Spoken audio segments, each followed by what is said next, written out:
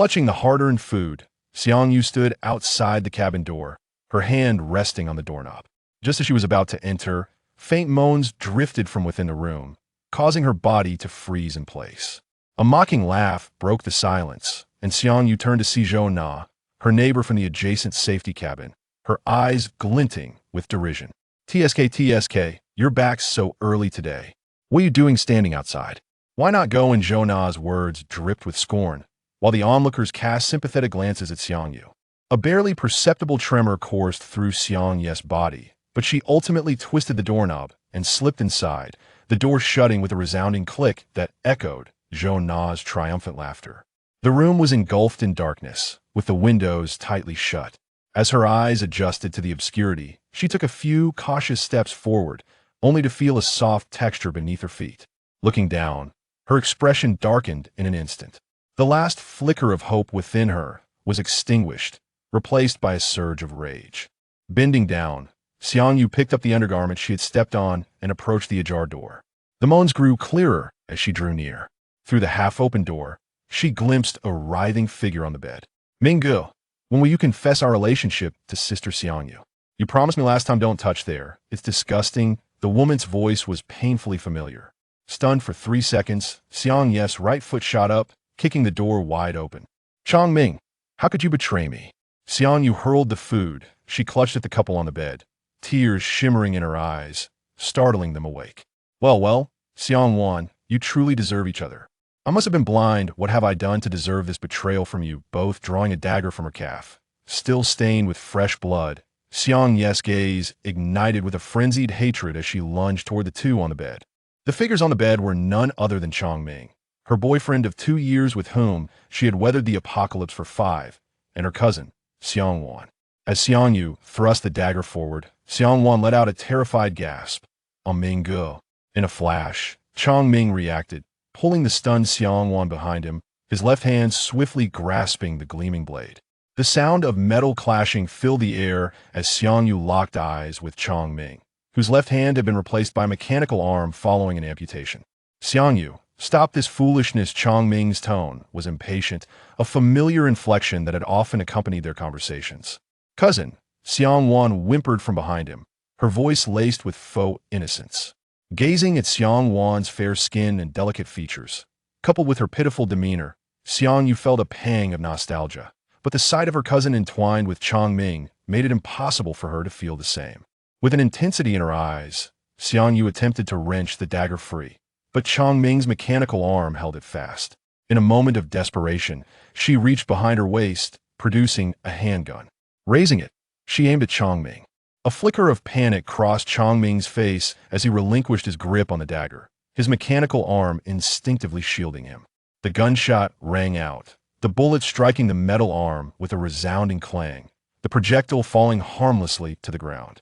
Minggu, she intends to kill us. Xiang Wan shrank further behind him, her expression venomous.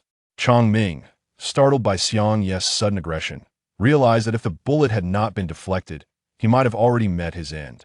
Reacting swiftly, his mechanical arm swung at Xiang Yu's abdomen, a wave of agony crashing over her as she stumbled backward, the gun slipping from her grasp. Xiang Wan, now on her feet and barefoot, rushed to Xiang Yu's side, hastily retrieving the fallen gun. Clutching her injured stomach, Xiang Yu curled up on the floor, blood seeping through her clothes and staining the ground crimson. With a decisive snap, Chongming switched on the room's lights, both of them momentarily stunned by the sight of the vivid red on the floor.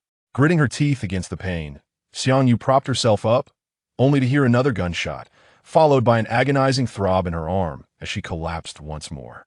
It was Xiang Wan who had fired the shot, having seized the gun in the chaos. Chongming frowned at her. Don't kill her, she still has her uses. Seemingly struck by a thought, Xiang Wan lowered the weapon. Chongming's gaze fell on the blood-soaked fabric of Xiang Yu's shirt, realizing that his earlier blow should not have been fatal. He reached out, striking Xiang Yu across the face. Hand over what you have in your space, Daha spit. Xiang Yu spat a mix of blood and phlegm onto Chongming's face. His hand shot out again, but Xiang Yu turned her head, narrowly avoiding the slap. Give me the items. Chongming kicked out at her, sending Xiang Yu sprawling a meter away, her blood trailing across the floor. With the facade torn apart, Changming no longer felt the need to pretend. The wound on her abdomen was a result of an ambush by raiders while she scavenged for food earlier that day. A self-deprecating smile crept across her face as she contemplated the betrayal from her uncle's family, who had orchestrated this humiliation through her cousin, while the man she had trusted had always concealed another identity. It all made sense now, the glances from neighbors when she returned with food, the odd looks that had haunted her. Today was supposed to be a day of rest for Changming, and she had hoped to surprise him, only to find herself in this shocking predicament. Mingo, what do we do now? Xiang Wan asked anxiously as she heard footsteps and the sound of banging on the door outside, the gunfire having summoned the security personnel from the safety zone. Feeling the warmth of her blood ebbing away, Xiang Yu met Changming's darkened gaze. You want what's in my space? Dream on, she declared, producing a grenade in her hand. Alarm flickered across Changming's face, but the next instant, a deafening explosion engulfed them, plunging everything into darkness. A solitary tear slipped from Xiang Ye's eye, mingling with her hair as she closed her eyes, unaware of the pain yet to come. If she were to have another life, she vowed to keep her eyes wide open. Chapter 2. Reborn. At the beginning of the apocalypse, the playful chant of drop, drop, drop, drop the handkerchief echoed in the air as it was gently placed behind a young child, accompanied by a chorus of laughter. Xiang Yu slowly opened her eyes, lifting her head to survey her surroundings. Encircling her was a group of boys and girls clad in camouflage uniforms, all gazing at her with an expression of amusement. For a fleeting moment, Xiang Yu was taken aback, glancing up at the sky as a ringing in her ears isolated her from the world around her. Turning her gaze to the person beside her, she recognized Li Xiao, the class flower who had perished in the third year of the apocalypse. The faces surrounding her were familiar, yet haunting, belonging to those who had long since met their demise, either succumbing to blizzards, drowning in floods, or falling victim to marauders.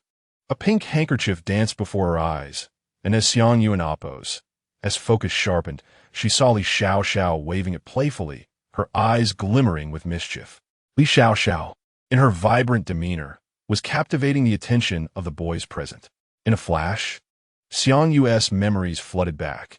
This was during her military training at university when a group of girls had suggested a playful game with the handkerchief. The handkerchief had been tossed behind her, but Li Xiao, seeking attention, had picked it up despite Xiang Yu's reluctance to perform. Yet, Li Xiao was undeterred, playfully insisting. I'm just teasing you. You're quite shy, aren't you? How about I join you on stage for a song? The scene unfolded once more, and as Xiang Yu met Li Xiao's teasing gaze, her momentary confusion dissipated, replaced by a calm resolve. Li Xiao's smile faltered as she caught Xiang Yu's steady gaze, staring at the handkerchief in Li Xiao's grasp. Xiang Yu called out to their classmates. This student is eager to perform. Why don't we give her the opportunity? Li Xiao hesitated, but the crowd erupted in encouragement. As she attempted to put down the handkerchief, Xiang Yu grasped her hand firmly, rendering her unable to break free. Time is up. Performance, performance, performance. The crowd chanted, and Li Xiao, blushing, seemed to forget Xiang Yu's earlier grip. Rising gracefully, she removed her hair tie, her long hair cascading down to her waist, accentuating her delicate features. The boys were enraptured, howling with admiration as she removed her military jacket, revealing her form-fitting camouflage shirt beneath. The atmosphere ignited with exuberant cheers, and Li Xiao, casting a glance at a girl sitting nearby, signaled her to play music. In the center of the stage, Li Xiao danced energetically, while snowflakes began to fall from the sky. Xiang Yu observed intently, noting the astonishment of those around her. Many had never seen snow in their warm southern homeland. It's snowing. It's actually snowing, they exclaimed. Li Xiao halted her dance, extending her hands to catch the descending snowflakes, which melted upon contact, leaving cool droplets that made Xiang Yu flinch. In a moment of impulse, she pinched her right leg, then her left arm, until bruises formed, transforming her detached demeanor into one of ecstatic joy. She had seemingly been reborn, back to the inception of the apocalypse. The unexpected snowfall enveloped the crowd in exhilaration, their instructor permitting their jubilation, while Xiang Yu quietly slipped away from the chaos. Xiang Yu found her counselor in the infirmary. presenting her nearly expired identification card to request leave. Little did she know, this soon-to-expire card would save her life. Having just entered university and with few belongings in her dorm, she packed her items and prepared to return home. As she was about to exit, she encountered 3 roommates entering, each laughing and playfully tossing snowballs. Though their names had slipped her memory, their astonished expressions at her packed belongings were unmistakable. "Xiangyu, where are you going? Are you moving out?" one of them inquired. "Feel free to take my bed," Xiangyu replied coolly, brushing past them as she traversed the long corridor.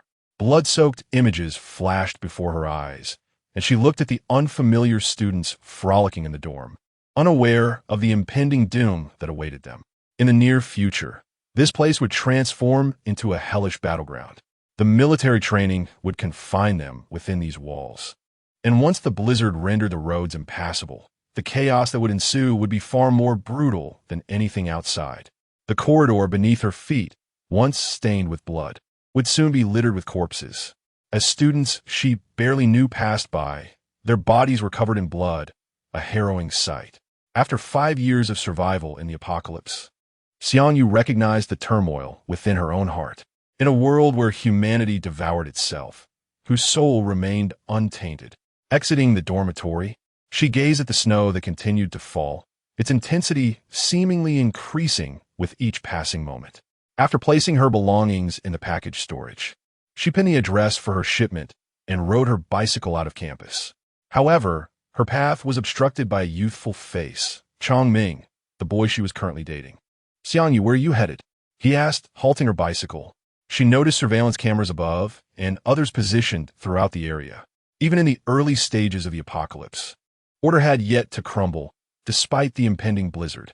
Thoughts of various methods to dispose of bodies flashed through her mind, yet all were swiftly dismissed by Xiangyu. Chapter 3. Nationwide Artificial Snowfall. Xiangyu, lunch is just around the corner. Where are you headed? Chongming wore a gentle smile. His eyes, gazing at Xiangyu, radiated an endless tenderness, as if they could weep. Upon meeting his gaze, Xiangyu felt a wave of nausea. A camera nestled among the branches of a tree to her left swiveled towards them. After 5 years of navigating through the apocalypse, Xiangyu had become acutely aware of every rustle within a 50-meter radius. She was oblivious to when Chongming had started his clandestine association with Xiangwan. However, judging by their apparent intimacy, they had likely been scheming for some time. Chongming was a year her senior and had just emerged from the library. Cradling 2 books and sporting a pair of gold-rimmed glasses, exuding an air of scholarly refinement. Several girls passing by cast admiring glances in his direction. The snowfall intensified, accumulating on their shoulders. Chongming took a few steps forward, standing beside Xiangyu, reaching out to brush the snow off her shoulder. In the past, such a considerate gesture would have moved Xiangyu, but as his hand approached, she subtly shifted away, evading his touch. Chongming appeared taken aback, his hand retracting after a moment of confusion. "Xiangyu, did I do something wrong?" he asked, bewildered by her peculiar demeanor. Previously, she had always greeted him with warmth. What had caused this sudden chill? Xiangyu, her gaze fixed on the steadily falling snow, had no time to linger with him. She had merely a week at her disposal. The most pressing concern was to gather supplies. "Xiangyu, my birthday is next month. I reserve a private room at the Venus Hotel. You'll come? One to you?" Chongming attempted to draw Xiangyu into further conversation, even hinting at a gift he desired, a watch he had long admired but could not afford. He believed that come his birthday, Xiangyu, as an infatuated admirer, would surely present it to him. "Go away, you foolish idiot." Xiangyu had no desire to engage in idle chatter, her eyes reflecting disdain. Chongming, stunned by her insult, wondered if he had misheard. Could Xiangyu truly have scolded him? As he met her gaze, his smile faltered, and he pondered whether she had uncovered something. In the next moment, Xiangyu mounted her bicycle and pedaled away without a backward glance. As she neared a corner, she cast a heavy-eyed glance back at Chongming. There would be time enough. She would not allow him and Xiangwan to perish so easily. She intended for them to experience the endless agony, despair, and bitterness that the apocalypse would bring. Ending their lives would be too simple. Forcing them to endure a torturous existence was the true torment. Without her assistance, would Chong Ming and his Uncle S family continue to thrive in this harsh world? Standing at the school gate, Xiang Yu opened her phone and summoned a taxi, heading directly to the high-speed train station. While waiting for a ride, she glanced back at the academy, a city green vine university. She read the inscription on the stone tablet. In her previous life, she too had been trapped within these walls. The monument before her began to merge with memories of the past, stained with blood, surrounded by lifeless bodies. Suddenly, her thoughts were interrupted as the taxi arrived. Without a second glance, she climbed inside. The lively music clashed with the energetic beats of a rock DJ. The driver speeding along the highway to the rhythm. This historic moment was worthy of note. The city was experiencing an unprecedented snowfall. Citizens were reassured that this was a result of artificial means, a response to the year's soaring temperatures. The driver switched channels, and instead of music, the broadcast turned to live city updates. Listening to the host, the driver chuckled. We already knew it was artificial snow. He began chatting with a man in the passenger seat, both appearing well-versed in national affairs. Xiang Yu quietly listened from the back seat. The driver occasionally engaged her in conversation, lightening the mood inside the vehicle. After dropping her off at the high-speed train station, he helped her with her luggage. Little sister, give me a 5-star rating, thank you. The ticket was for the route from a city to K-City, her home. After the upheaval began in her previous life, she had lost the chance to return to her hometown. As she boarded the train home, excitement bubbled within her. She retrieved her notebook from her bag and began drafting a list for the impending apocalypse. After a heavy snowfall, water would be abundant for a long while, but food would be of utmost importance, followed by medical supplies. A month after the blizzard, temperatures would plummet drastically. The coldest period would persist for 6 months of sub-zero temperatures, claiming many lives. Provisions for warmth must also be prepared. Reflecting on her past experiences in the apocalypse, Xiang Yu jotted down everything she had encountered but lacked. After ensuring no detail was overlooked, she turned her gaze to the window. The man sitting beside her occasionally glanced at her notebook, curiosity evident in his eyes. Earlier, he had caught a glimpse of the notation, 20 tons of rice. Surely, he must be involved in wholesale. Outside, the snow continued to fall, blanketing not just the city, but the several cities along the route. M-City and N-City are also experiencing snowfall. This snow seems to be nationwide, though the operation is quite extensive. Indeed, I saw the news. The authorities announced this as a nationwide artificial snowfall. The 4 passengers in the back seat engaged in lively conversation while Xiang Yu listened, understanding that this was merely a tactic to delay the impending chaos. When stored food was depleted and panic set in, these proclamations would be overturned by actions. By the time the train reached K-City, it was already the afternoon of the second day. Exiting the station, Xiang Yu observed sanitation workers diligently clearing snow. It seemed one could hardly walk 50 meters without encountering a worker.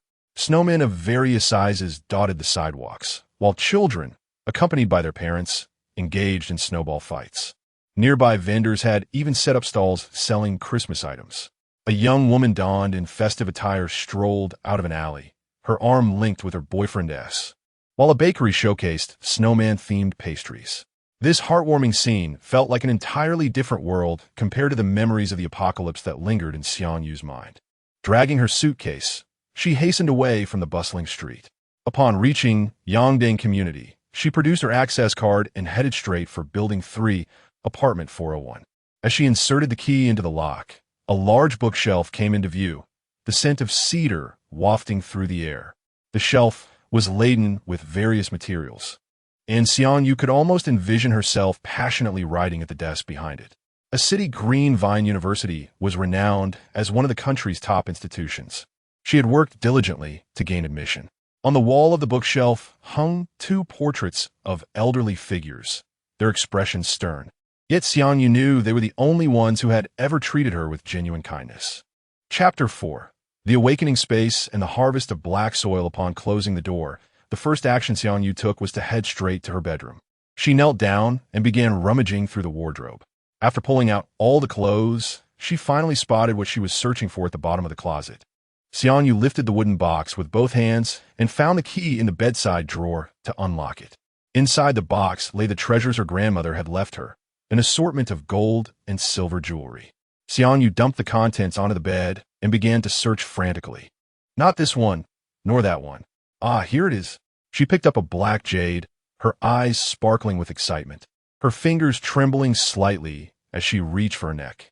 As she touched the delicate chain, she yanked it off her neck, causing the white jade to fall into her left hand while she held the black jade in her right. To her astonishment, the two pieces of jade seemed to be drawn to each other, slowly inching closer. Xiangyu pressed them together, her gaze fixed on their transformation.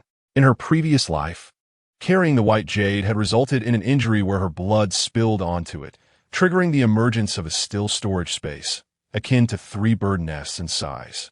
However, by that time, it was already the 3rd year of the apocalypse, where even roots and grass had been uprooted for food, leaving nothing to store.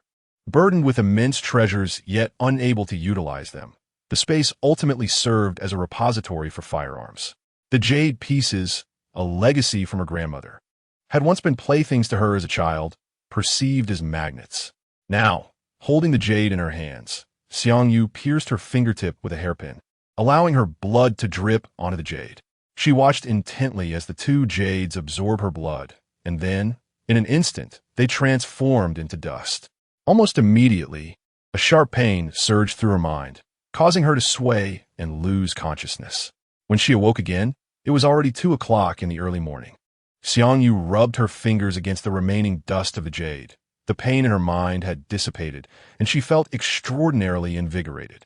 As before, with a mere thought, a vast expanse of open land materialized before her. Xiangyu gasped softly, for this time, the integration with the black jade seemed to have altered the space. A wide stretch of black soil appeared beside the stillness of the space, and with a thought, a handful of black earth materialized in her palm. As she focused her mind, a cup resting on the bedside vanished, appearing quietly on the ground within the still space. Rubbing the soil between her fingers, she felt its remarkable softness.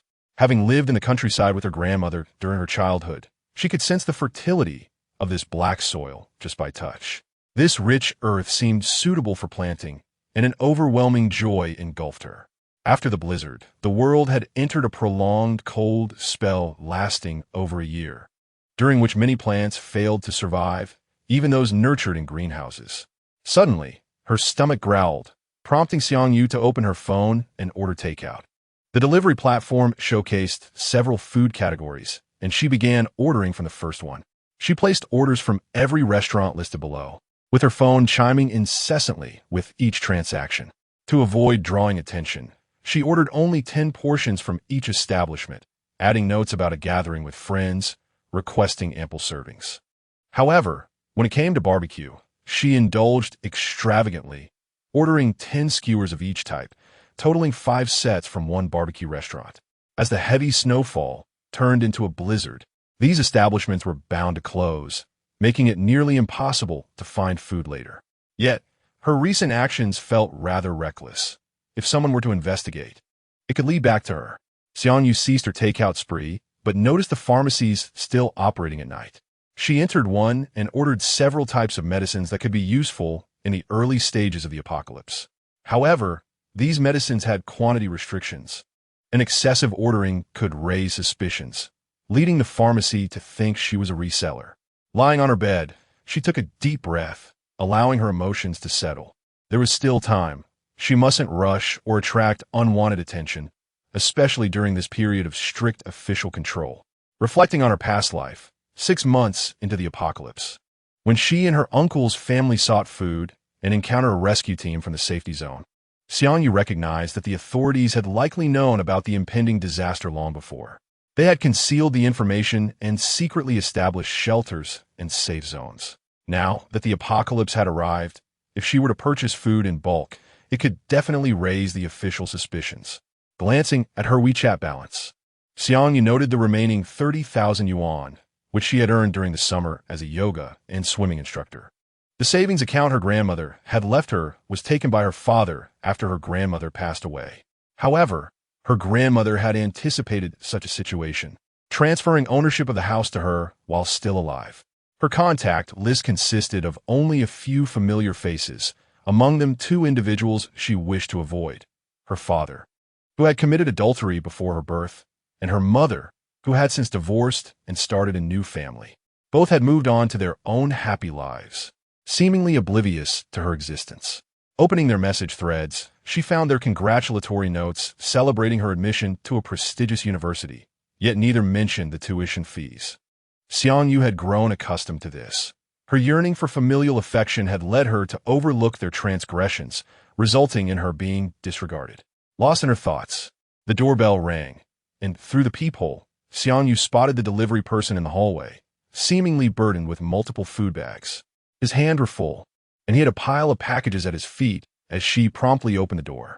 The delivery person glanced up, curious about the identity of this apparent glutton who ordered so much. Upon recognizing Xiangyu, he hesitated momentarily. "Did you order all of this?" "Haha, it's a gathering with friends.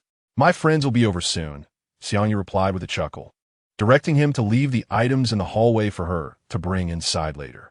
The delivery person set down the bags and turned ahead toward the elevator, casting a final glance at her door number.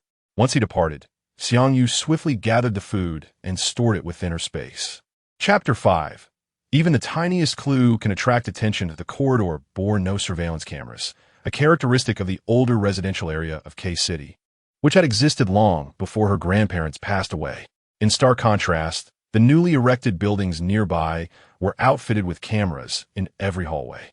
This aging community predominantly housed elderly residents, and the well-established greenery lent itself to a serene environment ideal for retirement. As she closed the door, Xiangyu lifted her gaze towards the vacant apartment across from hers, which had remained unoccupied for many years. The elderly couple who once inhabited it had relocated abroad shortly after her grandmother's passing, leaving the place empty. Casting a glance at the items within her own space, Xiangyu retrieved a fragrant meat sandwich and pork with preserved vegetables pot stickers. The crispy exterior of the pot stickers burst with juice upon her first bite, enveloping her in an overwhelming sense of joy. In times of extreme hunger, she had longed for a taste of the pork pot stickers from her hometown in K-City, a craving that haunted her dreams. Unfortunately, what she had eventually tasted was nothing more than hardened, stale bark. Opening her phone, she surveyed the meager balance remaining in her WeChat account, a reflection of her humble beginnings. Without parental support, her struggles had been considerable. A sudden gust of cold wind swept through the partially opened window, jolting her from her indecision.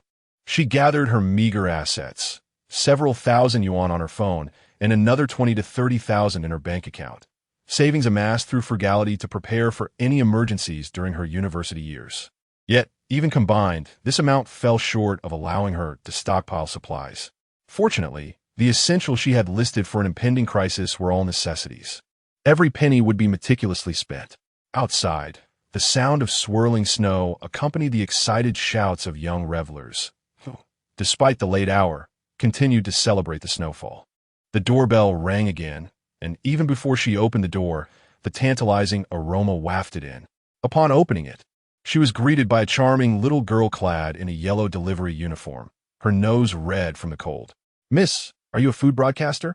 Our group chat has exploded with messages because of you," the girl exclaimed, her eyes sparkling with excitement.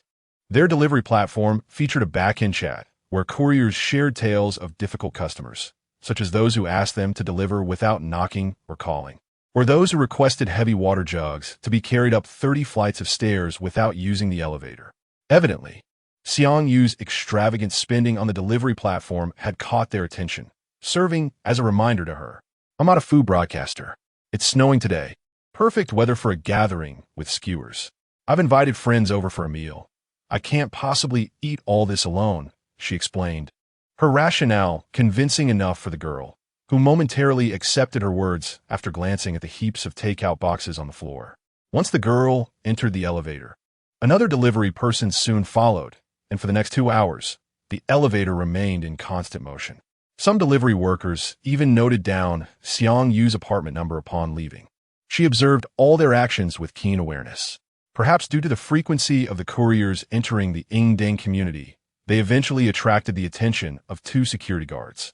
The older gentleman, clad in security uniforms and wielding batons, entered the elevator and approached Xiangyu. Recognizing her instantly, they greeted her warmly, having watched her grow up, particularly when she had gained admission to a prestigious university. Xiangyu, what are you up to? One of the guards asked, noticing the corridor cluttered with delivery packaging. Aren't you supposed to be at university? What brings you back so soon? Uncle, I had some matters to attend to and took a leave of absence. I'm having friends over for a gathering and ordered some food, she explained, having repeated this narrative countless times that evening. The guards regarded her as a straightforward person, never suspecting her of deceit. Satisfied that she was fine, they advised her not to stay up too late and return to their post. Every thread of evidence could lead to suspicion, and Xiangyu felt the weight of caution upon her. After confirming all her delivery orders were received, she closed the door and stored the takeout in her hidden space. As she activated her space, a sharp pain surged through her mind, causing her to faint momentarily. However, she felt invigorated now, devoid of any fatigue. Turning on all the lights in her apartment, she gathered incense and joss paper, paying homage to the two portraits of her ancestors. After burning all the paper offerings, she began to organize her belongings. The heavy quilt, 3 beds, and all her clothes were packed away, along with the 2 portraits stored in her space. She systematically collected everything from the living room sofa and lamp to the shampoo and even the washing machine, transferring everything into her hidden realm. Standing in the now empty living room, she gazed outside, waiting for dawn to arrive so she could rush to the real estate company and sell the property. Her assets totaled less than 100,000 yuan, insufficient for stockpiling supplies. Selling the house was her only path to acquire the necessary funds. Time was of the essence. In 10 days, when the blizzard arrived, her opportunities to purchase supplies would likely vanish.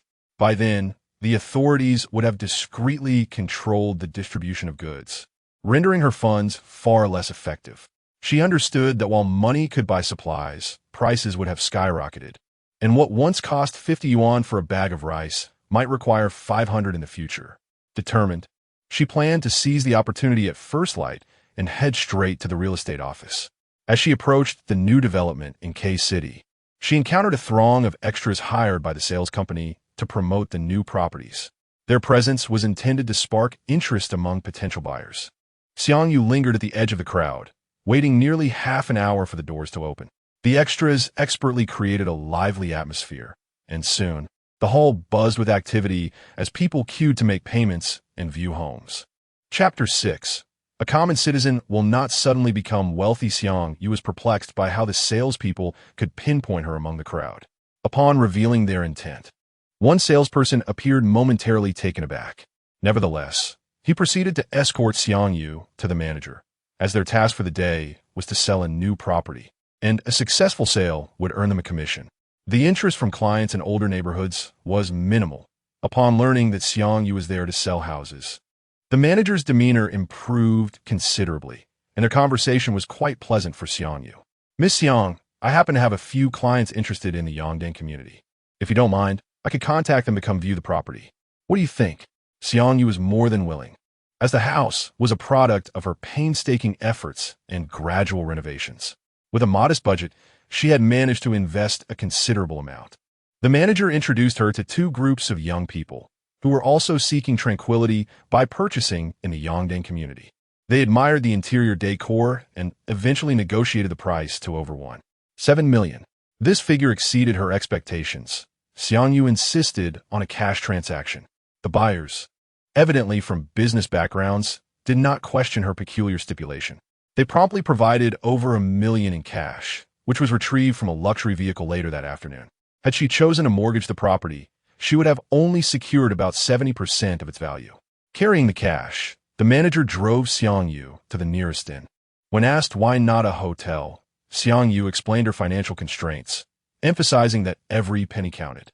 With a sleek black leather bag in hand, she garnered attention as she entered the inn's lobby. After securing her room, she ascended the stairs with the box of money by her side. Cautiously, Xiangyu placed the box on the table, hesitant to store the money in her concealed space just yet, as she feared the presence of surveillance cameras.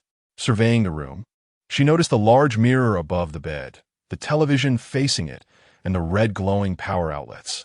As dusk settled, she lay down, clutching the box. But her slumber was shallow. Soon after darkness enveloped the room, she exited with the box in hand. Once in a deserted alley, Xiangyu stowed the box in her concealed space and sought out a car rental agency. Armed with her C license, she knew a large truck was out of the question. Following the clerk's suggestion, she rented a van that had been stripped of its rear seats, thus facilitating her storage needs. The vehicle was quite worn, and the rental fee was reasonable. Yet it bore the scars of 5 years in a post-apocalyptic world, and she had gained some knowledge from her experiences. She secured the van for 2 months, with the impending snowstorm threatening to close the roads. The clerk was momentarily taken aback when Xiangyu produced over 3,000 in cash. Cash transactions were increasingly rare in this digital age. Driving away from the rental agency, Xiangyu clutched the steering wheel, aware that her sudden wealth would attract scrutiny. Given that she planned multiple transactions in the interim, any banking or online activities would surely raise flags. She was unwilling to take risks. Had the chaos already erupted, her concerns would have been fewer. But with unrest still on the horizon, she preferred to remain under the radar, avoiding any official attention. The snow was swiftly cleared from the roads, with sanitation workers on standby, ready to remove it as it accumulated. Children gathered by the streets, eagerly engaging in snowball fights and building snowmen as the workers cleared the way. As evening approached, the food street began to celebrate an early Christmas, with cheerful carols enhancing the vibrant atmosphere. Due to the snowfall, parking spaces were rendered useless, disrupting Xiangyu's original plans.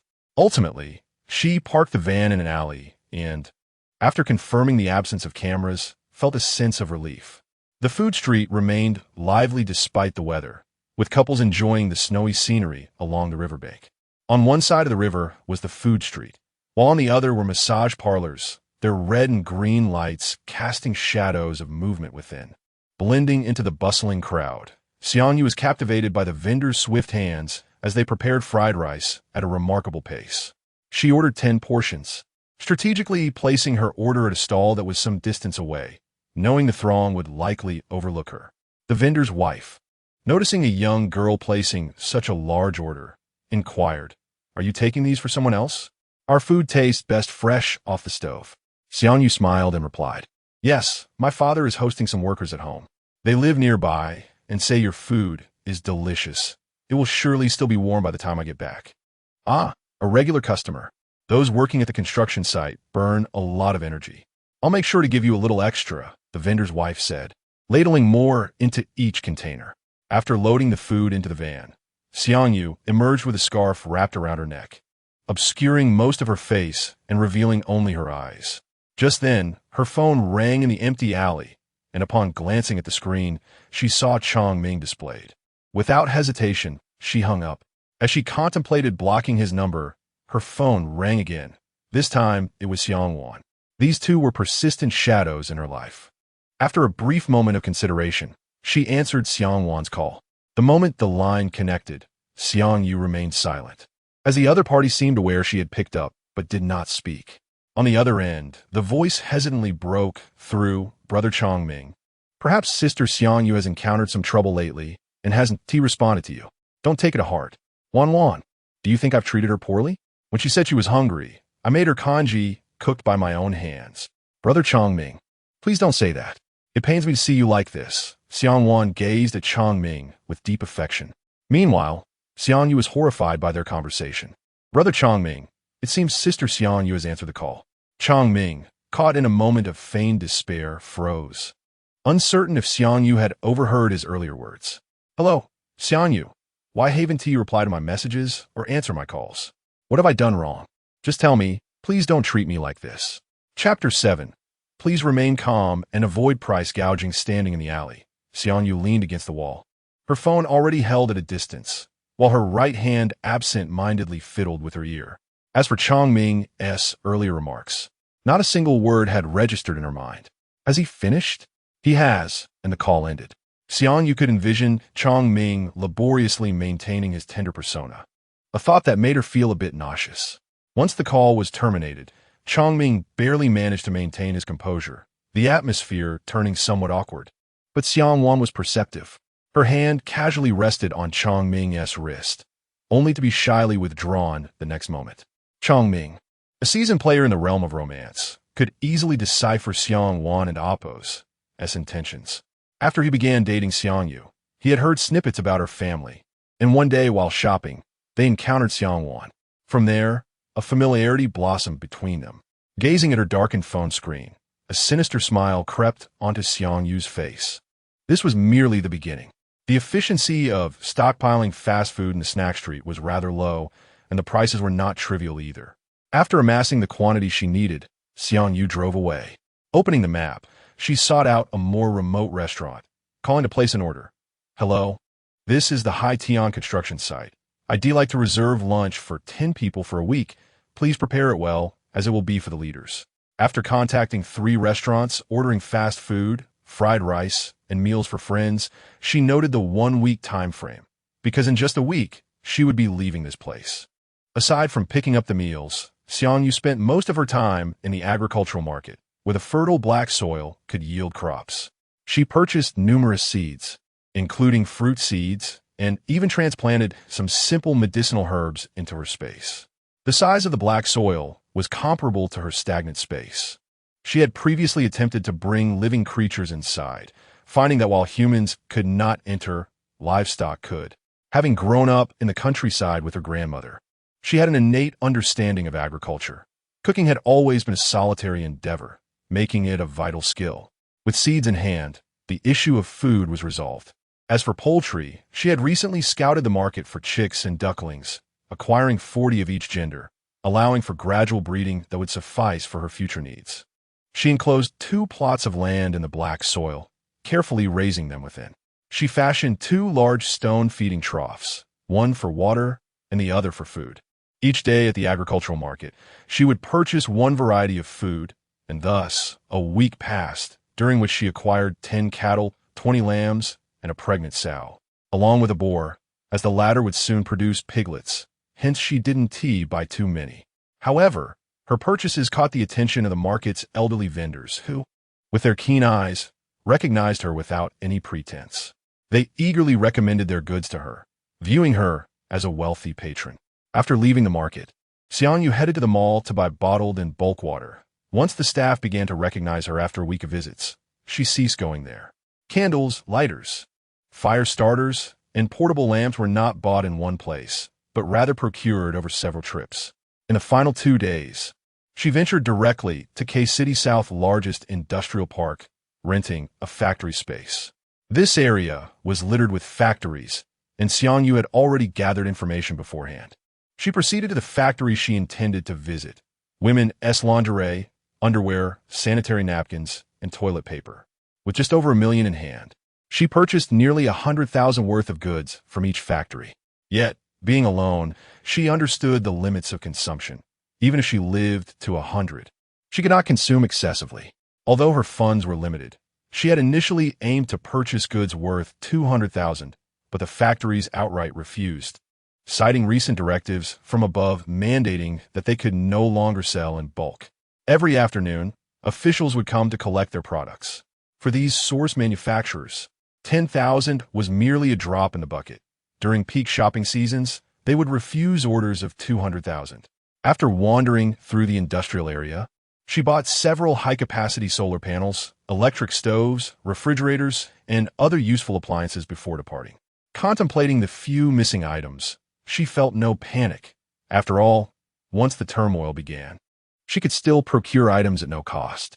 As she drove away from the industrial park, Xiang Yu observed the now desolate streets. Even the sanitation workers were absent. The streets, once cleared by human effort, were now handled by snowplows. Public enthusiasm for the snowfall had waned. The children who had previously populated the streets were nowhere to be seen, and online discussions were rampant. The authorities had previously claimed the snow was artificially induced, but as time passed, their narrative shifted to urging caution for travelers.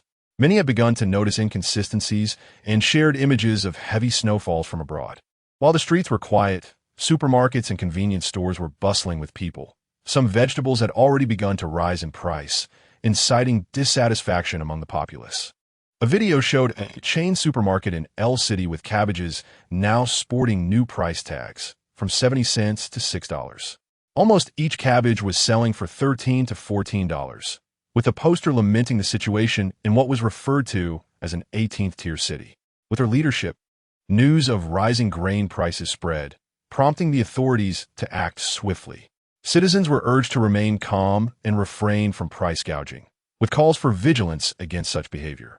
Observing the online reports, Xiangyu understood that this situation could only be sustained for a limited period. Many individuals commented beneath the official announcements, revealing their struggles in remote towns where snowplows were absent. Roads were blocked, and manual clearing was futile, obstructing their travel.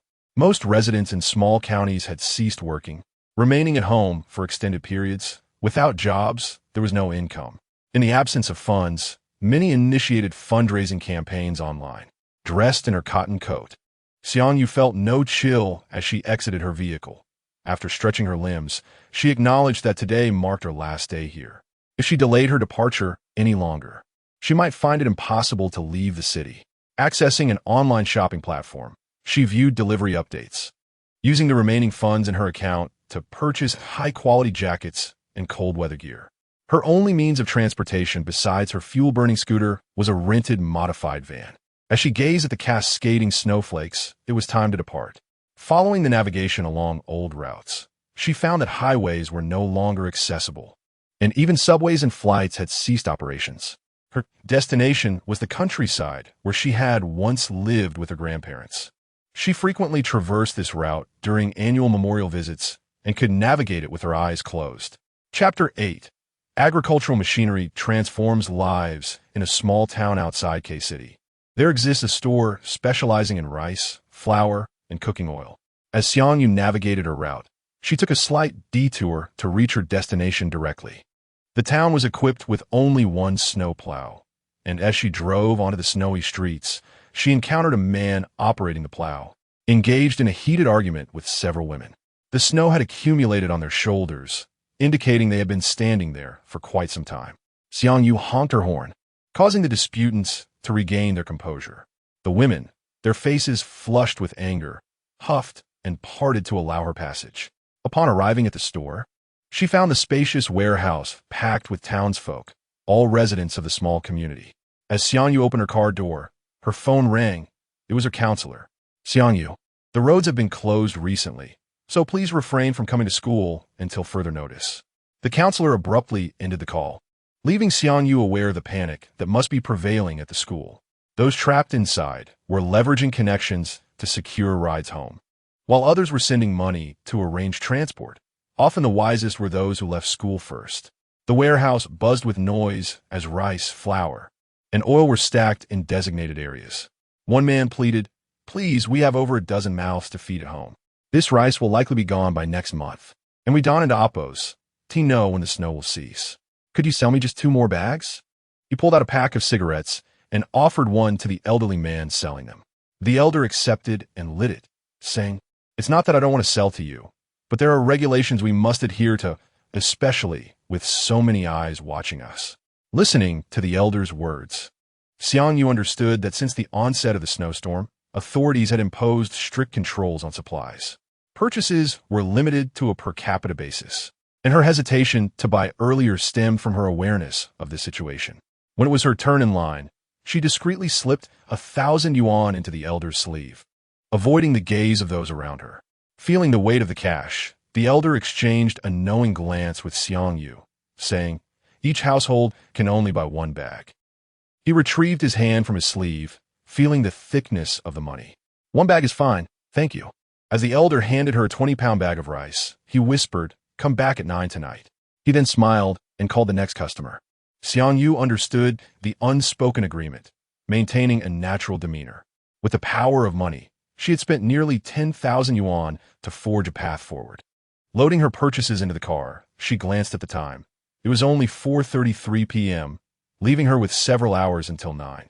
After having a quick meal in her car, Xiangyu donned a mask and ventured into the town, contemplating her return later for additional supplies.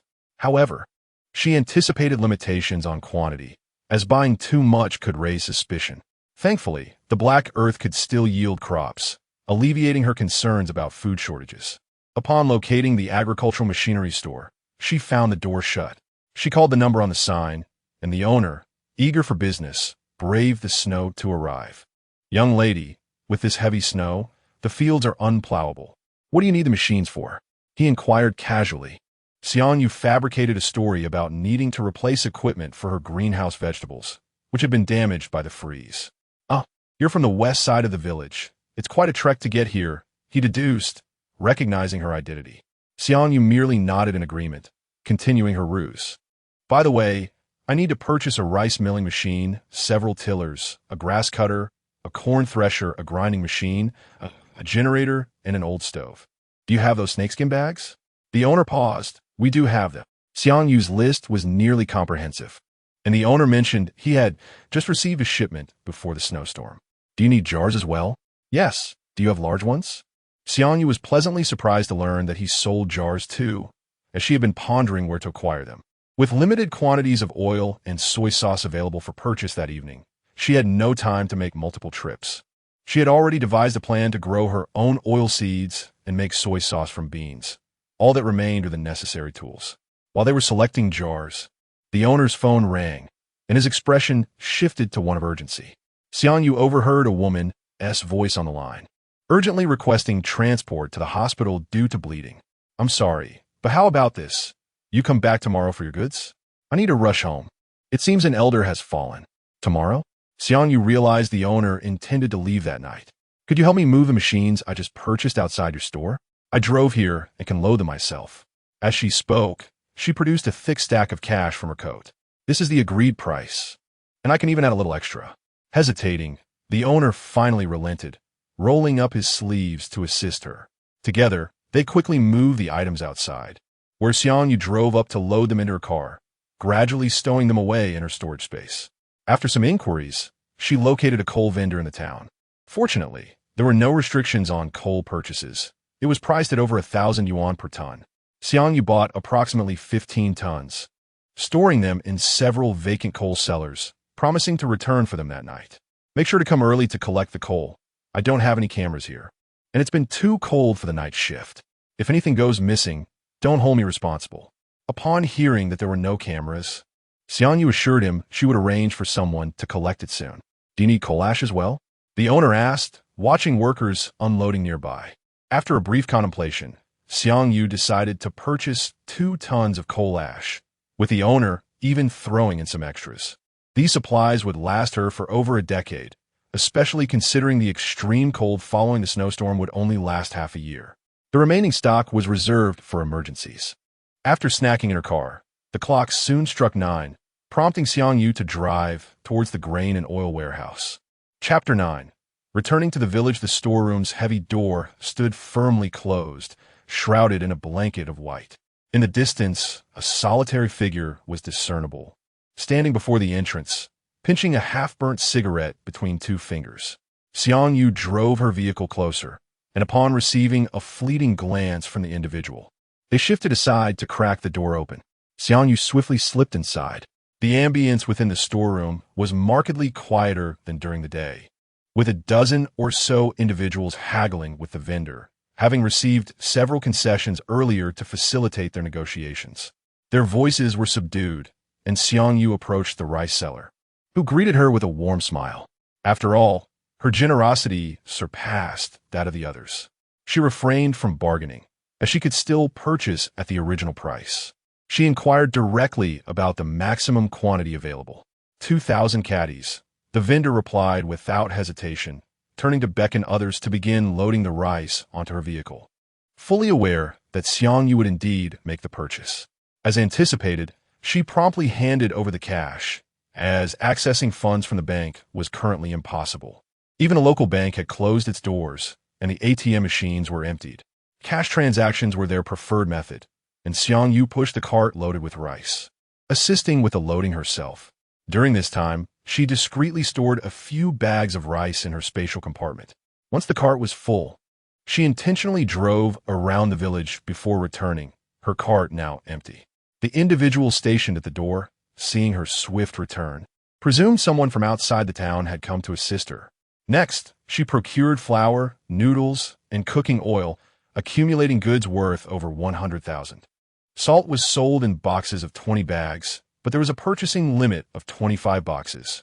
Xiangyu reached the maximum limit, but anticipated that the demand for salt would exceed this quantity. After waiting patiently outside, she offered a kindly aunt some money to assist her in acquiring an additional 25 boxes. Grateful for the cash, the aunt readily agreed. Once she had gathered all her supplies, Xiangyu drove through the night, not to another city, but to her ancestral home located far in the countryside of K-Town. The area was elevated, ensuring that the melting snow would not cause flooding. Additionally, only a few neighboring villages existed there, resulting in a sparse population. In densely populated areas, chaos often resulted in higher casualties during crises. The village was nestled against a mountain, allowing residents to gather firewood for warmth once temperatures dipped below freezing. Along the way, Xiangyu encountered several snowplows working tirelessly day and night. Whenever she passed a gas station, she stopped to fill her containers. Although the stations were deserted, she noticed the surveillance cameras were still operational. After filling one container, she continued to fill a second, having recently hoarded diesel and gasoline, albeit within limits, as she could not carry too much at once. Fortunately, the rented vehicle was fuel efficient, and once she left the jurisdiction of K-City, snowplows were no longer in operation. Following the tire tracks left by preceding vehicles, Xiangyu navigated cautiously. It was not until midday the next day that she reached the outskirts of Xiang Family Village, where many villagers were clearing snow from the main road under the guidance of the village head. "Look who is returning." An uncle squinted his eyes, gazing at the slowly approaching black business vehicle. As Xiangyu drew nearer, she found herself unable to pass due to several individuals standing in the way, prompting her to roll down the window. An elderly man approached, his cloudy eyes peering into the vehicle. Upon recognizing Xiangyu, he exclaimed from the Xiang family, "Why have you returned? Did you not go away to study?" He scrutinized Xiangyu, who was bundled up so thoroughly that he nearly failed to recognize her. "There was an issue at school, so I took a leave to come home and visit my grandparents," she explained, as the villagers were familiar with her yearly visits to pay respects. The others with shovels moved closer to the window, realizing that the granddaughter of the Xiang family had returned and was now driving a car. "Hello, uncles and aunts," Xiangyu greeted them, and as they cleared the way, she proceeded towards her old house. Along the route, she noticed several young individuals shoveling snow from the village's main thoroughfare. Upon spotting her vehicle, they paused their work, stepping aside to peer inside. However, the dark glass obscured their view, preventing them from recognizing who was inside. "Xiang Cheng, could it be your father returning? His car is black, just like that one." A youth nudged his companion. Xiang Cheng glanced at the approaching vehicle. "No, my father and Appo's. S car is different. It can and Appo's. TB them." "Do you know who it is?" he asked, looking at his peers, who all shook their heads. With the heavy snow blocking roads and disrupting signals, it had been some time since they had been in contact with their parents. Xiang Cheng watched the black vehicle of Xiangyu as it disappeared down the road. Several families in the village had children left behind, as their parents worked elsewhere, leaving only the elderly and young ones behind. The narrow concrete path was lined with compacted snow, which had widened the road. Xiangyu parked in front of her old house, a modest single-story structure surrounded by a 2-meter-high wall, now nearly buried in snow. Perhaps alerted by the sound of the approaching vehicle, a door opened next door, revealing 3 small faces peering out. An elderly woman emerged, hands clasped behind her back. "Xiangyu, back to see your grandparents again?" "Yes, Grandma. It's cold and snowy outside. You should head back inside." Xiangyu exchanged pleasantries with the elder before opening the trunk to retrieve a shovel and begin clearing the snow from the yard. Notably, 2 vehicles were parked in front of the neighboring house, indicating that the family had likely returned. Just as Xiangyu was halfway through shoveling, she heard footsteps behind her. Turning around, she saw an unfamiliar young man, appearing to be around 25 or 26 years old, dressed in a fleece hoodie layered with a cotton vest and sporting athletic shoes. The young man held a shovel and wore a neutral expression. "My grandmother sent me to help you with the snow," he offered. "No need, really." Xiangyu attempted to decline, but the young man remained steadfast. After she took the shovel from him, he pushed aside a cart filled with snow. Chapter 10. The beginning of solo living. When Xiangyu saw that he was resolute in his desire to assist, she refrained from further opposition. Their collaborative efforts significantly outperformed those of a solitary worker. After more than an hour, the accumulated snow in the yard was successfully cleared. The young man spoke not a word as he turned and departed with the shovel in hand. "Thank you," Xiangyu murmured, as she drove the vehicle parked outside into the yard. The room's arrangement remained unchanged from when she had left the previous year. An antiquated television occupied the center of the main room, beneath which lay a wooden cabinet with a broken door and a gray, coarse fabric spring sofa. Adjacent was the room once inhabited by her grandparents, with the kitchen located behind it, and her own room situated at the rear of the main house. Each room was modest in size. Xiangyu retrieved an old stove purchased from the farm machinery store and, after connecting the exhaust pipe, ignited a fire. After several minutes of smoldering coal, sparks began to emerge, releasing warmth into the room and dispelling the chill. Once the stove was adequately stoked, Xiangyu drove to the village committee, where her previous deliveries were being held. She collected cold weather gear, a rubber dinghy, and various self-defense tools, including knives, daggers, and folding knives. Along the way, she stopped at a small supermarket and a mobile phone store, purchasing 5 electric blankets, 10 mobile phones, and 5 tablets. Upon returning, she found the stove ablaze with vigor. She unwrapped her deliveries, having acquired 4 sets of cold weather gear, sufficient for her needs. Coupled with the thousands of cotton-padded jackets she had previously purchased at the factory, she could easily afford to wear one and discard another. As evening approached, Xiangyu drove through the village, inquiring at each household. She procured 2 bags of rice and some dried vegetables, mindful that she had arrived empty-handed. Each household in the village cultivated their own land, resulting in a more abundant food supply compared to the city, offering them a greater chance to endure while awaiting rescue. Gazing at the roaring stove, Xiangyu produced some lard from her storage and began to render it. That night, she unfolded the spring sofa, drew the curtains, layered it with 2 thick blankets, and added the electric blanket before drifting off to sleep. This slumber was the most restful she had experienced since her rebirth. Upon awakening, she opened her phone to find several unread messages. Among them were notes from Changming, Xiangwan, her aunt, and her parents, with whom she had lost contact for years. Ignoring Changming's message, she opened her aunt's chat. Initially, her aunt engaged in small talk, inquiring about her well-being in K-City, before eventually asking about Changming. Xiangwan's message revealed that she was selecting a birthday gift for Changming, accompanied by images of limited edition watches. "Cousin, which one do you think Changming would like? You've been with him for so long. You must know him well. Help me choose, will you?" It was as if Changming were her boyfriend. Xiangyu furrowed her brow, eventually clicking on Xiangwan's profile picture, which depicted 2 clasped hands. The image showed their fingers intertwined against a backdrop of darkness, evidently taken on a bed. Xiangyu instantly recognized that the hand was Changming's, suggesting they had long been involved, unbeknownst to her. Her aunt must have been aware, yet never disclosed this to her, perhaps because Changming was capable of foraging for food, leaving her in the dark. Changming's message appeared quite ordinary. "Xiangyu, my birthday is in just over 10 days. Can you return before then? The gift isn't important. I simply wish to see you." Xiangyu gazed at the blazing stove beside her and the soft quilt draped over her, lying back on the bed to send Changming a photo.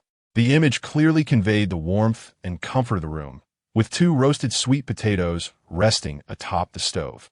Considering the time, she realized it coincided with the mealtime at the academy's cafeteria, and given a city's perennial heat, the students' bedding consisted solely of thin summer quilts, offering no warmth against the night chill. Xiangyu had experienced all of this in her previous life.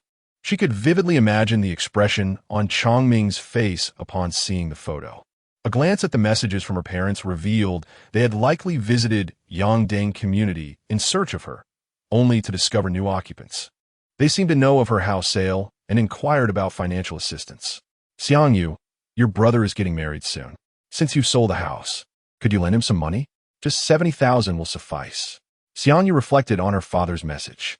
He had cheated on her mother just 2 years into their marriage, even fathering a child 2 years her senior. Her mother's message mirrored her father's, both demanding money, but hers was even more ridiculous. "When you marry, your brother will be responsible for your dowry. If you don't maintain a good relationship now, who will escort you on your wedding day? People will mock you. The bank book left to her by her grandmother had been taken by them, with her father's domineering nature ensuring her mother received only a meager portion. Choosing not to respond to either of them, Xiangyu remained indoors, avoiding the worsening storm outside. Through the window, the howling wind could be heard. Suddenly, she heard the roar of a car next door and looked out to see a white vehicle passing by. She stoked the fire further and opened her phone. Scrolling through the deluge of online news, where nearly every video depicted cities buried under heavy snow and rescue personnel navigating through blizzard-stricken areas. Many grassroots rescue teams were mobilizing to respond to the affected regions. Some reported their remote location, situated in a basin where the snow seemed endless. After clearing the snow one day, by the next morning it was piled even higher. The first floor of their community was already submerged, preventing them from venturing outside. And they had not worked for over a week. Many were trapped at home, their food supplies dwindling, some having gone 4 days without a meal. They posted their addresses on local forums, hoping for rescue. Official reassurances grew increasingly hollow, ultimately resulting in the closure of private messages and comments due to overwhelming demand for assistance. In response, the authorities ordered the temporary consolidation of grassroots rescue teams, dispatching them to neighboring towns for aid. After having breakfast, Xiangyu drew the curtains and retrieved several packets of vegetable seeds from her storage, beginning to cultivate them in the rich black soil. With the aid of machinery, the seeds were swiftly sown, and once they matured, she could harvest seeds for future planting. Having completed her tasks in the storage, Xiangyu pushed a tall cart out of the yard and stepped outside. Chapter 11. The town supermarket supplies for only 3 days. This cart was once used by my grandfather to transport crops. As Xiangyu pushed the cart, wielding a shovel, she began to clear the snow from in front of the house. The snow accumulated in the cart, and once filled, she would push it inside. The melted snow would become a precious water resource, which she collected in her space. Gradually, a small mound of snow formed within. As dusk approached, 2 vehicles entered the narrow path, belonging to the elderly neighbor next door. Xiangyu put away her shovel and wheeled the cart into the courtyard. The returning occupants were her eldest son's family, who had likely ventured into town for supplies that day. Once darkness enveloped the surroundings, the wind and snow intensified. Knock! Knock! Knock! The sound echoed from the iron gate. Xiangyu retrieved the dagger she kept under her pillow and concealed it within her sleeve. Although chaos had yet to commence, the solitary life of a young girl inevitably invited unwelcome thoughts from others. She did not open the door but shouted firmly, "Who is it?" The person outside hesitated before responding. "My grandmother asked me to tell you that the town is soon to be sealed off. The supermarket only supplies from Monday to Wednesday. If you need anything, you must hurry." "Okay, thank you," Xiangyu murmured, waiting until the footsteps faded before returning indoors. With over 1.7 million in cash, she had already spent over 1.6 million, leaving her with just a few $100,000. A trip to the town was essential if she remained secluded for too long. Others might discover her stockpile of resources. At dawn the next day, after locking the door, Xiangyu drove out. The children were still clearing the snow from the sides of the road, glancing towards the village entrance, hoping for the return of their parents. They had seen the news online. The apocalyptic articles had not been deleted by the authorities, and they were advised to prepare defenses at home, which was a tacit acknowledgement of the grim situation. "Xiangqing, did you get through to your mom yesterday?" One companion looked at him enviously. "Yes. She said she and Dad will be back today." The village horn blared in the morning, announcing that the supermarket in town was a food supply point. But it only operated 3 days a week, from Monday to Wednesday, and accepted only cash. Those needing supplies were urged to arrive early, for several nearby villages would deplete the stock quickly. The road to the supermarket was congested with vehicles, and by the time Xiangyu arrived, it was already noon. Many items on the shelves had sold out. She picked up a packet of egg noodles and 5 packets of instant noodles. The staff at the supermarket gestured to her that she could take no more, as these were staple foods. 1 packet of instant noodles could suffice for a meal, and a handful of noodles could also make a meal. Moreover, these items were not available at their original prices. Staple food prices had surged to match that of rice. Yet the price of rice had skyrocketed even further, with the cheapest bags exceeding 300 yuan, yet there were still people vying to buy it. Xiang Yu scrutinized her purchases. If she rationed them, each meal would only leave her half-satiated. In a state of half-satisfaction, she could not afford any exertion, or else hunger would soon return. Purchases were made using identification, and the cashier recorded data for registration, limiting each individual to one portion. Even if one claimed to have children at home who also needed food, they could not buy more. Children consumed little and could share with adults. Upon hearing that the supermarket accepted only cash, many who had rushed from other villages stood outside, cursing their luck. The town's ATM machines no longer dispense cash. Banks had been closed for a considerable time, and roads leading to distant cities were now sealed off. Accustomed to mobile payments, they found themselves without cash. Exiting the supermarket with her goods, Xiang Yu was met by a throng of people outside. One woman, accompanied by a child, approached and blocked her path. "Sister, could you sell me your food? I'll pay 3 times the price." The child looked up at Xiang Yu with pleading eyes. As Xiang Yu glanced around, she noticed many others were watching her intently. "I'll pay 5 times." Another man chimed in, pulling out his phone to scan. They were all without cash. "I'll pay 6 times." Yet another person joined the fray. Xiang Yu's expression hardened, and she took a step back. "I cannot sell. This food is barely enough for me," she said, eyeing the encroaching crowd warily, fearing they might seize the opportunity to rob her amidst the throng. Seeing that she refused to sell, the crowd's disappointment was palpable, but they reluctantly parted, as there were still onlookers nearby. Xiang Yu hurriedly climbed into her vehicle. Just as she was about to drive away, someone knocked on her window. Turning, she saw a man pressing his phone against the glass, which displayed, "I'll buy your food for 10 times the price." Without hesitation, Xiang Yu started her engine and sped away, leaving the man momentarily stunned, cursing under his breath as he kicked the nearby tire in frustration. Upon returning to the main road leading to Xiang's village, she spotted the village head, a man in his 50s, still clearing snow with a group of villagers. Approaching her vehicle, he said, "Xiang Yu, off to the town for supplies?" "Yes, it's too crowded," she replied, parking at the roadside. A few villagers approached, peering through the window at the noodles and instant noodles resting on the passenger seat. Recently returned from the city, where fields lay fallow, Xiang Yu's trip to the town for supplies was unsurprising. At the old Liang's place, "We still have some potatoes left from this year's harvest. When you pass by my house, grab a few." An elder called out from beside her window, and Xiang Yu smiled and acknowledged before driving off. As evening approached, while collecting snow along the path, she heard the jubilant shouts of children at the village entrance. Looking up, she saw a black business vehicle entering the narrow lane. Just as she pushed the cart into her courtyard, the iron gate clanged twice. Turning, she saw a young man standing by the gate. "This is for my grandmother," he said, the grandson of the elderly neighbor. They had crossed paths a few times in recent days. His grandmother had been close to Xiang Yu's. He hung a black bag over the latch and turned to leave. This was the 3rd time Xiang Yu had encountered him. He spoke little and bore a neutral expression. Chapter 12. Please extend a helping hand after setting down the cart.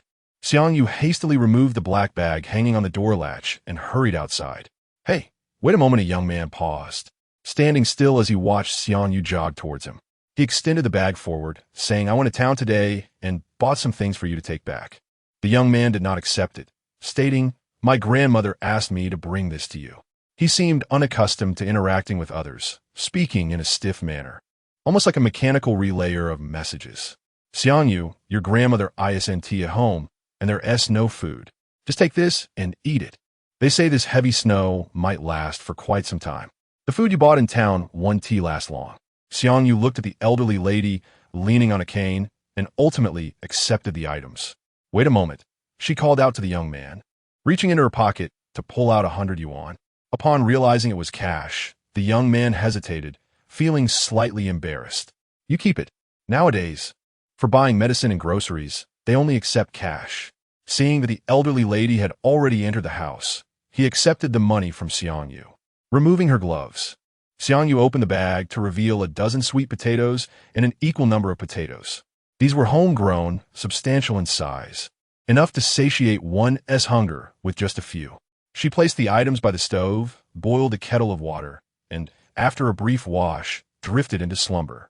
The following morning, upon waking, Xiang Yu rummaged through the kitchen, recalling that her grandfather had left 2 axes here. After turning the kitchen upside down, she finally discovered the axes and a saw in the attic. The blades had become somewhat rusty, so she filled a basin with water and set it next to the sharpening stone, taking a moment to sharpen both axes. Crafted by the village's old blacksmith, the axes regained their sharpness with just a little effort, gleaming coldly in the light. Having finished sharpening, Xiangyu pushed the cart towards the back mountain. Upon arrival, she was surprised to find a considerable number of villagers already there, wielding their axes and chopping wood. She located a tree large enough to embrace with both arms and spent several minutes felling it, a thin layer of sweat forming on her brow. Leaning the tree against the stump, she began sawing it into manageable pieces. The coal she had purchased earlier was sufficient to last her through the blizzard and the harsh cold. Yet she felt the need to maintain appearances since she was new to the village. With so many people on the mountain, Xiangyu refrained from storing the firewood in her space. Once the wood was cut into small stacks, she transported it back to her yard in several trips, not sparing even the branches. After placing the wood outside, she opened the news while chopping. Despite the harshness of nature, humanity shines through. Just yesterday, 2 elderly individuals in Guangming Community, B City, were trapped in the snow for nearly 3 hours. A few students, disregarding their own safety, rescued the stranded elders. The report urged citizens to lend a helping hand when witnessing such situations. Consider your family working far away. Think of the children left behind at home. If they were to find themselves in a similar predicament, would you not regret your indifference if no one offered them help? At that moment, her phone rang. Glancing at the screen, she saw it was Chongming. Pressing the speakerphone button, she answered. Xiangyu remained silent, and after a brief pause, Chongming called out, "Xiangyu, have you returned?" His voice sounded weak, clearly indicating that he had been hungry for some time. It had been nearly 4 days since the school had reduced meals. "I'm preparing to head back.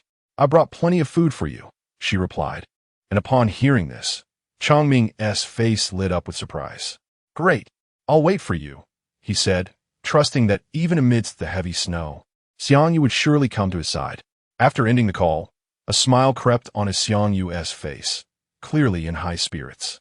She quickly chopped the firewood and carried it inside, placing it in the room she had previously occupied. Chongming, having received her promise, likely believed she would indeed deliver food to him, and he would probably anticipate her arrival daily. If only he knew he had been deceived, he would surely be crushed by the truth. Days passed as Xiangyu diligently chopped wood by day and rested by night. On the 3rd day at noon, while she was still chopping, a voice called from outside the iron gate. "Is anyone there?" Xiangyu opened the door, revealing an unfamiliar middle-aged man standing there. Upon seeing her open the door, he peered inside. "Is anyone home? I wish to buy some food," he stammered, dressed in a thin cotton jacket that offered little warmth. His gray turtleneck sweater at the collar now worn black, clearly having not been changed or washed for quite some time. News of Xiangyu's return to the village had spread.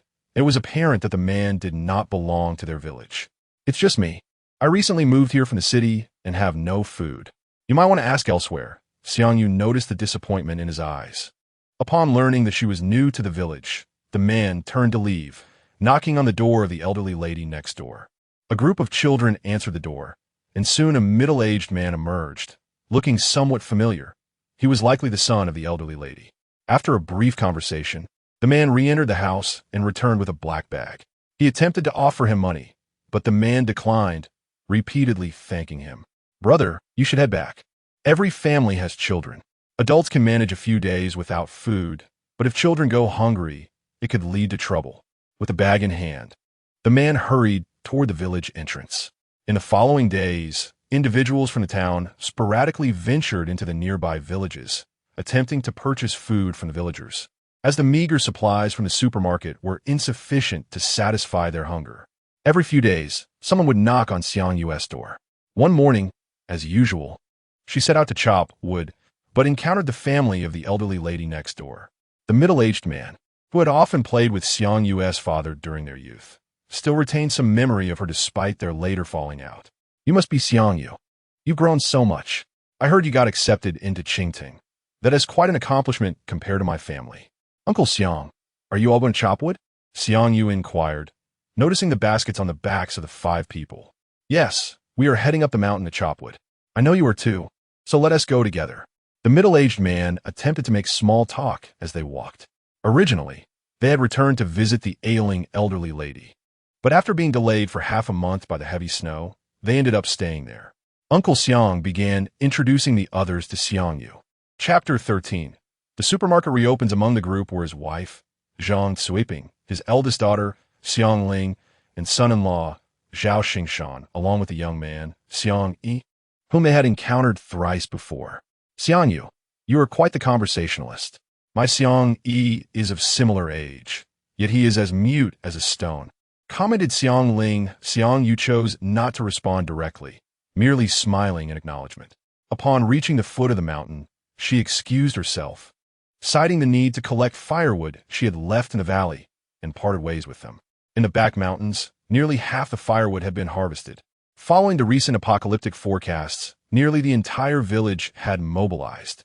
People were visible everywhere on the mountain, families working together, two chopping, one sawing, while others transported the wood home. Only Xiangyu remained solitary, though they understood her situation. Living alone meant she required less. On average, she could fell about 3 trees a day. Occasionally, when fatigue set in, she would gather discarded branches, bundling them for a few cartloads back home.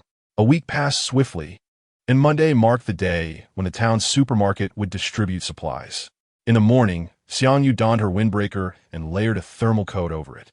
Though it appeared she wore little, it was remarkably warm, shielding her from the wind. As she adjusted her plush hat, she heard a knock on the iron door. Xiangyu, are you heading to town? It was Xiang Ling's voice. Opening the door, Xiangyu found Xiang Ling, her nose reddened from the cold, clad in an old-fashioned cotton coat, presumably belonging to her grandmother.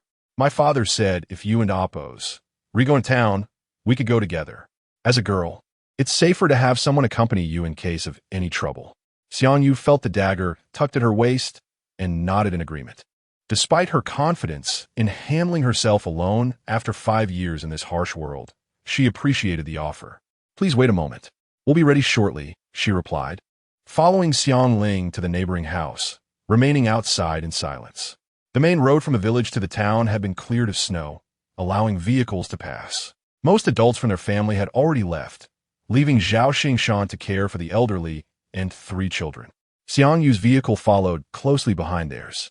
Upon reaching the village entrance, she noticed a dozen villagers waiting, all intending to head to the town for supplies. Even if they had some food at home, who would refuse more? Many lacked transportation, so they stood by, hoping to catch a ride. Xiang Ling's family car was filled, but Xiangyu's vehicle had only the front seats intact. The back had been removed. The village chief approached, gesturing to the couple. Could you help me take 2 people? This is my son and daughter-in-law. No problem, village chief. They can hop in, but my car has only 1 seat left, so one of them might have to crouch. Xiangyu replied, that's fine. I'll crouch. My wife can sit. The chief's son quickly responded, having waited for nearly half an hour. Villagers typically traveled to the town as families, and after a long wait without luck, they were grateful for Xiangyu and Appo's offer.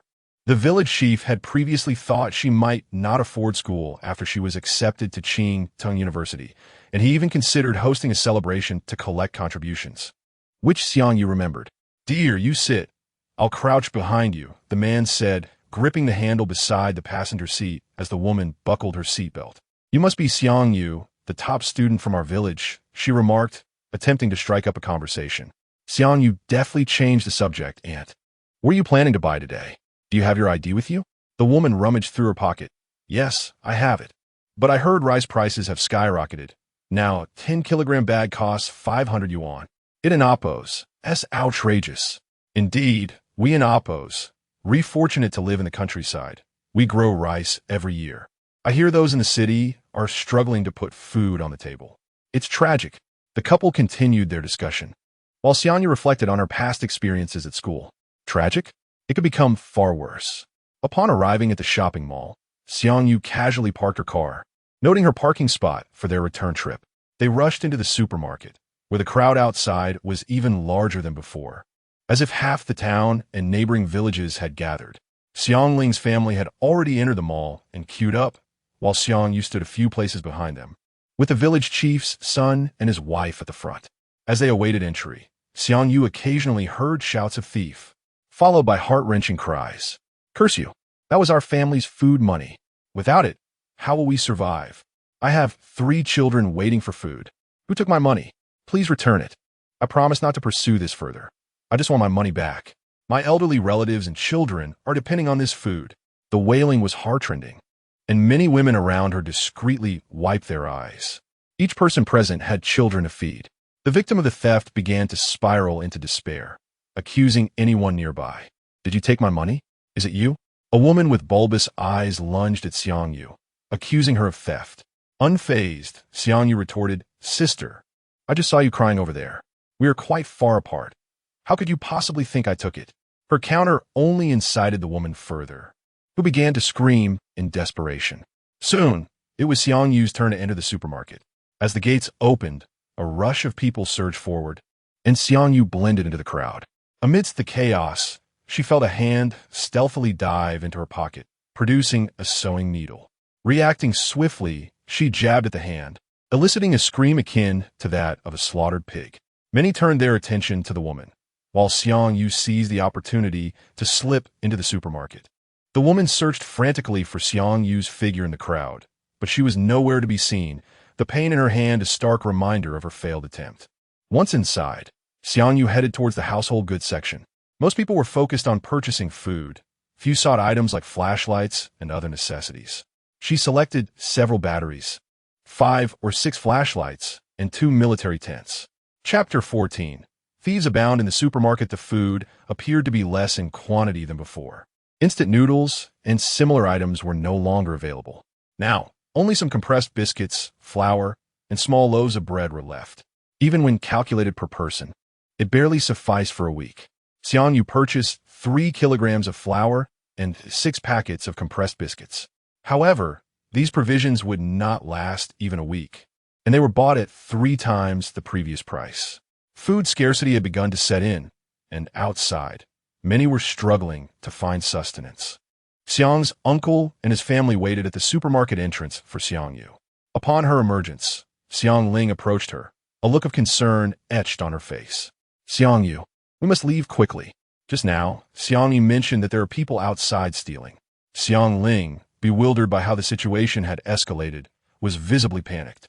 They feared for Xiang Yu and Appo's safety as a young girl, and upon witnessing the unfolding chaos, they chose to wait for her, having come together.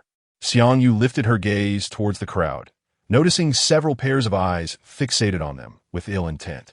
All right, let us go. Each of them clutched their belongings tightly. As the number of security personnel outside the supermarket had significantly dwindled since their last visit. Young lady, may I exchange some WeChat money for cash? 500 for 100 in cash. A man interrupted, blocking Xiang Ling and Appo's path and thrusting his WeChat balance towards her. Seeing him corner Xiang Ling, several others who had been waiting nearby moved closer. Young lady, I and Appo's LL give you 1,000 for 100, another proposed. Xiang Ling, having always been a housewife, was unaccustomed to such confrontations. The earlier warning from Xiang Yi about the thefts had left her shaken. Observing the situation, Xiang's uncle and Zhang Suaping hurriedly stepped forward, positioning themselves in front of Xiang Ling. Sir, we have no cash left. Everything was spent inside. The prices have skyrocketed, and this is all we have. Xiang and Appo's uncle produced a few scattered 50 yuan notes from his pocket, yet the crowd showed no signs of letting them pass. Is it just the 50 you have? I can transfer money to you right away. Brother, please trade that 50 with me. I have 2 elderly at home and 2 small children. We are all waiting for a meal. Please. Xiang Yu observed the few individuals stealthily inching closer. A flicker of resolve igniting in her eyes as her hand subtly moved towards her waist. Standing a height of 6 feet, Xiang Yi stood out in the crowd. He, too, had noticed the tension and took the money from his father, distributing coins to one of the men as they walked. Thank you, the man said, hastily retreating into the crowd, fearing theft from others. As Xiang Yi continued to hand out money, the group followed closely behind him towards the exit. Xiang Ling was evidently frightened, clutching Zhang Suaping's hand tightly. Once they exited the mall, they were soon surrounded again. This time, equipped with experience. Xiang Yi and his uncle exchanged no words, gripping their belongings tightly as they made their way to the parking area. Upon reaching her vehicle, Xiang Yu spotted the disheveled son of the village chief and his wife, crouched between two cars. As they saw Xiang Yu approach, they stood up, visibly relieved. Xiang Yu, you're finally out. We must hurry. It's too terrifying here. We almost got robbed. Auntie, you two should get in the car quickly. The couple trembled as they climbed in. Xiang Yu pressed the accelerator, following her uncle's vehicle ahead of her. Once inside, they began to share their grievances. Honey, someone touched my bag inside the mall. I was too frightened to say anything, the wife recounted. I was also violated. Luckily, Dad warned us not to keep money in our pockets. I never expected a single packet of biscuits would cost so much. It used to be worth only a few yuan. With the limited items available, it seemed everyone had purchased similar goods. As they traveled along the main road leading to the village, many were seen carrying baskets, heading towards the supermarket on foot. Suddenly, the vehicle in front braked abruptly. Xiang Yu, realizing it was too late to stop, gripped the steering wheel tightly and swerved to the right, barely managing to pull over. The two passengers behind her were not so fortunate, colliding with the car door with a painful thud. What happened? They exclaimed as they scrambled to their feet, glancing towards the windshield.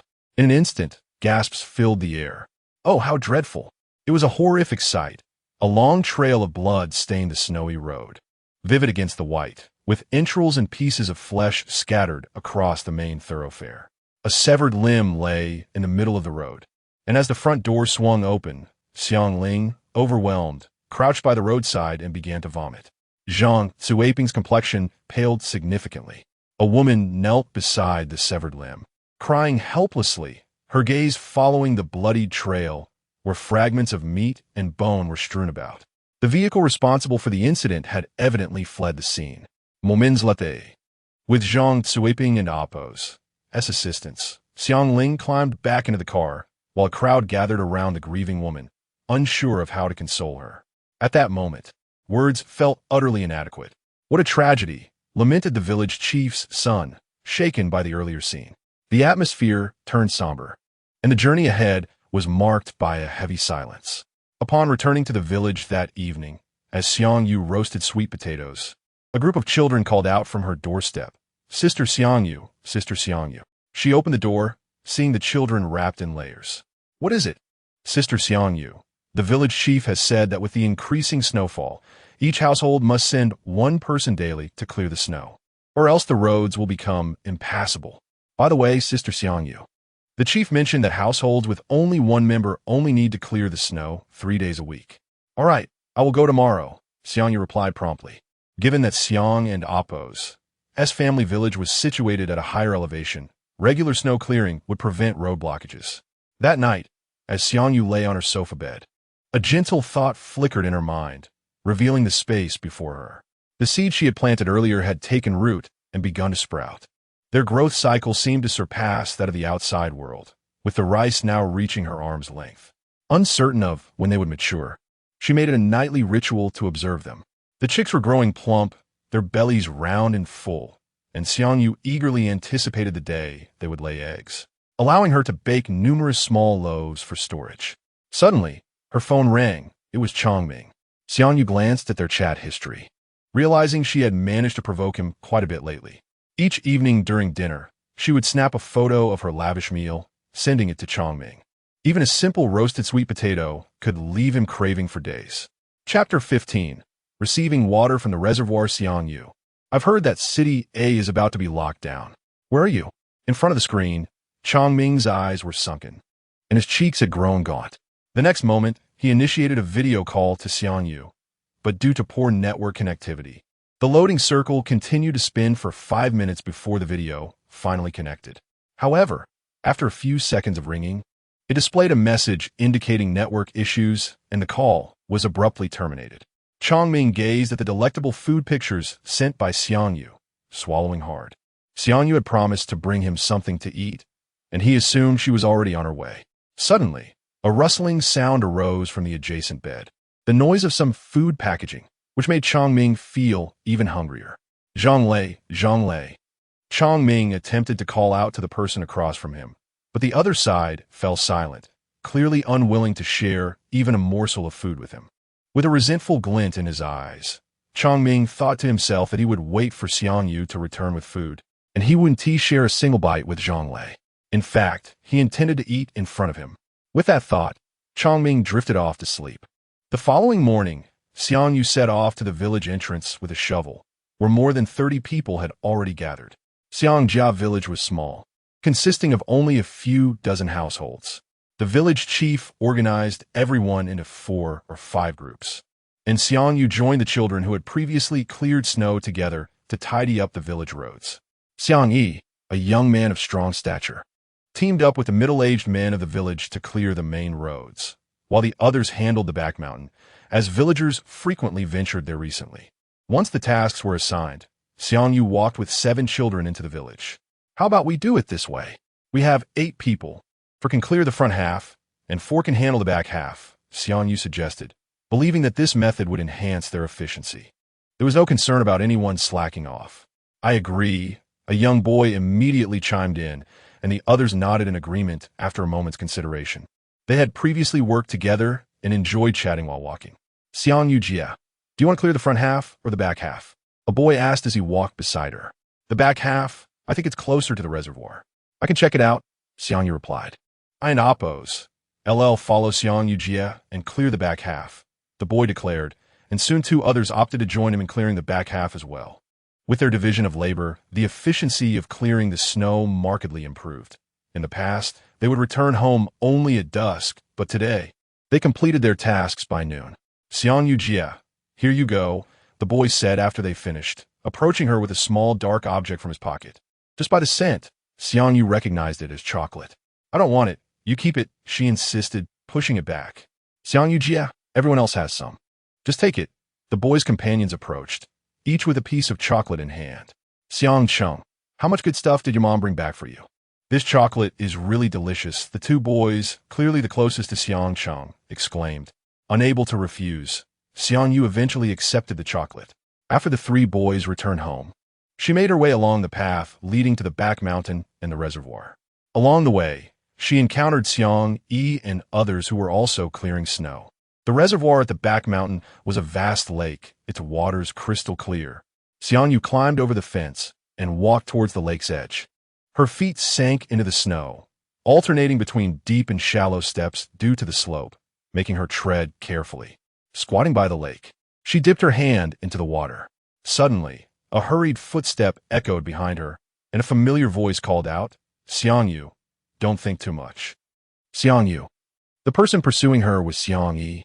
Upon seeing Xiangyu heading towards the back mountain, he quietly followed her, aware that there was a reservoir there. Having heard bits about Xiangyu's background from their grandmother, he knew she was a person of hardship.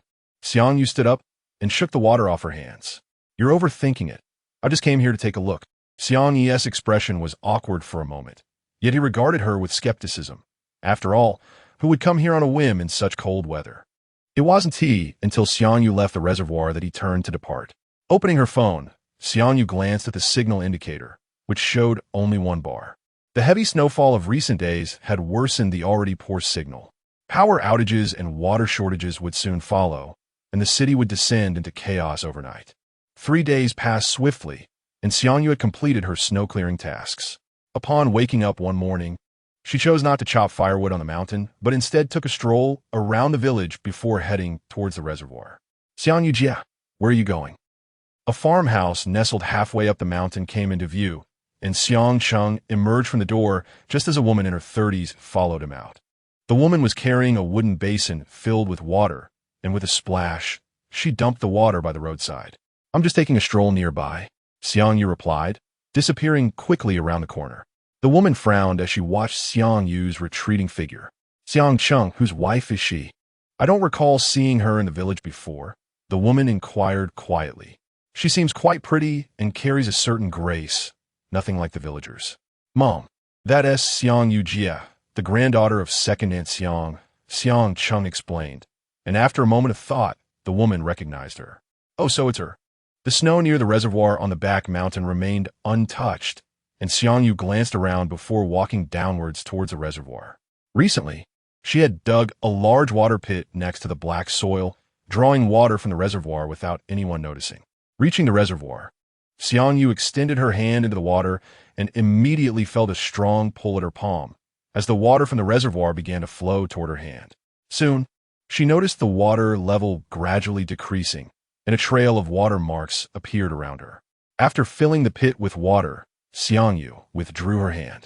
With this, her water supply for daily living was secured, and now she simply awaited the onset of chaos before making a trip to the K-City Water Research Center, where processed drinking water awaited. The world was blanketed in white. Even the great trees were concealed beneath the snow. The heavy snowfall obscured visibility, and when the snowflakes settled upon her winter gear, they produced a soft, rustling sound. As Xiangyu retraced her steps, she noted that very few villagers were active in such weather. The once bustling concrete path now bore only her solitary figure. "Ha, Mom, look at the snowman I built. Mine is the biggest.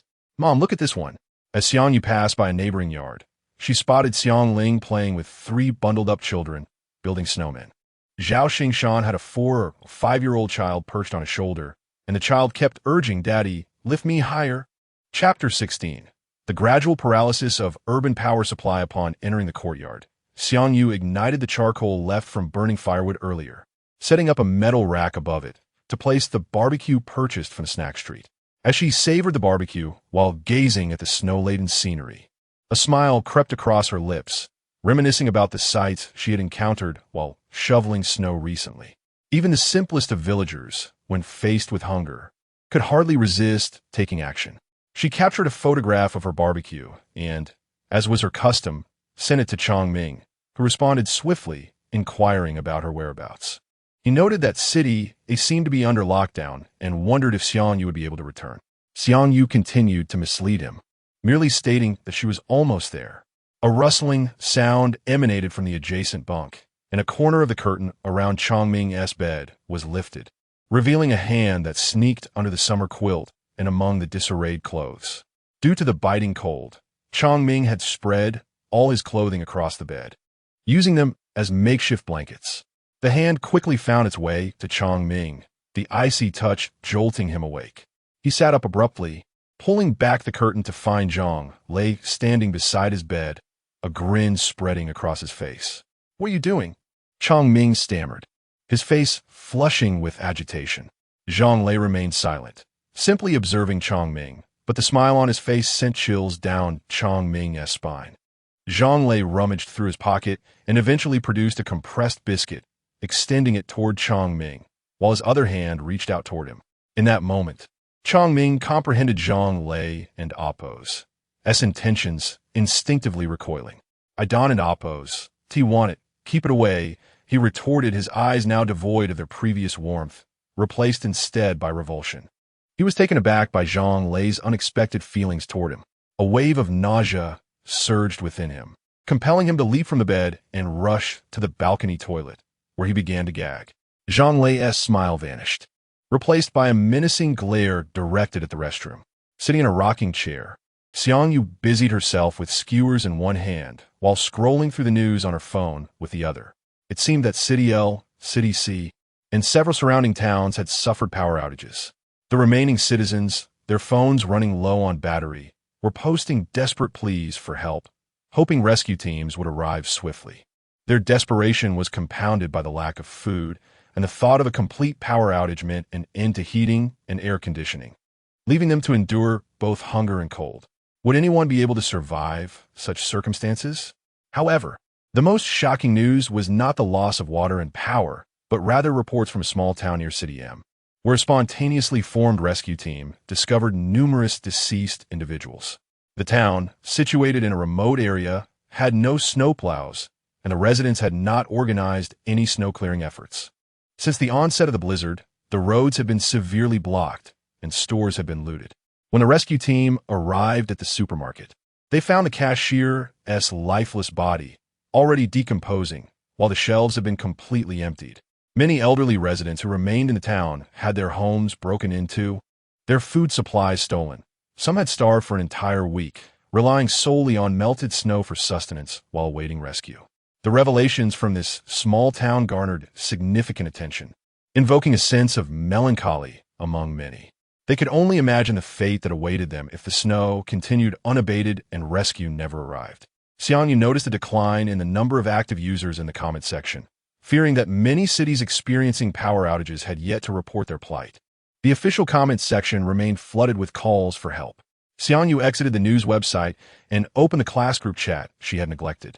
She discovered that the counselor had left the academy shortly after her departure, taking advantage of the brief window before the lockdown.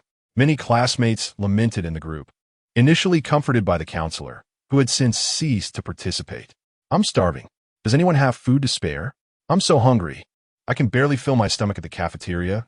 Just a bun with pickled vegetables each day, and there are pebbles in the pickles. What's the big deal with pebbles? I found a dead mouse in my pickles yesterday." The chorus of envy flooded the chat, leaving the original poster bewildered by the responses.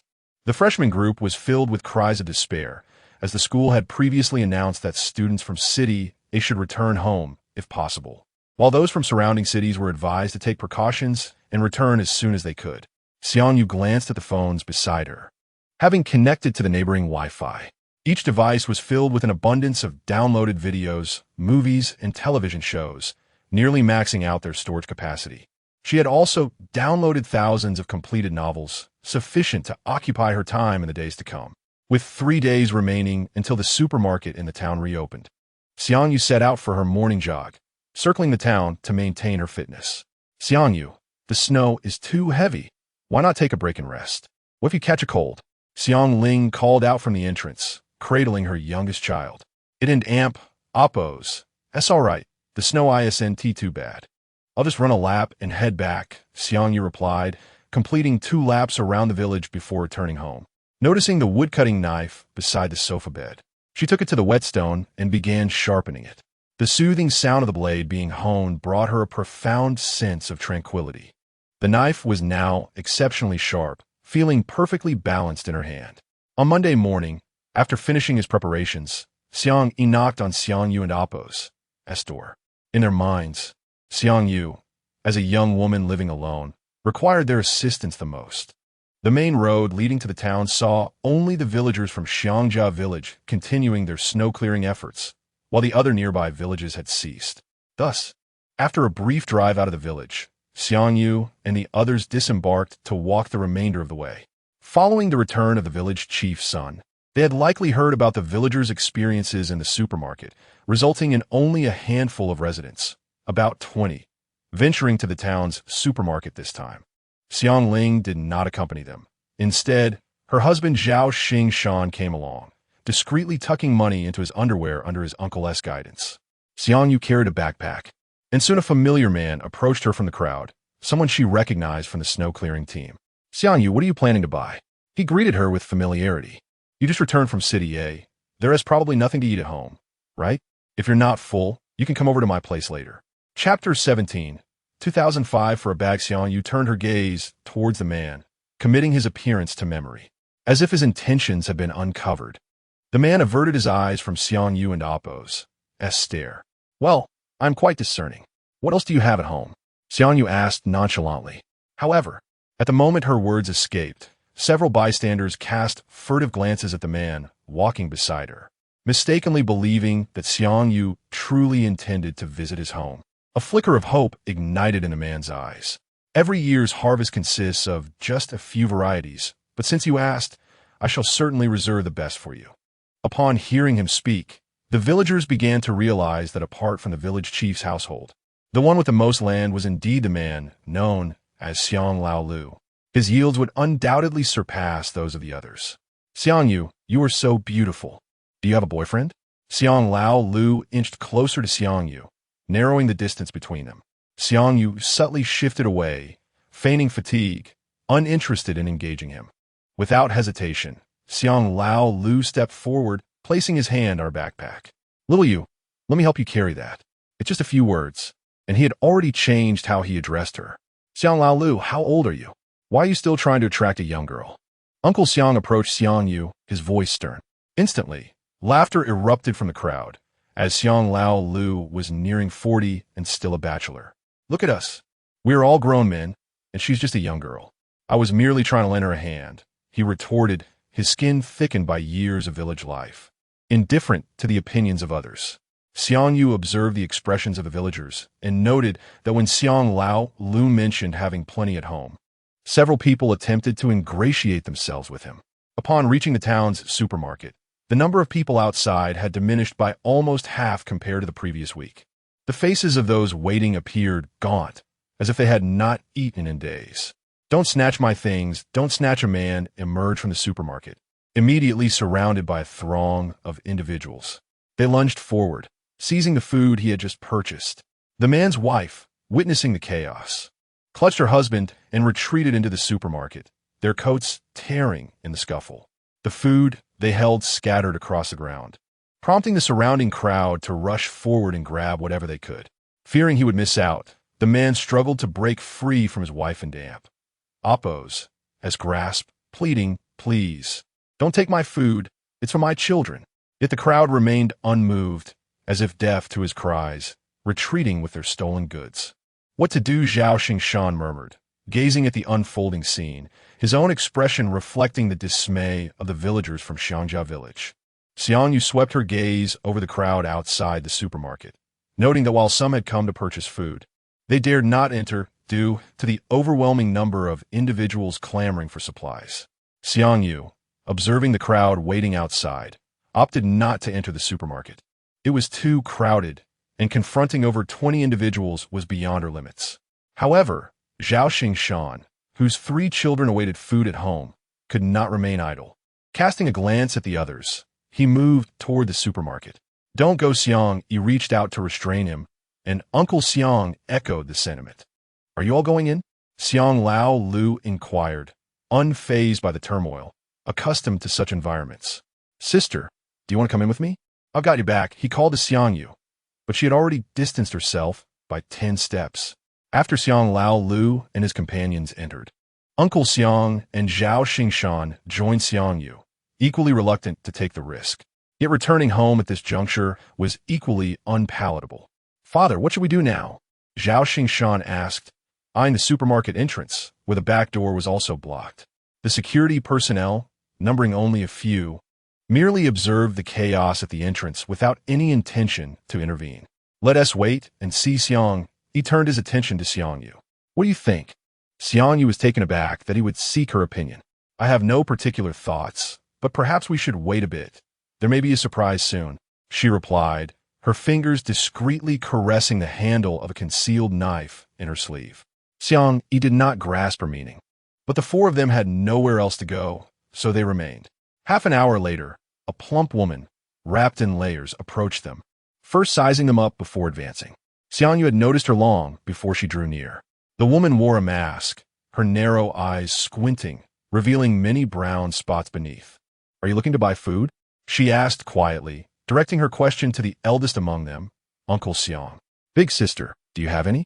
Zhao Xingshan inquired, careful not to raise his voice too high, lest he attract attention from the surrounding crowd. The plump woman stepped back a few paces, increasing the distance between them. Xiang Yi remained notably calm. This was the surprise Xiang Yu had hinted at. "If you want to buy, follow me," she beckoned, plunging into the crowd and leading them toward the outskirts of the supermarket. Without hesitation, Xiang Yu followed, with Zhao Xingshan and the others trailing closely behind. The woman led them to her home, which was adjacent to an old granary, where bags of rice were stacked against the wall. She removed her mask, calling out, "Dear, we have guests." Soon, a short, middle-aged man emerged from behind the granary, a calculator in hand, his face alight with eagerness. "How much do you want to buy?" "I only accept cash, and it's not cheap." Zhao Xingshan observed the bags of rice piled against the wall. "What is the price?" he asked. 2,005 for a bag. Fixed price, the man replied. The trio was momentarily taken aback. 2,005 for a bag was exorbitant, and the rice appeared to have been stored for quite some time. The couple seemed unconcerned about the rice not selling, urging them to make a decision quickly. 2,005 for a bag. With 10,000, we can only buy 4 bags. Moreover, food in the supermarket isn't cheap either. After a brief discussion, they ultimately decided to make the purchase. "Xiang Yu, do you have enough money?"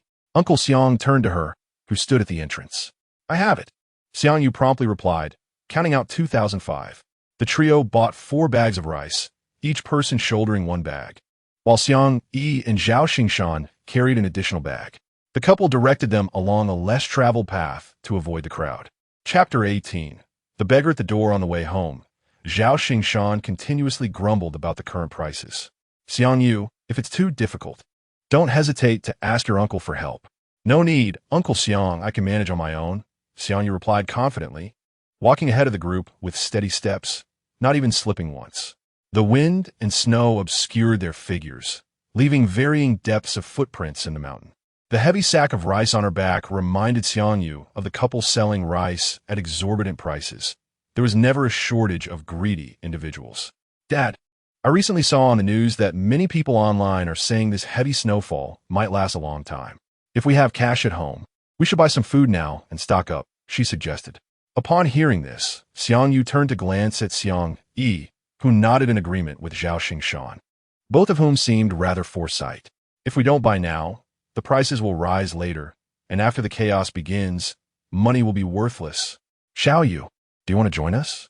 No thanks, Uncle Xiang. I've already bought some in the village, and I have enough for myself. Xiang Yu declined directly. Half a month had passed, and the rice she had planted was beginning to bear grain, clusters of golden ears glistening in her mind. If the harvest was good, she would have enough food for the next 3 years. Navigating through the snowdrifts, the group placed their purchased grains in the car before heading back to the rice store. Xiang Yu didn't follow them. After stowing the rice, she drove back to the village. Inside, the fire blazed warmly. Xiang Yu removed her coat and sat by the stove, her previously red nose gradually returning to normal. Feeling warmer, she stood to turn on the lights. But after 2 clicks of a switch, the bulbs remained unresponsive. Realizing there had been a power outage, she found that even the internet was down, and her phone showed no signal. As the daylight faded, she retrieved a flashlight from her supplies and installed fresh batteries. She also took out a kerosene lamp from the kitchen loft. The wick had grown dim, so she fashioned a new wick and placed it inside. Once the lamp was lit, the room brightened considerably. As evening approached, Xiang Yu heard the sound of cars from next door, indicating that Uncle Xiang and the others had returned. However, shortly after their arrival, a series of anguished cries echoed throughout the village. Leaning against the sofa bed, Xiang Yu listened closely, realizing that the cries predominantly belonged to women and children. My husband went out with you. Why is it that you all are fine while he is in this state? I don't care. You must take responsibility. Dad, wake up. The cries drew a large crowd of villagers. Wang, you're being unreasonable. Your husband left with us, but we separated once we reached the town. If he is in this condition, you should ask Xiang Lao Lu. He was with him. Zhao Xingshan's voice rang out, echoed by several others. I don't care. You are responsible for this. How can we, a widow and her children, survive? The woman's voice heightened, as if she had found her anchor. Village chief, you need to arbitrate this. The commotion persisted for several hours before it finally quieted down.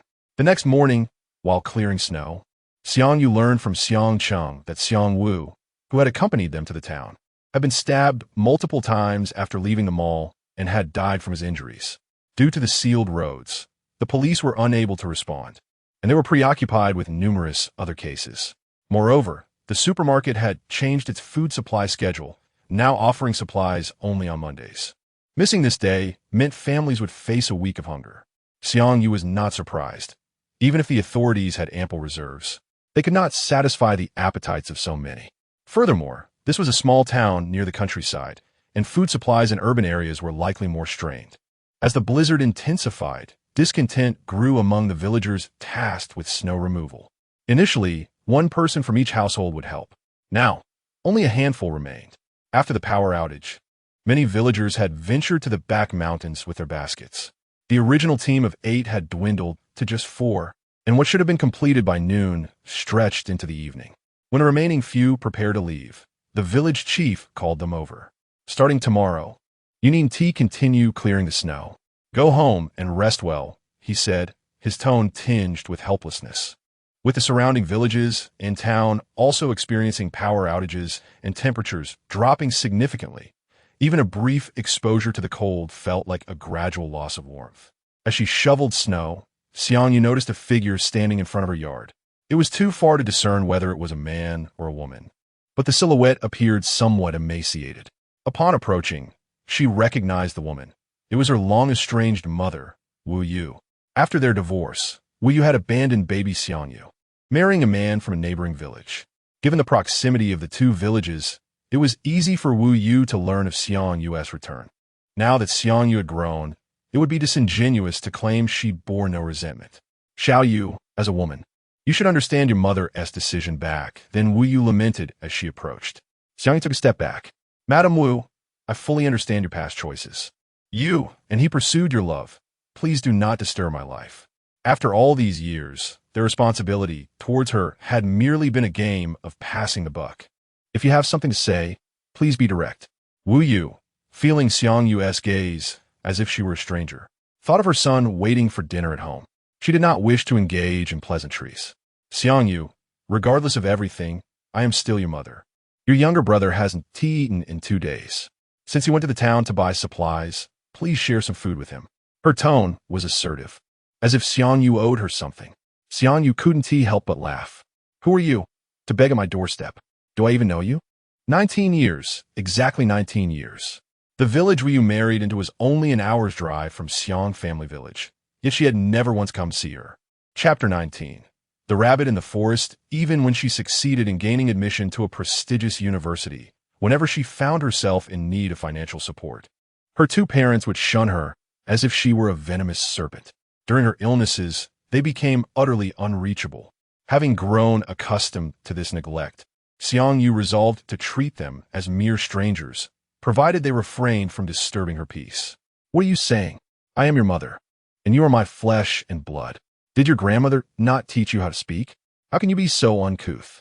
Xiang Yu's gaze darkened as she approached Wu Yu. What? What are you going to do? Wu Yu stammered, her voice trembling under the weight of Xiang Yu's fearsome glare. With a loud creak, the gate of the next-door elderly lady's yard swung open, and 2 figures emerged, followed by 3 small children. Xiang Yu, why are you still outside at this hour? Uncle Xiang's voice called out from the darkness, as one figure, holding an umbrella, approached her. Judging by the silhouette, it appeared to be Xiang Yi. Seeing this, Wu Yu quickly turned and fled down a narrow path. Xiang Yu watched a retreating figure with cold indifference, suspecting that Wu Yu would likely return soon. If you have something to say, just call out to the neighbors, Xiang Yi said, standing beside Xiang Yu, having failed to discern who had sought her out earlier. However, it was not unusual for a young woman living alone to attract attention in such a setting. Thank you, but I can manage on my own, Xiang Yu replied, keeping the elderly lady's kindness in her heart. Not long after Wu Yu's departure, a flashlight beam illuminated the path, revealing that Wu Yu had not come alone. Xiang Yi had grown accustomed to Xiang Yu's aloofness. Though it seemed she could converse with anyone in the village, in reality, she remained distant and cold towards all.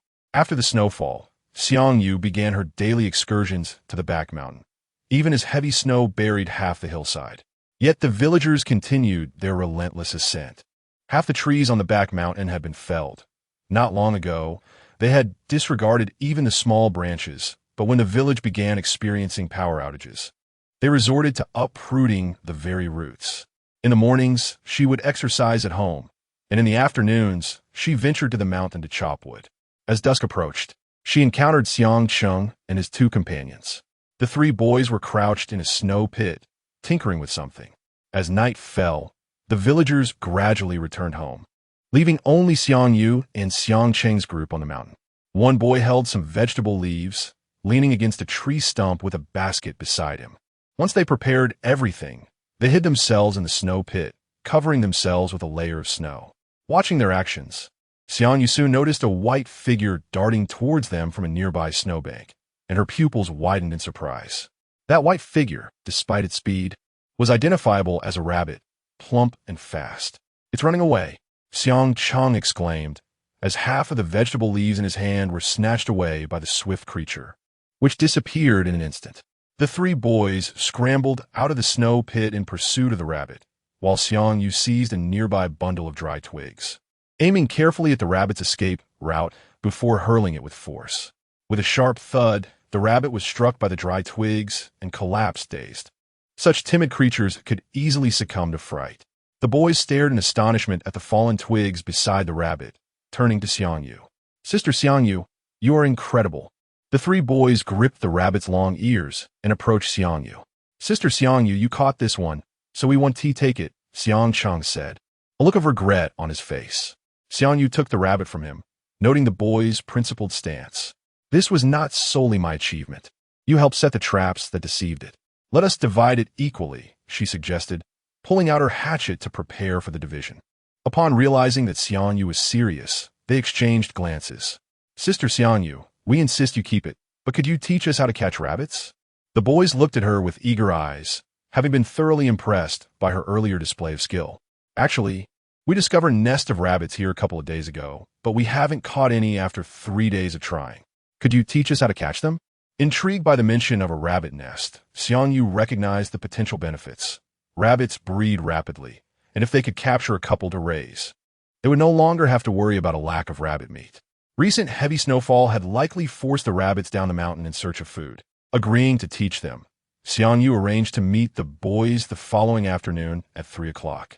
The next afternoon, Xiangyu retrieved a compound bow she had purchased online, a significant investment worth several thousand. As 3:00 and Oppo's clock approached, everyone was busy hauling firewood home, leaving no one to notice her and the children. Sister Xiangyu, is that the bow and arrow mentioned in books? It looks so cool. Xiang Cheng and his companions exclaimed excitedly as they gazed at her. The trio, armed with a slingshot, led Xiangyu to the back mountain. This is where we found the rabbits, they said. Xiangyu crouched down and, gloved hands digging into the snow, unearthed a snow pit, revealing rabbit tracks. Every meter or so, she spotted small impressions in the snow, a testament to the rabbit's leaps. The boys watched her actions closely, and with a finger to her lips, Xiangyu urged them to silence their breathing. Following the tracks, the four of them ventured deeper into the mountain. After passing 2 pine trees, Xiangyu instinctively gestured for the boys to remain hidden behind her. Although they did not understand her signal, they cautiously obeyed. Removing the compound bow from her shoulder, Xiangyu nocked an arrow. In the years of survival during the apocalypse, the compound bow had become her favored weapon in the absence of firearms. The boys followed her gaze and soon spotted 3 rabbits nestled in a snow pit. They looked so plump, Xiang Cheng whispered. With a swift motion, Xiangyu released the arrow, which, propelled by her full draw, pierced through 2 of the rabbits. The last rabbit, startled, leaped high into the air and bolted into the woods, its white form vanishing swiftly. Sister Xiangyu, you hit too, Xiang Cheng exclaimed as they approached the snow pit, where the remaining rabbit struggled. Xiangyu stepped forward, gripping the bow tightly, and forcefully withdrew the arrow, silencing the rabbit instantly. Placing the rabbit into Xiang Cheng's basket, she urged, "Let us go," as they set off in pursuit of the one that had escaped. This time, Xiangyu opted not to use her compound bow, instead teaching them to utilize the slingshot as they filled their pockets with stones. Chapter 20, Blood Outside. The Mall. Xiangyu successfully struck the rabbit's right leg with his slingshot, capturing a living, pregnant doe. Xiang Cheng and his companions gazed at the slingshot in Xiangyu's hands. While it appeared ordinary in their grasp, it proved effective in Xiangyu's skilled hands. Subsequently, Xiangyu imparted some techniques to them regarding the use of the slingshot. When it came time to divide the rabbits, Xiangyu took the pregnant doe. She allocated 3 portions of the 2 previously caught rabbits to Xiang Cheng and his companions, who had no objections. On the afternoon of the 4th day, Xiang Cheng arrived with his parents to visit Xiangyu. A couple of days prior, he had brought a rabbit home, much to their delight. Upon learning that Xiangyu had assisted in capturing it, they crafted a hat from the rabbit's skin as a gift for him. I heard from my son that you live here alone without cultivating any crops. The vegetables in the field are nearly frozen due to the surplus. So we in Oppo's, he brought you some greens. The woman held the icy greens, which had a layer of frost, and, fearing rejection, placed them behind Xiangyu and Oppo's iron gate. Reluctantly, Xiangyu accepted, as the rabbit she had nurtured in her space was likely to give birth soon. Since Xiangyu taught them the portable methods of using the slingshot, the trio practiced diligently in the woods every afternoon. On Monday, Uncle Xiang's family decided to venture into town, but Xiangyu declined their invitation, stating, I can manage on my own with the provisions I've purchased. They will last me for a while. She refused to accompany them to the town, as the village had ceased snow removal efforts, and the roads were blocked by heavy snow. With no other means of transportation available, they embarked on foot. As Xiangyu observed their silhouettes trudging through the snow, she noted that this time, Uncle Xiang's daughter, Xiang Ling, and Xiang Yi accompanied him. Zhao Xingshan had seemingly vanished for quite some time. Without internet access, and with her phone only containing previously downloaded movies, Xiang Yu retrieved a rocking chair from her space, reclining while gazing at the snow falling outside. After her afternoon nap, she took a shovel and cleared the snow accumulated in front and behind her house, storing it in her space. Snowflakes settled on her eyelashes as she blinked, raising her gaze to the snowy sky, her thoughts drifting to Chong Ming at the academy, a smile gracing her lips. Presently, not only Chong Ming was in a city, but also her beloved cousin Xiang Wan, along with her Uncle S family, who operated a store near the academy. Calculating the time, it was likely that the academy's supply of steamed buns and pickles had dwindled, as the cafeteria staff had probably taken the remaining provisions with them. A knock sounded on the iron gate, and a man's voice called out, "Is anyone there? If you're free, lend a hand over at the west side of the village." Xiang Yu glanced at the gate, but remained silent, and the visitor left after a moment of waiting. Around 10 in the evening, Xiang Yu was awakened by the cries of a child from next door, accompanied by the soothing voice of an elderly woman. "Don't cry, dear. Grandma has candy for you. Your mother will return shortly." Turning over in bed, she recalled that the town's supermarket only operated on Mondays. It was likely that the mall was even more perilous than before. As the people gathered, there must have been starving for at least 2 weeks. The wind howled fiercely through the night, and the sound of a swona echoed from the west side of the village, preventing Xiang Yu from falling asleep. She rose to add more coal to the stove, and the swona continued until the early hours of the morning.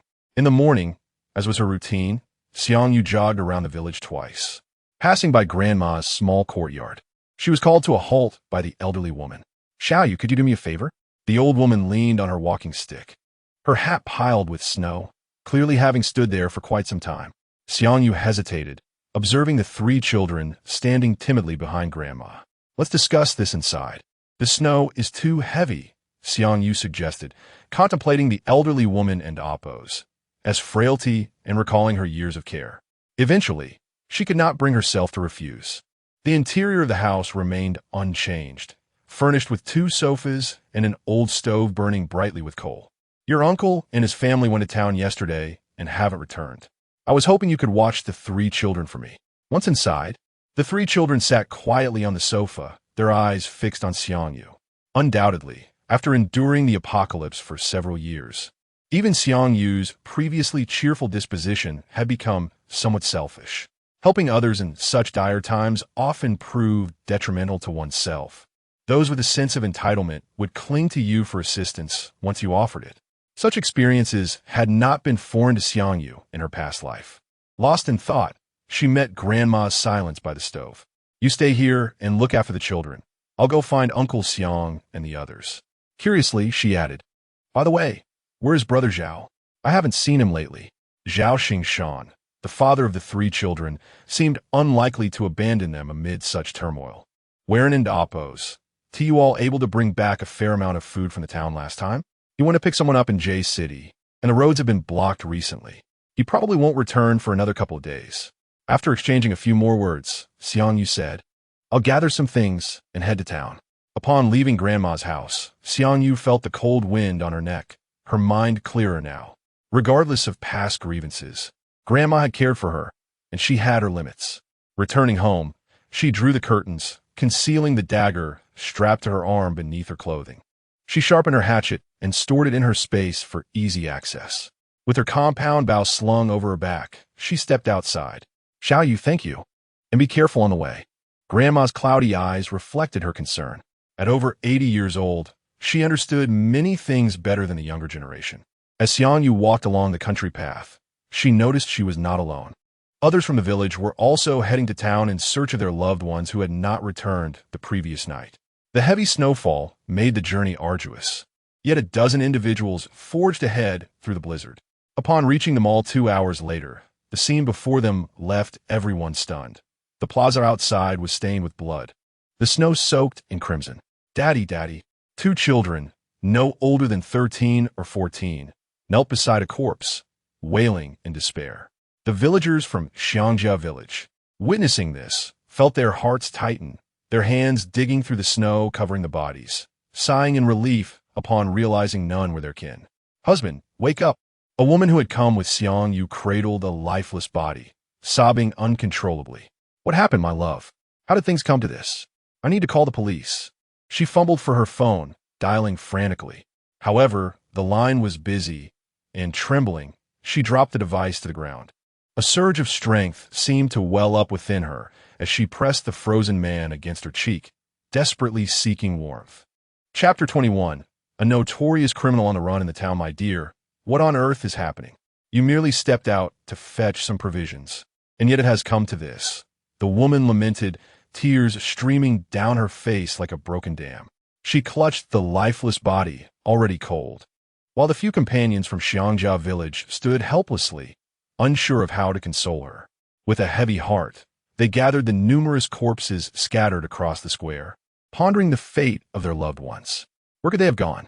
One murmured, glancing at the bodies on the ground. After failing to locate Uncle Xiang's family, Xiang Yu ventured into the supermarket.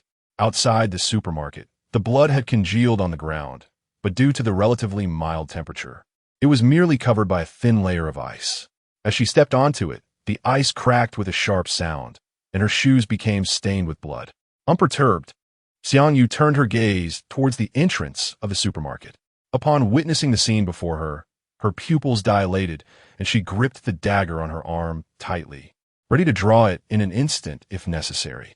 There, at the entrance of the supermarket, lay several corpses, deliberately piled together to obstruct the entrance.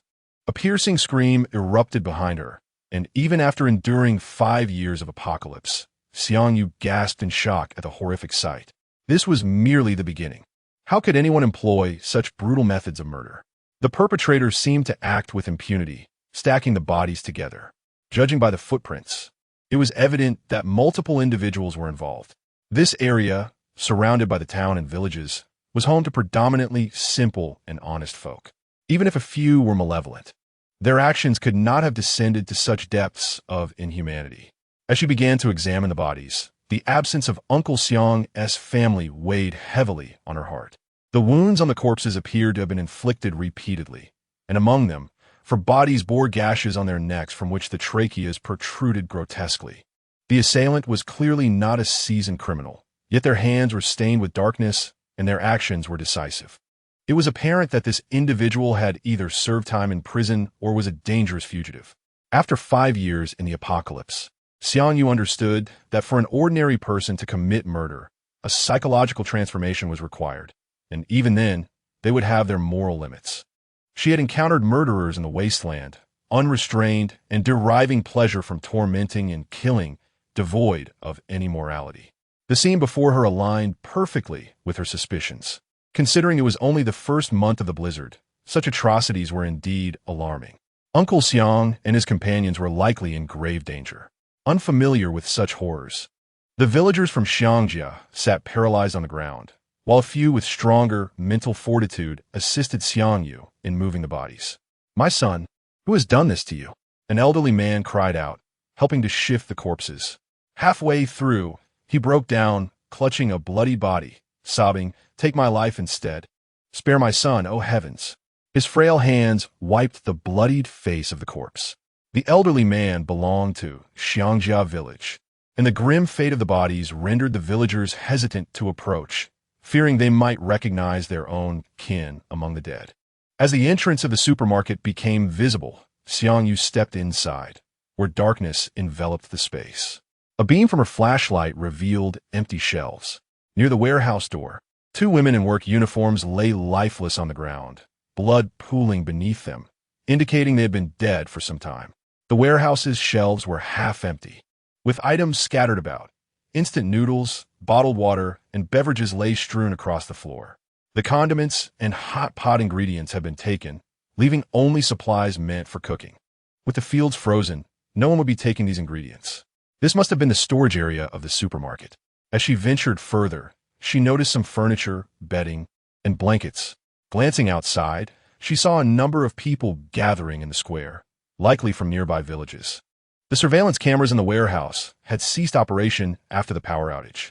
Swiftly, Xiangyu scoured the area, collecting items from the shelves. She gathered over 50 boxes of bottled water and drinks, enough to sustain her for a year or two. After thoroughly inspecting the supermarket without finding Uncle Xiang and the others, she pondered their whereabouts. If they were not here, where could they have gone? Last time, they had ventured to a merchant's house in town that was well stocked with supplies. If Uncle Xiang and his companions had not come here, perhaps they had gone there. Contemplating this, Xiangyu made her way towards that direction, armed with only limited weapons, as firearms were prohibited domestically and she lacked a permit abroad. Wandering through the quiet streets of the town, she noticed every household had drawn their curtains, obscuring the view of what lay inside. Were there still people in this town? The events at the supermarket yesterday must have left everyone well aware, thus the tightly shut doors. Just as she approached the grain storage warehouse, she heard cries and footsteps, causing her to react swiftly. She darted into a side alley and crouched behind a dumpster, concealing herself. Soon, footsteps passed by her, and she peered out from behind the dumpster to see two middle-aged men in black coats exiting the alley. Listening intently, she discerned that the cries were emanating from the rice storage warehouse. Chapter 22. Finding someone as she listened, it seemed there were quite a few people inside. Glancing back, Xiangyu stealthily crouched and maneuvered her way around to the rear of the granary. The blizzard obscured everyone's vision, allowing her to successfully reach the back of the warehouse, where she lay flat in the snow, which covered her entirely. At this moment, she was positioned less than 50 meters from the back door of the granary. The composite bow she carried was too conspicuous, so she stowed it away. Uncertain of how many people were inside, Xiangyu dared not advance recklessly. Raising her gaze toward the back door, she noticed two men smoking. Amid their exhalations, they appeared to be conversing. Shortly thereafter, the man on the right entered the granary. When he emerged, he was escorting a short-haired woman whose disheveled clothing revealed her arms, which were already turning blue from the cold. The woman's short hair obscured her expression, and the man behind her kicked her left leg, causing her to stumble and fall to the ground. Immediately, she scrambled back to her feet and, urged on by the man, they entered the granary owner's residence. Xiangyu had been observing for some time. Seeing this, she swiftly rose from the snow and dashed toward the corner of the two-story building. The first floor had only 2 windows, and, as she peered inside, she saw the corpulent figure of the granary owner's wife lying at the stairwell's corner. Beside her lay a corpse, likely that of her husband. It was evident they had been dead for some time, as signs of rigor mortis and livor mortis had set in. With her hands pressed against the windowsill, Xiangyu propelled herself upward, her feet landing on the ledge. In one fluid motion, she swung her legs to hook onto the clothesline pole above the window, her body twisting as she grasped the half-open window on the second floor.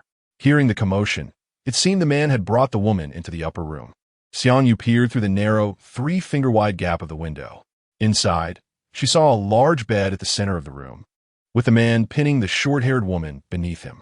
The woman struggled and cried out, but with a loud slap, the man struck her face, exclaiming, "You think you can live to see another day without me?" The force of the blow turned her face to the left, allowing her to catch sight of Xiangyu crouched by the window, and she looked at her with a desperate plea for help. The man noticed her unusual behavior and turned to look at the window, prompting Xiangyu to think quickly. With a powerful push, she opened the window and leaped into the room. Just as the man was about to shout, Xiangyu swiftly advanced, plunging her dagger into his mouth. After twisting the blade, she withdrew it, slashing at his throat. Blood sprayed over the short-haired woman, who froze momentarily before instinctively wanting to scream. Xiangyu, anticipating this, quickly covered her mouth, whispering, "Hush, don't make a sound. I'm here to rescue you." The woman trembled, and once assured she wouldn't cry out. Xiangyu released her. Almost instinctively, the woman distanced herself from Xiangyu. Noticing this, Xiangyu said nothing, but instead used a wet wipe to clean the blood from her face and hands, and then wiped the dagger as well. "How many people are in the warehouse?" she asked, sheathing her dagger. "There are 8, and some captives they've taken. Their leader has been gone for over 2 hours." The short-haired woman replied nervously, fearing she might provoke Xiangyu into harming her as well. Are you a police officer? The woman asked hopefully, only to be met with a shake of Xiangyu's head, which left her visibly disheartened. 8 people, Xiangyu thought as she rose from the bed. If there were only 8, she was confident she could handle them.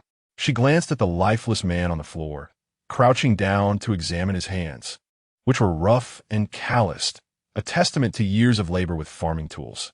These individuals were likely from nearby villages, gathered together by their so-called leader. How long has he been gone? He left in the morning, so it should be about 2 hours. Ignoring the woman huddled on the bed, Xiangyu and Appo's dagger slipped from her sleeve, her grip instinctively tightening around the hilt. This was a motion she had grown accustomed to over 5 years. Pulling out a mask to conceal her face, she strode purposefully toward the granary. As she walked, it felt as though she were meandering through her own garden. 3 men stood at the front entrance, while 1 lingered at the back. Breaking through the back door would surely save her time. The man smoking by the back door squinted at the figure approaching through the heavy snow. As he recognized it was a woman, he smacked his lips and called out, "Hey, which village are you from?" In the next moment, he witnessed the woman sprinting toward him with remarkable speed. Xiangyu leapt, delivering a knee strike to the man's chin with a loud crack. The force sent him sprawling backward, his back colliding with the granary's metal wall. As he rebounded, Xiangyu seized the opportunity, bringing the hilt of her dagger crashing down upon his temple, instantly rendering him unconscious. Standing at the entrance of the granary, Xiangyu stretched her neck and limbs before delivering a powerful kick to the back door, producing a resounding bang that drew the attention of everyone inside. In the central area of the granary, over 30 individuals sat bound by thick ropes. After a quick glance, Xiangyu spotted the 4 people she sought among the crowd. The 4 men seated at the card table, upon noticing her, grabbed nearby metal rods and approached her with fierce expressions. Each of them bore the weight of at least 1 life taken during their initiation the previous day. Xiangyu casually tossed her backpack to the ground. "Look who's come to die," one of them sneered, but the next moment his grin vanished. The man closest to Xiangyu raised a steel rod over 1 meter long and swung it toward her head. Xiangyu sidestepped, narrowly avoiding the blow as the rod grazed her clothing. In the next instant, her dagger slashed at the man's wrist. These farmers, while possessing brute strength, clearly lacked any skill. The blade sliced through the sleeve of his cotton jacket, and the man dropped the steel rod with a clatter, startled by the dagger in Xiangyu's hand. With swift precision, she struck upward, the hilt of her dagger connecting with his throat, causing him to collapse to the ground, clutching his neck in agony. "Looks like we've got a fighter here. Let us all attack together." Chapter 23. The arrival of the military. The remaining few gazed at Xiangyu's face, which no longer bore the earlier disdain. The man among them had exchanged his steel rod for a cleaver, a malicious grin spreading across his face. Xiangyu picked up the steel rod that the man had dropped at his feet, estimating it to be about 1.2 meters long, and found it to be quite manageable. "What are you all standing there for? Hurry up," the man barked, prompting the others to close in on Xiangyu. The guard stationed at the front door heard the commotion and entered the warehouse, their eyes glinting with amusement upon realizing that it was merely a girl. She's just a frail woman. Even if she possesses some skill, how could a few men with iron rods fail to subdue her? The villagers bound in the center of the warehouse hesitated to watch the scene unfold, haunted by the bloody methods these men had employed just the day before in the marketplace. Moreover, the girl appeared quite young. However, in the next moment, everyone was taken aback as the 3 men slowly surrounded the girl, who remained utterly composed, with the steel rod in hand. She struck at the middle-aged man to her right. A swift glance revealed that he bore an injury, his movements somewhat sluggish, making him the ideal target. As the man swung his steel rod at her without any technique, Xiangyu adeptly blocked his attack. Yet, her body still felt too frail. A tingling sensation coursed through her hands as she took half a step forward. In the blink of an eye, her right foot shot up, landing a swift kick between the man's legs, an efficient and effective maneuver that elicited a collective sigh of relief from the onlookers. A rush of wind whooshed past her neck as she tilted her body, targeting the man's wrist, and swiftly kicked upward, following up with a powerful strike from her steel rod. A piercing scream echoed through the warehouse. The last remaining man, undeterred by Xiang Yu's ferocity, charged at her like a rampaging bull. In a flash, she hurled her dagger, which found its mark in the man's abdomen. His forward momentum halted abruptly, a look of bewilderment crossing his face as he glanced down at the blade embedded in his belly, before collapsing to the ground. The three men who had rushed in from the front door instinctively recoiled, regarding Xiang Yu with a mix of fear and awe before fleeing into the blizzard. Leaving her unpursued, she retrieved her dagger from the fallen man and approached the bound villagers. "Please, don't kill me. I have money. I'll give you everything." The man, clearly shaken by her fierce display, pleaded. Yet, Xiang Yu simply used her dagger to sever the ropes binding him, selecting a few individuals to free, including Uncle Xiang and two others. With her face concealed by a mask, they could not recognize her. The freed villagers assisted in untying the others. Xiang Yu picked up her backpack from the ground and hurried away. Once liberated, the villagers began filling small carts with the supplies stored in the corner of the warehouse, helping one another as they did so. Uncle Xiang and the others filled a cart with provisions as well. Soon, the warehouse was stripped bare, and they seemed eager to leave the treacherous place behind, plunging into the swirling snowstorm without pause. On the way back, Xiang Yu took the opportunity to train herself as she ran. Grandma had evidently heard the news from the town about the marketplace incident, standing at the village entrance with 3 children waiting for her return. When she saw Xiang Yu approaching alone, her body faltered slightly. However, with her 3 grandchildren by her side, she steeled herself. "Xiao Yu, you're back. How did it go? Did you see Uncle Xiang?" Xiang Yu shook her head. "Grandma, I didn't see Uncle Xiang or the others at the supermarket." She withheld the truth, as she had just taken several lives in the warehouse. Revealing that she had found Uncle Xiang would inevitably lead to her identity being uncovered upon their return. Grandma's shoulders visibly sagged, and she followed Xiang Yu back home, her 3 grandchildren persistently inquiring about their mother's return. The cart was filled with a substantial amount of goods, but Uncle Xiang and the others only returned close to evening. As Xiang Yu swept the snow in the yard, she listened to Grandma's sobs from next door. "As long as you return safely, that is what matters. We have enough provisions at home. You mustn't venture out again." Earlier that day, while waiting with her 3 grandchildren at the village entrance, she had witnessed several people carrying corpses into the village, instilling a profound dread in her heart. This outing had left an indelible mark of fear upon Uncle Xiang and the others, and for the next few days, they refrained from venturing outside. Instead, they gathered firewood in the mountains. As time passed, the day arrived when the town would supply food, but no one from the village dared to step out. At noon, the skies over Xiang family village reverberated with a thunderous roar. Airplanes. The tightly shut doors of households swung open, and the villagers, who had been hibernating, emerged cautiously. Xiang Yu watched as camouflage planes circled above, a long rope extending from them. Moments later, 2 dark figures descended from the sky. As their parachutes unfurled, the 2 landed swiftly, arming themselves with rifles. The villagers dared not approach, observing from safe distance. Dressed in military green coats and wool hats, the 2 men steadied themselves on the ground before the plane flew off toward another village.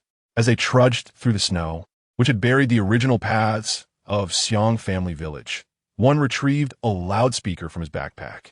"Do not be afraid. We are military personnel here to deliver food to you. We are aware of the situation at the town's marketplace, and the evildoers have already been dealt with.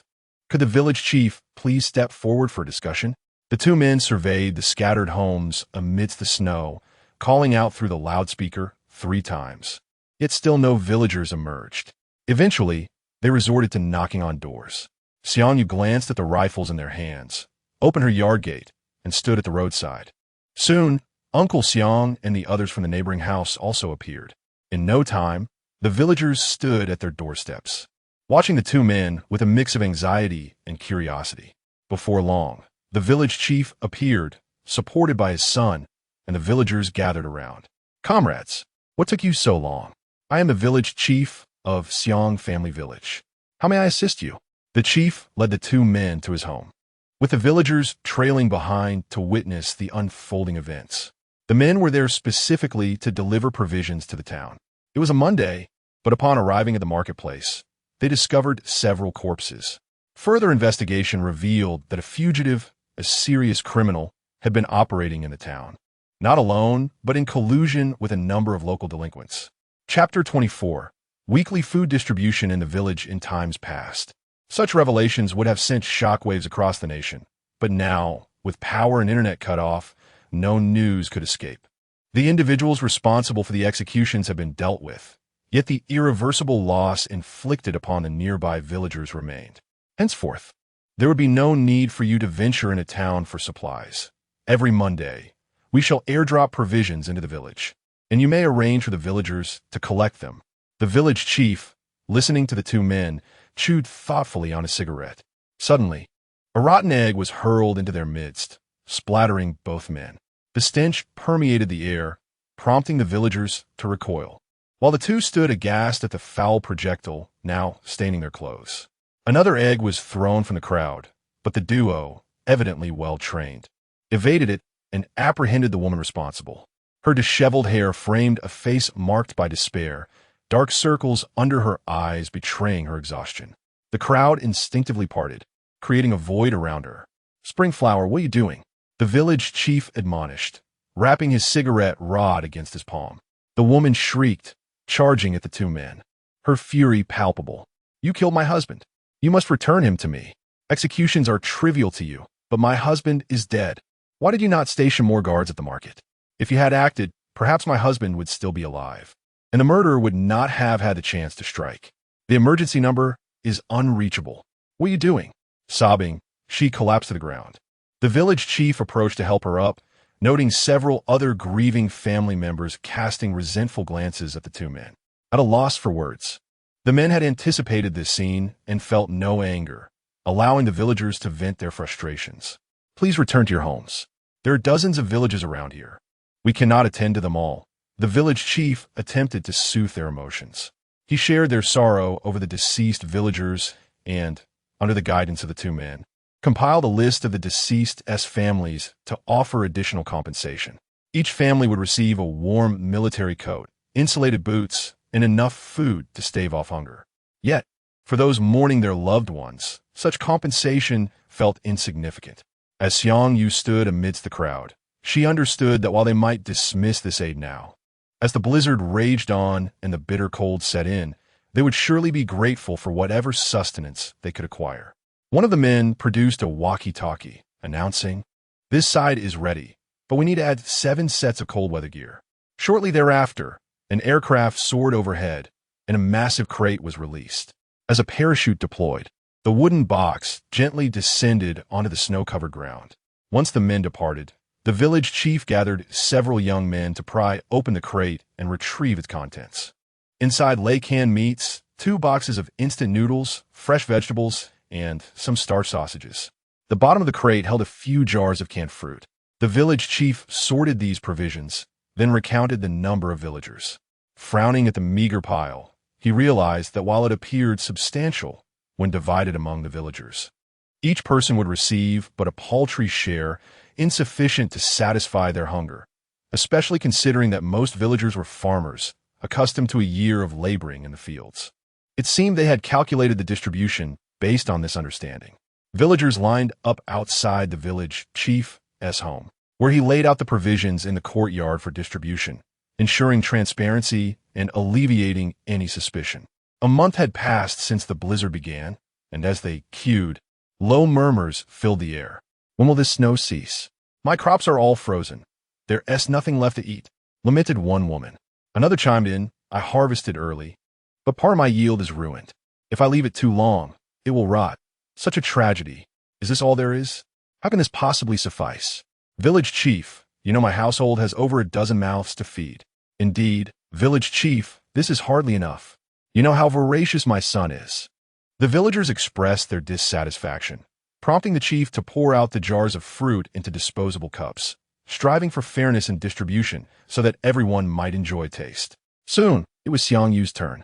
Her cup contained a small piece of fruit, barely enough for 2 bites, accompanied by 4 starch sausages, 3 packets of noodles, and 2 pounds of vegetables. The vegetables appeared to have been grown in a greenhouse, still fresh. If rationed carefully, This meager supply might last 3 to 4 days.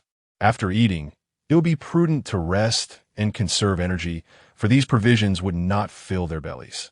Despite their internal grievances, the villagers accepted their rations. Mindful of the dwindling supplies at home, the village chief advised everyone to remain indoors as much as possible, particularly for the children. Around 10:30 that evening, Xiangyu stood by the hearth in the living room, slicing pork while various seasonings adorned the stove. A small barbecue grill smoldered beside the rocking chair at the entrance, where she skewered the marinated meat onto iron sticks for grilling. She had also cleaned and prepared some greens from the day's provisions, just enough to satisfy her hunger. Suddenly, she heard a commotion outside. Peering out, she saw her uncle Xiang and his son Xiang Yi, drawn by the tantalizing aroma of the barbecue. Without stepping outside, Xiangyu cautiously poked her head through the door. Curiosity piqued.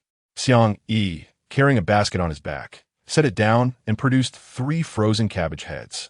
"The crops are all dead. We took advantage of the darkness to harvest these while no one was around. They're far too much for us to consume. Take these 3 and hurry inside." Her uncle glanced around nervously, wary of being seen.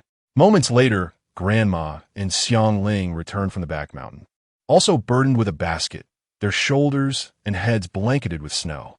In the village, everyone knew what each household had planted, and it was apparent they feared others would pilfer their remaining crops, thus hastily gathering whatever sustenance they could salvage. "Grandma mentioned you ventured into town last week. It was dangerous. Take these 3 cabbages with you," she insisted. Chapter 25. The mistress strikes though Xiangyu could not locate them. She had ventured into town during such perilous times, and now was unable to offer any tokens of gratitude. The elder lady and Xiang Ling hurriedly walked away after leaving 3 heads of cabbage with Uncle Xiang. Xiangyu reluctantly accepted the items. After finishing the barbecue, the cabbage had thawed, becoming limp and soft. If not addressed in a timely manner, they would surely rot by the following days. Taking a kitchen knife, Xiangyu swiftly shredded the cabbage and placed it into a basket. Before retiring for the night, she set the basket of shredded vegetables near the stove to dry. Although the cabbage had lost much of its nutritional value, it could be transformed into dried vegetables to be cooked with porridge, perhaps a remnant of her prolonged hardships in a past life. Even with an abundance of food at her disposal, she remained unwilling to squander even a morsel. The elder lady and her companions evidently shared this sentiment, as the sounds of chopping and cutting echoed from next door throughout the night. After tending to the animals in her space, Xiangyu ascended the mountain.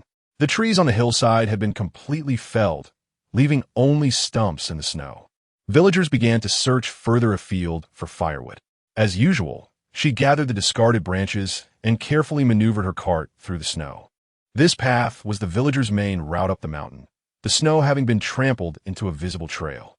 "Hey, how can a girl like you be doing such heavy work? Let me help you push. Which way are you headed?" A man, clad in an over-the-knee black cotton coat, with greasy hair hanging in strands over his forehead, appeared to be in his 30s. With a familiar demeanor, he placed his hand on the cart's handle and attempted to push it, but was met with resistance, causing his smile to falter. Xiangyu tightened her grip on the cart handle, casting a cold glance at the man who had approached her. "Let go." She had been diligent in her training lately and was well-fed, possessing strength far superior to that of the half-starved villagers. "You're just a girl. How can you manage without a man?" "I'll help you," he persisted, seemingly undeterred and refusing to release his hold on the cart. Releasing her grip, Xiangyu regarded him with a gaze that could pierce through the veil of life and death. As a single woman living alone, it was no surprise that she had attracted unwanted attention. He seized the cart from her grasp and made a beeline for her courtyard. How could he not know where she resided? He had been observing her for quite some time, thinking of the thrill of preying on a university student. The passing villagers assumed he was merely helping her with her load. "Hurry up and open the door," he urged, noticing the absence of other villagers. Producing a fruit knife from his pocket, he pressed it against her waist. "Hurry up. What are you hesitating for?" The knife pierced her cotton coat, prompting Xiangyu to fumble for her keys. Glancing around, she unlocked the courtyard door. Seeing this, he sheathed the knife and placed his hand on her back, pushing her inside, eager to shut the door behind them. Until that moment, he had regarded Xiangyu as nothing more than an ordinary woman. his eyes glinting with lewd intent. However, upon turning, he was met with a sight that left him dumbfounded. A chopping axe was poised at his throat. Had he taken one step further, he would have surely bled out on the spot. Instantly, he raised his hands. I was just momentarily bewitched. I'll leave right now, all right? His voice trembled, stumbling over his words. Do you think that's all right? Xiangyu did not afford him the chance to answer, swinging the axe down with force, severing his life in an instant. Had she truly been an ordinary girl, she might have fallen victim to his vile intentions. Just looking into his eyes, she comprehended his ulterior motives. Warm blood splattered across her face, staining the snow beneath them. Attempting to store his body in her space proved futile. Armed with a shovel, she dug a pit against the courtyard wall near the door, disposing of him along with the bloodied snow. Casting a final glance at the snow-covered yard, she filled in the grave. After a night had passed, there was no trace left behind. On the third day at noon, the man's family arrived, inquiring about his whereabouts in the village. They learned that her husband had interacted with Xiangyu and even assisted her in moving firewood. Understanding her husband's nature, she knew he would never voluntarily help anyone. Standing outside Xiangyu's dwelling, the woman contemplated what she had gathered. It was said that a female university student resided here, and a high-achieving one at that. When Xiangyu emerged, the woman quickly discerned why her husband had helped Xiangyu. Get out of the way, you little harlot. Is my husband here? Xiang Jiaowang. You scoundrel. You left us, a widow and orphan, at home while you sought comfort with another. Where are you hiding? Come out. Don't think I can't find you, even if you're a ghost. Xiangyu was taken aback by the sudden shove, but swiftly regained her composure, reaching out to grasp the woman by the back of her collar and forcefully tossing her aside. The woman fell to the ground, immediately beginning to wail. The mistress hit me. The mistress hit me. Come and see. Annoyed by the commotion, Xiangyu regarded the woman with cold eyes as several neighbors gathered around. Soon, the woman's cries attracted half the village, seeking a distraction from the heavy snowfall that kept them indoors. What is all this ruckus about, Jiaowang's wife? What mistress? You ought to clarify. A voice rang out from the crowd, prompting the woman, now rolling on the ground, to rise. Pointing at Xiangyu, she exclaimed, You all need to judge this. I've heard in the village that someone saw Jiaowang enter and exit with this woman 2 days ago. You all know his character. Since he started seeing this little hussy, he hasn't returned home for 3 days. My son has been crying for his father. When I tried to enter, she wouldn't let me. Jiaowang must be hiding in there. Xiangyu couldn't help but let out a laugh. As the crowd listened intently to her fabrications, the sudden sound of her amusement drew their attention. Chapter 26. What makes you think I could ever look at him? What are you laughing at? The woman gazed at the smile on Xiangyu's face, momentarily feeling a pang of guilt, but soon regained her composure as if a thought had struck her. The wife of Jiaowang declared that while food may be consumed carelessly, words must not be spoken frivolously. Do you have any evidence for what you just said? The elder lady stood outside the crowd, her tone stern. Xiangyu was a child she had watched grow up. She would never engage in the act of enticing another's husband. Some in the crowd maintained their rationality, while others cast doubtful glances at Xiangyu. After all, knowing someone's face does not equate to knowing their heart. Evidence? Is the missing grain in my household sufficient? She, a university student just returned from the city, had lost both her parents long ago. They did not cultivate grains, and since last week, it seemed she had not ventured into the city to procure any. Where then did her food come from? A few days prior, the village head had distributed grains. Yet the portion belonging to Jiaowang was mysteriously absent. I suspect Jiaowang provided it to her. Do not presume I am unaware of Jiaowang's affairs within the village. At times, I merely turn a blind eye. After she spoke, she glanced into the crowd, and Xiangyu keenly noticed several women avert their gazes.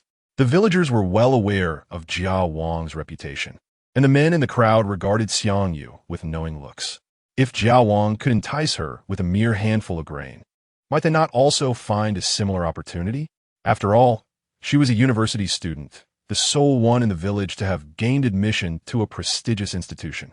Sensing the shift in the crowd's attention, the woman began to laugh derisively, exclaiming, Oh, look, now you're trying to seduce men, shameless wretch. Xiangyu stepped forward, seizing the woman's collar, and delivered several sharp slaps to her face, knocking out a few of her teeth. Is your mouth a cesspit? It reeks. And what makes you think I could ever fancy your husband? Is it his diminutive stature? You claim your husband has been with me. Do you have any proof? I do not even know who you are, and yet you attempt to barge into my home. I have every reason to suspect that you and your husband conspired to bully me because I am a solitary woman coveting the grain in my possession. You say someone saw us entering and exiting together. Do enlighten everyone as to who conveyed this information to you. As she spoke, she struck the woman a few more times. Infuriated by her earlier insults, the village head arrived, and the crowd parted to create a path, his gaze falling upon the woman whose face had swollen grotesquely. For a moment, he did not recognize her. You must help me, please, the woman mumbled, clutching her bruised face. The village head scrutinized her for a while before recognizing her. What transpired? Speak up. The woman mumbled an account, though the village head did not catch all of it. The elder lady stepped forward and recounted the events in full. Who in the village did not know that Jiao Wang and Apo's family was indolent and gluttonous? If any household ran out of grain, it would undoubtedly be theirs. Jiao Wang's wife, do not humiliate yourself further. It is time for you to leave. The village head stated directly. Xiang Yu had grown up in the village. Did she not know her own character well enough? As the village head showed no inclination to assist her, the woman panicked. Village head, Jiao Wang has not returned home for 3 days. The last person he interacted with was Xiang Yu. If you will not ensure justice for me, then allow me to enter her home. The woman's intuition told her that Xiang Yu must know where Jiao Wang had gone. Nonsense. The village head barked. If you wish to look, then go ahead, Xiang Yu said, stepping aside to allow her passage in front of the gathered crowd. Xiang Yu, the elder lady exclaimed in surprise. Given the current climate, where everyone was cautious about their food supplies, entering another's home was risky. Jiao Wang's wife had a reputation for being a busybody. Should she discover anything, she would surely embellish the tale upon her return. Seeing that Xiang Yu had acquiesced, the village head felt it inappropriate to intervene further. The woman bypassed Xiang Yu and entered the house, inspecting the dried vegetables hanging by the stove and the sack of rice in the corner. After searching several rooms without finding Jiao Wang, her gut instinct told her that he had indeed been there. Whenever a pretty wife appeared in the village, her husband would invariably attempt to flirt with her, especially a solitary university student like Xiang Yu. The woman turned to look at Xiang Yu, who stood in the courtyard with an inscrutable smile, and felt an icy chill run down her spine. Suddenly, she dared not look any longer and hastily departed. Xiang Yu, standing in the corner, deliberately kicked the shovel resting against the wall. The woman noticed this movement, but quickly turned to flee. The village head wanted to call her back to apologize to Xiang Yu, but she ran off without looking back.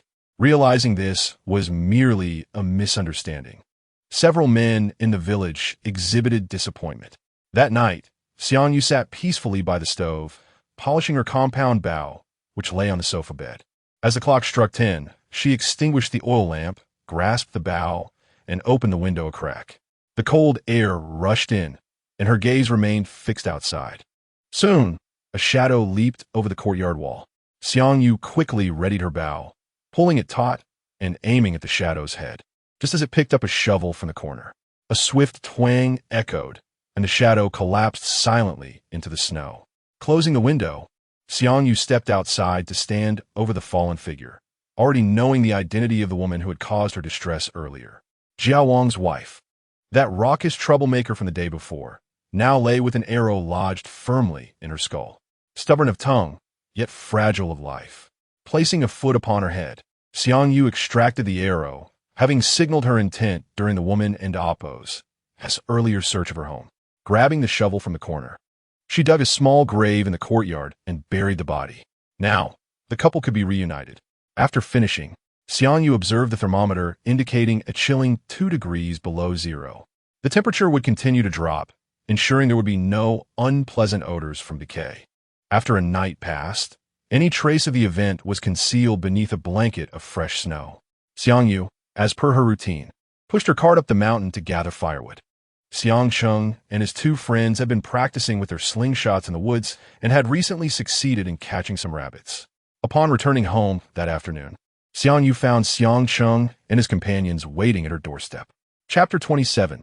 Hunting Wild Boar. Xiang Yu, you are back. Xiang Cheng exclaimed excitedly as he stood up, the three of them clad in thick cotton jackets. You came to find me? Xiang Yu removed her gloves and opened the door. The trio hesitated before finally producing a cloth bag and handing it to Xiang Yu. Sister Xiang Yu, this is for you. Upon opening the bag, Xiang Yu discovered a deceased rabbit within, still warm to the touch, indicating it had recently met its end. Did you catch this? She asked, astonished that the young lad before her had managed to use a slingshot to hunt a rabbit in such a short span of time. He was indeed a promising talent. Sister Xiang Yu, if it weren't for your guidance, I would still be merely playing around with it. This is to express my gratitude to you. The two companions beside Xiang Cheng shared in his exhilaration over his accomplishment. Since you caught the rabbit, you should take it back to enjoy, Xiang Yu replied. As for my teaching, we settled our debts last time, and besides, his success is due to his own diligent practice. Despite her reluctance, Xiang Yu ultimately accepted the rabbit, and as they ascended the mountain, three eager companions followed closely behind. After the harvest, Uncle Xiang's family seemed intent on staying home for an extended period. They could often be seen grinding cornmeal in stone bowls, presumably preparing for leaner times ahead. At 1:00 and Appo's clock in the afternoon, Xiang Cheng and his friends arrived at Xiang Yu and Appo's door punctually. They had discovered traces of wild boars in the mountains the previous day, and their enthusiasm for today's expedition was palpable. After assisting Xiang Yu in gathering some firewood, they ventured into the woods, where wild boars were known to be highly sensitive to sounds. Remain silent and follow my gestures, Xiang Yu instructed, and the trio nodded in understanding. With a compound bow in hand, ready to release an arrow at any moment, Xiang Yu led the way, carefully stepping in her own footprints in the snow. At the entrance of a 2-meter-wide cave, a group of dark wild boars lay sleeping within, estimating there were about 7 or 8. The faces of Xiang Cheng and his friends radiated uncontainable joy. However, Xiang Yu furrowed her brow. Wild boars were not only astute but also highly aggressive. A single charge could incapacitate a person for weeks. With so many present, should they become agitated, it would be quite challenging to manage the situation. Climb the tree, Xiang Yu cautioned, carefully scaling the trunk, followed closely by the 3 young boys. Perched on a branch, Xiang Yu drew her bow while the others loaded their slingshots with stones. Focus on the one on the far right, she signaled, and with a swift motion, her arrow flew true, striking the wild boar in its eye. The creature let out a heart-wrenching cry, awakening the others, who scrambled toward the cave's exit. As the injured boar attempted to flee, 3 stones flew towards its right leg, causing it to collapse. Observing the chaos, Xiang Yu seized the opportunity to shoot another arrow at a boar with white fur on its back. With her command, the 3 stones were launched again, but the remaining boars, taking advantage of the distraction, hastily made their escape. The one that had been struck emerged from the cave, shaking off the arrow lodged in its eye, growling menacingly. Xiang Yu and Appo's coming this way, Xiang Cheng shouted, eyeing the boar as it charged toward them, the arrow wobbling ominously as it ran. If only we had a gun, Xiang Yu lamented, contemplating how easily they could have dispatched the boars. Stay calm. Do not descend yet, she instructed, her demeanor unflustered. The boar collided violently with a large tree, causing a cascade of snow to tumble down upon it. Fire! Xiang Cheng shouted, and a stone struck the creature's other eye. The others joined in, and the boar, buried under the snow, found itself without refuge. As its cries grew fainter, Xiang Yu was the first to leap down from the tree, followed closely by the others as they encircled the downed beast. Xiang Ming, go drag the one at the cave entrance over here, she commanded. The young boy obeyed without hesitation, the boar at the cave weighing roughly 100 pounds, while the one beneath the tree was somewhat heavier. They appeared emaciated, likely due to the harsh winter conditions that had deprived them of food. Xiang Yu cleaned her arrow in the snow and prepared it for storage. We must process it here. Carrying it back in its current state could attract unwanted attention from the villagers. The 3 boys nodded in agreement with her suggestion. Xiang Ming, Shun Tao, you 2 dig a hole here. It doesn't need to be too large. With the heavy snowfall having persisted for over a month and some villagers facing food shortages, they understood the significance of sustenance. Gritting his teeth, Xiang Cheng made the first incision into the wild boar's belly, lamenting the waste of blood without proper tools to collect it. Xiang Yu refrained from intervening, directing the three boys as they worked. The oldest among them, Shun Tao, was already 16.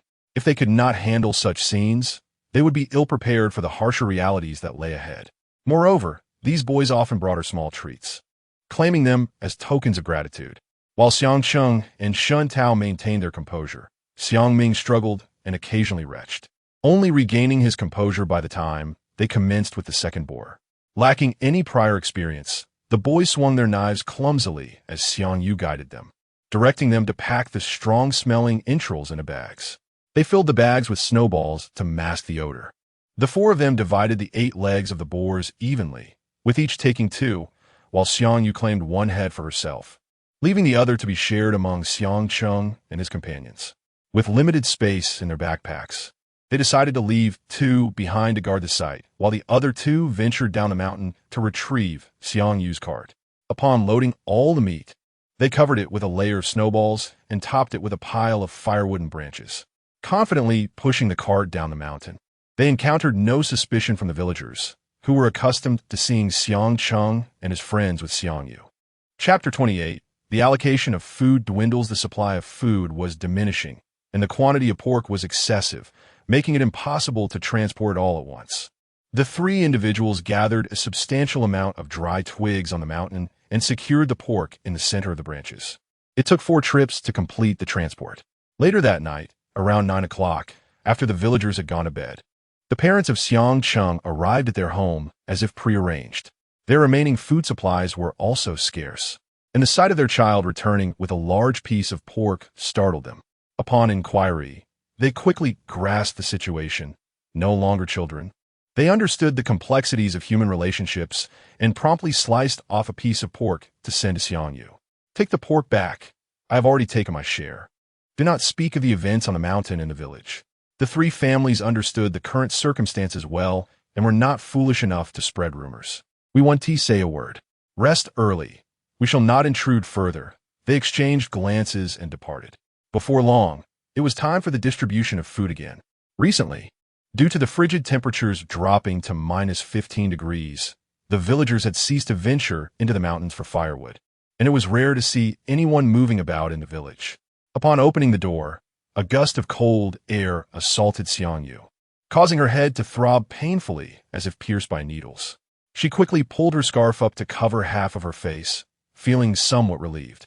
On the road, small groups of villagers made their way to the village chief's home, where dozens had already gathered outside the courtyard, huddled together.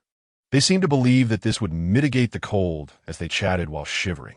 Inside the yard, the village chief, his wife, their son and daughter-in-law, along with 3 little grandsons, were busy organizing supplies in wooden boxes. Is it ready yet, village chief? We are nearly frozen. One villager called out. Indeed, this has taken ages. Is it not yet sorted? Another chimed in, rubbing their hands for warmth. Almost there, the village chief mumbled in response. After several long minutes, they finally completed the distribution, and everyone rushed to position themselves at the front of the line to collect their provisions quickly. This time, the quantity of supplies was even less than before. Previously, they had received a few fresh vegetables. Xiang Yu inspected her allocation. 2 bottles of over 500 milliliters of drinking water, 2 starch sausages, a packet of pickled cabbage instant noodles, and 3 packs of compressed biscuits. Is this all? No vegetables? An elder woman questioned. Didn't we receive vegetables last time? Why is there none this time? Yes. Last time we at least had enough to fill our stomachs. How can we survive on so little? Another lamented. This meager amount must last a week. Do we eat just 1 compressed biscuit per meal? Oh heavens, how are we to survive? Expressions of despair adorned every face. Xiang Yu took her meager provisions and left. It was already the 2nd month, and receiving these supplies in the village was quite fortunate. In her previous life at the academy in City Ye, amidst the densely populated urban center, where the most concentrated low-rent housing existed, food distribution was inequitable, and even the little that was obtained often could not be consumed personally. Robbery, counter-robbery, murder, cannibalism. These had become tragically commonplace. Xiang Yu, wait. A voice called from behind.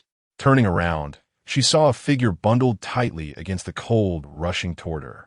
"It's me, Xiang Ling." The newcomer pulled down the cloth, obscuring her face. "Sister Ling, what's the matter?" Xiang Yu glanced around. "My father is asking if you would like to join us tonight in the city to search for food." Xiang Ling lowered her voice and glanced around cautiously.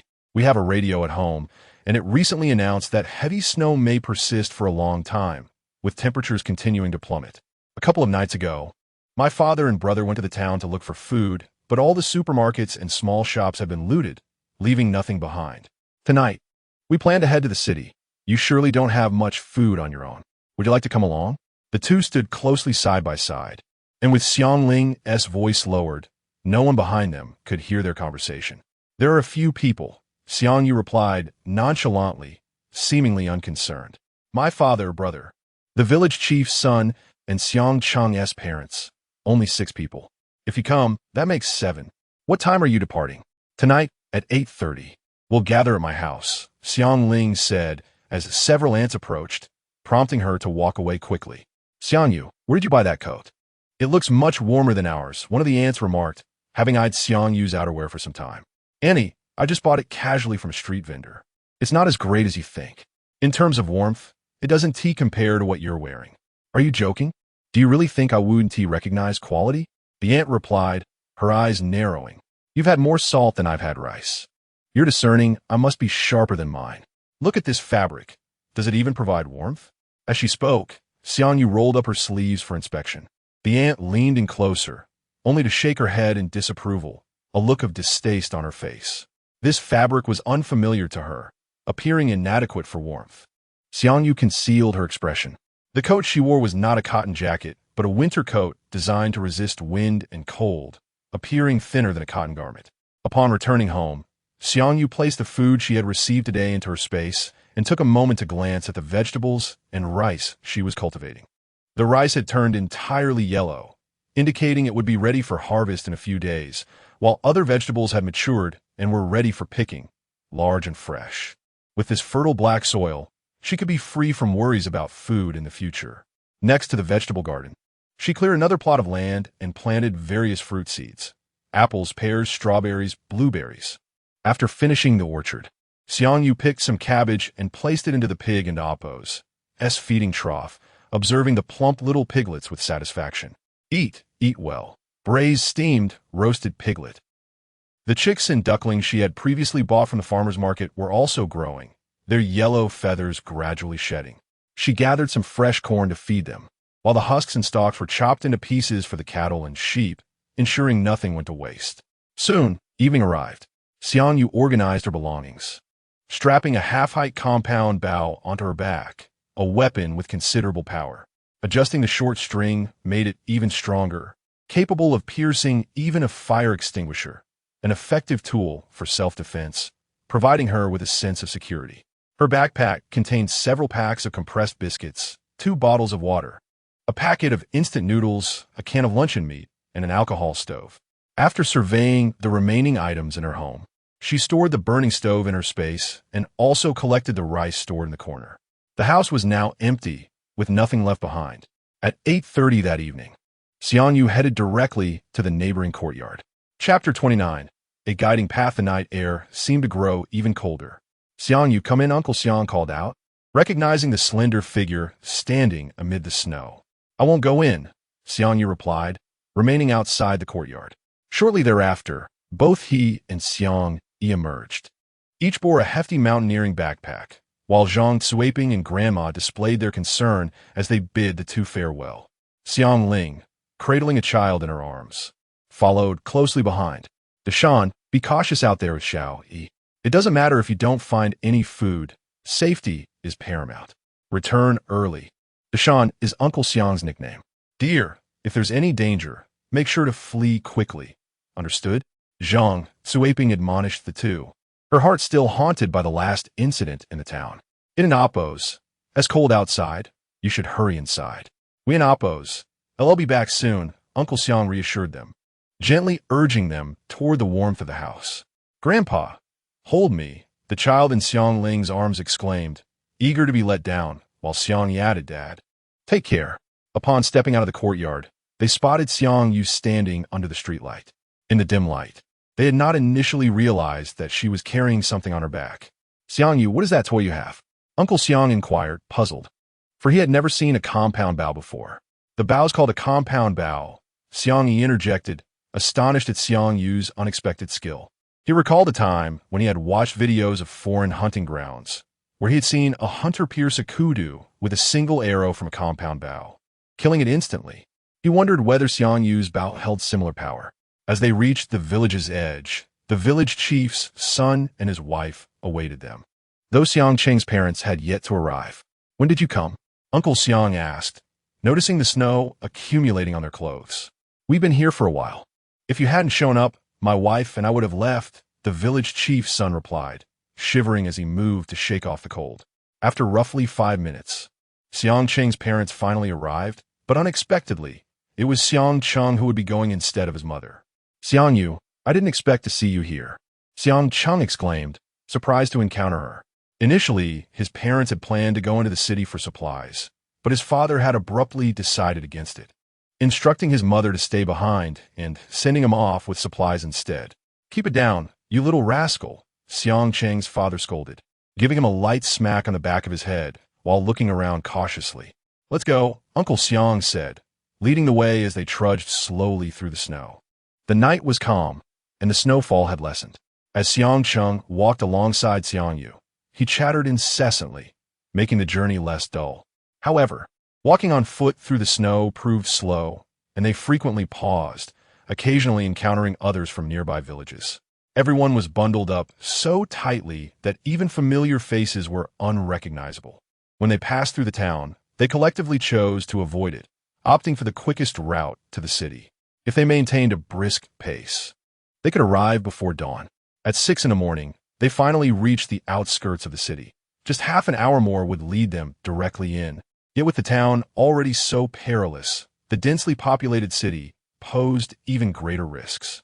They decided to rest first, to rejuvenate their energies for the afternoon's search for supplies.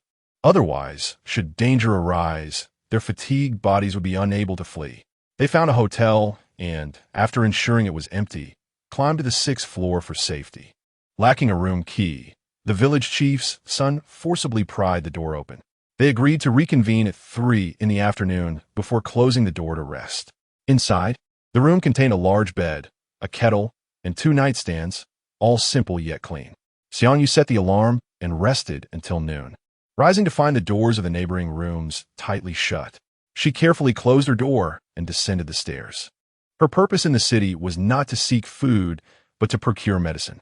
After her rebirth, she had discerned that the government had long been aware of the unusual weather patterns during the stockpiling of supplies.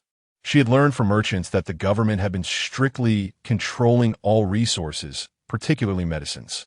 Although she had managed to gather some supplies, her stock of medicine was alarmingly low, and even with money, none could be purchased at the time.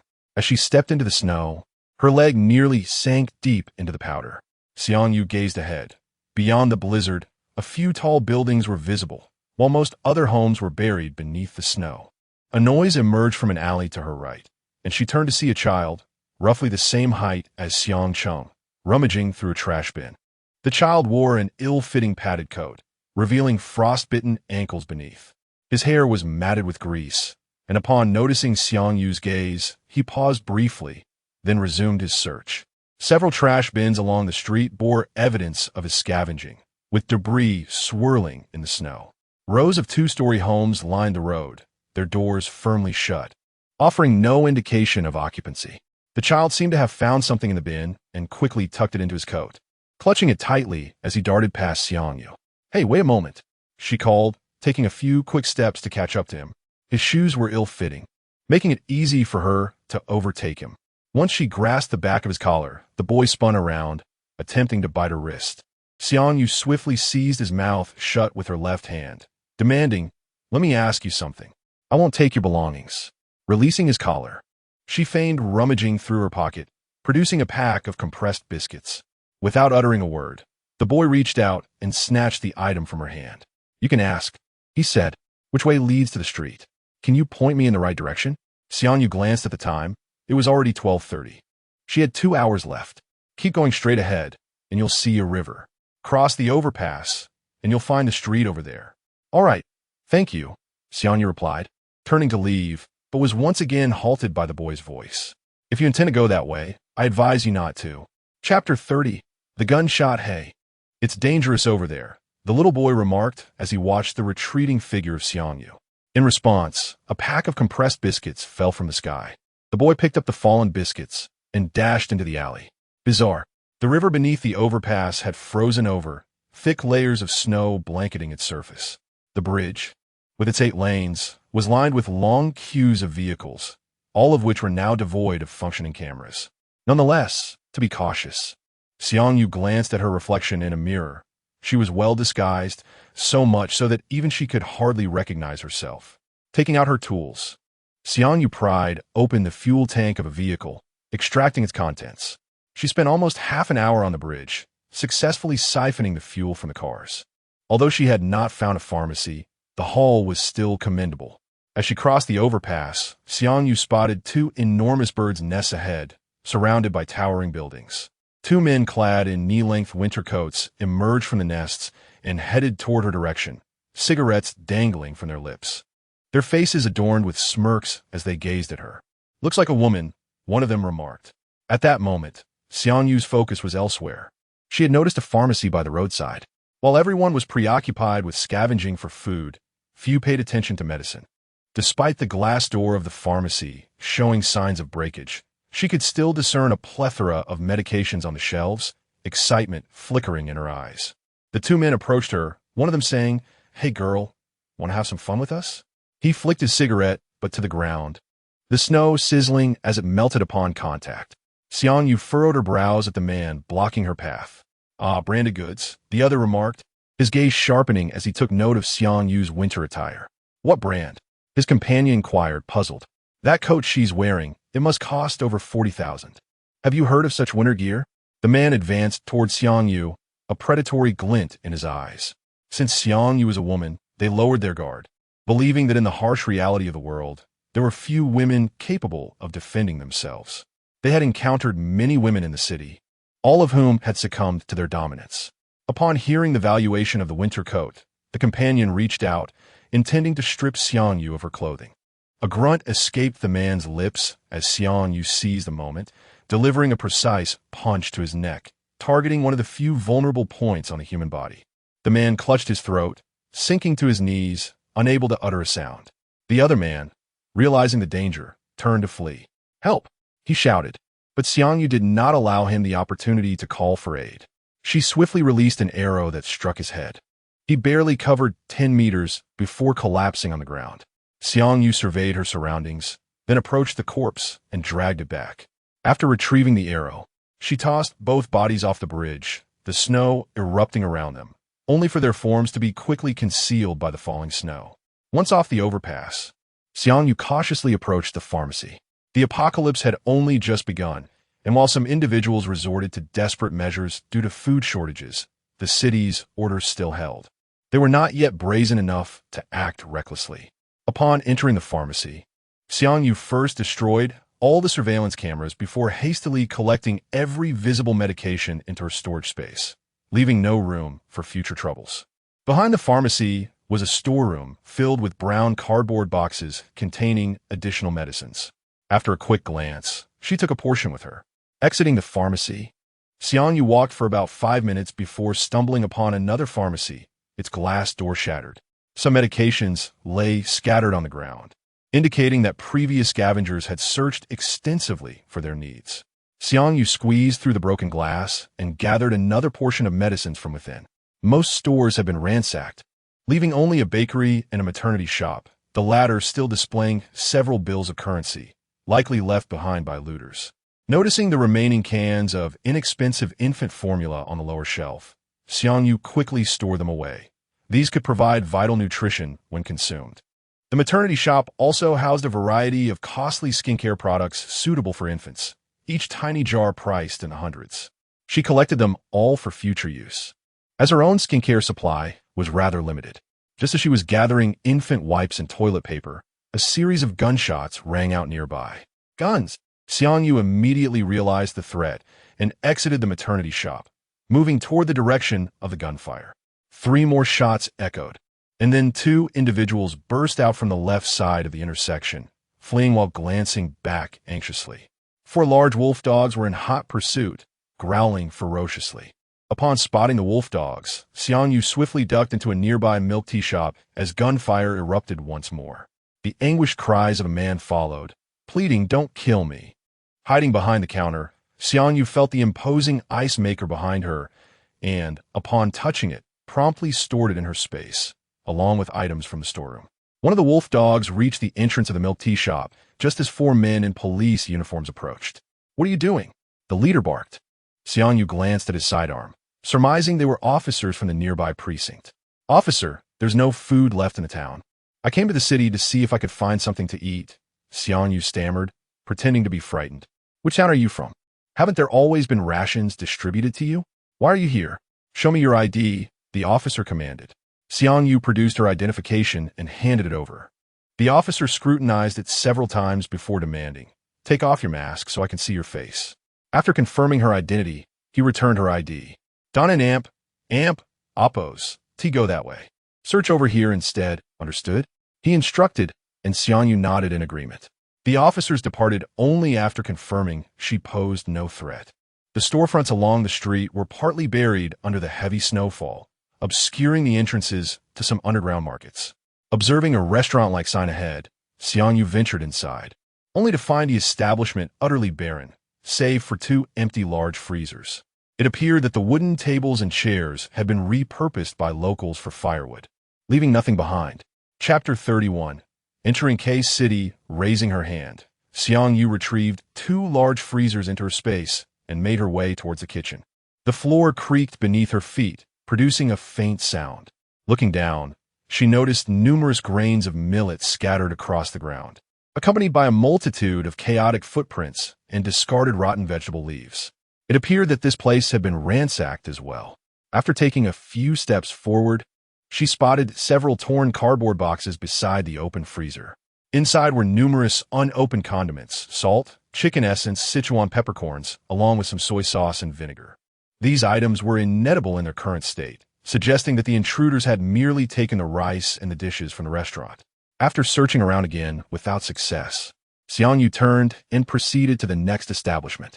The restaurants lining the street were easy to find, as most had their glass doors shattered, and some roll-up doors had been forcibly pried open. The noodle shop was in disarray, with broken noodles strewn across the floor, and there were large bloodstains on the counter. The kitchen was separated by a curtain, and upon entering, Xiang Yu found it barren save for a few machines. Glancing at the flour-dusted pasta machine, she decided to store it in her space. She could knead dough, but was not skilled at pulling noodles. The vending machines by the roadside had also been smashed, leaving nothing behind. A 2-meter-high sign stood by the road, and Xiang Yu used a stick to clear the snow off it, revealing the words lamb noodle. She glanced at the somewhat deformed roll-up door and stepped into the shop. On the counter lay a chef's knife, and several bowls likely contained scallions, ginger, and garlic. But all the contents had spoiled. It was evident that others had frequented this place as well. She cast a quick look at the open cabinets beneath the firewood stove and ultimately decided to take the lighter. After all, a thief does not leave empty-handed. It seemed there was little left here. Checking the time, Xiang Yu noted it was nearly 3 o'clock, prompting her to return to the hotel. By this time, her companions had already risen. "Sister Xiang Yu, where have you been?" Xiang Cheng leaned against the doorframe, and from their room wafted a delicious aroma, indicating they were cooking something. "I just went out for a stroll." Upon returning to her room, Xiang Yu took out an alcohol lamp, lit it, and set a pot atop to boil some water before adding 2 packets of instant noodles.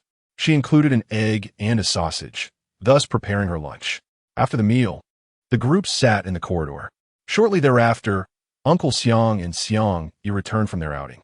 "I just scouted ahead with Xiang Yi and discovered that not far ahead is the K-City Ferris wheel. You should know of it," he said. "Upon inspection, I found that the city is even more desolate than the town." "Are you suggesting we still venture into the city?" asked the village chief's son. "There's no other choice. We VE come this far. While we may not find food near the Ferris wheel, the city is vast and must still hold some remnants." Clinging to the hope of salvaging something, The group finally set out, perhaps due to having rested the entire afternoon at the hotel. The enthusiasm of the village chief's son and daughter-in-law had waned since their initial departure. "Dad, why are you making me carry everything? My back is about to break," Xiang Chung remarked, noticeably quieter than the previous day, as his father had placed the family's burden squarely upon him. He was too exhausted to complain further. Xiang Yu observed silently from the back, aware that Xiang Chung's father understood the hardships that lay ahead and intended to toughen his son from this moment forward. The group moved quickly, despite the heavy snow that forced them to take a longer route. They arrived in the city after just over an hour.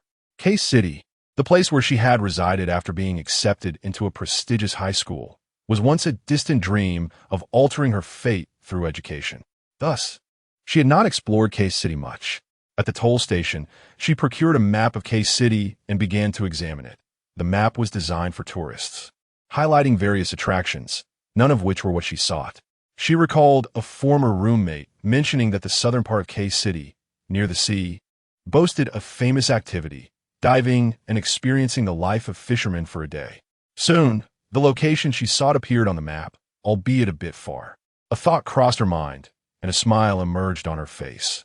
If memory served, there was a simulated ski resort in Case City. She had visited it with her dorm mates before, and it featured snowmobiles. "What do you plan to search?" she inquired. "Why don't we all go together? It would be safer to have company in case of danger." "All right, I have no objections. Let's stick together," came the reply. "It's better for everyone to walk together, especially since we have no idea what the current situation is in the city." While they were still discussing, Xiang Yu stepped forward with a map in hand. "Uncle Xiang, I want to be joining you. I have a friend who lives in Case City. I wish to see her." Uncle Xiang paused for a moment, then stood up and said, "Xiang Yu, perhaps you should accompany us instead. You came from Xiangjia village with Uncle Xiang. That implies trusting Uncle Xiang. If you encounter any danger alone—" "Yes, Xiang Yu. It would be more dangerous for you to wander alone, so it's better to stick with us for mutual support," the village chief's wife added. While only Xiang Cheng's father remained silent, recognizing that despite her youth, this girl possessed the strength to slay wild boars. "Uncle Xiang, I will be cautious. This friend has helped me before, so I must go see her," Xiang Yu insisted, weaving a fib. Seeing her resolute stance, they ceased their pleas. "Very well. Let us set a time. We will reconvene at the hotel at 3 o'clock tonight. Once everyone is gathered, we shall return." "All right, travel safely," Xiang Yu said, setting off along her planned route. Before long, her figure faded from their sight. "Sigh, she is still too young," the village chief's son lamented. "Sister Xiang Yu is quite capable," Xiang Chung immediately retorted, only to receive a sharp smack on the back of his head from his father, silencing him. "Capable? Just how capable? Ask your brother Xiang Yu what they encountered in the town," the village chief and Appo's son remarked as the three of them cautiously entered the city. The heavy snow obscured their landmarks, and after considerable effort, Xiang Yu finally located the simulated ski resort. The glass doors of the venue had been shattered, and she scanned her surroundings, readying her dagger from her sleeve. The sky had completely darkened by now. As she ventured inside the ski resort, she found several simulated scenarios. But in order to provide a realistic experience for customers, the equipment used was authentic. Xiang Yu casually grabbed a few snowboards and skiing tools, only to discover that the spots designated for snowmobiles in the snow simulation room were already empty. Chapter 32. Acquiring vehicles without spending a dime, what she could envision. Others could undoubtedly conceive as well. However, after a thorough search, Xiang Yu managed to locate 2 snowmobiles within the venue. Alas, they had been abandoned due to the lack of fuel. Drawing from her spatial storage, she replenished the vehicles with gasoline. Exiting the ski simulation area, Xiang Yu donned her goggles and sped towards the southern diving site. It was already past 8 in the evening. With the snowmobiles, her pace increased significantly, allowing her to reach the diving area in just over an hour, a journey that would have otherwise taken several hours on foot. The biting cold had caused a thin layer of frost to form on her goggles, and although the night was dark, the snowfall was heavy. After surveying the sandy beach, she discovered the designated area for the rental yachts, which were available for tourists to enjoy on the water. The vessels were meticulously maintained and lavishly adorned, albeit now blanketed by the thick snow. Stowing her snowmobiles, she stepped onto the icy surface, hearing the ominous crackling sound beneath her feet, indicating the ice was not particularly thick. Among the various yachts, ranging in size, Xiangyu selected 4, one of which was an open model. Previously, she had prepared 2 small rafts due to financial constraints, but at this moment, the allure of acquiring items without expenditure was far more enticing. She then sought out 4 jet skis, pausing only after her search, contemplating whether she might stumble upon a seafood market or warehouse nearby. However, her exploration revealed that these locations had been thoroughly ransacked, with several large holes drilled into the ice city. Reflecting on her bountiful haul for the night, Xiangyu decided against lingering further and instead set off towards the city center on her jet ski. Almost 50 meters from the city center, she spotted a pharmacy, and a clinic awaited approximately 1,000 meters away. As she traversed the streets, the inhabitants of the nearby residences heard the sound of her snowmobile. But by the time they leaned out their windows for a closer look, she had already vanished from sight. Approaching the city center, Xiangyu noted the presence of several individuals on the streets, even in the dead of night, many wielding sticks or other makeshift weapons. She parked her snowmobile in an alleyway, just as a series of footsteps echoed behind her. A group of individuals had spotted her snowmobile and were preparing to seize it under the cover of darkness. Xiangyu swiftly concealed her vehicle and darted away, disappearing in an instant. The group, left bewildered in the empty alley, pondered her sudden disappearance. Had she companions waiting to assist her? They observed the ground, realizing the tracks of the snowmobile ended abruptly. Damn it, let's go. Although there were people on the streets, most traveled in pairs, with few venturing out alone like Xiangyu.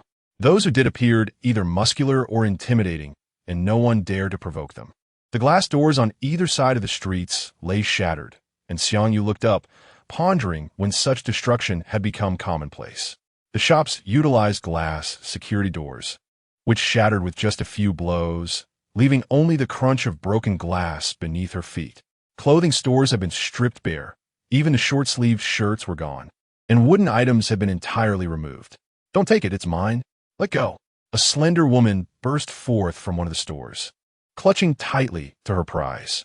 Yet, a hand shoved her from behind, causing her to tumble into the snow, though she clung tenaciously to her possession. Struggling to her feet, she stumbled forward, only to have several individuals from across the street rush over, frantically prying her hands apart to seize her belongings. The item she clutched was a bag of noodles. But the chaos was far from over. The commotion drew a crowd, and upon sighting the bag of noodles, they rushed in like a pack of wolves. Xiangyu pressed herself against the wall, seeking to avoid confrontation.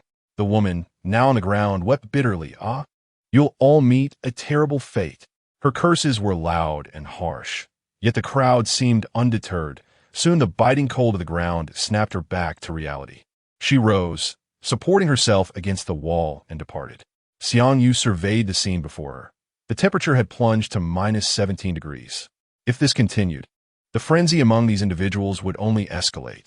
The city center yielded no food sources. Even a pharmacy had been looted, with white tablets strewn across the floor, and various bottles littered about, indicating the pillaged contents. Nearby, the largest 4S dealership in K-City awaited, and Xiangyu, standing in the alley, took out her map and flashlight. After confirming her route, she proceeded to the dealership, which remained untouched amidst the chaos that had befallen other stores. In the vehicle exhibition area, she acquired 4 RVs and 2 rugged mountain motorcycles. With everything in order, Xiangyu retraced her steps out of the city center, oblivious to the few individuals trailing her. Once in a secluded corner, she unleashed her snowmobile and sped away. The few who had been following her, now regretting their hesitation, lamented their missed opportunity at seizing the snowmobile, wondering if it could have been theirs had they acted sooner. Outside the city, the crowds thinned, yet most still traveled in groups, dragging what they had scavenged for warmth. With ample medical supplies already stored, Xiangyu shifted her focus away from pharmacies and instead searched for eateries. Ultimately, she stumbled upon a sack containing a bundle of dry rice noodles, sufficient to sustain her for a week once rehydrated. This unexpected find brought her some solace. Glancing at the time, it was now 12:23 a.m., and as she drove her snowmobile at breakneck speed, she arrived at the hotel just after 2. an hour ahead of schedule. Xiang Yu glanced at the adjacent rooms, surmising that her uncle and companions were still in the city scavenging for supplies. After tidying herself up, she retired to bed, the expansive 30-story hotel now hosting her alone. Listening to the howling wind outside her window, she felt no fear. Instead, it provided her with a sense of security. Was there anything more terrifying than humanity itself? In a state of half-slumber, a rumbling sound echoed from below, jolting Xiang Yu awake. She sprang from her bed, approached the window, and drew back the curtains. The darkness and blizzard obscured her view of the commotion outside, so she grasped the compound bough resting beside her pillow and hastily made her way downstairs. The roaring noise resembled that of a snowmobile. Upon reaching the lobby, she concealed herself behind a large vase in the corner, her slender figure entirely hidden. Suddenly, a shadow burst into the hotel. Upon closer inspection, it was Xiang Cheng, his father slung across his back, two bulging backpacks strapped in front. Clearly, they had procured some supplies within the city. Chapter 33. What you are doing is illegal, carrying an adult man on his back. Xiang Cheng stumbled as he made his way towards the city. Xiang Yu hid behind a vase, and Xiang Cheng remained oblivious to her presence. As he hurried upstairs, he occasionally glanced over his shoulder, as though something dreadful were pursuing him. Soon, his figure vanished on the second floor. Before long, Xiang Yi and Uncle Xiang rushed into the hotel. While Xiang Yi appeared relatively unscathed, Uncle Xiang was visibly exhausted. Breathing heavily, they ascended the stairs. Shortly thereafter, the village chief's son and daughter-in-law followed suit, entering the hotel at intervals. The roar of snowmobiles echoed in the streets outside, and after the village chief's son departed, Xiang Yu made her way directly to the second floor of the hotel. Peering through the window at the street below, she observed 2 snowmobiles and approximately 6 individuals, with shadows flitting through the alleyway, uncertain if they were part of the same group. It was only after confirming their departure that Xiang Yu ascended the stairs. In the corridor on the 6th floor, Uncle Xiang and the others sat on the ground, the dark hallway devoid of light. They leaned against the wall, catching their breath, when the sound of footsteps echoed from the staircase, heightening their vigilance. Xiang Cheng loaded a stone into the slingshot he held, tension radiating from his body. "It's me," Xiang Yu called out, and though the group relaxed slightly, concern lingered in their expressions. "Are you all right? Did anyone see you on the way up?" Uncle Xiang inquired softly. "No, I waited for them to leave before coming up." "Who were they?" Xiang Yu fabricated a story. "A band of robbers. We found some supplies in the city, but they targeted us as we were leaving, demanding we hand over all our food." The village chief's son bore visible injuries, evidence of a rough encounter. Leaning against the wall, Xiang Cheng and Appos. As father appeared pale, a pool of blood beneath him. The white sheet wrapped around his leg was now stained crimson. "Dad, are you all right?" Xiang Cheng asked anxiously.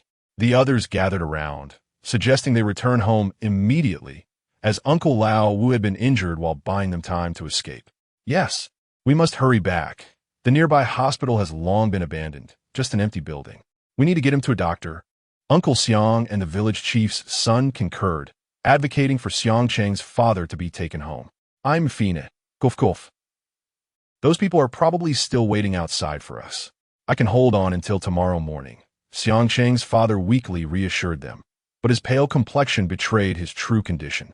Xiang Cheng silently shed tears, pressing his hands against his father and Appos' bleeding leg, while Xiang Yu contemplated the officers they had encountered outside the city. 1 or 2 terrorists might be manageable, but what if a whole group were involved? The order was crumbling around them. Xiang Yu knelt beside Xiang Cheng, carefully examining his father's injury. The fresh sheet had likely been changed by Xiang Cheng.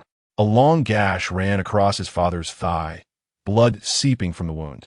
The flesh around it grotesquely distorted. The tendons were visibly twitching. Due to the severe injury and the cold, Xiang Cheng and Appos' father trembled uncontrollably. He was losing warmth too rapidly and might not survive the night. "Perhaps we should head back to the village. There are 4 doctors at the clinic," the village chief's son suggested, glancing at Uncle Xiang. The two approached Xiang Cheng, and Uncle Xiang squatted down while the village chief's son lifted the injured man. "We must go. He was hurt while buying us time to escape, and we cannot just stand by and watch him die." if we can return to the village. The clinic still has 4 doctors who can help. Xiang Cheng felt a surge of urgency. He could sense his father and Appo's body shaking and his hands growing cold. Dad, hold on.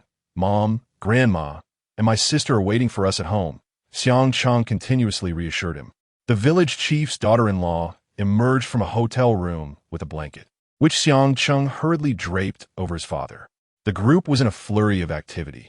Following them downstairs, Xiang Yu instinctively glanced towards the alley on the right, where she thought she had seen shadows. Suddenly, she noticed 2 flickering red lights in that direction.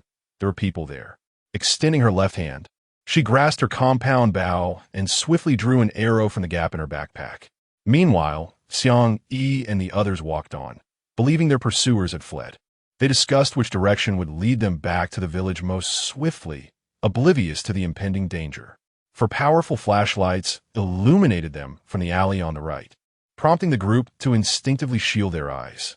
TSK, Brother Xiao truly possesses foresight, knowing they would still be lurking nearby, a man with a flashlight taunted, directing its beam towards Xiang Yi's eyes. Run.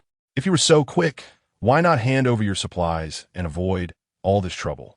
The 4 men brandished long knives, one of which was stained with blood. The village chief's daughter-in-law was so frightened that she collapsed to the ground. A woman accustomed to toil in the fields had never witnessed such a scene. How could it come to this?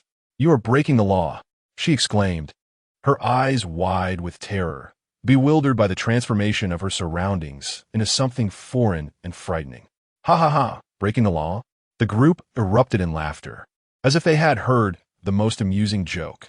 Xiang Cheng trembled uncontrollably. Despite his mischief, he was still just a 15-year-old boy. The sight of those glinting knives instilled fear in him. We'll give you what you want. Just let us go, the village chief's son pleaded, attempting to unbuckle the bags they carried. Yet, it was evident that the 4 had no intention of releasing them. Why did you wait so long? Now you must provide double the supplies to leave. They jeered, their laughter echoing ominously. Xiang Yi, I will block the one on the left. Do not look back. Just run. Uncle Xiang whispered urgently, his expression resolute. Xiang Cheng and Appo's father, supporting his injured body, insisted, Let me down. I will stop the one on the right. Xiang Cheng, come here. With tears streaming down his face, Xiang Cheng approached his father. Dad, is there any other way? I don't want you to die. He gazed into the swirling snow, lamenting how the world had transformed into this nightmarish reality. Chapter 34. The heist. With a thunderous roar, 2 snowmobiles approached from a distance, driven by the very individuals who had previously assaulted them. The expressions of Father Xiang and Uncle Xiang were now etched with despair, having once resolved to risk their lives to afford an escape for the others. Previously, they had managed to elude their pursuers by splitting up and taking refuge in the houses along their path. But now, cornered in the middle of the road, it seemed impossible to flee. Xiang Yu stood beside the village chief's daughter-in-law, her ears filled with the sound of the woman's sobs. The distance to the 2 men behind them was manageable. She could eliminate them within 10 seconds. With only 10 steps separating her from the 2 assailants ahead, she could dispatch them and then use her compound bow to take out the man on the right. After a moment of contemplation, Xiang Yu resolved to act. What are you staring at? Do you wish to die? The man wielding a bloodied watermelon knife stepped forward, the blade poised at the village chief's son's neck. Brother, let us talk this over. My eyes are just naturally this way. A foul odor wafted through the air as the village chief's son, terrified, wet his pants. The man with the knife, clearly a seasoned killer, reveled in his intimidation. Laughing heartily, he SP'd himself. Ha ha! The snowmobiles were closing in. Now was the moment. Xiang Yu delivered a swift kick to the man's protruding belly. Caught off guard, he gasped in pain and vomited, dropping his knife. In an instant, Xiang Yu slashed his throat, and within 5 seconds, he lay lifeless on the ground. Run to the right, Xiang Yu shouted. The remaining 3 men finally reacted, but Xiang Yu had anticipated their movements. She kicked the bloodied watermelon knife, sending it flying into her grasp as she lunged at the nearest assailant. The man, lacking combat experience, flailed his knife aimlessly. Startled by her advance, he stumbled backward. Xiang Yu had no intention of letting him escape. though he had created some distance. She swiftly threw her dagger at his arm. The blade struck true, pinning his hand, and the watermelon knife clattered to the ground. Time was of the essence. She could not afford to linger. She turned and drew her compound bow. Glancing back, she saw a man advancing on Uncle Xiang with a knife. With her bowstring taut, she released the arrow, piercing through his chest. Meanwhile, Xiang Yi and his companions had dashed into the alleyway to the right. 2 of their number dead, and 1 severely injured within mere moments. The remaining man stared at Xiang Yu in terror, astonished that these seemingly inept individuals had a formidable fighter among them. Though their hands were stained with blood, they had never encountered such a ferocious killer. The man, overwhelmed with fear, wet himself and fled toward the approaching snowmobiles. Xiang Yu quickly retrieved her arrow, reloaded, and with a swift motion, shot the fleeing man, who collapsed in the snow, breathless. Exhaling in relief, she turned to rejoin her companions in the alley, only to find that Xiang Yi and the others had not departed. They were hiding, and upon seeing Xiang Yu approach, their expressions were a mixture of relief and apprehension. "Let us go," Xiang Yu uttered simply before turning into the alley. But she halted abruptly at the sound of gunfire. "Xiang Yu, why aren't you leaving?" Xiang Cheng asked, confusion on his face. The group was now even more terrified, having heard the shots. "Are we going to die?" "I don't want to die," the village chief's daughter-in-law, overwhelmed with anxiety, also wet herself, and the frigid temperature exacerbated their fear, causing their bodies to lose warmth rapidly. "What do we do?" Xiang Yu inquired, clearly looking to her for guidance. But Xiang Yu remained silent, merely unzipping her backpack to reveal over 100 arrows within. There was no doubt that this gang was not the police, yet they bore firearms. As long as they were not law enforcement, she would seize their weapons. At that moment, she was in dire need of a gun. "Go ahead without me," Xiang Yu instructed, glancing at the wall before her. With her compound bow slung over her back, she effortlessly scaled the wall. Once atop, her view expanded considerably. She crouched behind a snowbank, inching toward the eaves on her left. Snow piled over a meter high at each corner concealed her form. The others watched in awe as Xiang Yu displayed her agility, yet the gunfire was drawing nearer. "Go ahead," Xiang Yi said, glancing toward the direction Xiang Yu had departed, leading the others into the dark alley. With her bowstring drawn taut, Xiang Yu positioned herself behind a snow pillar. Peering out, she saw 2 snowmobiles parked where several had been slain, and 6 men were inspecting the bodies. The man whom Xiang Yu had spared was unconscious on the ground. "Xiaoge, look at this," one man said, handing over an arrow. "An arrow?" The man called Xiaoge wore a grim expression. "Should we pursue? We've lost 4 brothers." A burly man picked up the bloodied watermelon knife. Seizing the opportunity, Xiang Yu released an arrow, striking true to the head. The arrow pierced through the face of the fat man, standing in front of Xiaoge, mere centimeters from the ladder. Had the fat man been any closer, that arrow could have claimed his life. They haven't left hide. Find the archer's position. Xiaoge shielded the fat man's body with his own, scanning the dark surroundings. The others were paralyzed with fear. Xiang Yu surveyed their hiding place, pondering who among them possessed a gun. Drawing her bowstring once more, she targeted a man crawling through the snow toward the alley. With precision, she released another arrow. "Found her, Xiaoge." She over there. A man, hidden to the left, had slipped into a nearby house.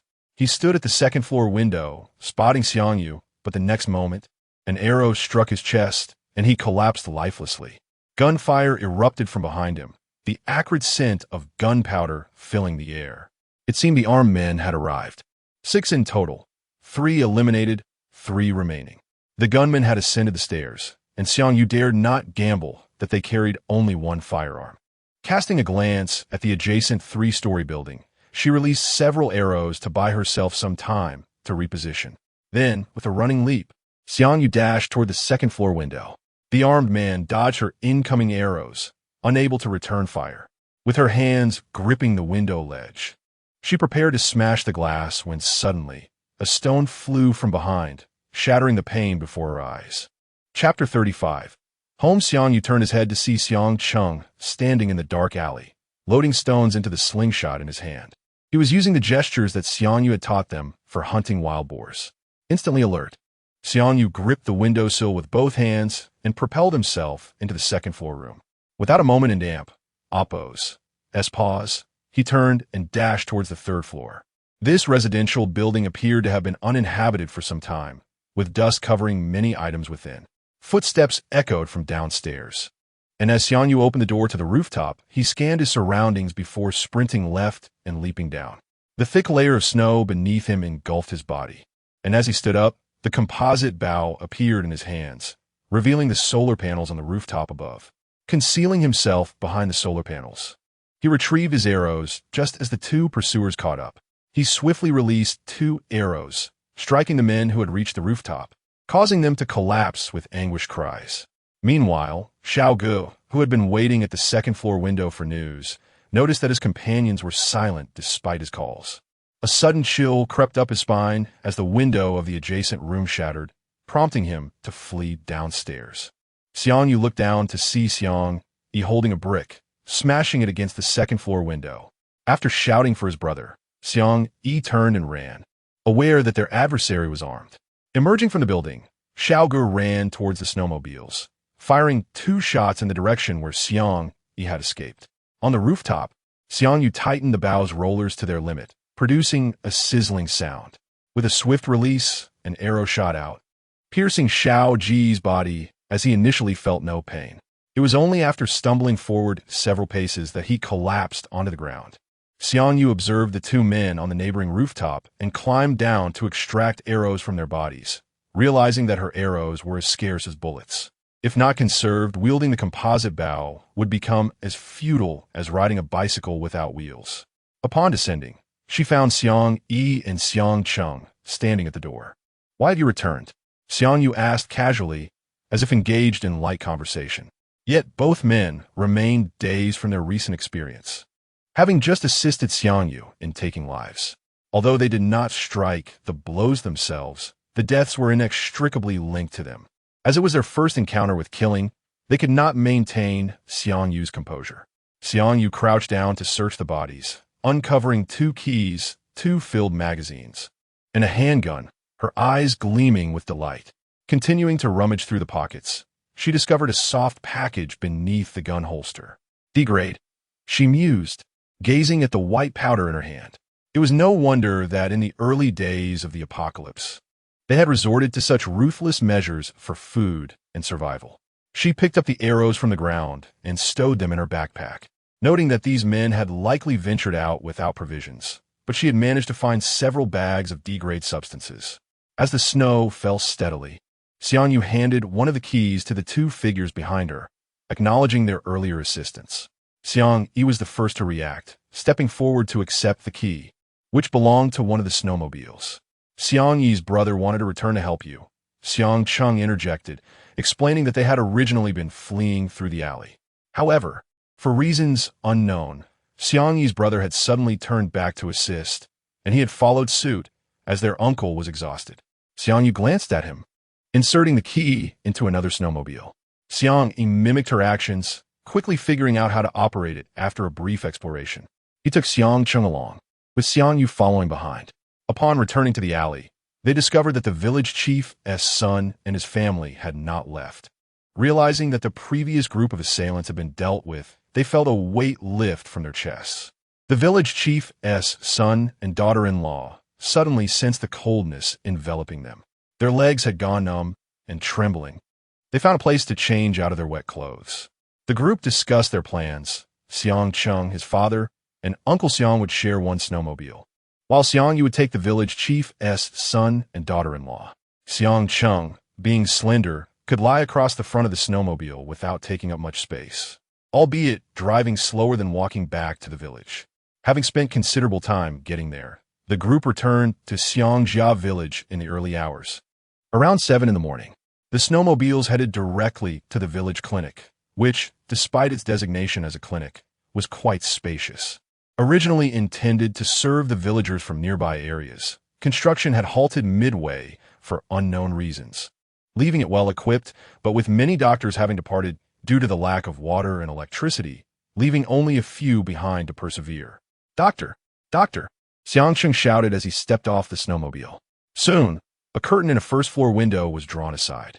Xiang Yi and Uncle Xiang carried Xiang Cheng's father into the hospital, where only 3 doctors remained. What happened? How could he be so severely injured?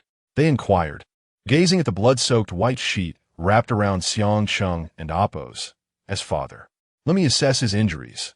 One doctor, donned in a white coat and mask, said. The 3 men used scissors to cut away the fabric binding Xiang Cheng's father's leg, revealing that the area around the wound had begun to turn pale. Due to the low temperature, a thin layer of ice had formed over the surface of the wound, prompting the 3 to frown in concern. You 3 should wait outside, the doctor instructed, closing the door to the operating room.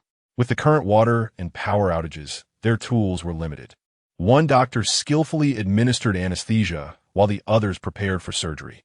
After about 50 minutes of anxious waiting, the 3 emerged from the operating room. Doctor, how is my father? Xiang Cheng asked, stepping forward in urgency. If he had arrived sooner, it might have been better. His injury, if left untreated, may result in a permanent limp. The doctor replied. A limp, Xiang Cheng murmured, but regardless, his father was still alive. As long as he lives, that is what matters, Uncle Xiang said, glancing towards the patient room, acknowledging that Xiang Cheng's father had been injured while saving them. With the man now safe, they finally felt a sense of relief. Ultimately, Xiang Cheng remained behind to watch over his father, while Xiang Yu and Xiang Yi returned to the village. The village chief's daughter-in-law went to inform Xiang Cheng's family that they were at the clinic. The group had arrived discreetly and left even more quietly, with no one in the village knowing of their recent escapades in the city. With 2 snowmobiles, one in Xiang Yu and Appo's possession and the other with Xiang Yi, each returned home, the group began to reflect on the events of the previous night. Chapter 36. I feel the distribution of supplies is unfair, father. Let us refrain from discussing Xiang Yu and Appo's matters within the village. Xiang Yi glanced at the tightly shut gate next door. Last night, when he unexpectedly turned to assist, he recognized that Xiang Yu was the one who had rescued them in town. If the occurrences in the city were recounted in the village, one could only imagine the tales that the gossips would weave. Rest assured, I am well aware of my responsibilities. Xiang Yu surveyed the snowmobiles parked in the courtyard. With the 2 in the space, she now possessed 3 snowmobiles in total. She had also stockpiled a considerable amount of gasoline and diesel, sufficient for the coming years. After a while, she intended to venture out to the nearby gas station to see if she could procure more fuel for storage. After a few days of rest at home, on Sunday morning, while Xiang Yu was exercising in the village, she suddenly spotted Xiang Cheng's silhouette amidst the wind and snow. Xiang Cheng jogged closely behind her, maintaining a steady distance.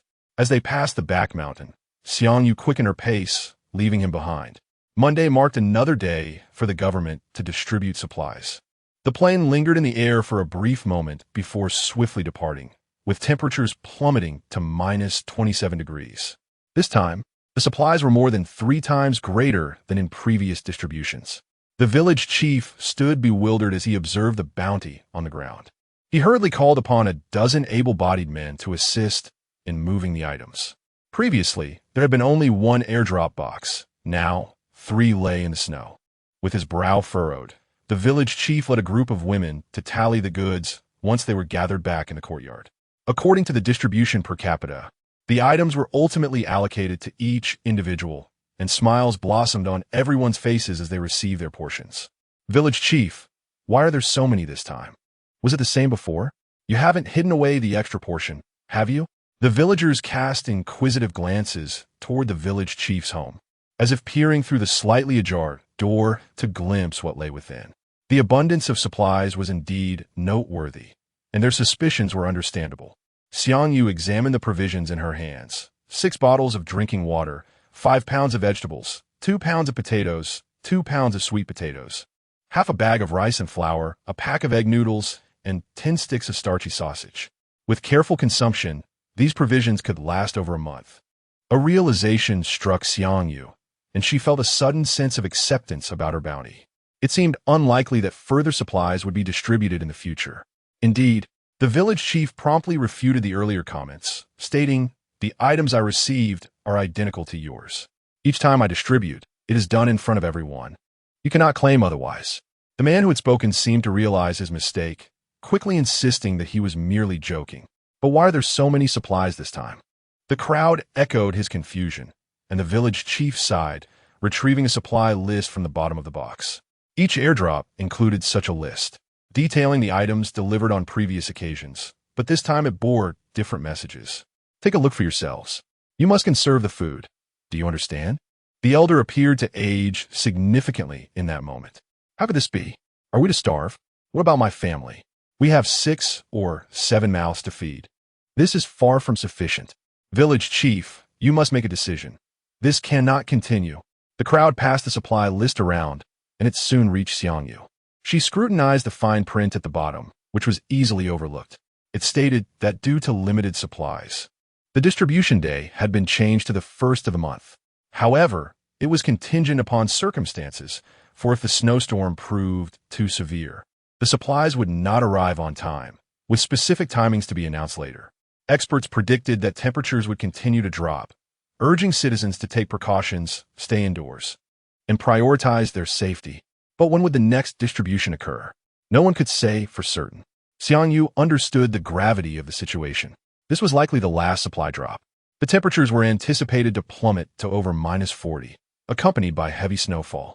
The planes would be unable to reach them, and, given the remote location, it was improbable that anyone would pay attention to their plight. Yet a few individuals grasped the severity of the issue. They clutched their rations, even as the snow fell heavily, unwilling to leave the village chief and Appo's home. Village chief, the forecast indicates that temperatures will continue to decrease and the supply schedule is uncertain. Does this imply that these provisions are effectively our last? A burly man shouted from the crowd. After a moment of contemplation, several others echoed his sentiments. Everyone, please wait. The man seemed to have something to say as he looked at the villagers preparing to return home, his eyes calculating. Xiangyu positioned herself at the outer edge of the crowd, ready to leave at the first sign of trouble. Lin Tao, what do you wish to convey? The village chief inquired, directing his attention to this outsider. Village chief, the distribution of food is manifestly unfair. I demand a redistribution, Lin Tao proclaimed, surveying the assembly with a piercing gaze. Consider the widow Wang in the west of the village. She has but one child, a mere 11-year-old. Yet, she receives nearly as much as an adult. How much can that child consume? Ultimately, this food will simply end up in the widow's stomach. While the distribution is per capita, families with children cannot possibly consume as much. The crowd began to murmur in agreement. Suddenly, another voice rang out, Village Chief. I too believe the distribution is unjust. We men labor in physically demanding roles, while women naturally have smaller appetites. They work less and eat less, yet they receive the same rations as us. I insist on a redistribution. In that moment, a middle-aged man turned and noticed Xiangyu at the fringe of the gathering. Seeing her holding the same rations as himself, he felt a stirring of agreement. Village Chief, I support a redistribution. How much can a woman consume? At that moment, they appeared unusually united, as if bound together by a single thread. The village chief sat in his chair, absent-mindedly puffing on his pipe while listening to the clamor around him, coughing intermittently. In his heart, he harbored a desire to care for the elderly, the weak, and the women and children. Yet, faced with such a strong reaction from the crowd, he found himself at a loss for what to decide. Chapter 37. Into the mountains to hunt wild boar. Village chief. The women in our village usually eat very little.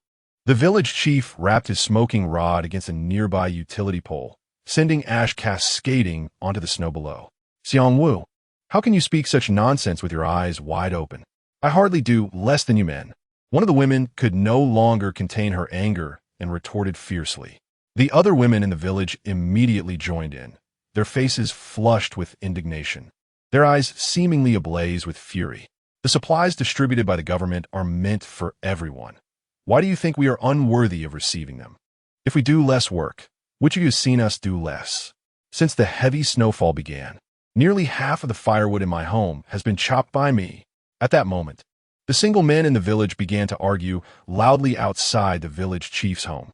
I say, you lot, who contribute little to the village, how can you shamelessly take such a large share of supplies? Shouted a middle-aged woman, advancing toward a man, ready to snatch what he held. Her husband followed closely. intending to restrain the man. You've stolen so much grain from my family over the years. It's time you return it. The woman, having labored in the fields for years, possessed strength comparable to that of any man. Enough. Stop the noise. The village chief stood and shouted, managing to restore some semblance of order amidst the chaos.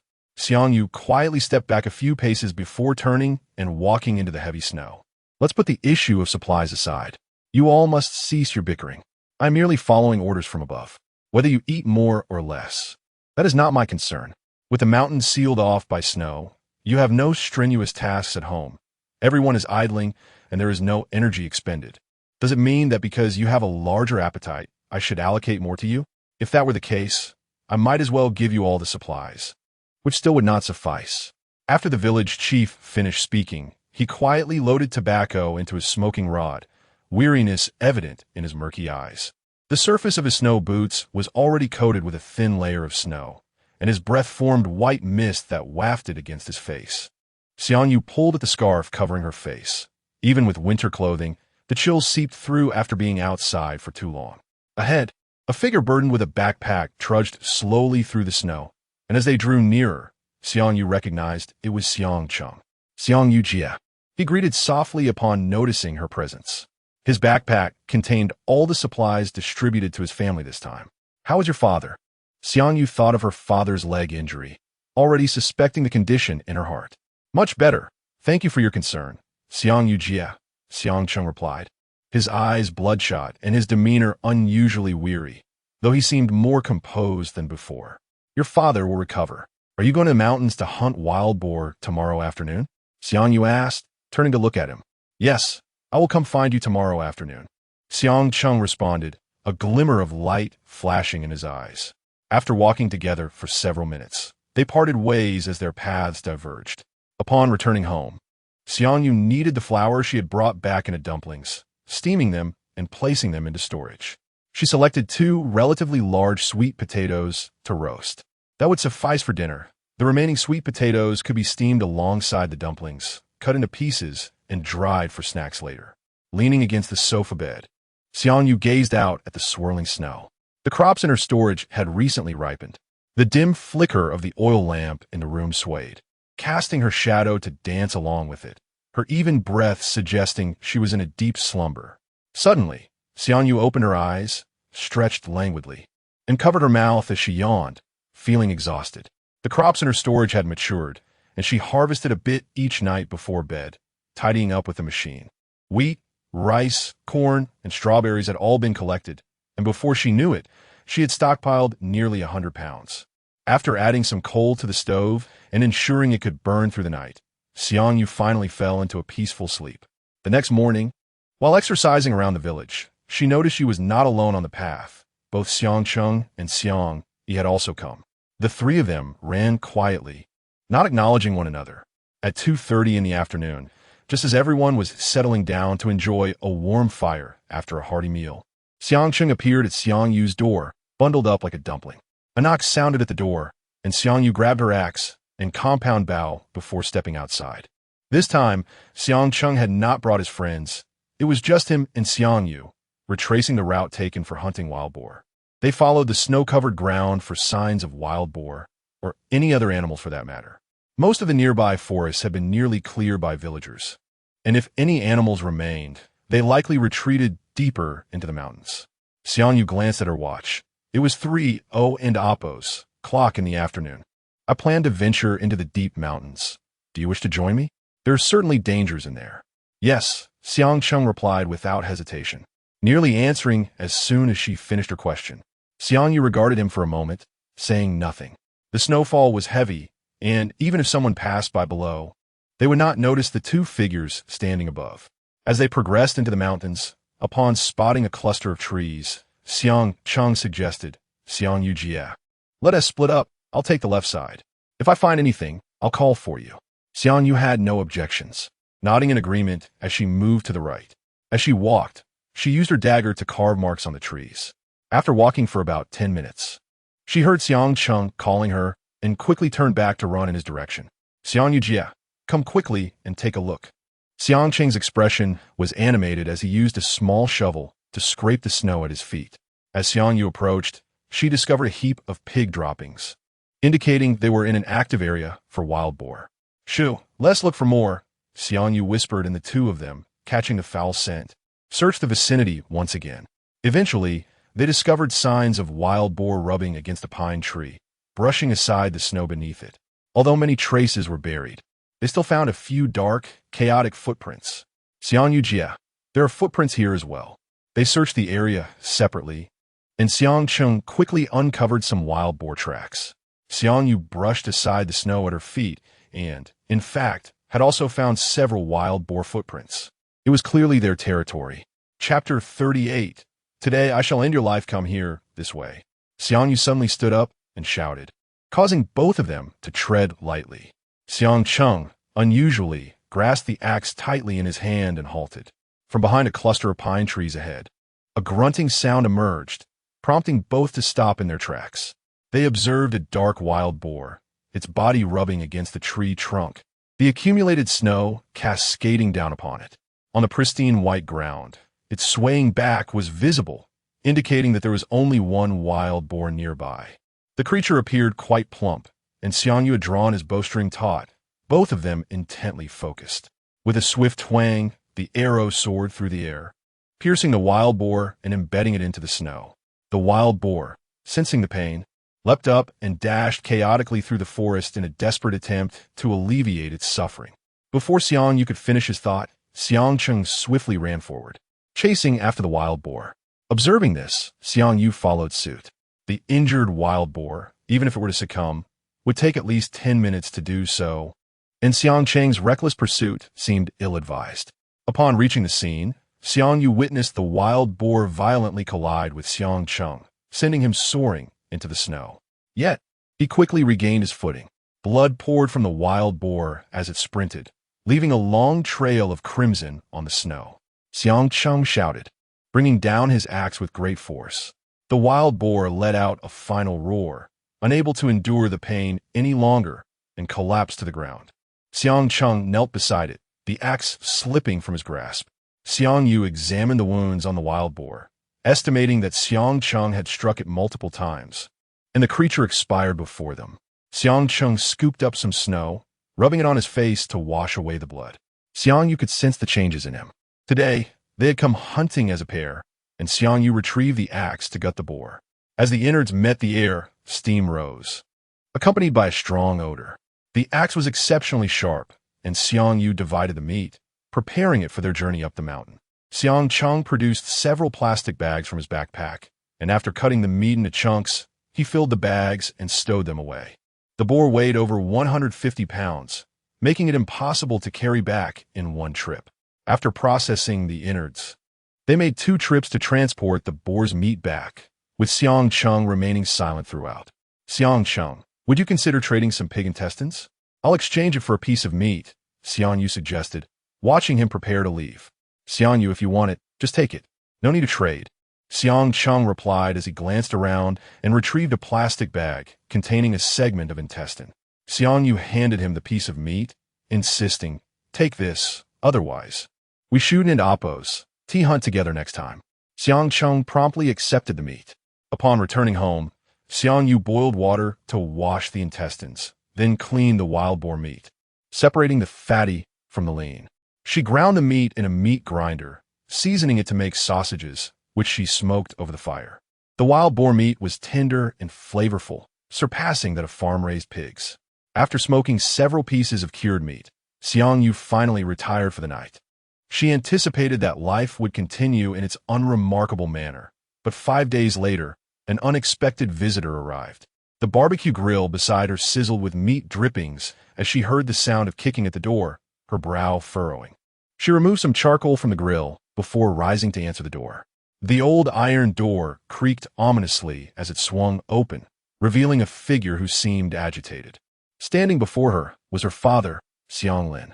Xiang Lin's recent life appeared to be quite arduous. He wore a tattered wool cap atop his head, a gray turtleneck beneath a padded coat that seemed to bulge with layers of thin, long sleeves. His pants were layered, yet none offered warmth, and he shivered as he stood at the threshold. His face bore patches of dirt, indicating he had not washed in quite some time. Upon seeing Xiang Yu's rosy complexion, he slammed into the door, exclaiming, "You are living well in Xiangjia village. Let me in, it's freezing out here. What brings you here? Aren't you in the city?" Xiang Yu queried, a realization dawning upon her. "I came back to find you. Someone told me you're doing well in Xiangjia village. Now that I see you, you must be living comfortably. Let me in. My legs are numb from the cold," Xiang Lin shouted, reaching to push past Xiang Yu, who slowly began to close the door. "What are you doing? I am your father. Legally, you have a duty to support me. Let me in." Xiang Lin instinctively raised his hand, striking towards Xiang Yu and damp Appo's face. She swiftly seized his wrist, retorting, "So you understand the responsibility of supporting the elderly. Yet you never raised me. How dare you speak such words?" Xiang Lin's face flushed with anger, and he struggled to free himself from her grasp. "You've grown bold, daring to speak to your father like this. Today, I will teach you a lesson." He yanked his hand away and kicked at her. But Xiang Yu had long since severed all ties of affection for him and Wu Yu. The venomous words they had uttered never found a place in her heart. Drawing the axe from behind her, Xiang Yu feigned a swing, startling Xiang Lin into retreat. He stumbled backward and fell into the snow. Xiang Yu advanced a few steps, and Xiang Lin yelled in terror, "Xiang Son, Xiang Senior." Fear gripped him as a figure emerged from behind the courtyard wall, rushing to assist him. Chapter 39, A Moment of Respite. "Father, what is troubling you?" Xiang Sun cast a sharp glare at Xiang Yu. Having been influenced by his family's temperament over the years, his disposition mirrored that of Xiang Lin. "You struck my father, Xiang Yu?" Xiang Sun helped Xiang Lin to his feet. Even standing outside the courtyard, they could faintly smell the enticing aroma of meat wafting from within the house. Xiang Yu regarded Xiang Sun, her nominal elder brother, who had disregarded her because he resented Wu Yuesheng for being a girl, leading Xiang Lin to abandon the home entirely. Yet, these memories were now mere echoes of the past. Despite the absence of Wu Yu and Xiang Lin throughout the years, she had matured. Having endured the trials of her previous life, she no longer harbored any expectations regarding familial affection. Not in the mood for their theatrics, Xiang Yu cut to the chase. "It was you who sent you here, Wazn and Appo's. Tiet, that is your mother, you unfilial daughter." Xiang Lin and Appo's voice faltered, as he could sense the profound changes in Xiang Yu. "What do you intend to do?" Xiang Yu inquired flatly. Each time they appeared, it was always with ulterior motives, never merely to visit her. "You received supplies a few days ago. Give me half of them. You shall begin supporting me, or I will report you," Xiang Lin declared with unwarranted bravado. Prior to coming, he had consulted a neighbor who was a lawyer, and even though he had not cared for Xiang Yu nor contributed a single penny, he believed she had a legal obligation to support him. If she failed to do so, he could have her arrested. "Half of my supplies? You must be dreaming," she retorted. To relinquish half of her provisions would be akin to forfeiting her very life. Their selfishness remained unchanged. "If you refuse to share your supplies, then you can vacate this place, allowing my family to move in. Otherwise, I will trouble you daily. And remember, you cannot take anything with you when you leave." Xiang Sin interjected. Xiang Yu couldn't help but laugh at their audacity. "What are you laughing at?" Xiang Lin clenched his fists. He regretted not having disciplined her more thoroughly in the past. "Seize her, Xiang Sun." Confident that two grown men could easily subdue Xiang Yu, he looked forward to teaching her a lesson before unceremoniously ejecting her from their lives. Xiang Yi had already heard the commotion, but merely observed quietly, knowing that Xiang Yu and Appo's skills would prevent her from being harmed. Xiang Sun scrutinized Xiang Yu, his gaze lingering on her face. She found his stare repulsive, as it was all too familiar, sending a chill down her spine. Raising her hand, she aimed to poke his eyes. "If you don't want your eyes, I can help you remove them." To her astonishment, Xiang Sun harbored such intentions. She struck with ferocity. Xiang Sun felt a sudden chill run down his spine, halting his advance as he was genuinely startled by her reaction. Meanwhile, Xiang Lin, feeling his paternal authority challenged, was consumed by the desire to strike Xiang Yu in retaliation. Without further ado, Xiang Yu delivered a swift kick to Xiang Lin, who lunged at her. With limited supplies and meager rations, her strength was minimal, but she easily dispatched both men, dragging them out by the scruff of their collars. The ruckus had drawn some villagers, who gathered to witness the spectacle. They shook their heads in disapproval upon seeing Xiang Yu lay hands on her father. How could she strike her own father? They murmured, recognizing that despite his flaws, Xiang Lin was still her parent. Xiang Yu, seemingly unfazed by the judgment surrounding her, tossed the two men out and shut the door with a resounding bang. The skewers roasting inside were now ready. She stored them in her space and prepared some ginger water for warmth, glancing at the villagers who had returned home. Dressed warmly, she stepped outside. Xiang Lin and Xiang Sun had long departed. Xiang Lin held a disdainful view of Xiangjia village, considering it a poor and remote place. Father, Wu Yu's words may hold truth. Xiang Yu must possess substantial provisions. What could a woman possibly consume? Xiang San's words piqued Xiang Lin's interest, but just as they conversed, a rumbling sound erupted behind them. Turning, they saw a speeding snow vehicle hurtling towards them, with Xiang Yu feigning a malfunctioning brake, waving at them. Although they managed to evade the vehicle, Xiang Yu deliberately directed it towards Xiang Lin. Having already suffered a beating, being struck by the vehicle left him in agony, unable to rise from the ground. Xiang Yu drove over his leg, then reversed slightly. With a sickening crack, Xiang Lin screamed in pain, while Xiang Yu feigned apologies. But the next moment, she sped away in the snow vehicle. Xiang Sun cursed her retreating figure, and as he glanced back at his father writhing in pain, his face wore an expression of impatience. From a distance, Xiang Yu watched, knowing that this time, Xiang Lin would be quiet for a while. The news of her assault on Xiang Lin spread rapidly through the village, where most residents were elderly. They abhorred the notion of children striking their parents and scolded Xiang Yu vehemently. Yet, she remained indifferent to their criticism. Taking skewers from her space, she savored her meal. The chicks she had nurtured over the past 2 months had grown significantly. In another month, they would likely begin laying eggs. After enjoying her skewers, she checked on the fruit trees she had previously planted, noting that their growth cycle was considerably longer than that of crops, with strawberries being the first to ripen.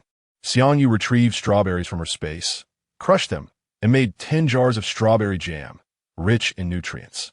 As night descended, she took a bell from her space and tied it to the iron gate, attaching a fine string that also held a bell at the other end.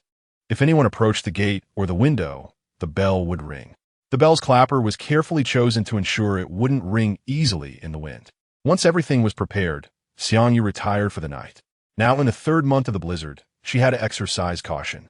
Upon waking the next morning, Xiang Yu sheared the wool from 2 sheep, intending to knit herself a sweater and scarf. Just as she finished washing the wool, a male voice called from beyond the iron gate. "Is anyone there?" "What is it?" Xiang Yu had no intention of opening the door. "Have you seen Xiang Jiaowang and his wife?" The man inquired from outside. Xiang Jiaowang. His name rang a bell. Chapter 40. Ensuring everyone's meal soon. Xiang Yu recalled the 2 individuals she had buried in the yard, wondering if they were still unseen. The villagers mentioned that Jiaowang's wife had previously sought her out. The man continued his relentless inquiry. "Do you truly not know where she has gone?"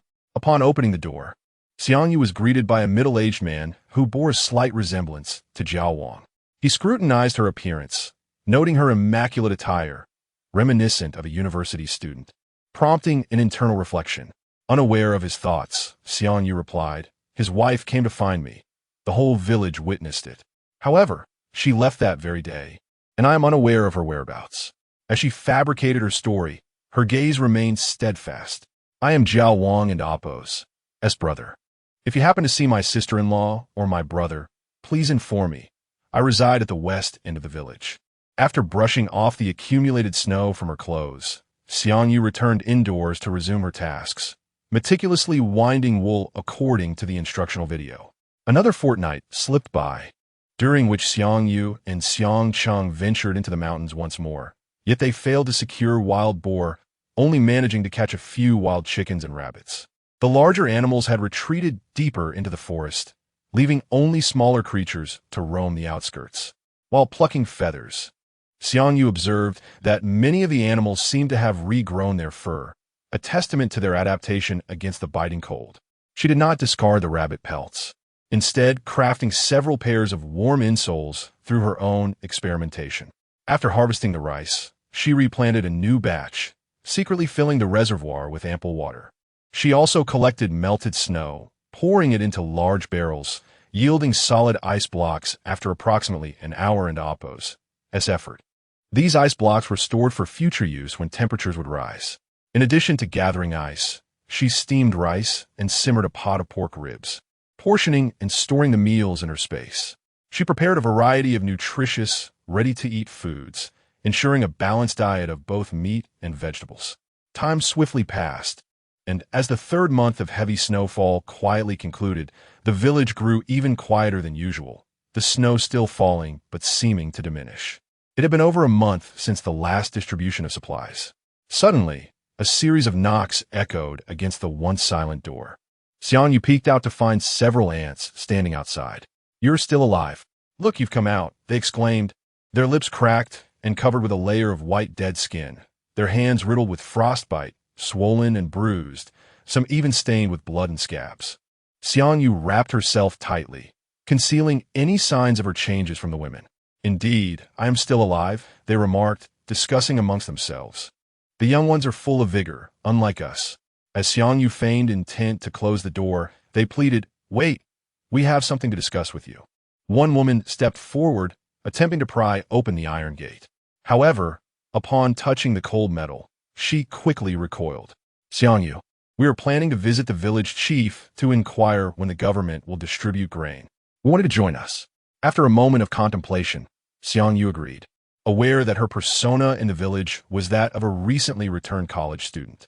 It was entirely reasonable for her to lack supplies. If she did not exhibit a proactive attitude regarding this matter, the ants would certainly weave tales about her possessions. Xiangyu instructed them to proceed ahead while she would follow shortly. They left, chattering merrily to inform others. "That poor girl Xiangyu. How could she possibly survive with so little? Just look at how thin she is. Speaking of which, I am reminded of Widow Wang's family. Do you recall how many were unhappy about the last supply distribution? Although the village chief had resolved the issue at that time, 2 days later, all the supplies from Widow Wang's home were stolen." "What? Stolen? How do we not know about such a significant event?" "You certainly wouldn't know. It's not convenient for us to visit in this frigid weather," one woman remarked. "Yun, quit teasing us. Just tell us what happened. This is quite frustrating to hear." With a smile, Yun, buoyed by their flattery, felt momentarily elevated, as if the grievances she had endured at home had dissipated. "I witnessed it myself," Widow Wang, accompanied by her child, threatened to commit suicide at the village chief's door. Eventually, he provided her with some supplies, and only then did she leave. "Did the village chief truly give her something?" inquired one woman at the back, her eyes darting suspiciously. When Xiangyu arrived at the village chief's door, she found nearly half the village gathered.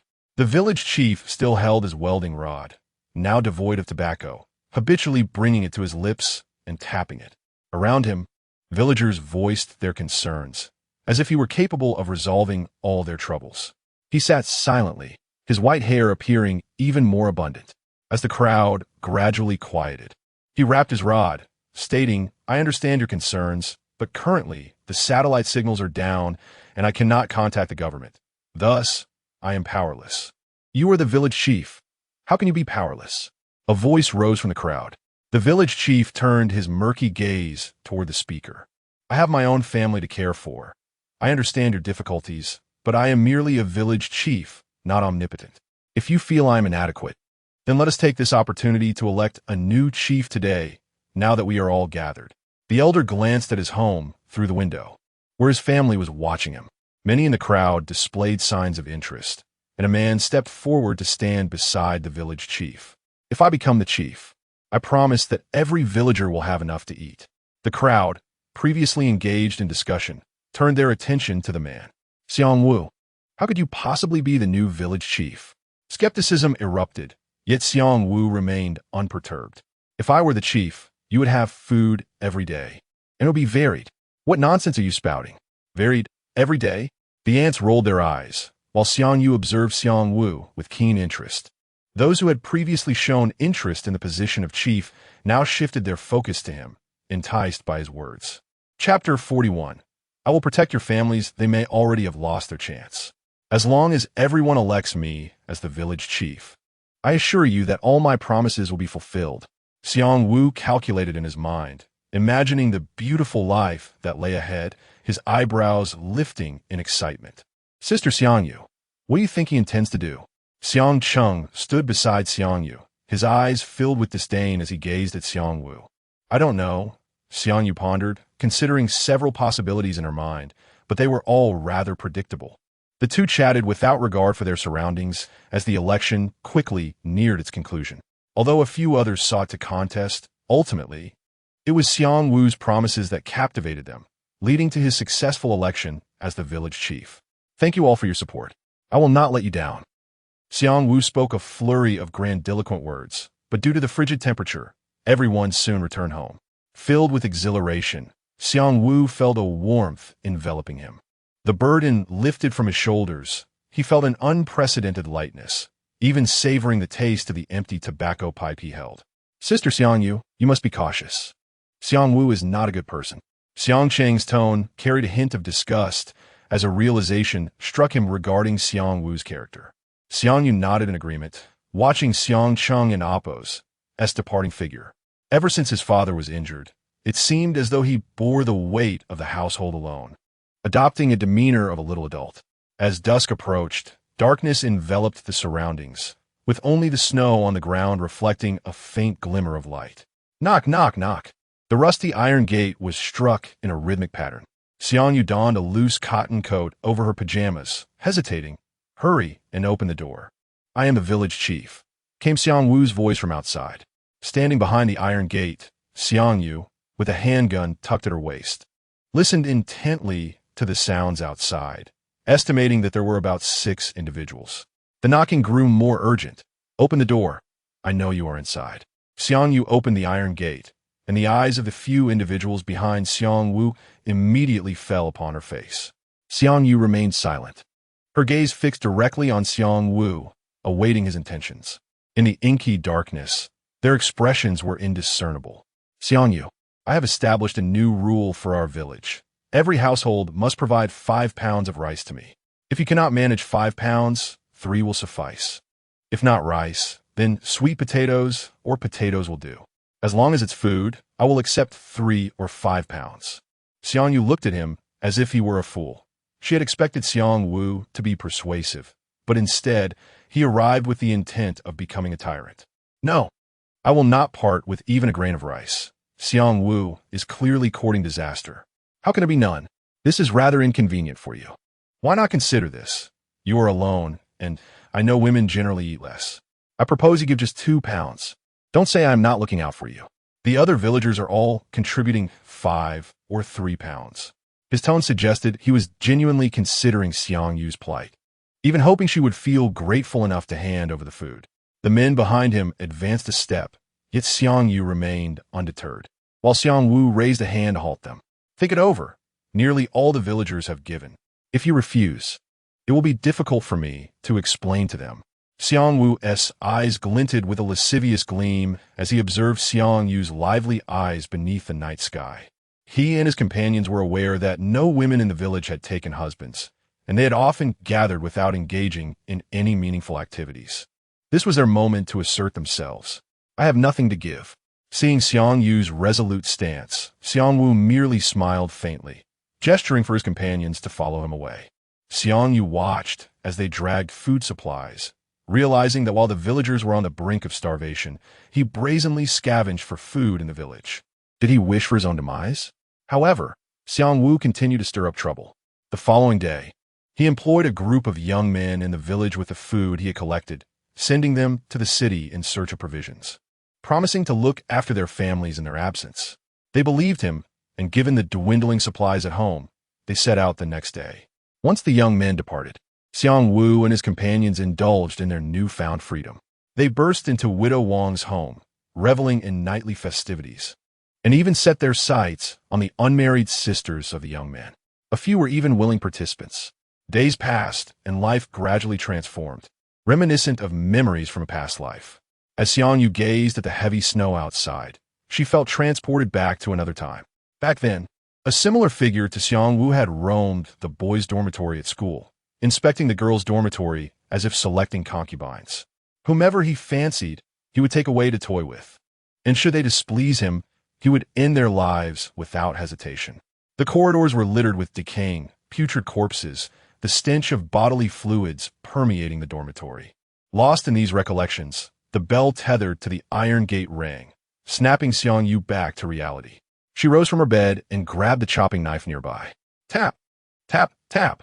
A faint sound came from the iron gate. Listening intently, she recognized a familiar voice calling her name. Sister Xiang Yu, Sister Xiang Yu. It was Xiang Cheng. Cautiously, Xiang Yu opened the door. Breathless, Xiang Cheng exclaimed, Sister Xiang Yu, Xiang wants to target you. I overheard him. When? Xiang Yu gripped the handle of her knife. Tonight. They are currently next door. Sister Ahua has been victimized. Fear flickered in Xiang Cheng's eyes. Sister Xiang Yu, I must return. My mother and sister are still at home. Please be careful. Xiang Cheng knew of Xiang Yu's capabilities, having hunted together several times. He regarded her as the most formidable person he knew. Upon returning home, Xiang Cheng found his mother and sister huddled together in the living room. Recent events in the village had been overwhelming. Though his sister was young, she had grown wise to the happenings around her. Mother, I am so scared. Today, Uncle Xiang Wu even tried to hug me, the little girl said, her eyes wide with fear as she trembled at the sound of Sister Ahua's cries next door. Unfortunately, most of the village's young men had gone to the city in search of supplies. They would not return for several days. Moreover, after Xiang Cheng and his father visited the city, his father's leg had been injured. The city was undoubtedly more perilous than the village. Whether those who had left would return safely remained uncertain. Chapter 42. Ahua, Uncle was wrong, and I apologize to you. Xiang Cheng held his sister tightly, feeling her trembling body, his heart filled with fear. He longed to embrace you. It was today that he had come home. Listening to his sister's words, Xiang Cheng turned to grasp the chopping knife that hung on the door. Xiang Cheng, what are you doing? Put down the knife. Grandma hurried forward to snatch the weapon from his hands. Yet at that moment, Xiang Cheng and Appo's mind was consumed by a singular thought, to charge next door and slay that scoundrel, Xiang Wu. During his absence, Xiang Wu had dared to covet his sister. Xiang Cheng, do not act impulsively. Upstairs, their father, wrapped in a blanket, descended the stairs. The family gathered around the hearth, their faces etched with worry. After Xiang Cheng left, Xiang Yu stepped out into the courtyard, gazing at the vast white expanse before her as the howling wind tousled her hair. The cold air seeped through her padded clothing, and in the dark of night, she could faintly see the flickering candlelight from the villagers' and Appo's homes. Upon returning indoors, Xiang Yu changed out of her nightgown, donned proper attire, and layered a raincoat over her padded clothing. Tonight, it seemed, would bring bloodshed. Stains on the padded coat would be difficult to clean, but the raincoat could simply be rinsed. She added coal to the stove, then climbed up to the kitchen loft, retrieving a wooden ladder. Xiang Wu had 7 lackeys in the village, and recently, it appeared some new members had joined their ranks, though their exact number remained unclear. Lacking formal training, her skills were honed through countless battles. To prepare for any unforeseen circumstances, Xiang Yu placed a ladder behind the house, climbed onto the roof, and armed herself with a compound bow, waiting patiently. As time passed, snow began to accumulate on her, and the sweet potato she held grew increasingly stiff in the frigid air. She had merely ajar the iron gate of the courtyard, should Xiang Wu and his men approach. They could easily enter. At 10:30, sounds emerged from beyond the wall. Xiang Yu drew her bow, pulling the string taut. Ha ha ha, didn't it Appo's? Ahua mentioned she had a boyfriend? Who would have thought he was still a virgin? Wu Gu, Ahua's next-door neighbor. Xiang Cheng's sister is also quite nice. Why not pay her a visit sometime? Suggested a man trailing behind Xiang Wu in hushed tones. You brat, I know your intentions. You fancy that type. Came a laughter from Wu Gu, who seemed to understand him well. The man sheepishly scratched his head, grinning wickedly as his thoughts were laid bare. The group stood before Xiang Yu's courtyard gate, each casting eager glances at Xiang Wu. Wu Gu, shall we accompany you inside?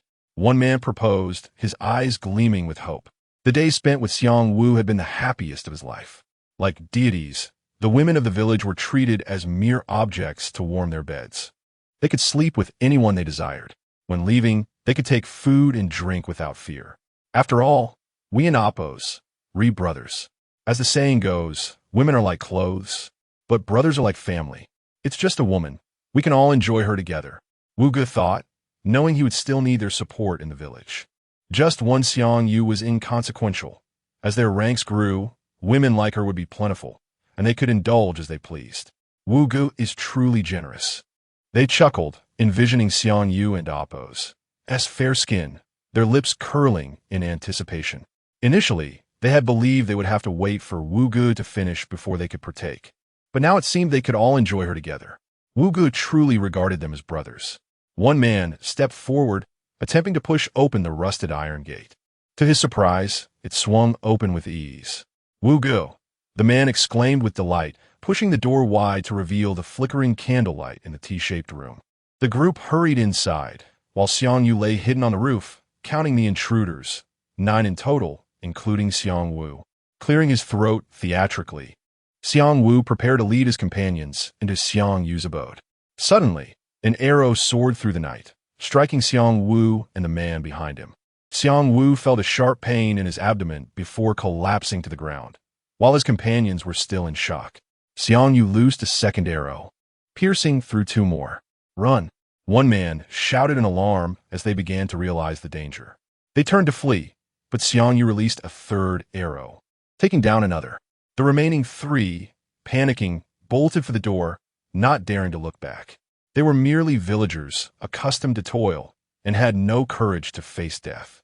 As they burst through the iron gate, Xiang Yu stowed her bow and leapt from the roof, rolling upon landing to absorb the impact and avoid injury. Rising to her feet, she pursued them, only to find the 3 men backing away in terror. Xiang Cheng and a slender girl stood on the path, each wielding a chopping knife, advancing slowly towards the intruders. With each step they took, the 3 men trembled and retreated. "Ahua, we were wrong. Uncle apologizes to you. It was all Xiang Wu and Apos' doing. Yes, he forced us to do this. If you seek revenge, go after him." But the 2 seemed oblivious to their pleas, steadily closing in, while Xiang Yu blocked their escape route. With Xiang Cheng in front and Xiang Yu behind, their expressions promised no mercy. The 3 men erupted in curses. "Xiang Cheng, you little brat, what do you think you're doing? I'm your uncle." They turned to see Xiang Yu standing behind them. Her face darkened with fury. "Xiang Yu, what are you doing? I held you as a child. This is all Xiang Wu's idea. If you wish to kill or punish someone, go after him."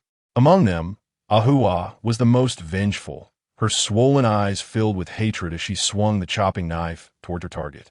The man on her right instinctively raised his arm to block, but the blade sliced through his padded coat, biting into flesh. He howled in pain. "Ahua, uncle was wrong. It was my fault. I should not have forced you. Ahua, for the sake of our years as relatives, please let me go." Though he spoke with feigned remorse, his eyes betrayed a sinister intent.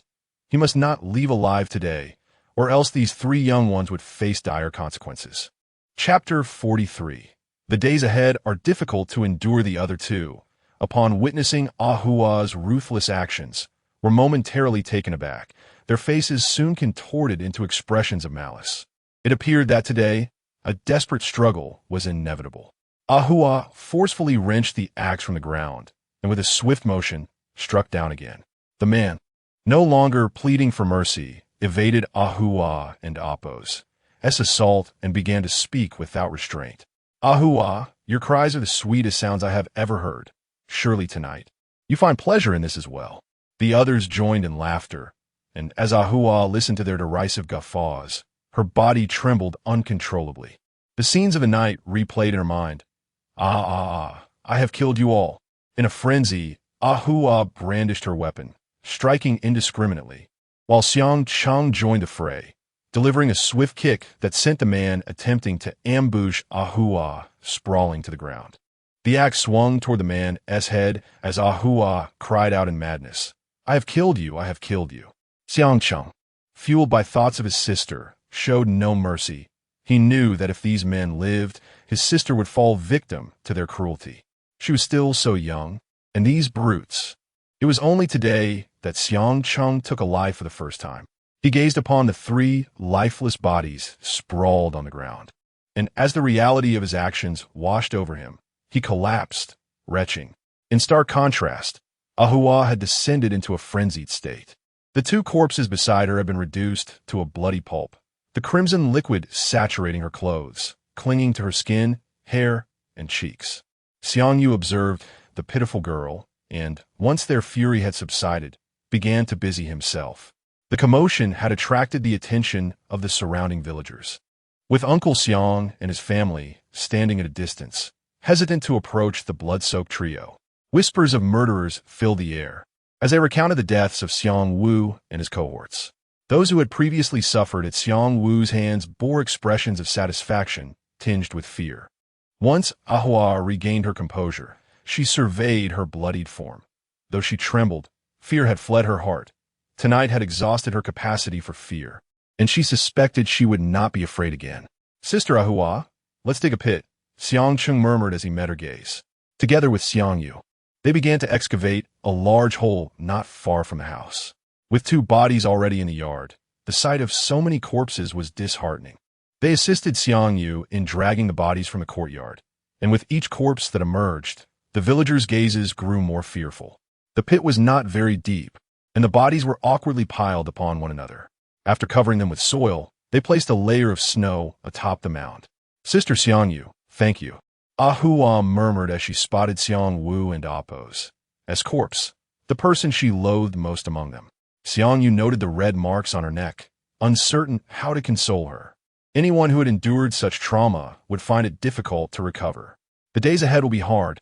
Take care of yourself," Xiang Yu whispered from behind her, before Ahua and Xiang Chung returned home. After a long night, the dawn was nearly breaking, and Xiang Yu, having missed his morning exercise, slept until the afternoon. Following the deaths of Xiang Wu and his henchmen, their homes were ransacked by the villagers. Those who had previously paid their dues rushed into Xiang Wu's house, disregarding the presence of any elderly, and looted all the food. When Xiang Yu received the news, he learned that he had also come into possession of some provisions. Courtesy of Xiang Chung and Ahua, who were the first to raid for supplies. They brought along a bounty of sweet potatoes, half a bag of potatoes, rice, and several carrots, even dried vegetables. After Ahua departed, Xiang Chung arranged to meet Xiang Yu 3 days hence to venture into the mountains, to which she agreed.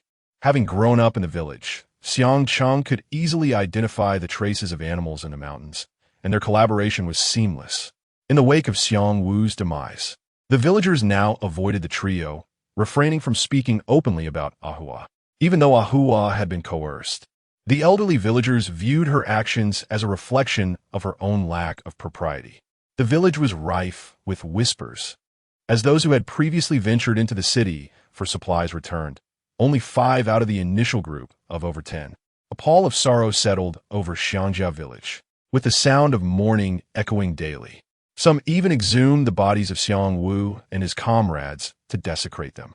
Initially, they were mere bystanders, but now, with their own children indirectly harmed by Xiang Wu, their hatred was palpable.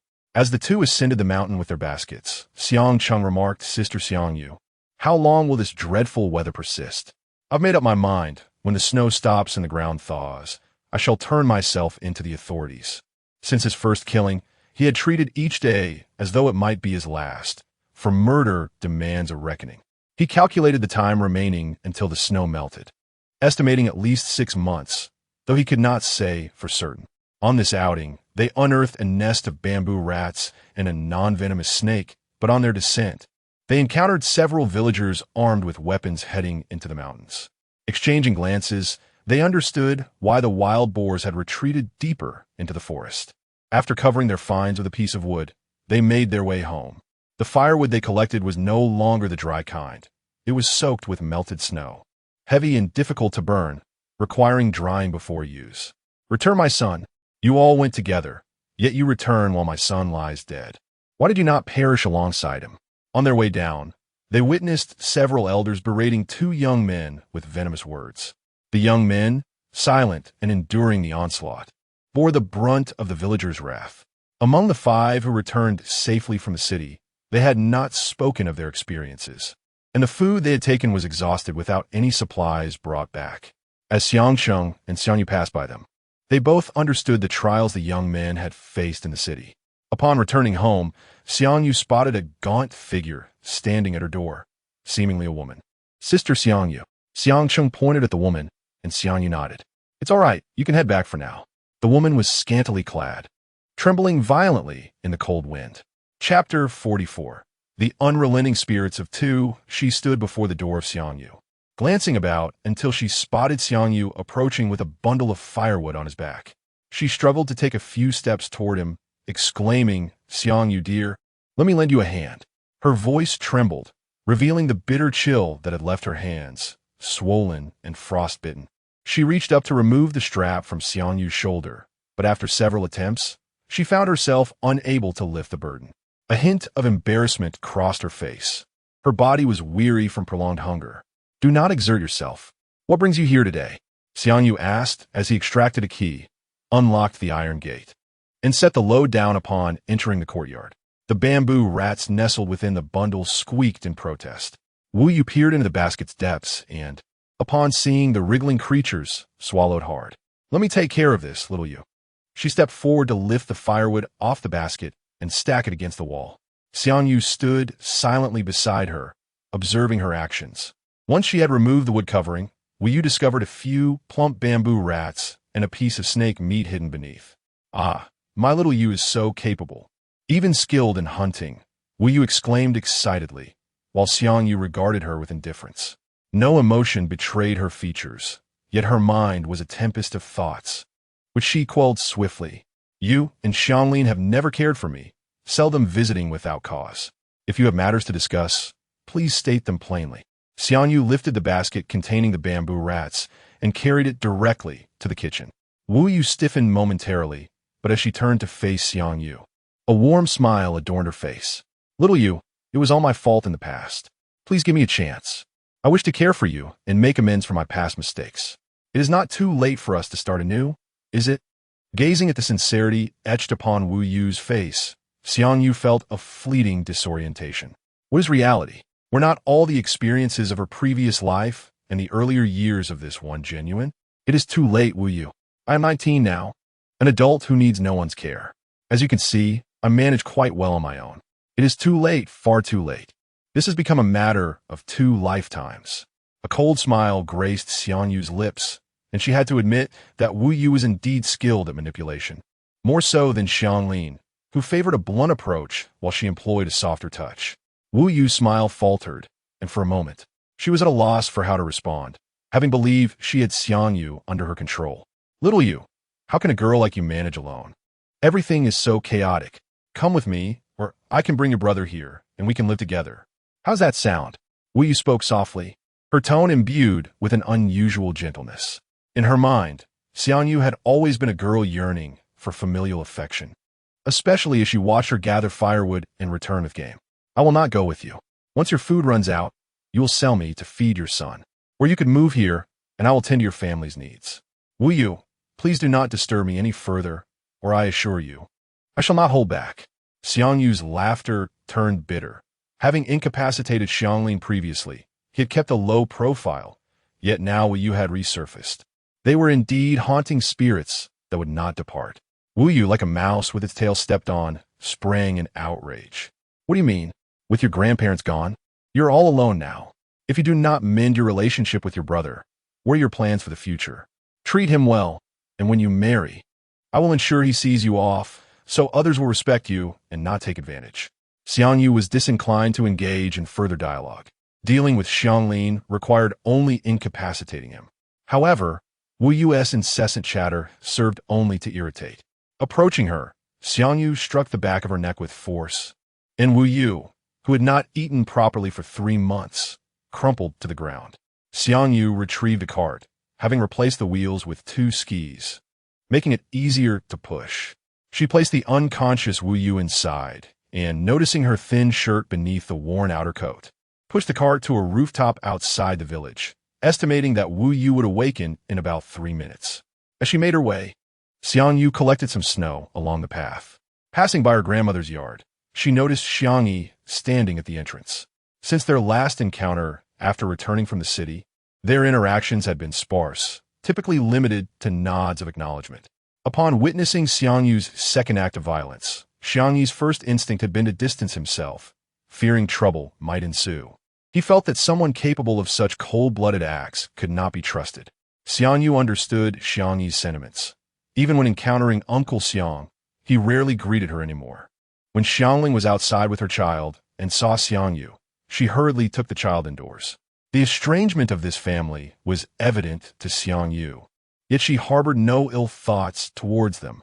Her gratitude was reserved solely for her grandmother. Prejudices are like an insurmountable mountain, unyielding, much like what Xiangxing had expressed earlier.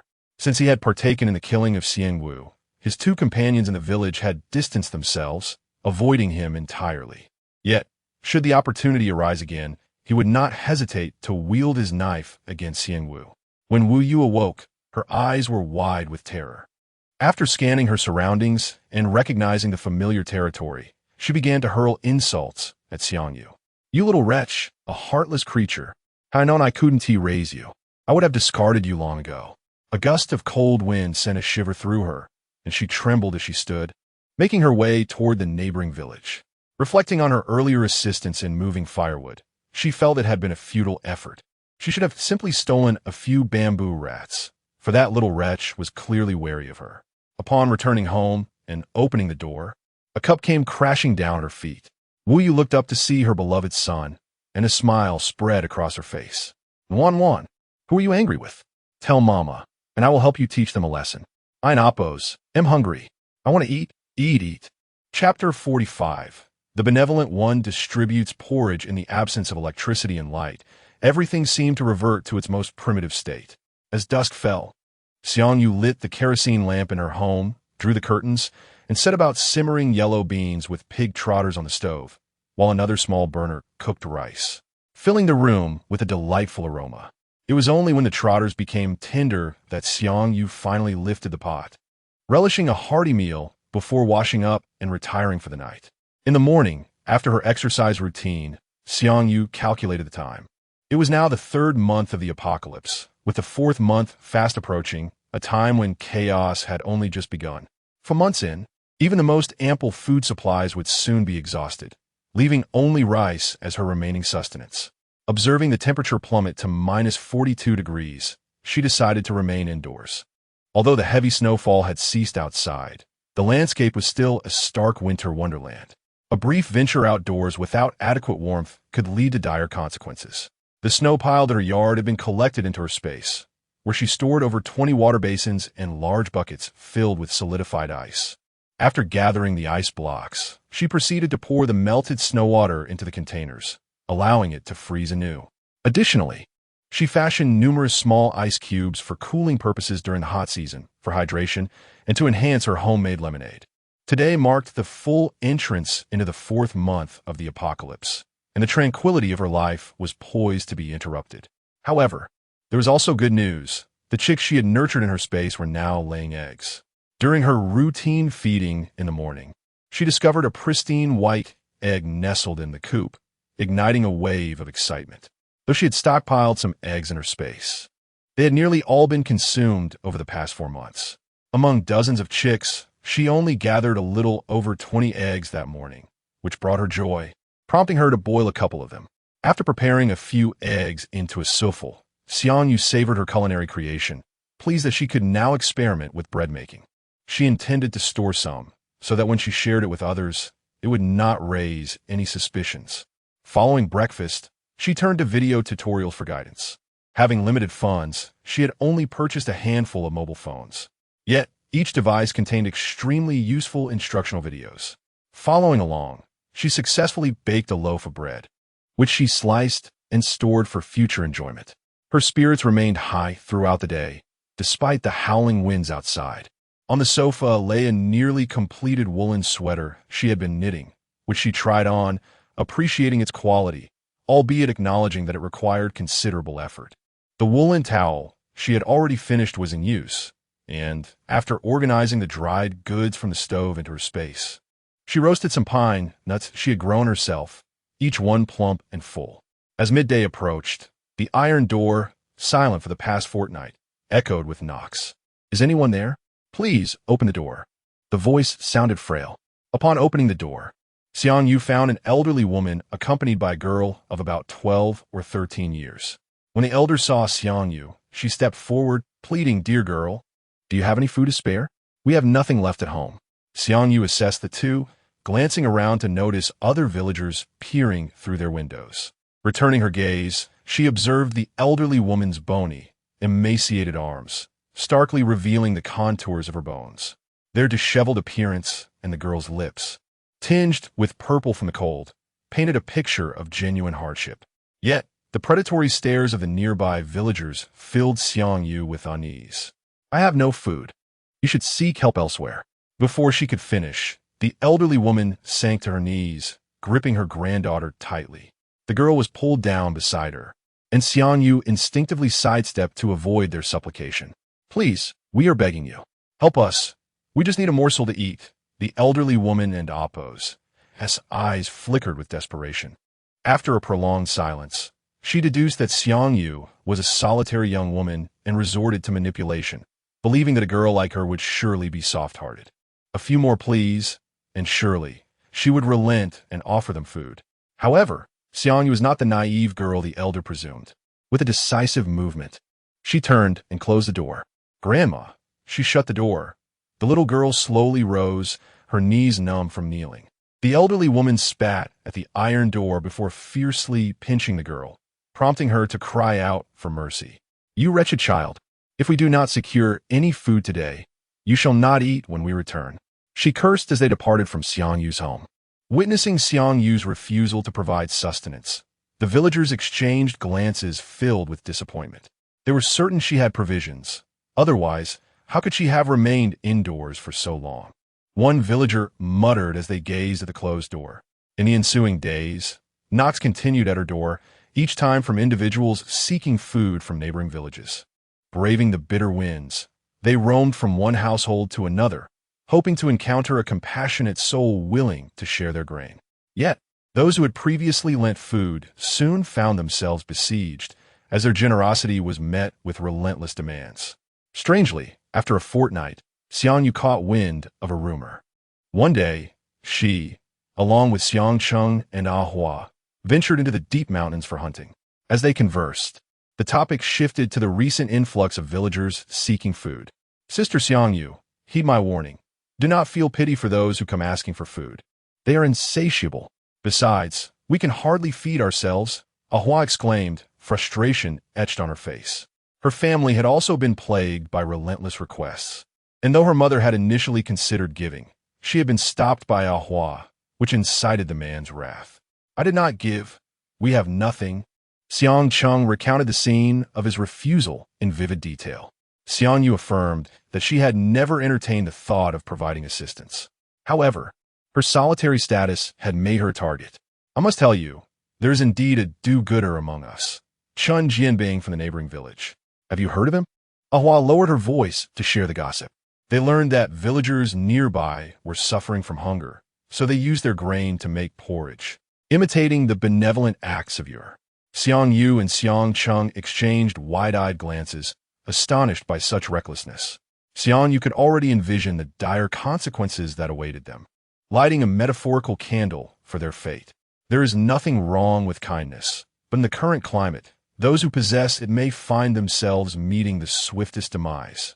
Chapter 46. No diamond. No work. The villagers nearby, whether they had food at home or not, all flocked to the Chun family's house for porridge. Ah Hua spent the journey lamenting the behavior of the Chun family, yet at the same time feeling a sense of sorrow for their plight. Some individuals are insatiable. When you can no longer offer anything to them, they will feast upon your very flesh. The trio did not separate as they ventured deeper into the mountains, for the larger wildlife in the vicinity had retreated here.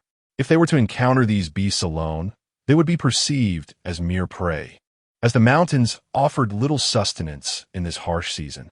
Cautiously, they traversed the terrain, yet ultimately fell into the clutches of a wolf pack.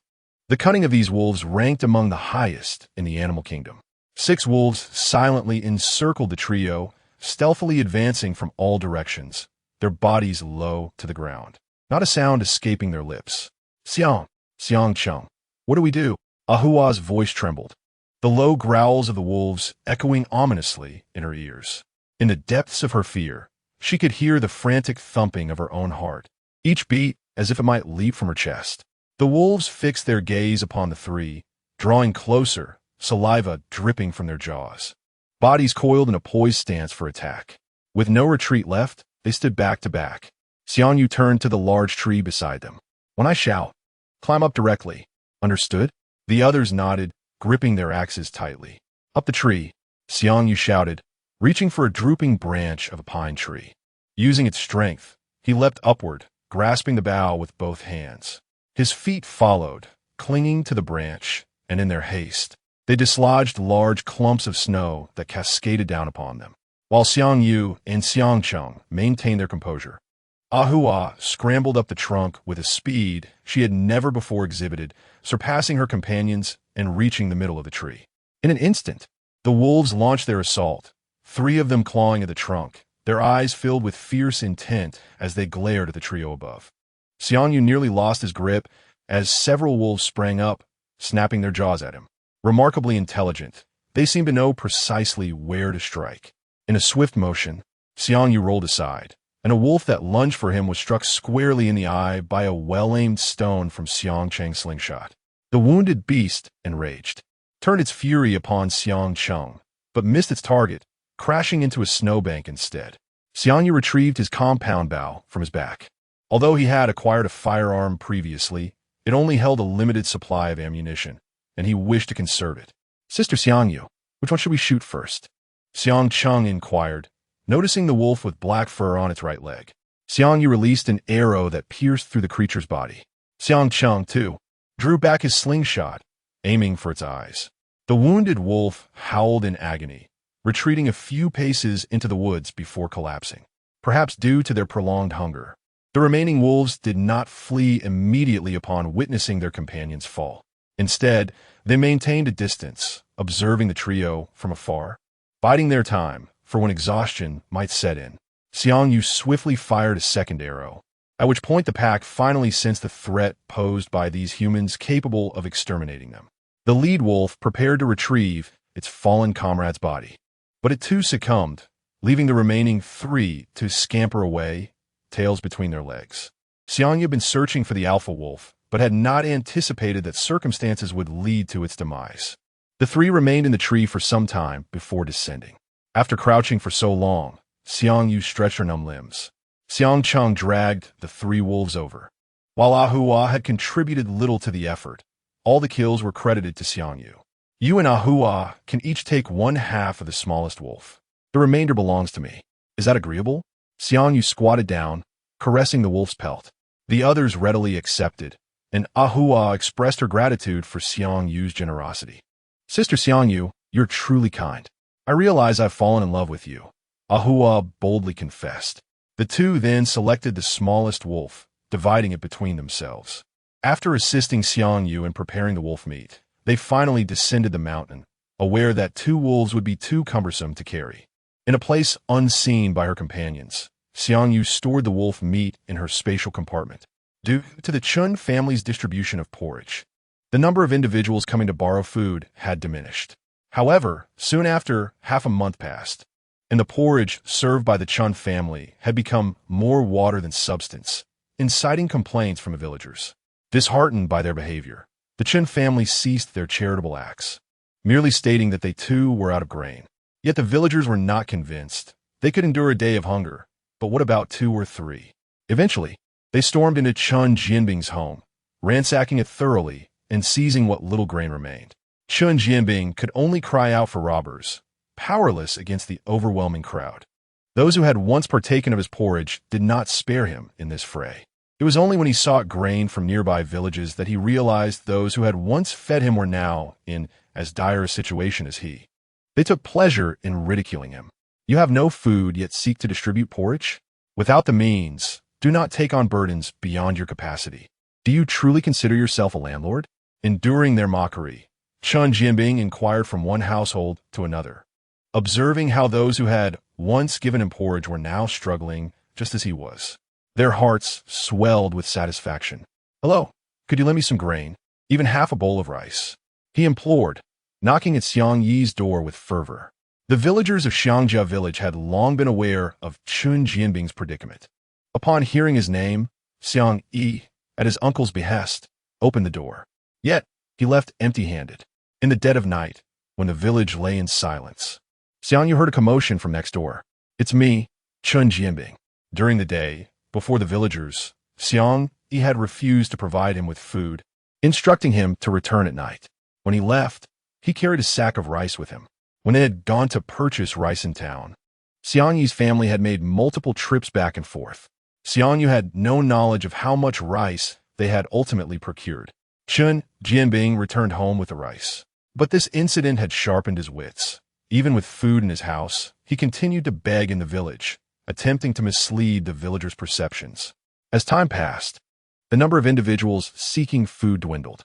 Soon, 5 months had elapsed, and braving the biting cold, the villagers resorted to foraging for tree roots and grass to cook.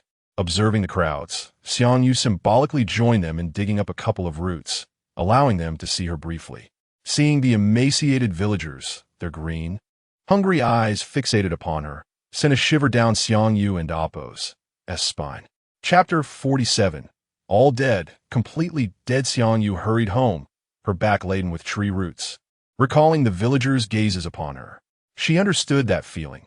She had once been so famished that the sight of others made her yearn to rush forward and take a bite. The processed wolf pelts hung by the stove, and Xiang Yu retrieved them to sew herself a new quilt. For over a decade, she had been self-reliant, and crafting quilts and garments was a mere trifle for her. The fur on the wolf pelts had been thoroughly cleaned, devoid of any unpleasant odor. As she covered herself with the freshly sewn quilt, she felt a warmth enveloping her body. The snow was gradually melting, yet the frigid temperatures remained unchanged. The stumps left from previous tree cutting had recently been excavated by the villagers, boiled several times, and then mashed into a paste for consumption. Periodically, Xiang Yu would ascend the mountain to join the root excavation crew, and soon, the neighboring elderly lady's house became the focus of the villagers' attention. While digging for roots, Xiang Yu overheard 4 individuals discussing the tightly shut doors of the elderly lady's home. The family had not been seen for some time.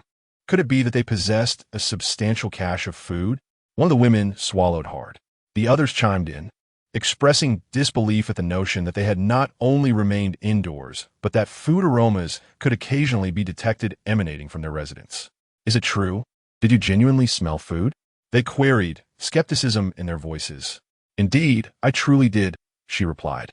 From that moment, a tacit understanding settled among them. Each harbored ulterior motives. That night, as Xiang Yu lay in bed, she pondered deeply before ultimately rapping on the door of the neighboring house. Xiang Yi and Uncle Xiang stood behind the door, which was merely ajar. Both appeared to be armed, and as Xiang Yu glanced inside, she noticed the elderly lady sitting anxiously on the sofa. Upon seeing Xiang Yu, the expressions on Uncle Xiang and Xiang Yi's faces shifted, contemplating the odds of successfully resisting should she choose to act against them. "Uncle Xiang, if you have time tomorrow, you should go up the mountain to dig for some roots. Don't remain cooped up at home," Xiang Yu uttered, then turned to leave. Her departure was so quiet that the elderly lady remained oblivious to her visit. "Ah, who could it be at this hour?" the elderly lady asked with concern, her 3 quiet grandchildren seated beside her. "Just an old neighbor passing by. You should rest now," they replied, withholding the truth. Once the elder and children were asleep, Xiang Ling, Xiang Yi, and the others gathered by the stove to discuss quietly. "What? Xiang Yu wants us to go dig roots? We have food to eat. Why should we bother with that?" Xiang Ling exclaimed, confusion etched on her face. Yet, her words sparked an epiphany among the others. Precisely because they still possessed food, they had not joined in the root-digging efforts. However, with the entire village engaged in this activity, their reluctance appeared increasingly suspicious. "You stay home, while my sister, your mother, and I will go dig roots. I trust you to remain here, otherwise, I'll worry about leaving my sister with the elderly and children," Xiang Yi asserted. The others readily agreed. The following day, Xiang Yu spotted them on the mountain. "Uncle, the other side has already been cleared. Over here there are." Xiang Yu indicated a path, but it was evident that they wished to minimize interaction with her. Unperturbed, She recognized that having them visible to the villagers would mitigate any trouble for the elderly lady. Indeed, once they moved on, the villagers who had previously discussed them fell silent. At midnight, while all lay in slumber, a chilling scream pierced the quietude of Xiangjia village, a desperate cry for help. The villagers were jolted awake, lanterns in hand, as they searched the village until they arrived at the source of the scream. The scene within was gruesome, deterring anyone from entering. The old wooden door stood wide open, revealing an elderly figure in traditional black attire collapsed on the threshold, head down, half fallen aside, surrounded by a chaotic array of footprints. The back of the elderly woman's head was a gruesome sight, blood and brain matter mingling horrifically, while her disheveled clothing revealed no other visible injuries. Observing the footprints, Xiangyu noted that the murderer's tracks had been obliterated by the villagers' arrival, rendering them nearly impossible to trace. Who could be so heartless as to harm an elderly woman? They lamented. Why was she alone? Didn't her son and daughter-in-law live with her? Yet none dared to venture inside until the village elder arrived. Let us take a look, sighed the elder, addressing his son, who hesitated at the sight of the body. Nonetheless, he steeled himself, inching toward the elderly woman, and, as he entered, a harrowing scream escaped him as he bolted from the room, collapsing onto the ground, pale as a ghost. What's going on in there?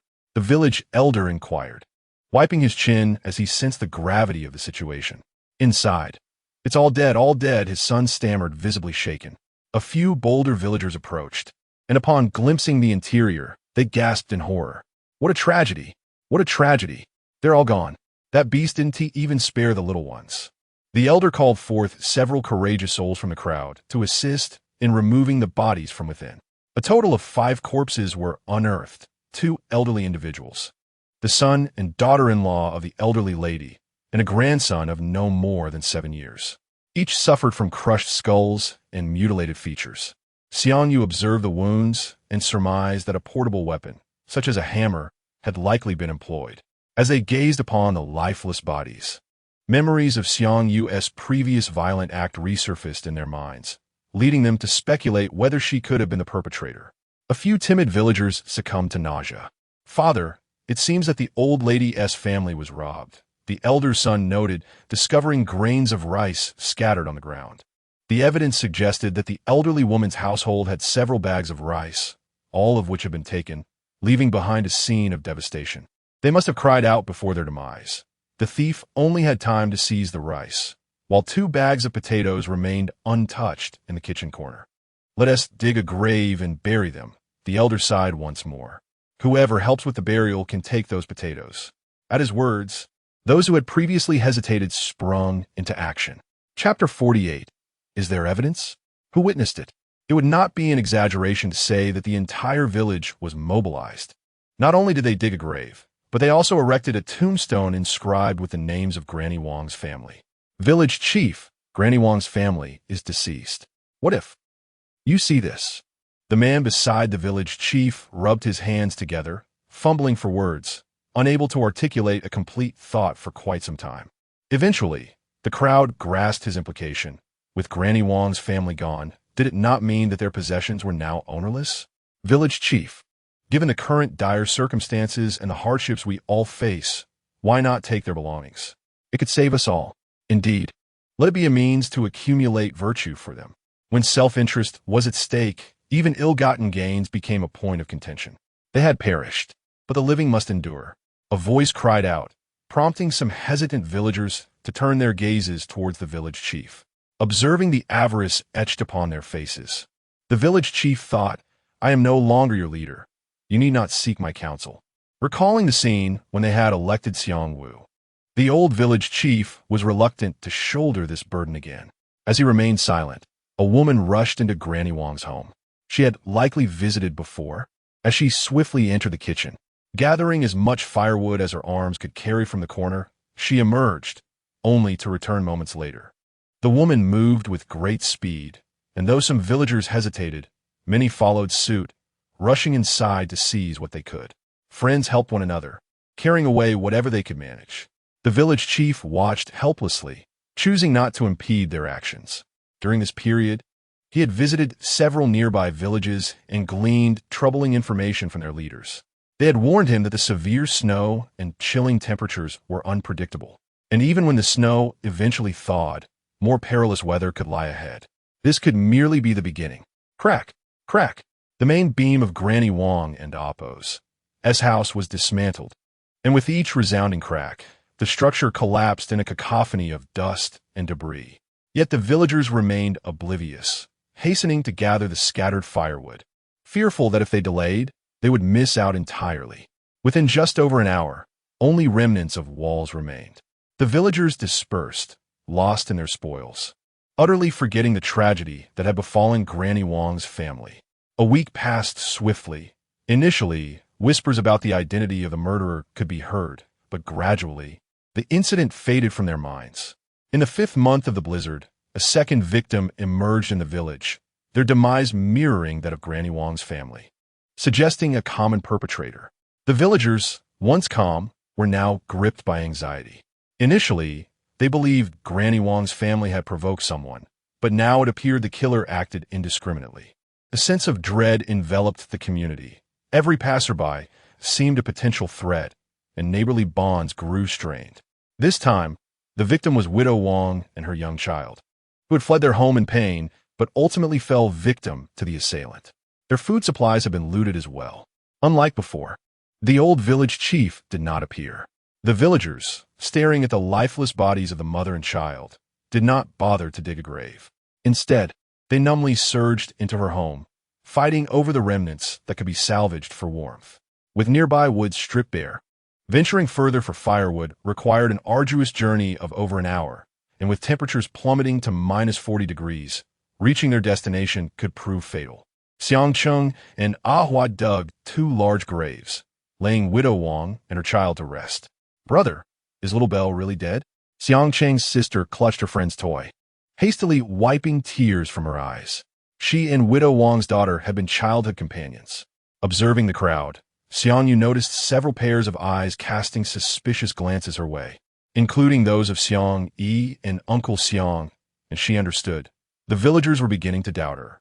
That night, the doorbell rang, followed by a series of loud knocks. Rising to answer, Xiang Yu was met with a foul stench. Frowning, she opened the iron gate, only to witness several figures fleeing down the path.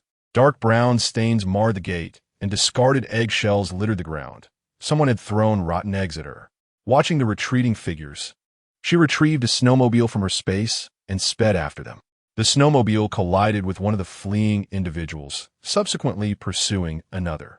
There were 4 in total. After knocking down 2, she focused on the remaining 2, binding them with rope, securing the other end to the snowmobile.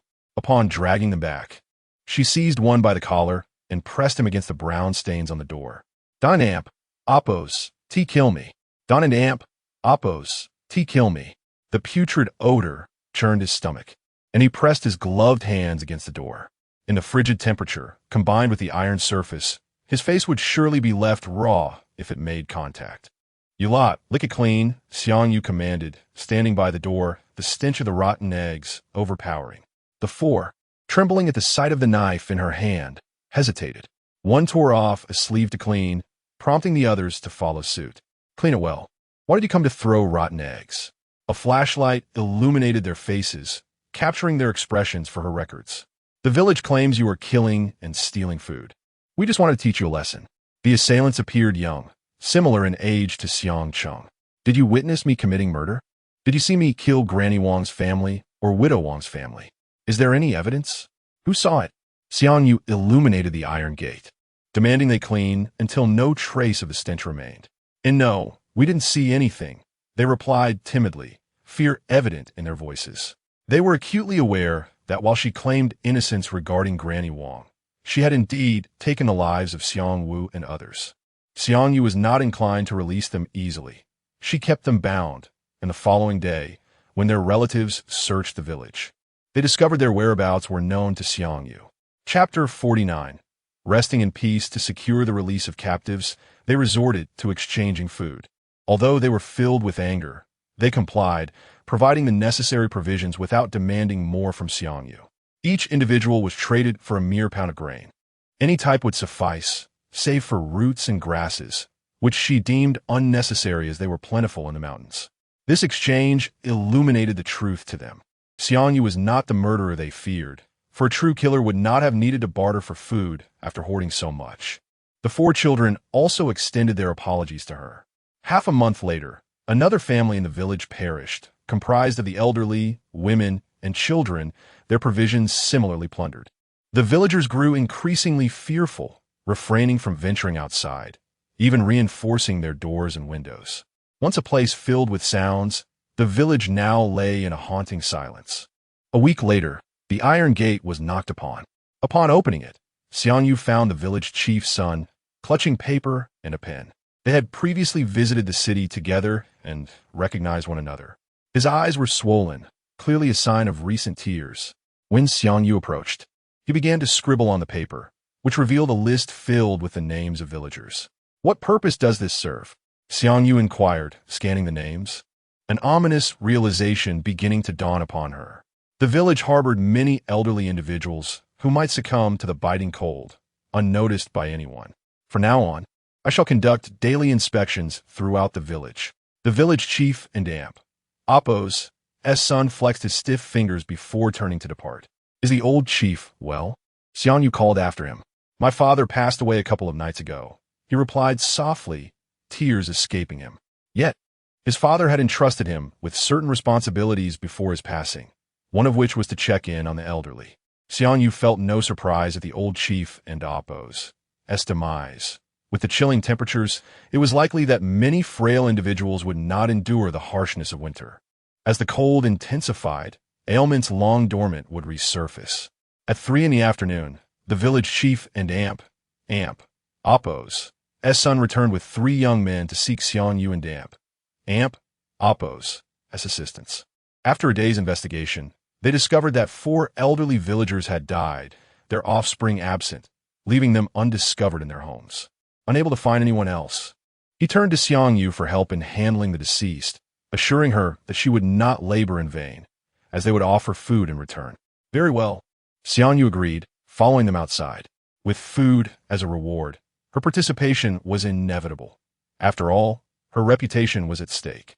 The 4 deceased were actually 2 couples, their children working far away and unable to return in time due to the blizzard. As they pushed open a lightweight wooden door, they entered the dimly lit room where 2 elderly figures lay upon the bed, the fireplace beside them filled with ash from previous fires. The atmosphere was devoid of warmth. One young man stepped forward and lifted the blanket, revealing the skin of the 2 elders marred by livor mortis, despite the low temperatures preserving their bodies. A faint odor lingered in the air. One Xiangyu recognized all too well, the unmistakable scent of decay. The group immediately covered their mouths. One young man bolting for the door, exclaiming, "I can enamp Appo's do this. Find someone else." His heart raced with fear and nausea, and as he left, another young man followed suit. The 5-member group dwindled to just 3. "What shall we do with them? Perhaps we should let them rot here," one suggested. But the village chief and Appo's son merely shook his head, indicating that anyone wishing to leave was free to do so. Ultimately, the young man remained, likely driven by desperation. The 3 dug a grave. Xiangyu and one other assisted in hoisting the lifeless bodies for burial. After tending to the 4 corpses, they received 3 pounds of rice, 2 pounds of potatoes, and a bundle of firewood in return, which Xiangyu deemed a fair exchange. The old chief had likely assigned this task to his son to ensure the elders received a proper resting place. The food she received was presumably from the homes of the deceased. Upon returning home, the sky was overcast, and as she walked a distance with her acquired provisions, Xiangyu noticed she was being followed. The man trailed her cautiously, exhibiting strong counter-surveillance skills, maintaining a considerable distance that would be difficult for an ordinary person to detect. However, Xiangyu was far from ordinary. Upon sensing the pursuit, she continued her stride, casually glancing back at the shadowed figure whenever she rounded a corner, feigning normalcy. Upon entering her abode, she left the iron door ajar, peering through the slight opening at the dark silhouette outside. It was too dim to discern his features, but his physique suggested he was a robust man. He cautiously approached her yard, casting wary glances around before slipping behind the surrounding wall. Feigning ignorance, Xiangyu set her belongings down and deliberately created noise, moving chairs to produce sounds. After lighting an oil lamp, she adjusted the wick to dim the light, plunging the room into a faint gloom while still allowing for some visibility. From her storage, she retrieved a mannequin, adorned it with a wig, and placed it under the covers. Once she had completed her preparations, she intentionally generated the sound of running water, creating the illusion that she was beginning her evening routine. Meanwhile, she stood hidden behind the door of the room where she stored firewood, listening intently. Sure enough, she soon heard subtle noises emanating from the backyard. The intruder had successfully scaled the 2-meter-high wall, indicating he possessed some degree of agility. Additionally, his adeptness during the pursuit suggested he was no ordinary individual. Xiangyu could not afford to take chances and retrieved her firearm. Hiding in the shadows, she steadied the gun in both hands, calming her breath. As time passed, the intruder grew impatient, and she heard the sound of the lock rattling at the front door. He could even pick locks. The oil lamp's light had been sufficiently dimmed, and with a creak, the front door swung open, allowing him to slip inside. The warmth of the room began to thaw his frostbitten body. Observing the lump beneath the covers on the sofa, he tightened his grip on the hammer, cautiously advancing towards the figure on the bed. With a sudden crash, he swung the hammer down towards the long-haired form, expecting a gruesome scene of blood and brain matter. Instead, he felt a sharp pain strike his back. Alarmed, he instinctively turned to where Xiangyu was concealed. Chapter 50.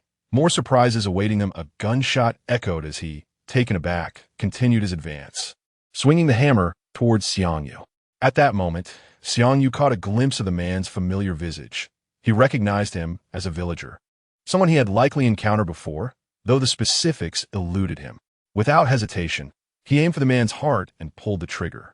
The deafening sound of the firearm drew the attention of nearby villagers, who gathered in front of Xiangyu's home, questioning the source of the commotion.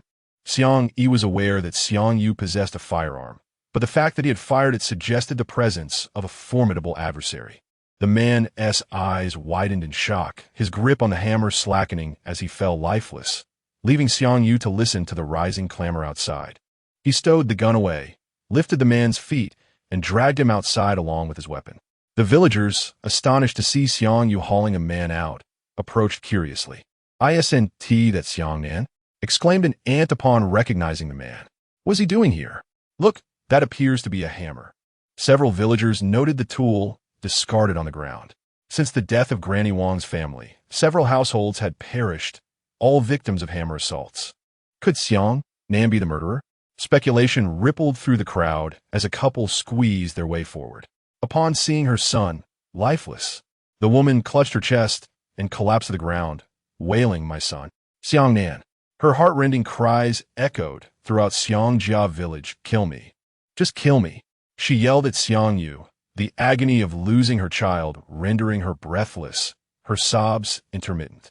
With each scream, her right hand pounded against her chest, her sorrow overwhelming her to the point of fainting.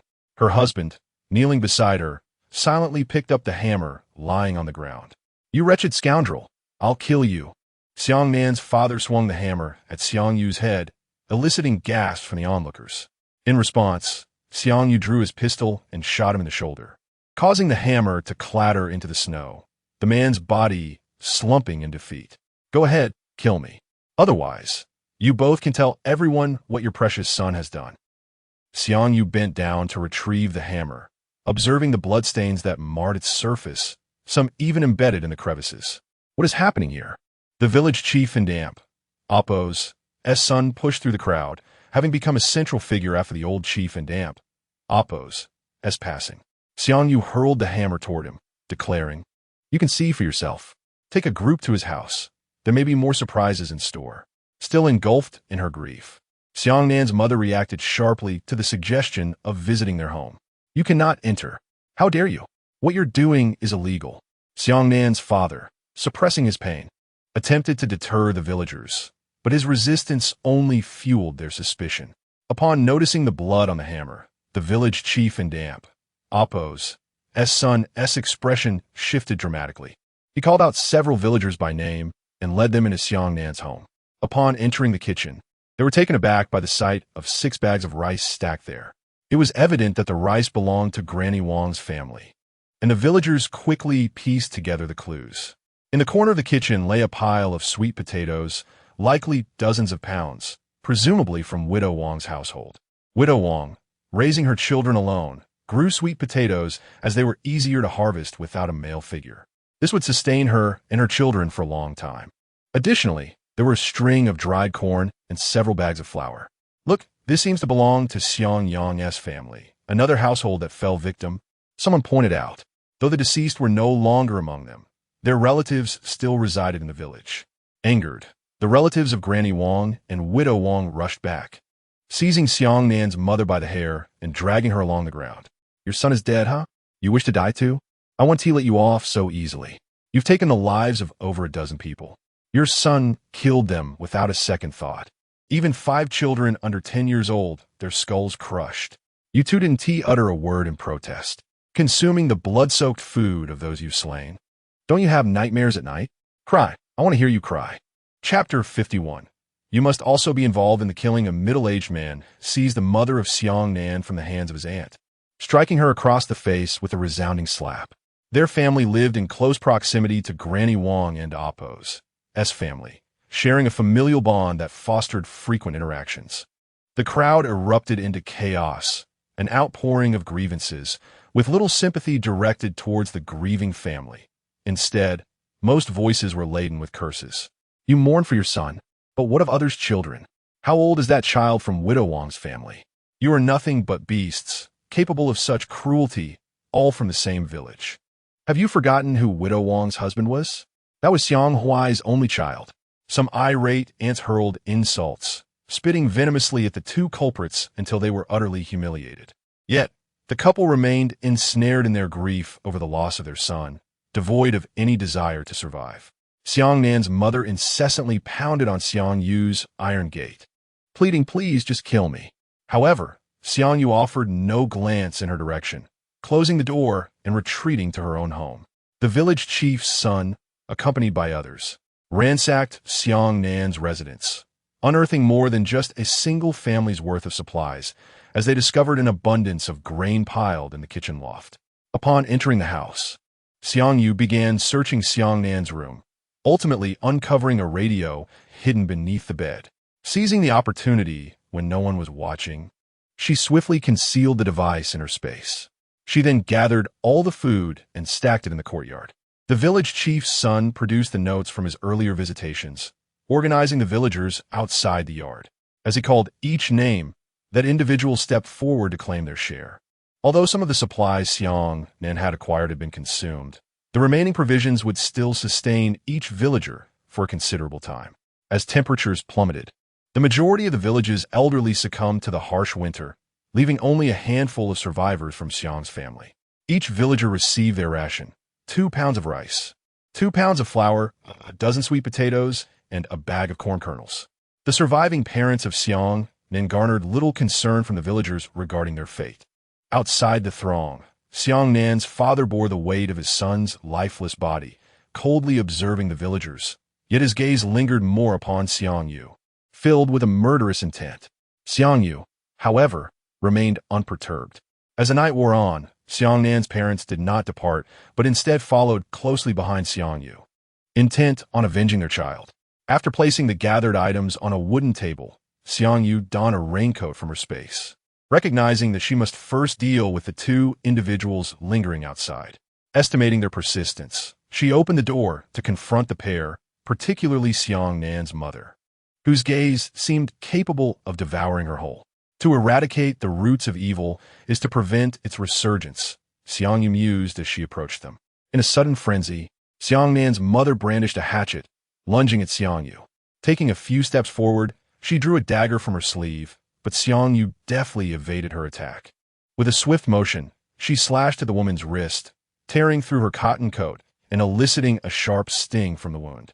The weapon fell from Xiang Nan and Appo's mother and Appo's grasp. In the face of her son and Appo's death, she felt profound sorrow, yet confronted with her own mortality, fear overtook her. She did not wish to die. Xiang Yu acted swiftly, and before the woman could fully comprehend her fate, blood erupted from her neck, her body collapsing to the ground. Eyes filled with unyielding resentment as she gazed upon Xiang Yu. "Perhaps you, too, are complicit in the killing," Xiang Yu remarked, her eyes fixed upon Xiang Nan and Apos. As father, a man of few words who embodied the adage, "The dog that bites does not bark." She had scrutinized the murder scene at Granny Wang's home, noting 5 victims, each in different positions, indicating that such a massacre could not be executed by a single individual. His right shoulder had been previously wounded by a gunshot, and due to the prolonged delay, the arm had succumbed to numbness from the cold. Before Xiang Yu, he possessed no strength to retaliate. His eyes wide with shock as he absorbed her words. "It no longer matters.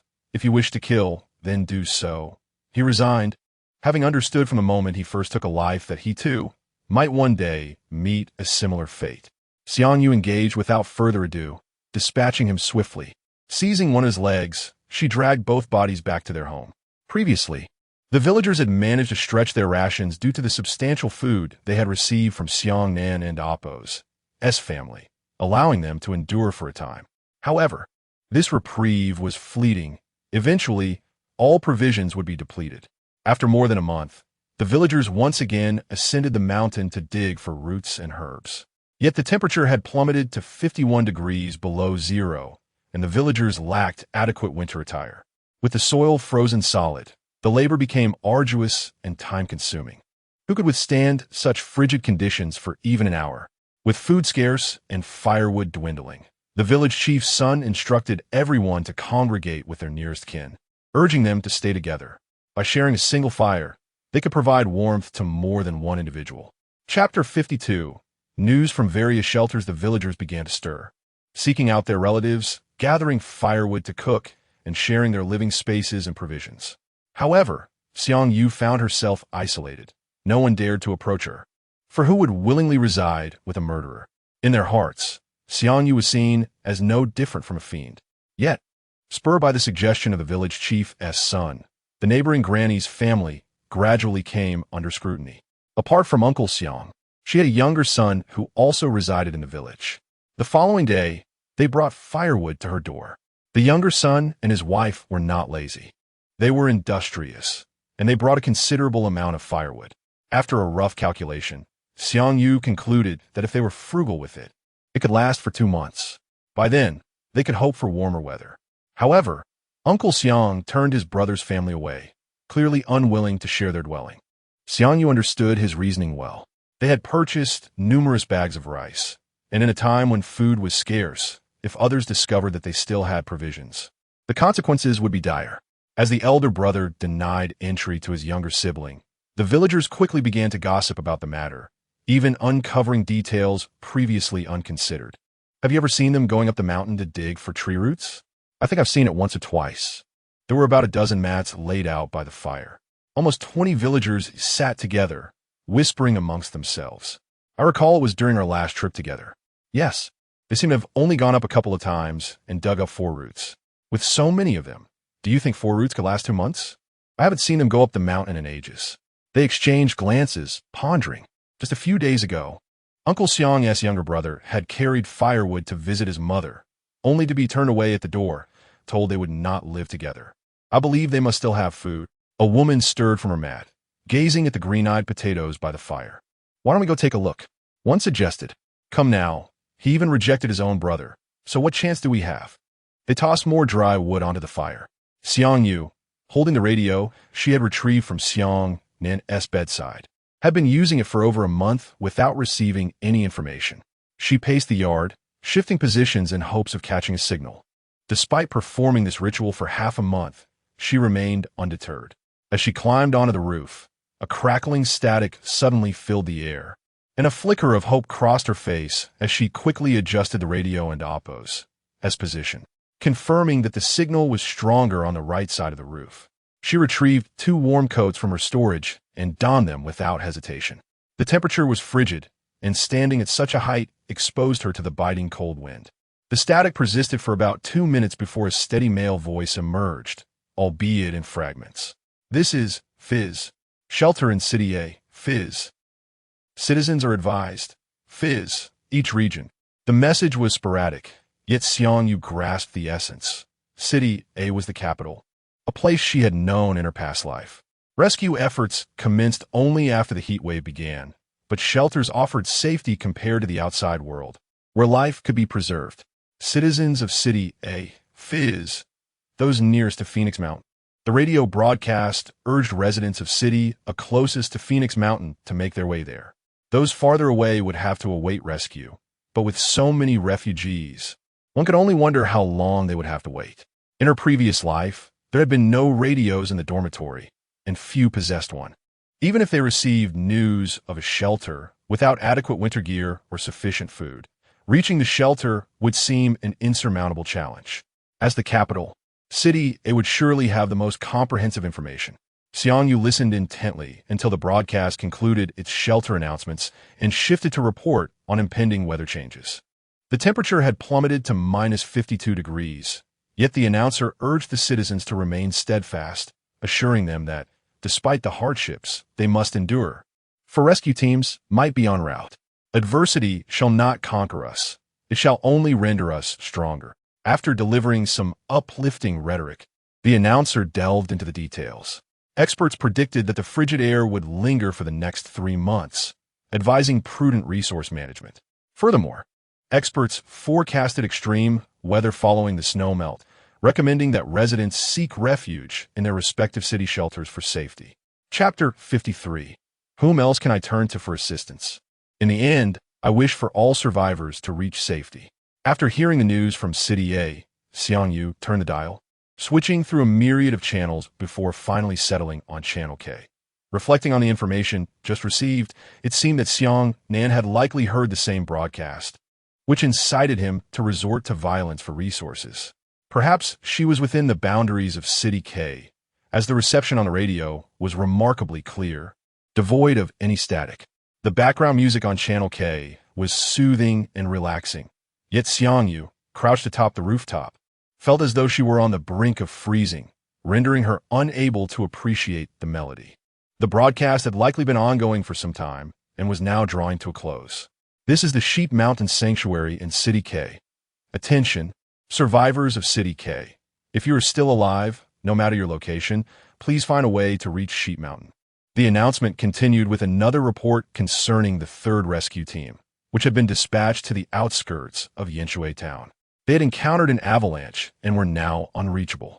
Residents of Yinshui Town, please be advised. The site of the rescue team's demise is located to the west of Yinshui Town, in a place called Baiyun Mountain.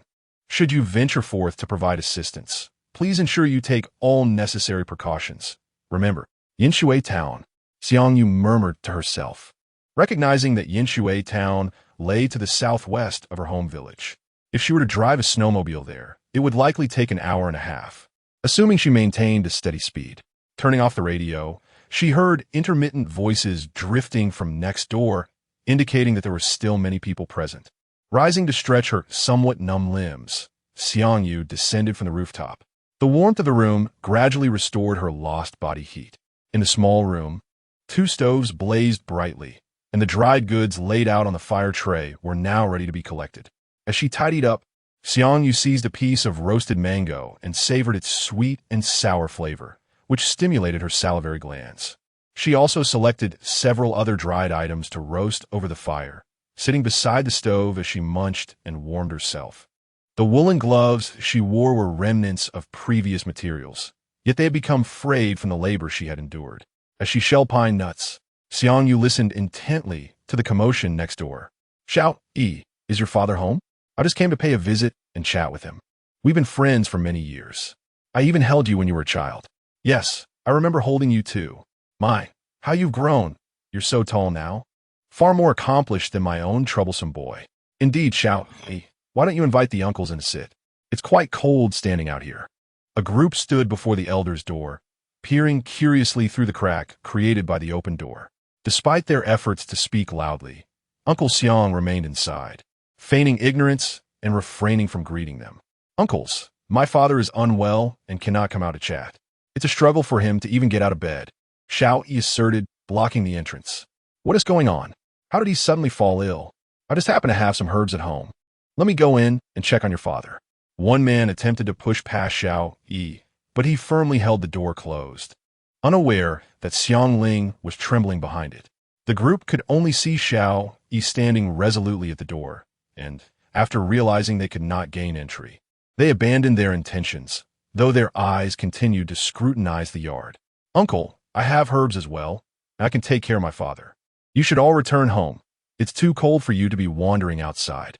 With that, Xiao Yi attempted to close the door. Wait. A middle-aged man pressed his hand against the door, unwilling to relent, and finally voiced the purpose of their visit. Xiao Yi, we're all neighbors here. When our kin are in trouble, you cannot just turn a blind eye. His expression was one of deep sorrow. Yes, Xiao Yi, your parents went to the city for work, and the villagers have always been good to you and your sister. Xiao Yi's worst fears were realized. Uncles, we all belong to the same village. Every family faces difficulties. Who can I turn to for help? The implications of his words were clear. He was not unwilling to assist, but he felt powerless. Assisting one would not suffice for many. Their food supplies were limited, and sustaining their own family was already a challenge. Moreover, they had become accustomed to listening to the radio, which warned of a continuing drop in temperatures over the next 3 months. This was merely the beginning. Yet their provisions could only last a little over a year, and if shared for relief, they would scarcely endure 3 months. Xiao Yi, such thoughts are unacceptable. Are you really going to watch everyone perish? The weight of his words bore down on Xiao Yi, leaving him momentarily speechless. Uncle, I must see you off.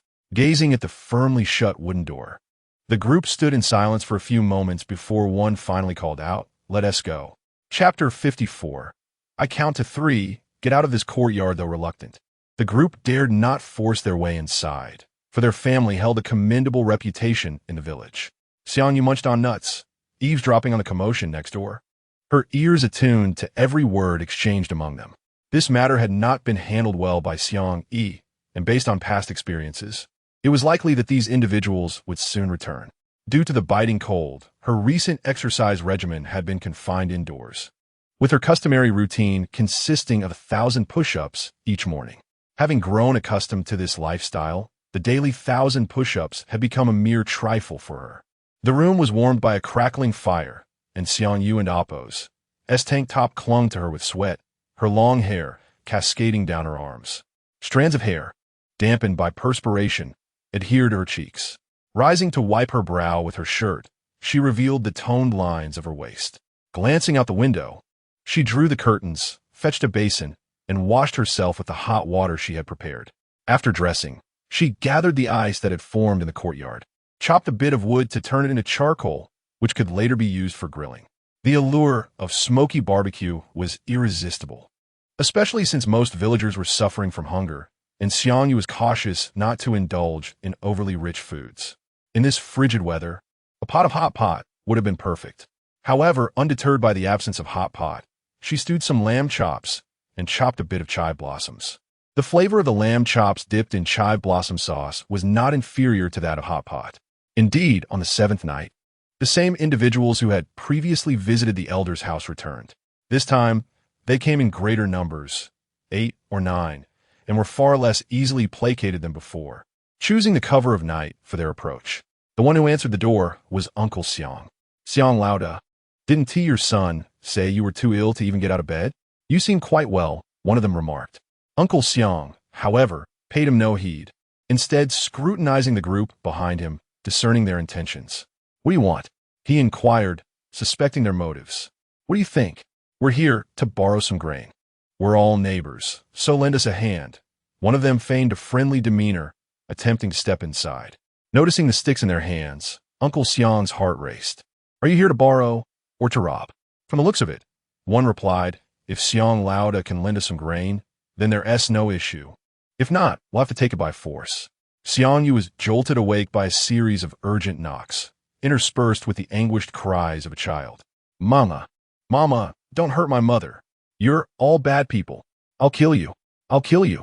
Hearing the commotion next door, Xiang Yu glanced at the clock, 1:45 a.m. The iron door continued to clang as she donned her clothes and opened it, the cold night air assaulting her face. Outside stood a small girl, her face a mask of terror. Xiang Yu recognized her as Xiang Ling's child. Sister, so many bad people rushed into our home. Mama and Grandpa have been hurt, and Grandma is dead. The child burst into tears upon seeing Xiang Yu. Who sent you to find me? Xiang Yu detected a hint of confusion in the girl's words. It's uncle. He left home a few days ago and said if any bad people came, I should find you. The girl reached out to Xiang Yu, but she stepped back. Grabbing her compound bow from inside, Xiang Yu ventured out. Stay here and hide. Don't go near them, she instructed before dashing next door. They were all from the same village. Surely, they would not resort to killing the elder. Before she even entered the house, Xiang Yu heard Zhang sweeping and Amp, Oppos, as curses and Uncle Xiang and Amp, Oppos, as faint cries for help. Kicking open the courtyard gate, she beheld the chaotic scene. Xiang Ling lay unconscious by the entrance, surrounded by 2 crying children. 6 people were encircling Uncle Xiang, their sticks raining down upon him. Zhang Cuiping was being restrained by 2 others, desperate to rush to Uncle Xiang's aid.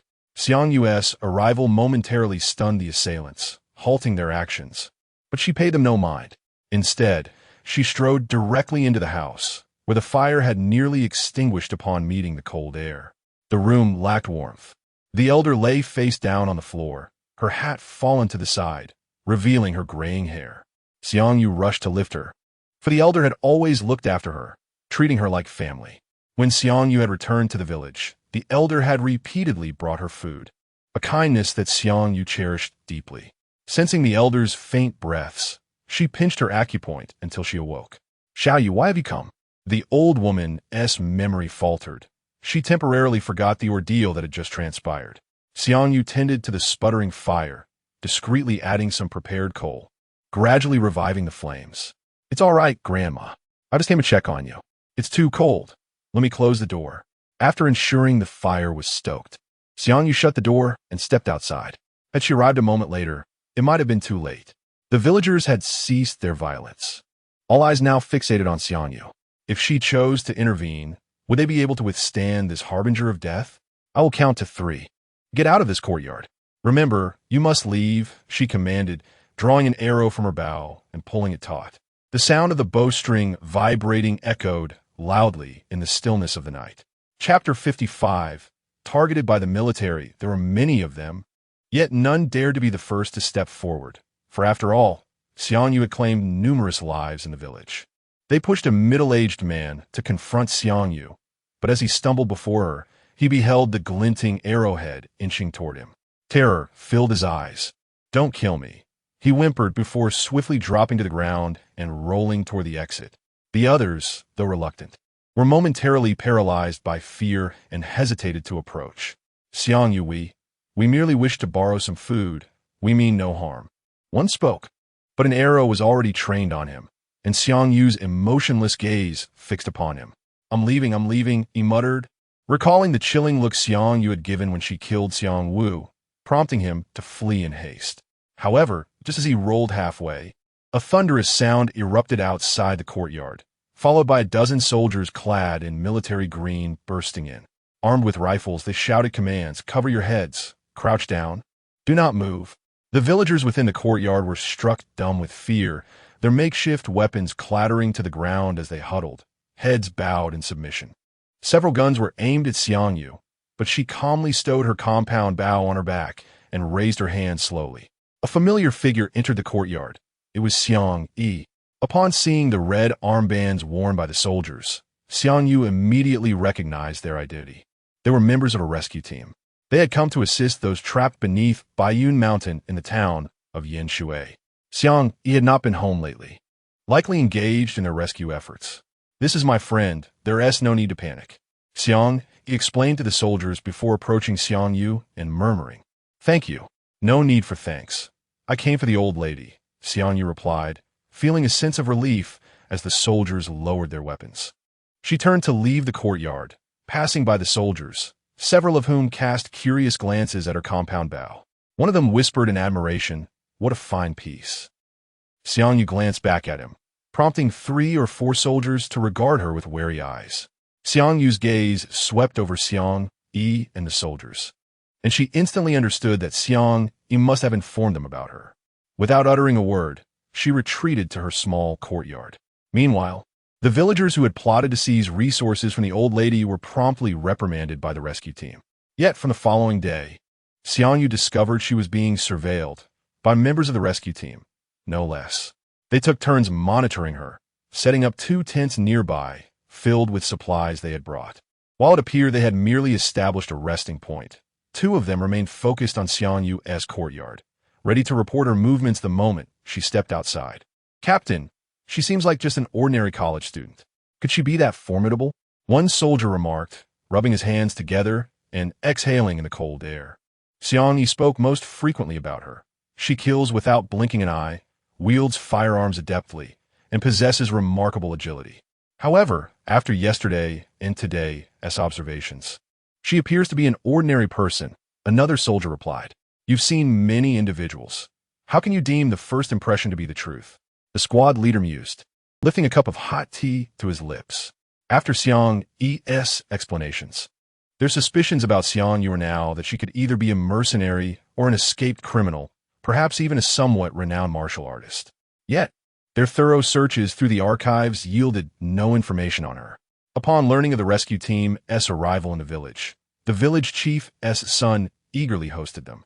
The squad leader instructed him to compile a list of surviving villagers. The village chief's son, already accustomed to this task, promptly handed over the paper, earning the squad leader's approval. He then directed the son to spread the news of the rescue team's presence to the surrounding villages. Soon, villagers from nearby communities began to arrive, erecting tents near the rescue team, poised to leave with them once they departed. The rescue team members worked to reassure the villagers, providing meals daily to the starving populace, ensuring they would not perish from hunger. Each day, Xiangyu stood in line for her ration, which amounted to a mere serving of noodles, barely enough to satiate her hunger. Even while eating, she felt the scrutinizing gazes of several soldiers fixated on her. Xiangyu maintained a composed demeanor. The ordinary people remained unaware of the unfolding realities, yet the military was acutely aware. The world was subtly transforming, and the law of the jungle prevailed. This was the reason they hadn't apprehended Xiangyu immediately. Moreover, upon inquiring in the village, they discovered that the individuals Xiangyu had slain were the ones who had provoked her actions. Chapter 56. I did not go to the shelter, and thus I was killed by Xiangyu. However, these villagers are oblivious. To them, it matters not whether Xiangyu is the victim of bullying. They only know that she has taken a life. As for the reasons behind her actions, they show no interest. They trust only what is immediately visible to them. "Officer, you must apprehend her. She is a murderer," the villager's words still echoed in my ears. The squad leader approached Xiangyu, holding a bowl of noodles, and sat directly across from her. It was only when she ate that she would lower the scarf covering her face, which she typically wore to obscure much of her visage. The squad leader observed Xiangyu, his gaze slightly lowered, with a prominent nose and pale lips. Each feature appeared gentle, yet concealed a sharp coldness. He certainly did not seem as mild as he appeared, yet he bore no apparent animosity towards Xiangyu, which piqued his curiosity about her. Xiangyu glanced at the noodles in his bowl, which were similar to her own. "Are you full? Would you like another bowl?" The squad leader initiated a conversation. Xiangyu raised her eyes to meet his. Her expression was tranquil, devoid of turbulence. "No, I am quite full," she replied, sensing the gazes of those around her. She stood and walked towards her small courtyard. On the morning of the 4th day, the rescue team began to assemble, driving snowmobiles and announcing through loudspeakers in nearby villages. "Villagers wishing to accompany us to the shelter, please prepare your belongings promptly. The team will depart at 2 o'clock tomorrow afternoon. If you miss this time, we shall not wait for you." Once again, I emphasize, the departure time is 2 o'clock tomorrow afternoon. The shelter has ample food, heating, and sufficient drinking water. You need not worry about going hungry there.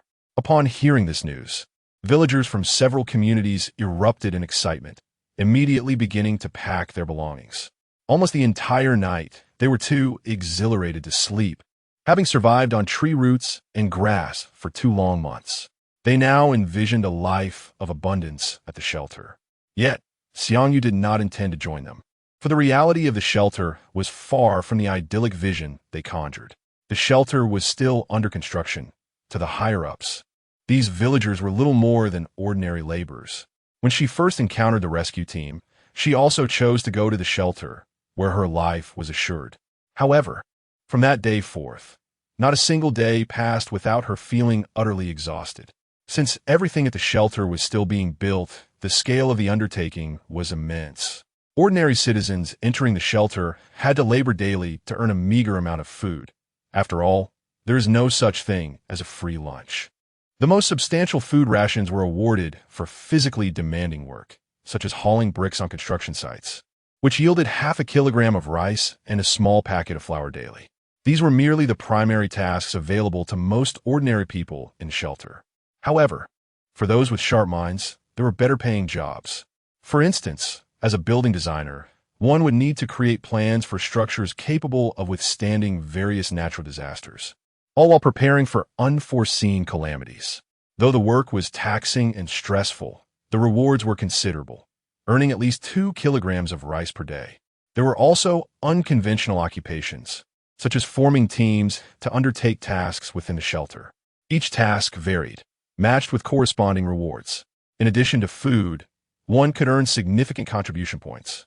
A construction worker might earn 2 contribution points a day, while a designer could acquire 5.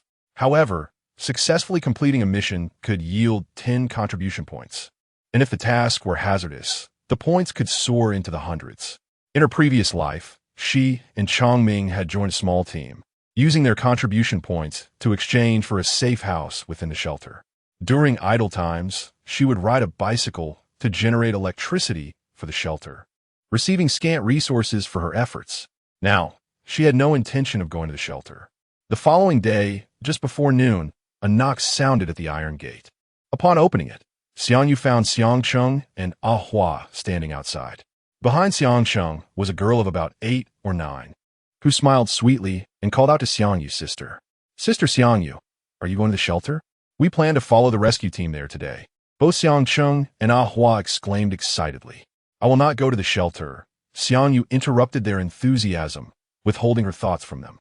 "Why not, Sister Xiangyu? It's very dangerous outside, especially for girls," Ah Hua replied, disbelief written across her face. However, recalling Xiangyu's capabilities, she soon felt reassured. Chapter 57. Xiang Yi. Have I wronged you? Xiangyu, are you not going now because you prefer to wait a while longer? Xiangcheng discerned the implication in her words. Xiangyu nodded slightly. The two did not press her to accompany them to the shelter. At 1:30, each of them brought a parcel to Xiangyu. "Xiangyu, these items are for you." Xiangcheng and Ah Hua placed the 2 parcels at her feet, crouching down to inspect the contents. Xiangyu discovered they were provisions. She immediately declined their offering. However, recalling how Xiangyu had previously guided them into the mountains for hunting, they insisted, "Xiangyu, if you don't go to the shelter, eventually the food you have will run out." The rescuers said, "There is ample food at the shelter, and we have brought some of it to share with you. Please accept it."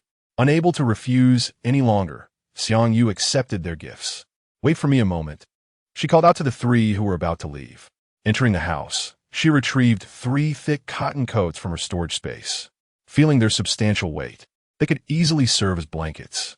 Xiangcheng's sister was pleasantly surprised to receive a return gift from Xiangyu, clinging tightly to the heavy coat. "Thank you, Xiangyu." She and Ah Hua expressed their heartfelt gratitude. In this biting cold, Xiangyu was indeed a source of warmth amidst the snow. For Xiangyu, who had once endured hunger, the fact that they were sharing food with her at this moment made these coats worthwhile. Though she had plenty to give, she refrained from offering anything too ostentatious, lest it bring harm to them. The bitter cold would persist for another 3 months. As I had explained, food could be procured at the shelter, but warm clothing would be significantly more expensive there. These garments should help them endure the upcoming months. With the rescue team stationed near her small courtyard, the villagers began to gather more as the clock approached 2 o'clock.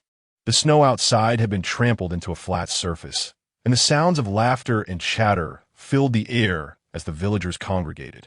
"Everyone, please quiet down. I have a few words to say." The crowd fell silent, as departure was imminent. The rescue vehicle awaited at the base of Baiyun Mountain, and everyone needed to walk there together to reach the shelter. Xiangyu recalled the news she had heard on the radio. speculating that the rescue vehicle might also be buried in the snow. Once the villagers arrived at Baiyun Mountain, they would likely need to assist in clearing the vehicle before they could leave. The villagers of Xiangjia village were well acquainted with the area. A solitary person would find it hard to withstand the harsh cold, but a group could share the burden of the wind and snow. Soon, the clock struck 2. Xiangyu stood at the door, surveying the throng before her. Nearly everyone from the nearby villages had arrived.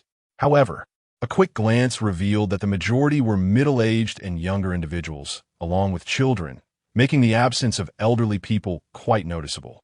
Having previously assisted the village chief's son in burying several elderly individuals, Xiangyu was acutely aware of their thoughts. Most rural elders adhere to the belief that no matter how far one travels, one must die in the place that nurtured them. As they aged, the journey to Baiyun Mountain on foot would likely prove too arduous, and many would meet their end along the way, finding their final resting place prematurely. Thus, most elders chose to remain in the village, slowly passing their remaining days. A horn sounded at the village entrance, and the crowd began to move toward the exit, while the elders stood at their doorsteps, watching their children and grandchildren depart. This departure would be a final farewell. A snow vehicle halted before Xiangyu, and Xiangyu emerged, casting a complex gaze upon her. From the beginning of their acquaintance to this moment, he vividly recalled the number of lives Xiangyu had taken. Their relationship had transitioned from familiarity to estrangement. He had recounted every incident involving Xiangyu to the rescue team. Yet he was astonished that she had not faced any corresponding punishment. "Xiangyu, have I wronged you?" Xiangyu's demeanor remained cold. Upon sensing the inexplicable hostility from the rescue team, she contemplated the means by which she might eliminate Xiangyu. Human nature is indeed a dramatic affair, is it not? "No, but you have killed many people, Xiangyu. I have witnessed the ease with which you take lives, as though it were as simple as drinking water. Do you still possess any semblance of humanity?" Confusion clouded Xiang's eyes. He struggled to grasp how one could exhibit no emotion while committing murder. Was she a professional assassin? Humanity. Xiangyu regarded Xiang-yi with derision, but the smile quickly faded from her face. "What are you laughing at?" Xiang-yi furrowed his brow. "Xiang-yi, dare you claim that your hands will never be stained with blood throughout your life?" Xiangyu retorted directly. After pondering for a moment, Xiang-yi firmly denied, "I certainly will not." His gaze gradually grew resolute. "Very well, we shall see. In due time, I shall personally take your life," Xiangyu declared with a glint of amusement in her eyes. The mere thought of his intention to use the rescue team to bring about her demise was justification enough for her to eliminate him 100 times over. Chapter 58. Just waiting for death, he had seen such a gaze from Xiangyu before, as if gazing upon a corpse. Xiangyu had regarded herself as one of the deceased. Xiang-yi felt a surge of anger, muttering to himself to take care, before driving away on the snowmobile. Xiangyu watched the retreating figures of her family, Uncle Xiang, Zhang Suiping, Xiangling, and her 3 children, without the presence of Grandma. Turning her gaze toward the neighboring yard, she spotted Grandma standing at the door, leaning on her cane, seemingly frozen in place, staring at the vanishing procession. Xiangyu approached her, calling out a few times. Yet the elderly woman appeared oblivious, her eyes fixed ahead with an intense gaze. It was not only Grandma. Several elderly villagers mirrored her state. Only when the last silhouette faded from view did Grandma notice Xiangyu standing beside her. "Little Yu, why didn't you go with them? Hurry, or you'll be left behind," Grandma urged, her cane nudging Xiangyu as she insisted she depart swiftly. "Did you not hear them say? This heavy snow will last for 3 months. There will be other dangers after that. I am but an old bone. Why should you, a young person, remain? Hurry up and catch up to them." Seeing her distressed expression, Xiangyu responded, "Grandma, please calm down. I stayed behind for other matters." Observing the wrinkles etched on the elderly woman and Appo's face, Xiangyu noted that she was nearly 80 years old. Grandma, momentarily at a loss, recognized her inability to persuade Xiangyu. Among those remaining in the village were several other elders, of similar age to Grandma, yet the village was inherently small. With their departure, it grew even more desolate. The sporadic sounds of children's laughter and cries had vanished, leaving an eerie silence. These unattended elders lingered in the village, merely awaiting their demise. Dinner that evening was the most sumptuous meal she had enjoyed in months. A bowl of sauerkraut fish, spicy chicken, roasted goose, and a refreshing stir-fried vegetable dish. With the village now devoid of people, the other elders lived far from her, save for Grandma, leaving her untroubled by the strong aromas of her meal. Before bed, Xiangyu visited next door. "Little Yu has come. Have you eaten? I made some porridge. Let me serve you a bowl." Grandma rose from beside the stove, and Xiangyu hurried over. "I and Appos. I'm fine. I'm just going to check on you." As she spoke, Xiangyu skillfully maneuvered her flashlight to locate the coal room, filling a bucket with freshly prepared coal and placing it beside the stove. Grandma felt at ease with Xiangyu's presence, not minding her boldness in entering the coal room. "I've already eaten. The coal is beside the bed. If it gets cold tonight, just add a bit. If anything happens, just call out to me." With that, Xiangyu departed, aware that the coal supply could last another 6 months, while inside the house, only half a bag of rice and some dried vegetables remained. The meager provisions would barely last 2 months if rationed. Upon returning home, Xiangyu fell into a deep slumber, the most peaceful rest she had experienced in a long time, as the bell hanging on the iron door remained silent throughout the night. In previous nights, the bell would jangle periodically, scaring off any intruders. Yet, upon waking in the middle of the night, she found it difficult to return to sleep. After breakfast, the next morning, Xiangyu set out on the snowmobile, heading directly to the nearest gas station. Upon finding the fuel canister, she discovered it had been emptied. It appeared that the rescue team had utilized specialized tools for the task. Continuing to the next gas station in town, she found it similarly depleted, leading her to consider venturing into the city. The snowmobile offered a significant advantage over foot travel, and after more than half an hour, she finally reached the outskirts of the city. Within a kilometer of the highway exit, there was a gas station where she parked the snowmobile and ventured inside, only to be met with chaos. Typically, a gas station would include a small convenience store, but the shelves were completely toppled. On the floor lay a highly decayed corpse, trapped beneath the wreckage, an overwhelming stench permeating the air. Xiangyu adeptly located the oil tank, relieved to find it untouched. Behind the tank rested a dusty package, which, upon inspection, bore no foul odor. She crouched down and, using her knife, carefully opened the box. Inside were 3 rows of sealed fruit cans, cushioned with foam, neatly packaged. A fortuitous find, Xiangyu stored the fruit cans along with the box in her space. Having spent over 6 hours since her morning departure, Xiangyu retrieved some prepared meals from her space. She entered an unoccupied house, set up 2 stoves, and after a while, began to feel warmth returning to her body.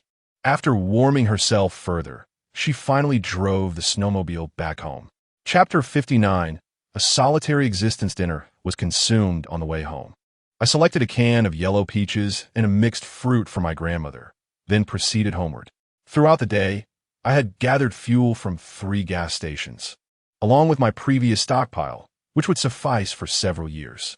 After all, if I were to use the vehicle, I would have to wait until the snow melted, and even then, it would likely not be used frequently. As darkness enveloped the sky, the accumulated snow offered no glimmer of light, and peering through the window revealed only 3 meters of visibility in the small courtyard. Anything beyond that was obscured. Timing indicated to me that this was a sign of the impending thaw. After feeding the livestock in the space before bed, I finally retired to sleep.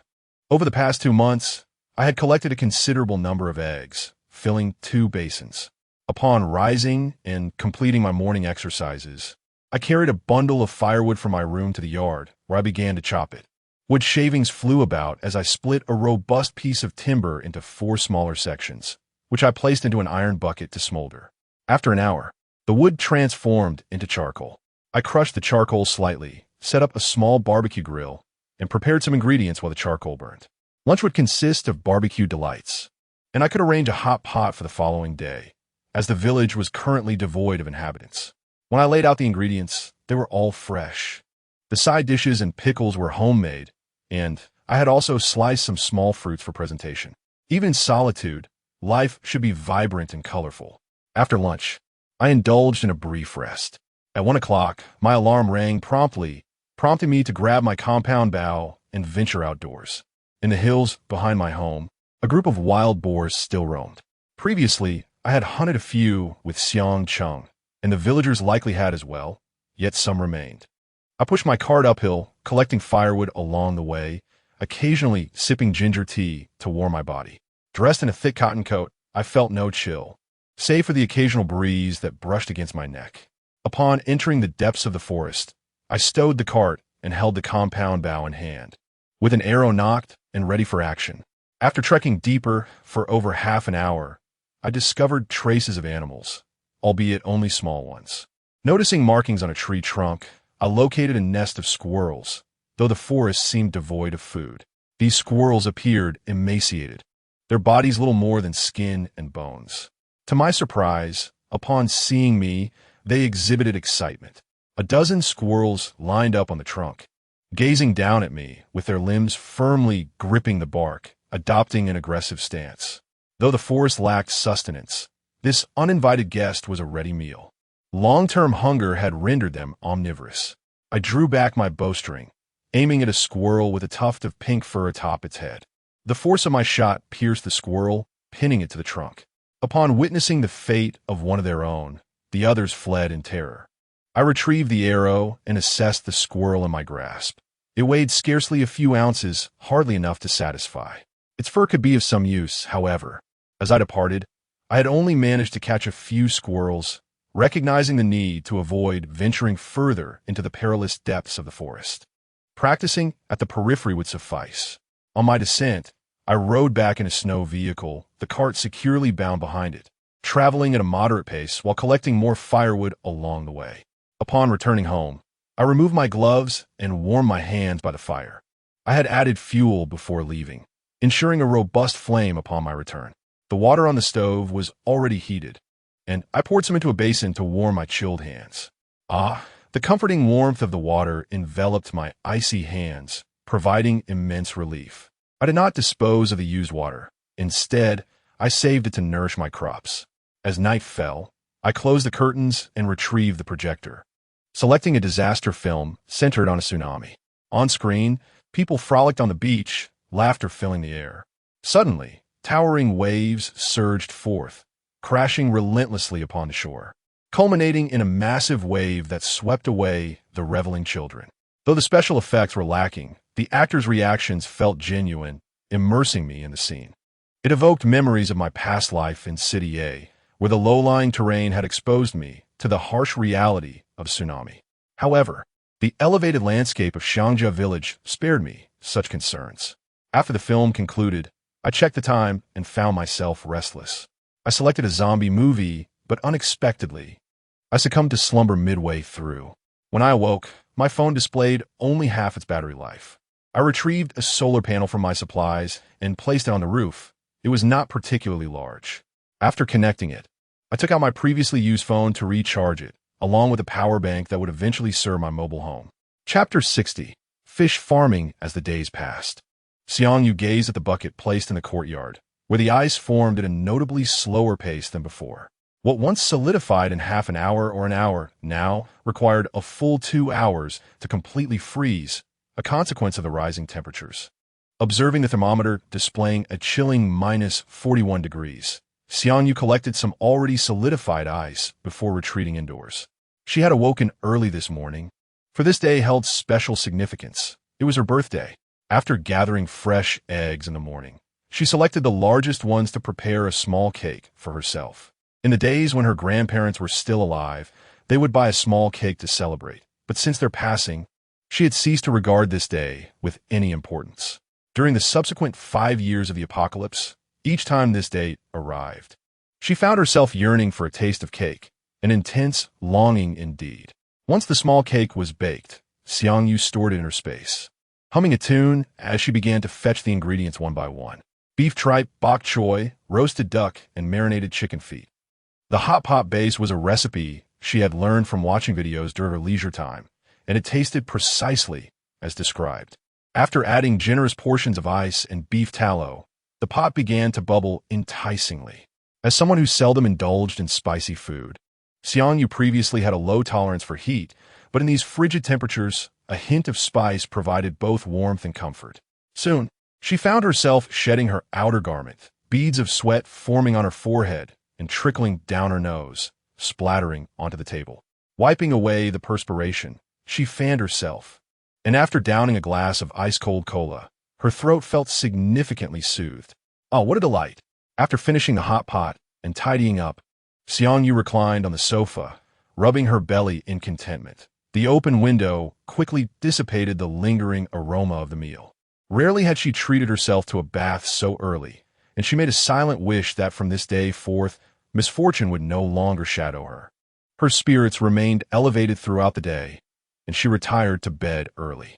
The following morning, as was customary, she ascended the mountain to practice archery, returned home for lunch, and spent the afternoon collecting ice and snow. In the blink of an eye, a month had passed, noticing the thermometer now reading a frigid minus 33 degrees. Xiangyu donned her clothing and stepped outside to stretch her limbs. As the temperature gradually warmed, the village elders began to emerge for their daily activities, often visiting one another at Grandma's house. They were all of similar age, and upon meeting, they would engage in lively conversation, reminiscing about amusing events from the village's past.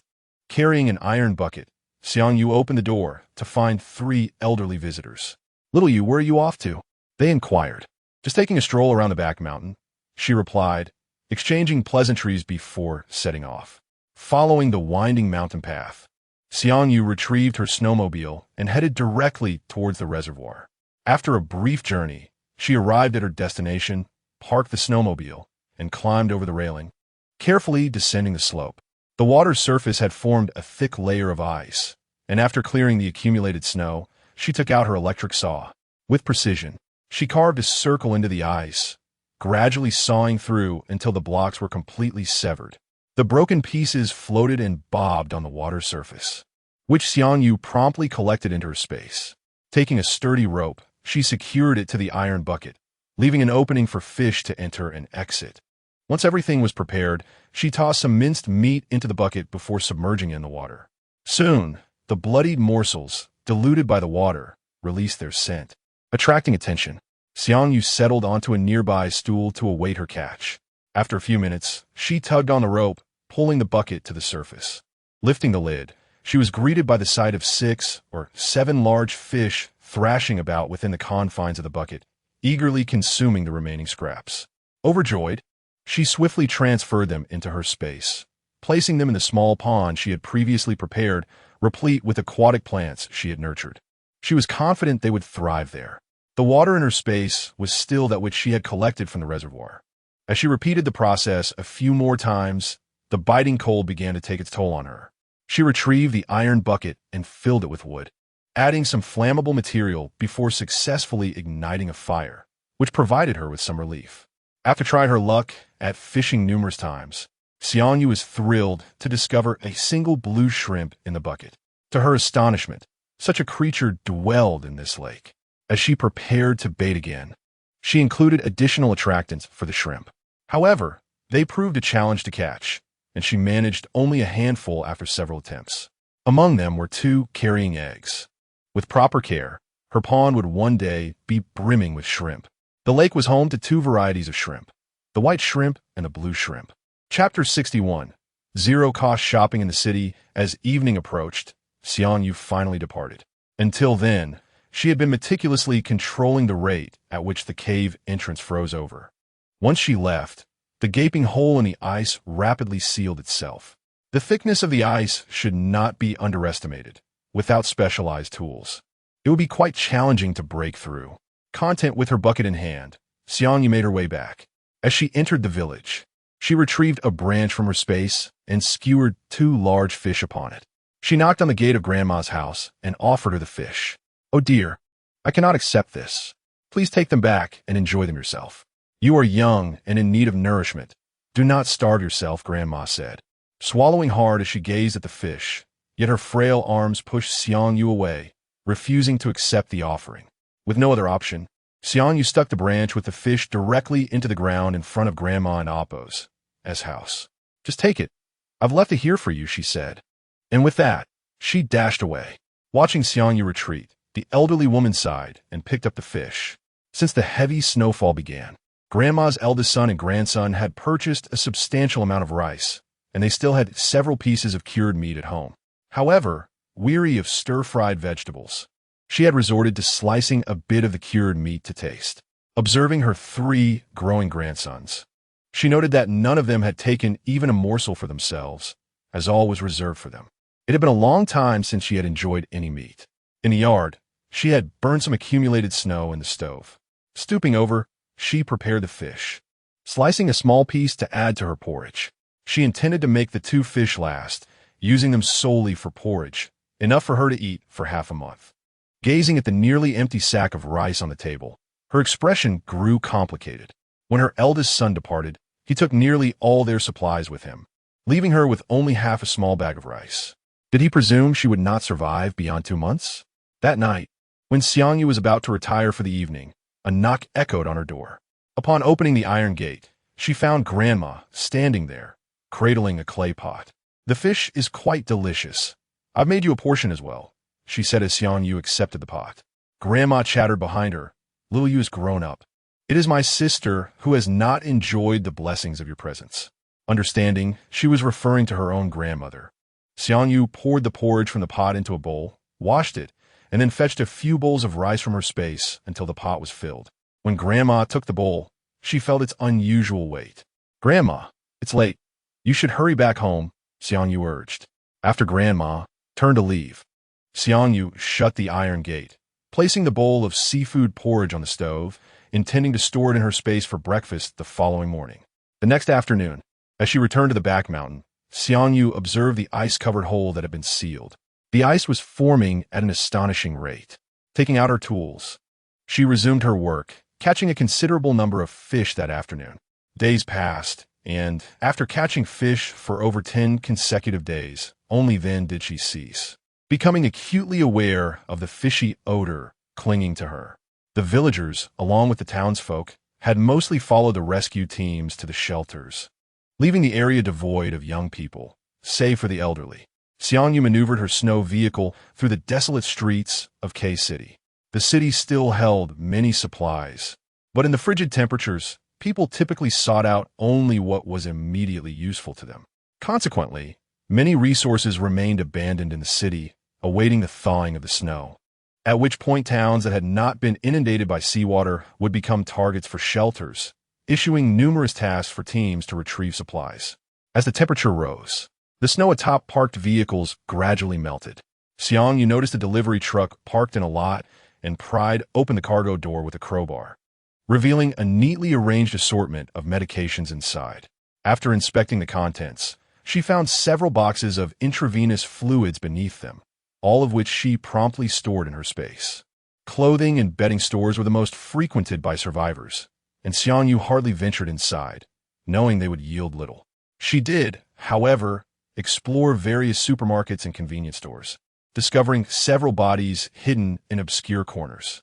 The interiors of these supermarkets were chaotic, with shelves toppled and remnants of food scattered across the floor. Conversely, the living supplies section had been largely untouched, allowing Xiangyu to select several electric fans, a number of rice cookers, and induction cookers.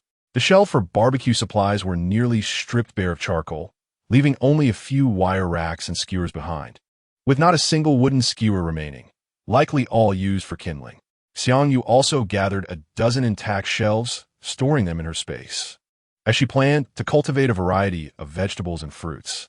While clearing other shelves in different supermarkets, she surprisingly stumbled upon a pack of starch sausages on the floor. Chapter 62. Sound in the hotel fortune was on her side, yet the starch sausages had turned into ice pops due to the low temperature.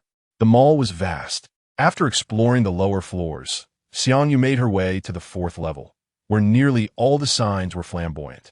The illuminated boards displayed various food names, and this floor was entirely dedicated to dining. However, most shops were adorned with wooden decorations, their doors and windows shattered, and the tables, chairs, and partition walls had been dismantled. Xiangyu entered a stone pot fish restaurant, testing the comfort of their sofa, which was quite satisfactory, and she collected several sofas to place in her space. In the expansive mall, her footsteps echoed alone, yet Xiangyu felt no fear. She searched the kitchen and found it even messier than the exterior, with some seasoning packets for the stone pot fish missing. The kitchen was nearly barren, but remnants of fish scales still littered the floor. When she opened the refrigerator, even her normally bold demeanor was startled. Inside lay dismembered limbs, encased in a layer of frost. Beneath one arm was a man's head, his long hair matted against the limb. The severed appendages bore jagged cuts, as if hacked indiscriminately with an axe, yet some still bore traces of life. Beneath the man's head rested a child's head, and Xiang Yu could only speculate who had placed these remains here. The intent seemed clear, to preserve these limbs as sustenance, and it was likely that a considerable amount had already been consumed. Gently closing the refrigerator door, Xiang Yu turned to leave them all. This was merely the beginning. Instances of cannibalism were not uncommon in many shelters, as supplies would eventually deplete. Noticing that it was already past 5:40, with dusk creeping in, she sought out a hotel and ascended to the 4th floor. The dimly lit corridor was devoid of light. Xiang Yu relied on the flickering candle in her hand. She randomly selected a room, its door showing signs of having been forced open long ago. The grand bed that once occupied the center of the room was now reduced to a mere mattress. Piles of wood shavings scattered across the floor did not surprise Xiang Yu. Having grown up in the countryside, she was accustomed to relying on the mountains for warmth. In the city, during her previous life in City A, she had resorted to dismantling hotel furniture for firewood. Without timber, in the frigid cold, even thin clothing and curtains would be repurposed for warmth. Upon entering the shelter, she had heard of even more harrowing tales, of corpses being burned for heat after death. Snuffing out the candle, Xiang Yu dared not assume she was the last person remaining in the city. She retrieved a portable stove from her space and set it on the floor. After placing a pot on the stove, she boiled a bowl of noodles, adding 2 eggs, some dried shrimp, and a sheet of seaweed, along with a slice of cured sausage she had prepared earlier. The aroma of the noodles was faint, the scent of the sausage dissipating quickly in the cold air. After finishing her meal, she took the previously collected sofas and propped them against the door. In anticipation of a potentially long night outside, Xiang Yu had long envisioned various unforeseen circumstances. She shifted the mattress to further barricade the door, retrieved a prepared double bed from her space, and connected her electric blanket to a power bank. After a brief wash, she settled down to sleep. As moonlight filtered through the curtain seams, cleansing the earth with its glow. In this unfamiliar environment, she dared not fall into a deep slumber. The crackling of burning coal in the stove kept her on edge. Each time she stirred awake, it took her a moment to drift back into sleep. Just as she was preparing to succumb to slumber, her eyes snapped open in an instant. With a glint of cold determination in her gaze, Xiang Yu carefully lifted the covers, rising from the bed, a handgun materializing in her hand. She had 14 bullets remaining. Cautiously approaching the door, she pressed her ear against the wall, the door secured by the sofas and mattress. It would require considerable force to push it open, an effort beyond the strength of a single individual. Listening intently to the noises outside, her expression remained composed until footsteps drew near. "Is there anything here? Why don't we go back? It's quite cold out at this hour." A woman's voice seeped through the crack of the door. Xiang Yu's body tensed in response. How could there be nothing? We should look around. We have no firewood left, and returning means we'll just huddle together in the cold. A man's emotionless voice followed. The pair searched room by room, but it was evident that this hotel had been long ransacked, leaving little for them. "But I'm really cold. Why don't we just go back? My hands have gone numb." Chapter 63. Death in 3 minutes. The woman and Amp. Oppo's voice trembled slightly, revealing her extreme cold. "Keep searching," she urged. "This hotel is vast. Surely not every bed frame in every room has been dismantled." The man, still reluctant to yield, felt a flicker of hope that they would uncover some firewood to stave off the chill. The woman, left with no choice, followed him in their quest. They separated to scour the rows of rooms lining the corridor. Before long, they arrived at a door marked Xiang Yu. The woman instinctively reached out to push it open, but remained obstinately shut. She tried again, her efforts yielding no result, and a glimmer of surprise flashed in her eyes. Turning to her companion, she called out, "Come quickly. I found a door that hasn't been opened." The man's expression shifted to one of intrigue as he observed her forceful attempts to breach the door. He approached her, his sharper gaze assessing the lock, and halted her efforts. Pressing his ear against the door, he strained to hear any sounds from within, but silence reigned. "Why are you stopping me? Hurry, help me break it down." The woman protested, her dissatisfaction evident. "Stop, there's someone inside," he said loudly, intentionally directing his words for the occupant to overhear. Inside, Xiangyu deftly readied her weapon, her expression betraying no emotion. The woman, incredulous yet cautious for her safety, retreated a few steps, seeking a semblance of security. "Hello, we mean no harm," the man ventured, his tone deliberately probing. "We're just looking for something to keep warm. May we come in to warm ourselves? It's dreadfully cold out here." "Not convenient," Xiangyu replied softly, her fingers toying with the gun. Yet her voice sparked a flicker of joy in the man's eyes, leading him to conclude that the voice belonged to a young woman. He gestured to his companion, who eagerly stepped forward. "Miss, my boyfriend and I are good people. Please don't be afraid. It's really cold outside. Could you let us in to warm up? My hands and feet are nearly frozen. I beg you, just let us in. We promise to leave as soon as we're warm." The woman's eyes sparkled with a mix of excitement and a hint of malice. The cold was indeed biting, yet their true intentions remained veiled. "Miss, my girlfriend is pregnant. If you fear I have ulterior motives, you can allow her to enter alone. I can stay out here." From their initial plea to this more conciliatory approach, he sought to elicit sympathy from Xiangyu. Alas, their calculations were in vain. She had no intention of granting them entry. Even if a child were kneeling outside begging, she would remain resolute, with a glint of menace in his eyes. The man shot a glance at the woman, who immediately understood. Soon, footsteps echoed in the corridor, and she claimed her boyfriend had departed, leaving her alone. She hoped Xiangyu would show mercy for her and her unborn child. She felt on the verge of freezing to death. As Xiangyu listened to the farcical performance unfolding outside, she pushed aside the mattress and shifted the sofa bed to another position. With a creak, the door swung open, and the woman's face lit up with joy. The man at the stairwell rushed forward, forcefully pushing the door wider. A gust of warm air enveloped them, and the woman instinctively stepped closer. They had successfully deceived many women before. Those who opened the door were often easily manipulated.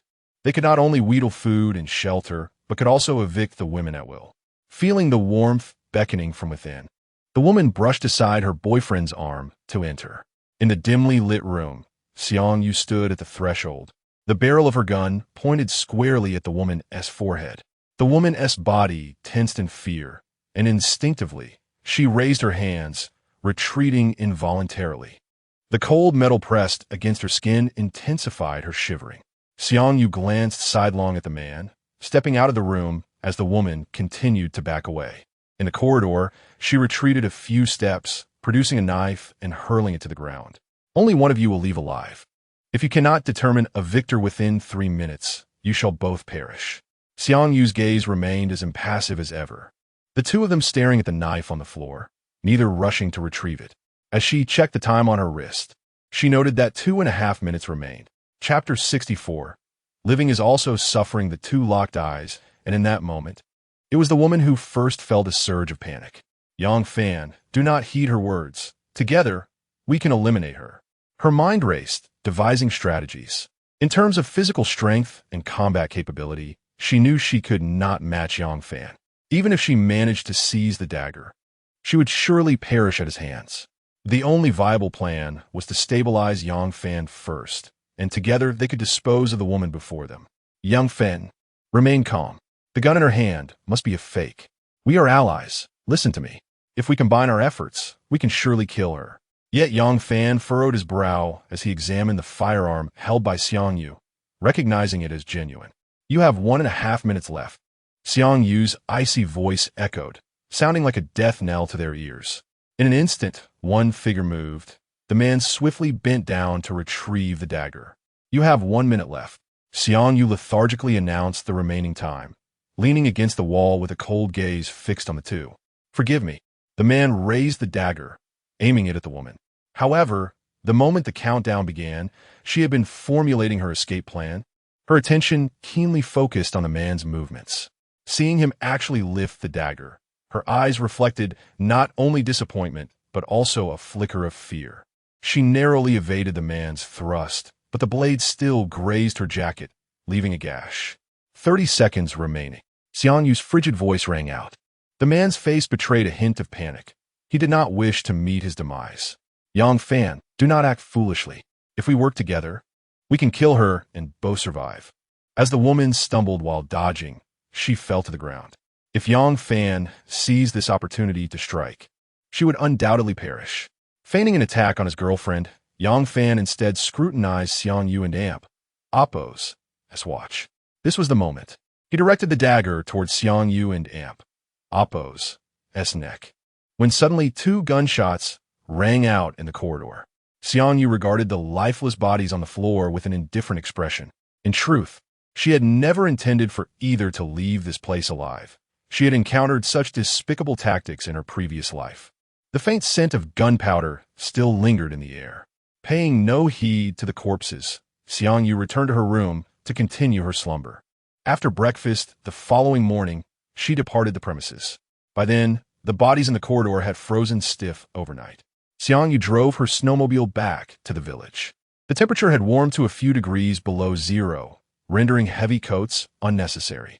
After rising, Xiang Yu routinely exercised around the village, observing as the accumulated snow gradually melted. Occasionally, upon returning from her workout, her shoes would still bear patches of yellow mud. The provisions provided by the old lady had long since been exhausted, and since the 13th of this month, Xiang Yu had been solely responsible for sustaining her, consuming so much of Xiang Yu's food weighed on her conscience, especially given the current scarcity of provisions. In her leisure, she used yarn from home to knit shoe soles, crafting several pairs of woolen shoes, which she stuffed with a bit of cotton for warmth. When Xiang Yu returned from her morning exercise, she found the old lady waiting for her at the door, holding a black bag. "Xiao Yu, these are a few pairs of cotton shoes I made for you. Please take them." Xiang Yu accepted graciously. After dinner, she reclined on the sofa, allowing her thoughts to wander. Among the remaining elderly villagers, only the old lady and old Xiang from the west end of the village were still alive. Although the old lady maintained a stoic demeanor, Xiang Yu could discern a hint of desolation in her eyes. Her time was surely drawing near. The deceased elders were friends she had known since childhood, and witnessing their passing weighed heavily on her heart. Her will to survive was not particularly strong, especially with Uncle Xiang's family having relocated to a shelter, likely never to return for her. In the following days, Xiang Yu delivered supplies to the old lady twice more and engaged her in conversation until the evening, when the familiar sound of firecrackers erupted from the west end of the village. This sound was all too familiar, having echoed through the village numerous times recently. It was customary for villagers to set off firecrackers upon the passing of an elder, a final farewell. However, many of these elders had children who had long since departed. Aware of their impending demise, they chose to bid themselves adieu with a crackle of fireworks. Firecrackers were a staple in nearly every household. Upon hearing the noise, the old lady dropped her cup, and Xiang Yu quickly swept up the shards. In an amp, Appo's, it's good to go. In amp, Appo's, it's good to go. Living is also suffering? The old lady murmured softly, her figure slightly slumping. Xiang Yu observed her deteriorating condition, knowing the old lady's time was near. With only 3 days until the new year, she took it upon herself to arrange the yard in preparation. Chapter 65.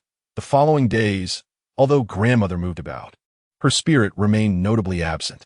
She sat in the courtyard, observing Xiang Yu's actions. Over the course of 3 days, Xiang Yu crafted couplets affixed to the door, the red paper adorned with black characters exuding a festive cheer. Red lanterns were hung, and a half-burned candle was placed inside. "Little Yu, stop toiling away.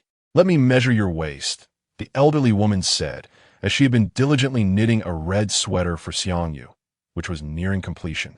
Xiang Yu stood quietly before her, as the frail hands encircled her waist. With a sigh, the elder remarked, "You've lost weight. You must eat more." "But grandmother, I have actually gained a bit," Xiang Yu replied, donning an apron and entering the kitchen. This was New Year's Eve, and she intended to prepare a sumptuous feast. After closing the kitchen door, she busied herself while the elder toiled with her needle and thread, her energy waning. After a brief spell of crocheting, the elder felt dizzy and leaned back. Although moments of clarity were fleeting, upon regaining consciousness, she resumed her stitching, only to be awakened again by the enticing aroma wafting from the kitchen. It had been a long time since she had experienced such a delightful scent, and swallowing hard, she glanced toward the kitchen. As the afternoon passed and dusk settled in, Xiangyu finally opened the kitchen door, releasing an even more potent fragrance.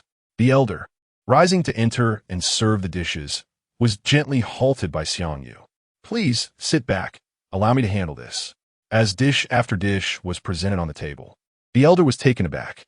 Vibrant green vegetables, cured meats, fish, chicken, and duck, along with aromatic braised beef and shrimp, filled the table. She gazed at Xiangyu in astonishment, confusion evident in her eyes, yet she ultimately refrained from voicing her questions. The fragrant rice stirred the elder's appetite. It had been ages since she had enjoyed a proper meal, even rice. In her effort to conserve, she had subsisted primarily on rice porridge and broth. Xiangyu served her a bowl of rice and filled one for herself. Upon witnessing this, the elder stood up and retreated into the room, emerging moments later with a red envelope in hand. "This is for you. Take it," she said. Xiangyu smiled as she accepted it, her eyes sparkling with joy, despite the contents offering her no tangible benefit. Yet, she felt a surge of happiness. As they dined, the elder recounted amusing anecdotes from Xiangyu's childhood. "Do you remember when your grandfather tried to scold you, and you hid in our kitchen loft? You truly frightened me. I thought there was a ghost." Xiangyu certainly recalled the incident. As the elder continued her fragmented tales, their meal concluded. While Xiangyu washed the dishes, the elder had already donned the burial clothes she had kept stored beneath the bed. Emerging from the kitchen, Xiangyu was met with the sight of her grandmother's attire, and the emotion she had been holding back finally overflowed, tears streaming down her cheeks. The elder appeared rejuvenated, her spirit remarkably bright, and her eyes sparkled with light. She beckoned Xiangyu closer. "Little you, come here. I wish to speak with you." Xiangyu scarcely knew how she approached. The elder grasped her hand, patting it gently. "Grandmother knows everything, my dear. Xiao Yi has wronged you, and I apologize on his behalf. Please do not be angry." Meeting the elder's gaze, Xiangyu felt compelled to speak but held her tongue, simply replying softly, "All right.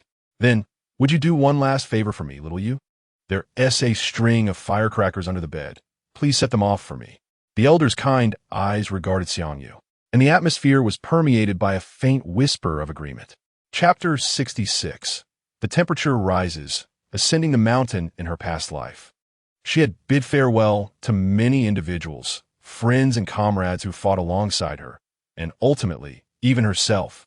The sound of firecrackers crackled in her ears, with fragments striking the back of her hand, yet Xiangyu felt no pain. Within a matter of seconds, a string of firecrackers was expended, and she silently entered the living room, where the elderly man had already closed his eyes, resting quietly on the sofa, as if in slumber. Xiangyu moved with utmost caution, fearful of disturbing him. She carried numerous logs from the room, gradually assembling a pyre, ultimately placing the elderly man's body atop it. The mountains were rife with famished wolves and leopards, and Xiangyu intended to cremate the old man before burying him. Along with him, she included a family portrait of Grandma and her cherished possessions from her lifetime. After collecting the ashes, Xiangyu buried them on the hillside, not far from home. Grandma was right. In the ensuing years, merely surviving would indeed be a torment. The once bustling village now stood desolate, leaving Xiangyu as its sole inhabitant, with not a soul in sight for miles. A month later, the temperature rose sharply to 3 degrees. When Xiangyu awoke and beheld the thermometer's reading, she felt no joy, only a flicker of panic. She sprang from her bed and opened the iron gate, discovering a naturally formed small creek on the mountain, its waters cascading downhill. The snow had quietly melted away, revealing the village's full visage, with only a few rooftops and mountain peaks still adorned with remnants of snow. The melting snow flowed towards the lowlands, forming 2 small channels along the sides of the cement path at her doorstep. The water gushed, and although she was clad in only a cotton coat, she felt neither cold nor discomfort, but rather a slight warmth. Xiangyu gazed towards the village entrance. Where fields below were filling with snowmelt, the water level steadily rising. After washing up and dressing, she proceeded towards the village's edge, where the terrain was elevated, and the snowmelt channels seemed to lead towards the town. Some low-lying fields were submerged, and several homes at the base of the village were half inundated. As the mountain's snowmelt continued to flow downward, the primary concern still lay with the reservoir on the back mountain. It would not be long before the water burst forth, as the dam could not withstand the pressure for much longer. If the reservoir's waters were to overflow, Xiong family village would undoubtedly be affected, leaving only the option to ascend the mountain. After lunch, Xiongyu ventured to the back mountain, where the dam in front of the reservoir had long been neglected. Water seeped through the soil, and cracks had begun to appear in the cement. This dam, once robust, was now compromised. With the recent heavy snowfall, the water level within had surged, and part of the mountain's snowmelt had pooled inside, making a collapse inevitable. Fortunately, the rising temperature rendered the air less frigid. Upon returning home, Xiongyu commenced gathering her belongings. Suddenly, she realized that this was the place where she had lived with her grandparents for over a decade. To leave it vulnerable to flooding would be a tragedy. Thus, she decided to store it within her space. She paused her packing, walked around the house to visualize its layout, and then stood at the entrance to absorb the structure into her space. The house shimmered before her like a mosaic, until it ultimately vanished from sight, leaving only the foundation behind. Once the reservoir's waters cascaded down, these marks would be washed away as well. Xiongyu retrieved her RV and drove along the cement path up the mountain. A nearby farm had planted numerous waxberry trees, and they had funded the construction of a cement road leading to the summit. During past harvests, townsfolk and city dwellers would flock here to pick waxberries. When the rescue team had come, this family had accompanied them to the shelter, which had remained unoccupied for over 3 months. After half an hour, Xiongyu finally reached the waxberry grove, where the trees had been meticulously tended, even in sub-zero temperatures. They had prevented villagers from cutting them down for firewood. The landscape was now a sea of bare waxberry trunks. Upon entering the grove, she encountered a barbed wire fence that completely obstructed the road. Reluctantly, she exited the vehicle to investigate. With pliers, she broke the large lock on the fence, opened the gate, and drove her RV along the winding mountain path. Upon reaching the summit, a 2-story villa stood tall amidst the waxberry grove, accompanied by a well-constructed parking area. There was even a toll booth. Xiongyu exited the RV to dismantle the toll barrier, parking her vehicle inside. Although some snow lingered at the summit, the temperature had already risen to 8 degrees. She glanced at the thermometer on her RV, retrieved several solar panels from her space, and began installing them atop the vehicle, ensuring a reliable power source for the future. Chapter 67. The RV from the city. The RV featured a retractable platform atop, which could be fully extended from the control panel, allowing for the concealment of the solar panels when desired. As the temperature gradually rose, Xiongyu removed her winter coat to reveal a red sweater knitted by her grandmother. By late evening, she had successfully installed the solar panels, and the moment she connected the power, the lights inside the RV illuminated brilliantly. The bed, a liftable structure nestled against the RV's ceiling, afforded ample space within. Beneath it lay a square table, accompanied by a U-shaped sofa, and a passage connecting to the driver's cabin. At the rear, there was a bathroom, an expansive storage cabinet, and a spacious kitchen, with a shower area adjacent to the bathroom. Additionally, a single liftable bed was situated at the back. Xiongyu made the bed, pressed the switch, and watched as it ascended. She then stored numerous sheets, comforters, and several sets of summer clothing in the cabinet. The kitchen was fully equipped, although the double-door refrigerator was empty. Xiongyu retrieved vegetables, fruits, and beverages from her supplies. There were no snacks, only some homemade spicy strips, dried fruits, and cookies. After placing some frozen pork and beef inside, she ignited the stove. Above the induction cooker was a range hood, and above that, an oven was installed. A washing machine was cleverly incorporated beneath the sink in the shower room. Now settled in her new abode, it was time for a hearty meal. For dinner, she prepared 3 dishes and a soup.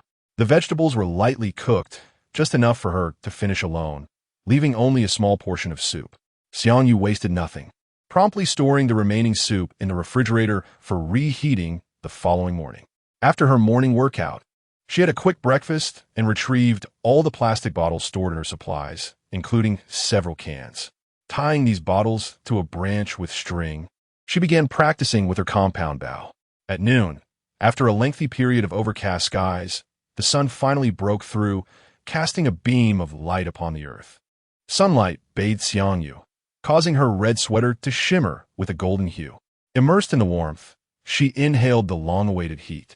Inside the RV, the thermometer indicated that the outside temperature had risen to 22 degrees, the warmth returning swiftly, likely catching the revelers off guard. Wiping the sweat from her brow, Xiangyu retreated into the RV, took a shower, and tossed her clothes into the washing machine. Her RV was an off-road model, constructed with sun-resistant materials. The windows were fortified with bulletproof glass and protective nets. It was still too early for air conditioning, so after glancing at the plastic bottles tied to the branch, she practiced for a while in the afternoon before dismantling them, as they were no longer usable. Later that night, as she slept soundly, a thunderous crack echoed through the valley, prompting Xiangyu to step outside. The darkness enveloped her, yet the sound of rushing water from below reminded her that the dam of the reservoir had collapsed. Water was surging down the mountainside, unstoppable in its path. Standing by the parking lot's railing, she peered down, spotting several vehicles racing up from the valley below, their headlights gleaming in the dark. Minutes later, the vehicles reached her location, and the occupants paused upon seeing Xiangyu. Their RVs, parked not far behind her, varied in size but lacked the comprehensive protection of hers. They were residents who had remained in K-City, many of whom were unaware of the shelter's existence, resulting in a significant number choosing not to evacuate.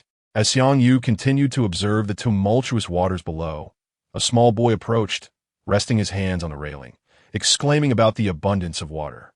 She glanced towards the site of her old house, now submerged beneath the lake.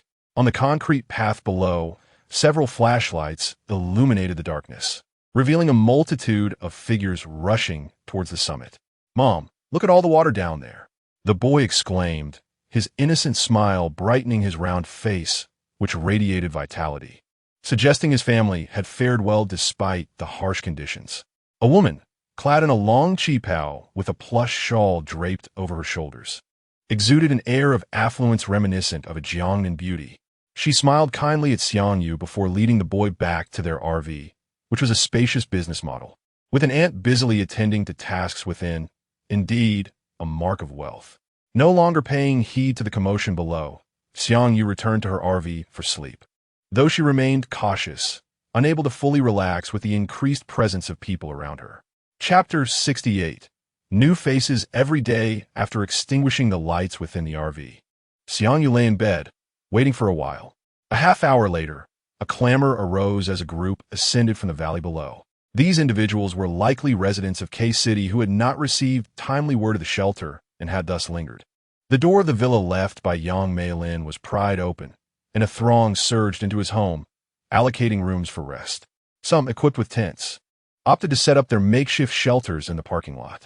Peering through the window, Xiangyu observed several tents erected beside her RV, shadows flitting below. After a night of light slumber, Xiangyu remained inside her vehicle upon waking, drawing the curtains to watch a film. The RV's soundproofing was commendable, allowing her to avoid the scent of overly pungent food. After practicing yoga for a while at noon, she indulged in a brief nap. In the afternoon, while listening to the intermittent sounds filtering in from outside, she hummed a tune, preparing her ingredients: goji berries, yam, corn, red dates, ginger slices, some pig's stomach, and fresh chicken. As mealtime approached, the parking lot was infused with the aroma of various dishes, resembling a grand feast. Xiangyu's pig stomach chicken melded seamlessly into the culinary medley, barely detectable amidst the other scents, which were not overpowering. Having prepared her dipping sauce, she dined within her vehicle. As twilight descended, she stepped out to the railing, gazing down the mountainside. The water flow had diminished since yesterday, but continued to course toward the town. The reservoir's waters connected to an underground river, likely persisting for several days before abating. To her left resided a young couple, appearing no older than 18 or 19. To her right was a middle-aged couple with two small children. The young couple was enjoying dinner, sharing a plate of pasta, while the wife of the older couple soothed her child to sleep. The husband resting wearily against a folding table. After retiring early to her RV, Xiangyu was roused the following morning by a knock on the door, accompanied by laughter. Opening the iron gate but leaving the protective screen shut, she regarded the group of four, 3 men and 1 woman, with a puzzled expression. The man at the forefront leaned in, scanning behind her as if searching for something, before inquiring with persistent curiosity, "Is this your vehicle?" "Yes, it is." "Is there a problem?" Xiangyu replied, casting a cold glance at the quartet. "No problem. Just thought your car looked cool." "Didn't it, Oppose? Do you expect the owner to be a girl?" "Mind if we introduce ourselves?" he said, flashing a self-assured grin, confident in his handsome features. Leaning against her vehicle, he presented what he considered an attractive smile, causing the girl beside him to blush. Xiangyu slowly closed the door, the sound echoing with a definitive thud, leaving the young man momentarily stunned. He found the challenge invigorating. Glancing at her RV with a playful smile, the group lingered by her vehicle, engaging in conversation until the enticing scent of food wafted across the parking lot, prompting their departure. After breakfast, Xiangyu descended the mountain with 2 iron buckets to fetch water. With so many people around, exercising was nearly impossible. However, she was determined to maintain her strength. A lack of practice for even a day could lead to deterioration.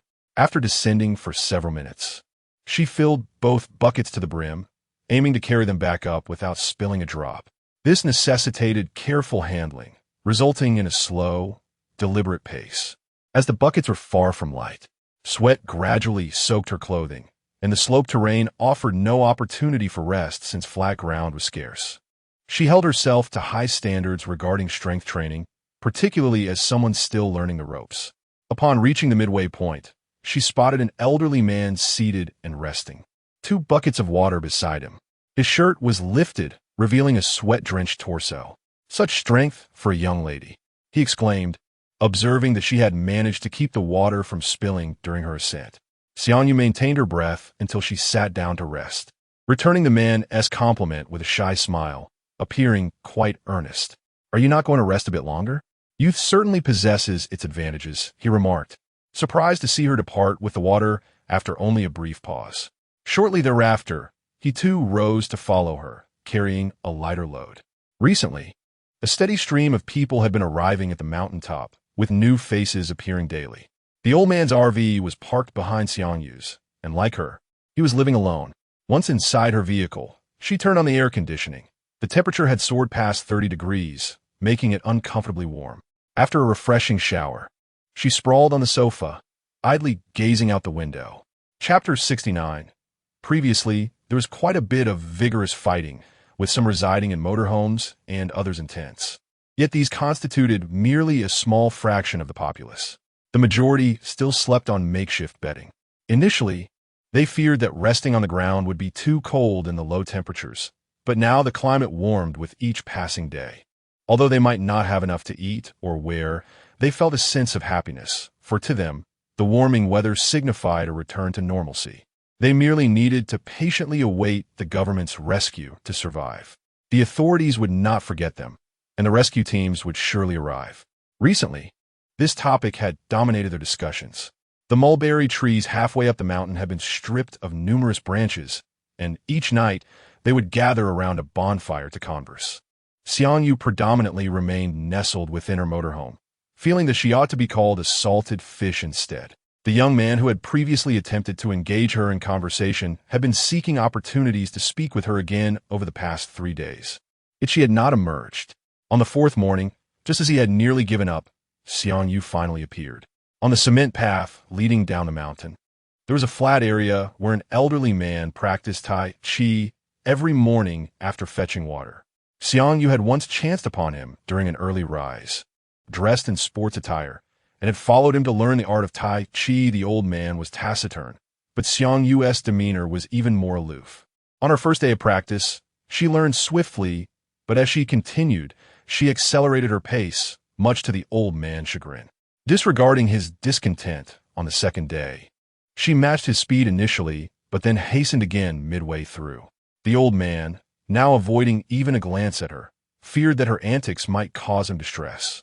Tai Chi was inherently slow, with some faster movements, yet he had grown irritated with her unorthodox approach. Most individuals at the mountain's peak wore expressions of worry. With their basic needs unmet, who would waste energy on Tai Chi? The only steadfast attendees were Xiang Yu and the elderly man. It was not until Xiang Yu had practiced with him for 15 days that he finally offered her a piece of advice. You have great potential, but your heart is a bit restless. Xiang Yu responded as if it were of no concern to her. In truth, it was more than just a slight restlessness. She struggled to find tranquility, and thus her practice lacked depth despite the vigorous energy she exuded. After finishing her session, she would stand with her feet together, fists at her waist, seemingly indifferent to the old man's words. Now repeat the movements with me, but this time slower. The elder was taken aback by Xiang Yu's cold demeanor. Yet, deep down, she acknowledged his words, realizing that she sometimes lacked composure in certain matters. Following his movements, Xiang Yu began to slow her hands. After practicing at his pace for a week, she felt an inner calm envelop her, as if she were in a state of zen. Suddenly, 4 familiar faces reappeared before her, led by the young man who had previously approached her, Zhang Hui. He spoke to her, but Xiang Yu was lost in thought. Had this been before, she might have struck him, ensuring he would never dare to disturb her again. However, in those fleeting seconds of contemplation, Zhang Hui grasped her wrist. As she prepared to retaliate, he cried out in pain, drawing the attention of many nearby. In the open parking area, devoid of any obstructions, the scene was clear. The elderly man had merely pinched Zhang Hui's wrist with 2 fingers, causing him to wail incessantly. You, at such a young age, learning to harass girls. Weren't you quite bold during Tai Chi practice? Why don't you dare to fight back? After chastising Zhang Hui, the elder turned to admonish Xiang Yu as well. Seeing this, Zhang Hui's companions rushed forward to confront the old man, but he moved with fluidity and grace. Xiang Yu recalled the man's previous movements, somewhat familiar, yet elusive. In an instant, Zhang Hui and his friend were incapacitated. Xiang Yu gazed at the elder with newfound admiration. The following morning, she brought 2 buckets of water and knocked on the elder and Appo's motorhome door.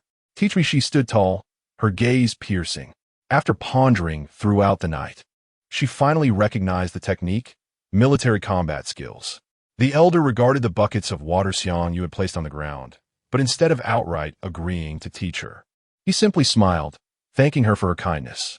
From that day forward, she diligently carried water for him for half a month, leading to more conversation between them each morning. It wasn't until 2 weeks later that he acknowledged her determination to learn, asking, "Do you know what this is?" Xiang Yu nodded. She certainly understood. However, even in the shelter, acquiring military combat skills was no easy feat in her past life. She had never been able to learn them, only gaining experience through the trials of combat. Now that an opportunity had arisen, she was resolute to seize it. The next day, she brought a bag of unopened egg noodles. The elder glanced at her, ultimately accepting the noodles. Tomorrow morning, same place, Chapter 70. A request for provisions. He referred to the familiar place where Xiang Yu often practiced Tai Chi with him. Early the next morning, she awaited his arrival there. Upon seeing the old man descend the mountain with a slight wobble, Xiang Yu rose from her perch on the stone. "I see you possess some skill. How about we have a little spar?" he suggested, eager to discern which aspects of her technique required refinement. Without hesitation, Xiang Yu launched herself at him, delivering a punch aimed squarely at his neck. This was a maneuver she frequently employed. A strike to this spot could incapacitate an opponent, if not prove fatal. "Quite ruthless, aren't you?" the old man remarked as he effortlessly deflected her attack. Yet in the next instant, Xiang Yu's right foot aimed for his groin. He quickly retracted his earlier statement. This young girl was not only vicious, but employed underhanded techniques. Xiang Yu did not disappoint his expectations, executing her entire repertoire of moves, save for drawing a dagger. After their exchange concluded, the old man acknowledged her skill several times. She nearly gained the upper hand. With a complex expression, he regarded her, wondering who had imparted such lethal techniques to her. "Who taught you these moves? Who would dare teach such tactics to a young girl?" "I learned them all by myself," Xiang Yu replied candidly. The old man gazed at her in astonishment, as if to inquire, "Do you often face harassment?" The techniques she employed were lethal, indicating that one would need to engage in frequent combat to master them. Everyone harbors their own secrets, and Xiangyu chose not to elaborate. Besides, the world had indeed changed. "All right, I have a general understanding of your situation. Let's commence," he declared. After a month of interaction, he found her temperament quite agreeable. She did not strike him as someone who would instigate trouble. For half a month, Xiangyu had been fetching water, but ceased when she discovered the water at the mountain's base was too contaminated. However, once a week, she would still bring him a bit of flour and instant noodles as a token of gratitude for his teachings during this time. Given that her own provisions were scant, the old man did not refuse her offerings. After all, one who receives must also give, and he was committed to teaching her with utmost diligence. Xiangyu, in turn, did not let him down. Whenever she struggled to grasp a fighting technique, she would practice it diligently on her own, sometimes even late into the night. One evening, after washing up, Xiangyu stepped out of her camper. The nearby hills were now teeming with people. Individuals from several surrounding towns had converged here, and the parking lot was particularly congested, leaving no room to set foot. Everywhere, one could see daily necessities scattered about. Dense clusters of tents encircled the campers. After only a brief time outdoors, Xiangyu was drenched in perspiration. Over the month, temperatures had soared to over 40 degrees Celsius. Several makeshift sunshades were constructed from branches on the hillside, while the fruit trees stood bare, reduced to mere trunks. Those without tents or shade suffered under the relentless sun, and nearly half of the populace would succumb to heat stroke. Water from the reservoir no longer flowed toward the town, but over the course of a month, a small ditch had formed at the mountain's base. The water in this ditch was stagnant, contaminated by the survivors living on the mountain, who frequently disposed of waste and refuse into it. Xiangyu had once drawn water from it, but ceased after discovering its foul state. However, for the mountain's inhabitants, the small ditch was the only water source within a 10-mile radius. Despite prohibitions against littering, some individuals continued to disregard the rules. In the distance, on several hills, flickers of light from lanterns could be seen, and shadows moved about. As Xiangyu made her way down the narrow path, she sensed she was being followed. Not in a menacing way, but a group of individuals maintained a distance behind her, conversing intermittently. Standing beside the ditch, she could smell the noxious stench emanating from it, a foul mixture of waste. With her flashlight illuminating the shore, she observed the blackened, dried remnants of water, convinced that within a month, it would be completely devoid of liquid. At that point, the path leading to Xiang's village would be revealed, and she could drive away in her camper. As she stood up and turned to ascend the mountain, several dark figures blocked her path. "Hey, lend us some food, will you? I saw you giving that old man some provisions. Share a bit with us too," one girl implored. Her long hair appeared unwashed for quite some time, greasy and matted. She was accompanied by 4 other girls, all in their early 20s. One of them reached out to shove Xiangyu's shoulder, but she swiftly seized the girl's wrist, yanking her forward and delivering a kick that sent her sprawling into the filthy ditch. "Don't push your luck," the leader of the group shrieked as she witnessed her companion fall into the mire, raising her hand to strike Xiangyu's cheek. Their demeanor was unmistakably that of unruly youths. Chapter 71. Departing in haste, one individual audibly insulted Xiangyu, suggesting an inappropriate relationship with the old man. Crafting a vulgar and distasteful narrative, Xiangyu seized the girl who attempted to strike her, retaliating with a slap before disregarding her pleas for mercy and unceremoniously casting her into the water. Advancing, she firmly grasped the chin of the girl who had hurled insults at her, dislocating it with a forceful motion. The girl was instantly rendered speechless, crying out for help, exclaiming her inability to swim as desperate calls for rescue echoed behind her, accompanied by the sound of water gurgling as she swallowed it. As though she had ingested something revolting, the girl began to retch. Meanwhile, the 2 girls standing at the back were now petrified by Xiangyu's sudden actions, none daring to approach.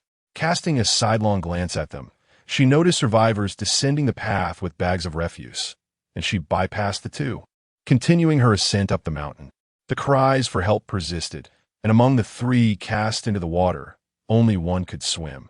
However, she was simultaneously being pulled by the 2 who could not. Even if she were a proficient swimmer, it would be impossible to rescue both drowning individuals at once. And in her attempt to save them, she was being dragged further into the depths. "This water is shallow. You two need to remain calm," she urged repeatedly, trying to soothe them, but they struggled violently, unable to breathe.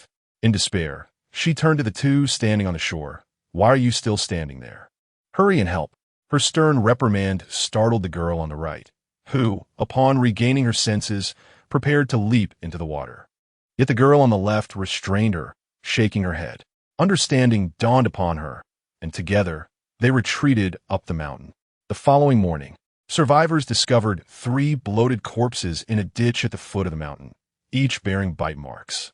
Identified as 3 girls, their recognition elicited a nuanced reaction from the crowd. How could it be them? For they were typically seen as a group of 5.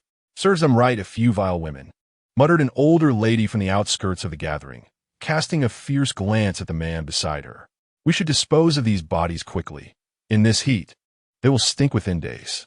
Several suggested burning the corpses, and the consensus followed, as the stench from the small ditch was already overwhelming, and the addition of these bodies would be unbearable.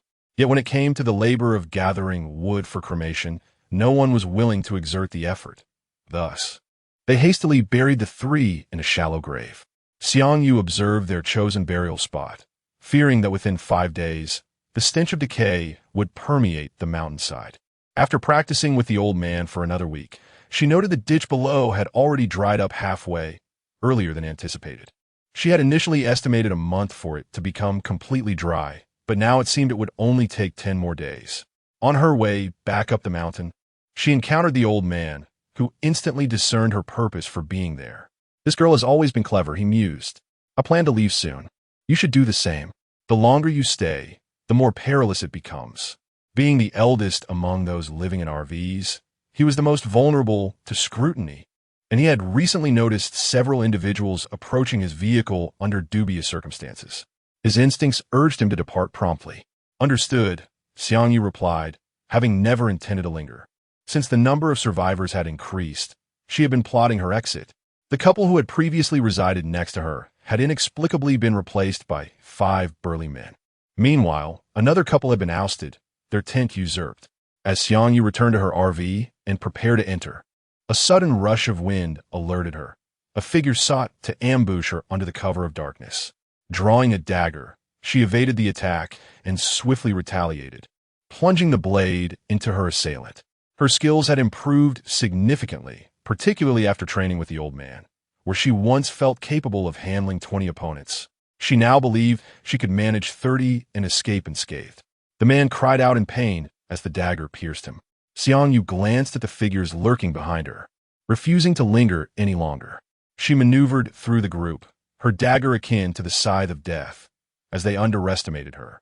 They had not anticipated that beneath her seemingly delicate exterior lay such lethal prowess, striking at vital points.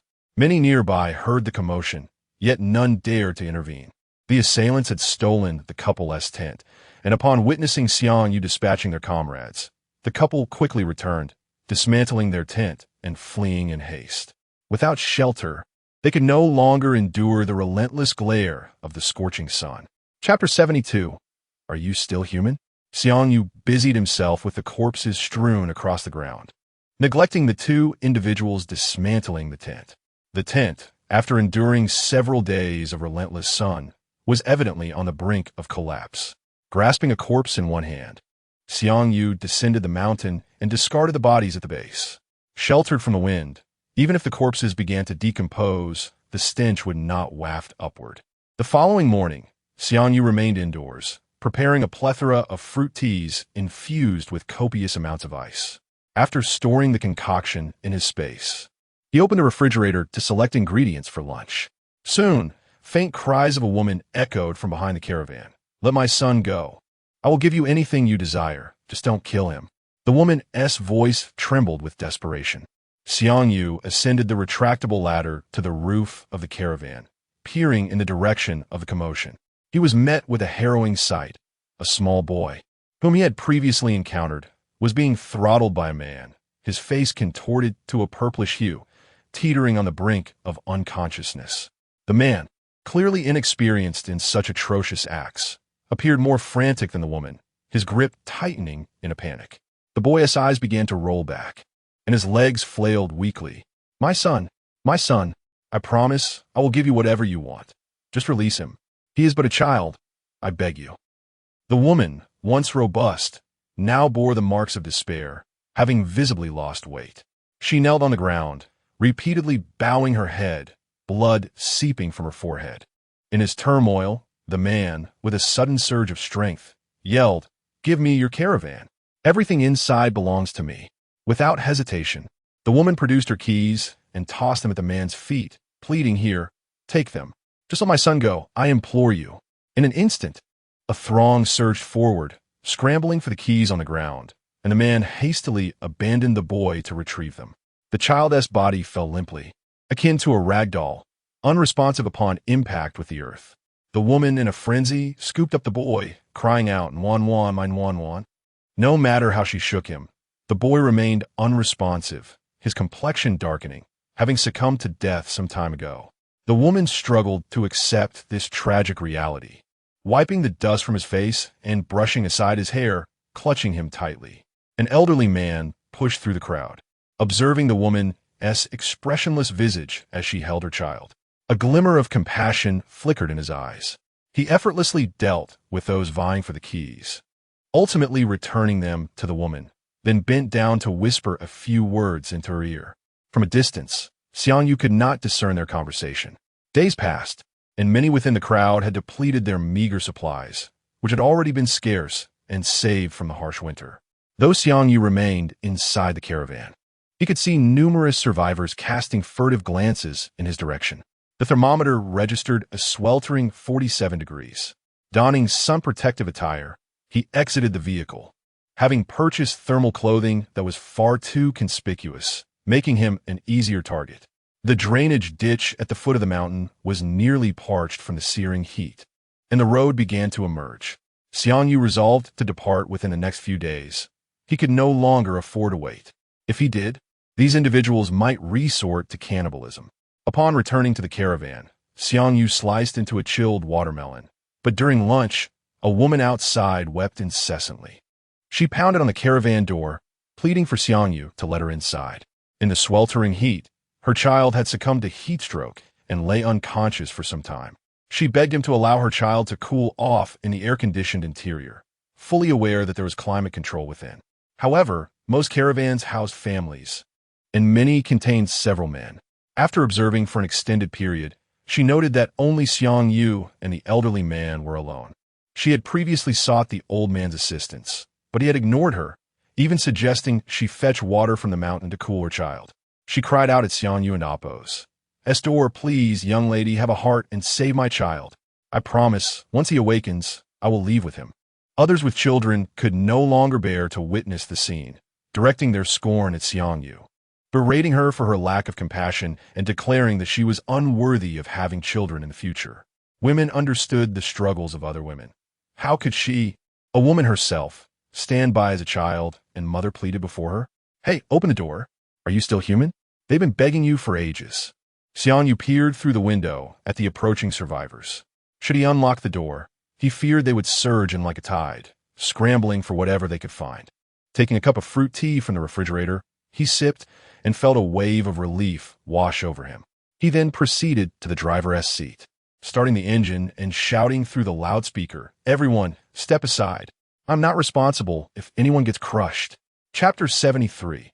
Life is precious. Stay away from the saintly Xiangyu started the engine and called out ahead, prompting several RVs behind her to follow suit. They trailed in her wake. Her voice was loud enough to silence a woman who had been shouting in front of her RV, causing her to retreat a few steps, cradling her child. Tents that blocked the path were swiftly moved aside. Unperturbed, Xiangyu was eager to leave, as the so-called saints had been emerging one after another. Today, she was determined to depart. Her RV was an off-road model, capable of crossing the small ditch at the base of the hill. "Make way. I won't be responsible for any accidents," Xiangyu continued to shout. The woman with the child, eyes filled with resentment, was unwilling to see Xiangyu leave. The situation had exceeded her expectations, She had anticipated that Xiang Yu would open the door and welcome them in under pressure from the onlookers, but to her surprise, the girl simply chose to drive away. Those who had previously criticized Xiang Yu were now left speechless. Survivors cleared the tents, and Xiang Yu drove straight down the hill. Among the dozen or so RVs, followed her descent. The elderly man was among them. As Xiang Yu approached the ditch, she pressed on, the water barely reaching the tires, yet she forged ahead. The few RVs behind her, with wheels not as high as hers, managed to follow her path and exited successfully. Stopping by the roadside, Xiang Yu glanced back, and the elderly man also disembarked, signaling to the other RVs behind him, which then halted as well. 6 individuals emerged from one of the RVs, 2 women and 4 men. Once the elderly man confirmed their presence, he declared, "I know the location of the K-City shelter. I will be heading there next. If you wish to join me, follow my lead." Upon hearing his words, many turned their attention to him. Once he confirmed that they would indeed follow, the elderly man got back into his vehicle, and the procession moved forward until they crossed out of the boundaries of Xiangjia village. It was only then that he noticed Xiang Yu's RV had not followed him. She had parked at the site of her old house, gazing at the place that had nurtured her memories. Ultimately, she turned away, perhaps never to return.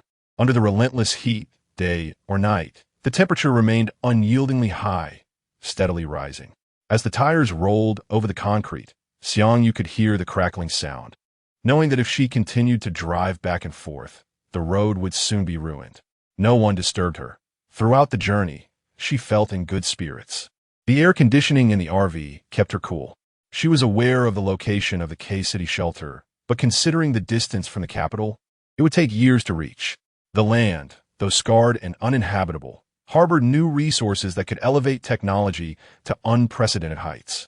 It reminded her of the mechanical arm that Chongming had once installed, intricately connected to the nervous system and controlled by the brain, showcasing immense power. The capital attracted the best technicians from across the nation, who were engaged in constructing the world's safest underground fortresses and cultivating the most comprehensive agricultural greenhouses. The last time she had perished, it was during the emergence of the airborne city. In this lifetime, she wished to witness the rise of this prosperous era. Other city shelters merely imitated the capital's design, but none could compare to its completeness. A multitude of talents congregated there as Xiang Yu drove, opening an electronic map she had downloaded long ago. The map was so detailed that upon zooming in, one could clearly see the houses and pedestrians lining the streets. Xiang Yu tapped on the location of the A-City shelter, causing a winding red line to gradually appear on the electronic map, outlining her route.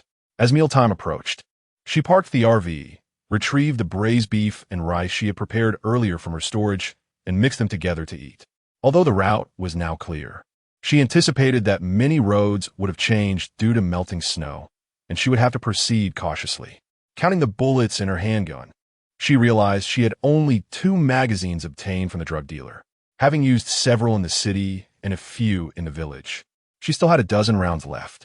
She needed a plan to acquire more firearms. Otherwise, she would feel vulnerable on her journey. With the melting snow, most survivors had taken refuge in the mountains, leaving the roads entirely deserted. As night fell, Xiang Yu turned off all the lights in the RV, leaving only the air conditioning running. The headlights could attract unwanted attention from other survivors. So she opened the door and dug a hole to dispose of the contents of the gray water tank. After cleaning the tank, she returned to the RV. Occasionally, she caught glimpses of lights flickering on the mountaintops. Xiang Yu lowered the bed and relished a rare, restful night. Leaving early had proven to be the right decision. As the more crowded the area became, the more chaotic it was likely to get, a lesson she had learned from her previous life. This night was the best sleep she had experienced in 3 months. After breakfast, she set off towards a city in her RV. It took her 3 days to finally exit the K-City territory, as she had to alter her route due to damaged roads.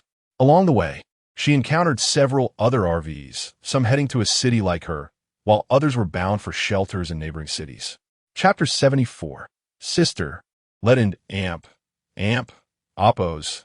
exchanged something on the highway outside K-City. Numerous vehicles were parked at the exit, their fuel tanks evidently tampered with. 2 compact cars were crushed together, distorted in shape while a sturdy off-road vehicle was gradually pushing aside the obstructive cars. Xiangyu, glancing at the electronic map, realized that this was indeed the quickest route to her next destination after leaving K-City. Following closely behind, she too began to clear the small cars from the path, swiftly creating an exit. A man descended from his vehicle and knocked on Xiangyu's window. Observing the protective netting, he offered her a bottle of water. "Your vehicle appears quite professional. Thanks for the help earlier," he began, but Xiangyu rolled down her window and declined his offer. "I'm not assisting you. I need to take this route as well." With that, she started her vehicle and exited the city ahead of him. The highway surface remained untouched at this time, and wearing her sunglasses, Xiangyu drove cautiously to prevent her tires from overheating.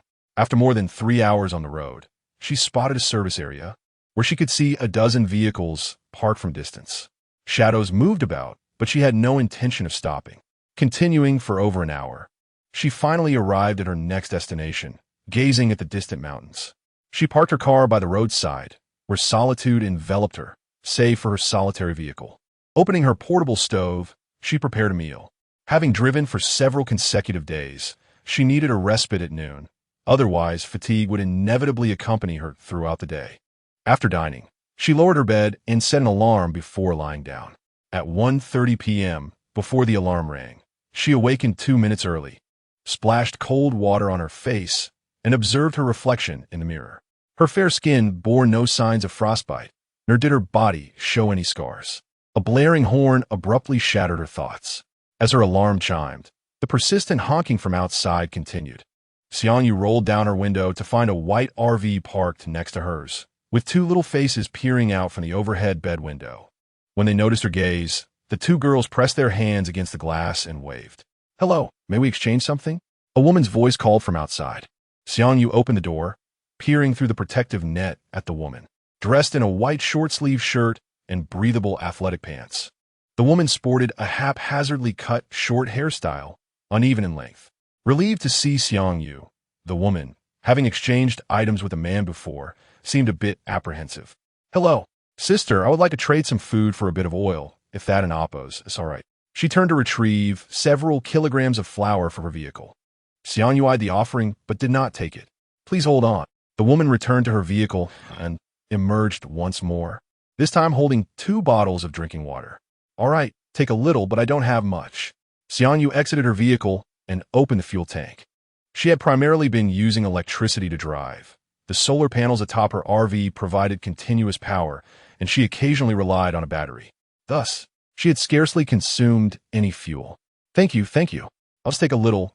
Reaching the J-City shelter is all I need."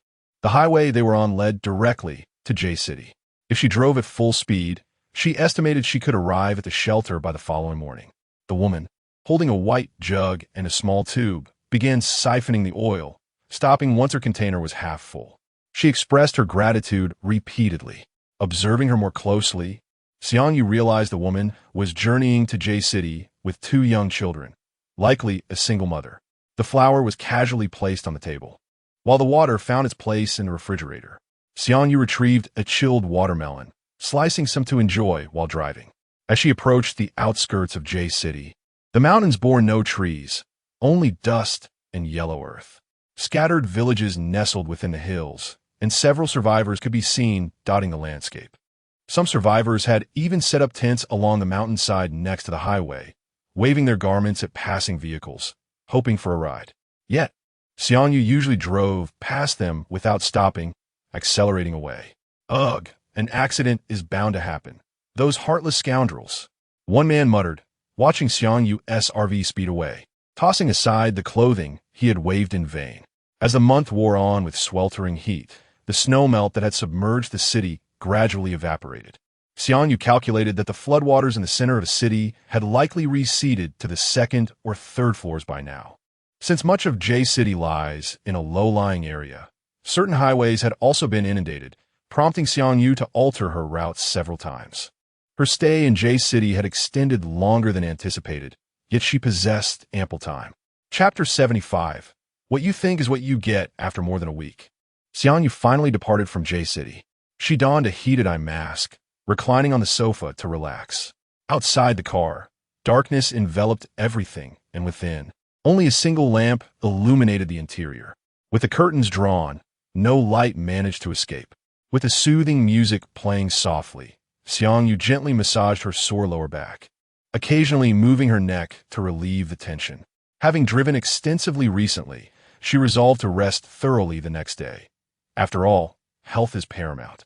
As the warmth of the eye mask diminished, Xiangyu retrieved 2 alarms from her bag. Upon exiting the vehicle, she affixed them to the car doors and beneath the rear compartment, ensuring that any intruders at night would be alerted. With a yawn, she returned to the car, having enjoyed a refreshing nap. In the morning, she took her time to leave, intending to rest well. After rising, she engaged in a long-awaited workout, followed by several hours of practicing martial arts. Previously, an elder had accompanied her as a sparring partner, but now she was left to her own devices. However, Xiangyu remained undeterred, training with even greater diligence than before. After a well-deserved lunch break, she continued her journey. As evening approached, she encountered numerous RVs and small cars on the highway, having traversed 2 cities.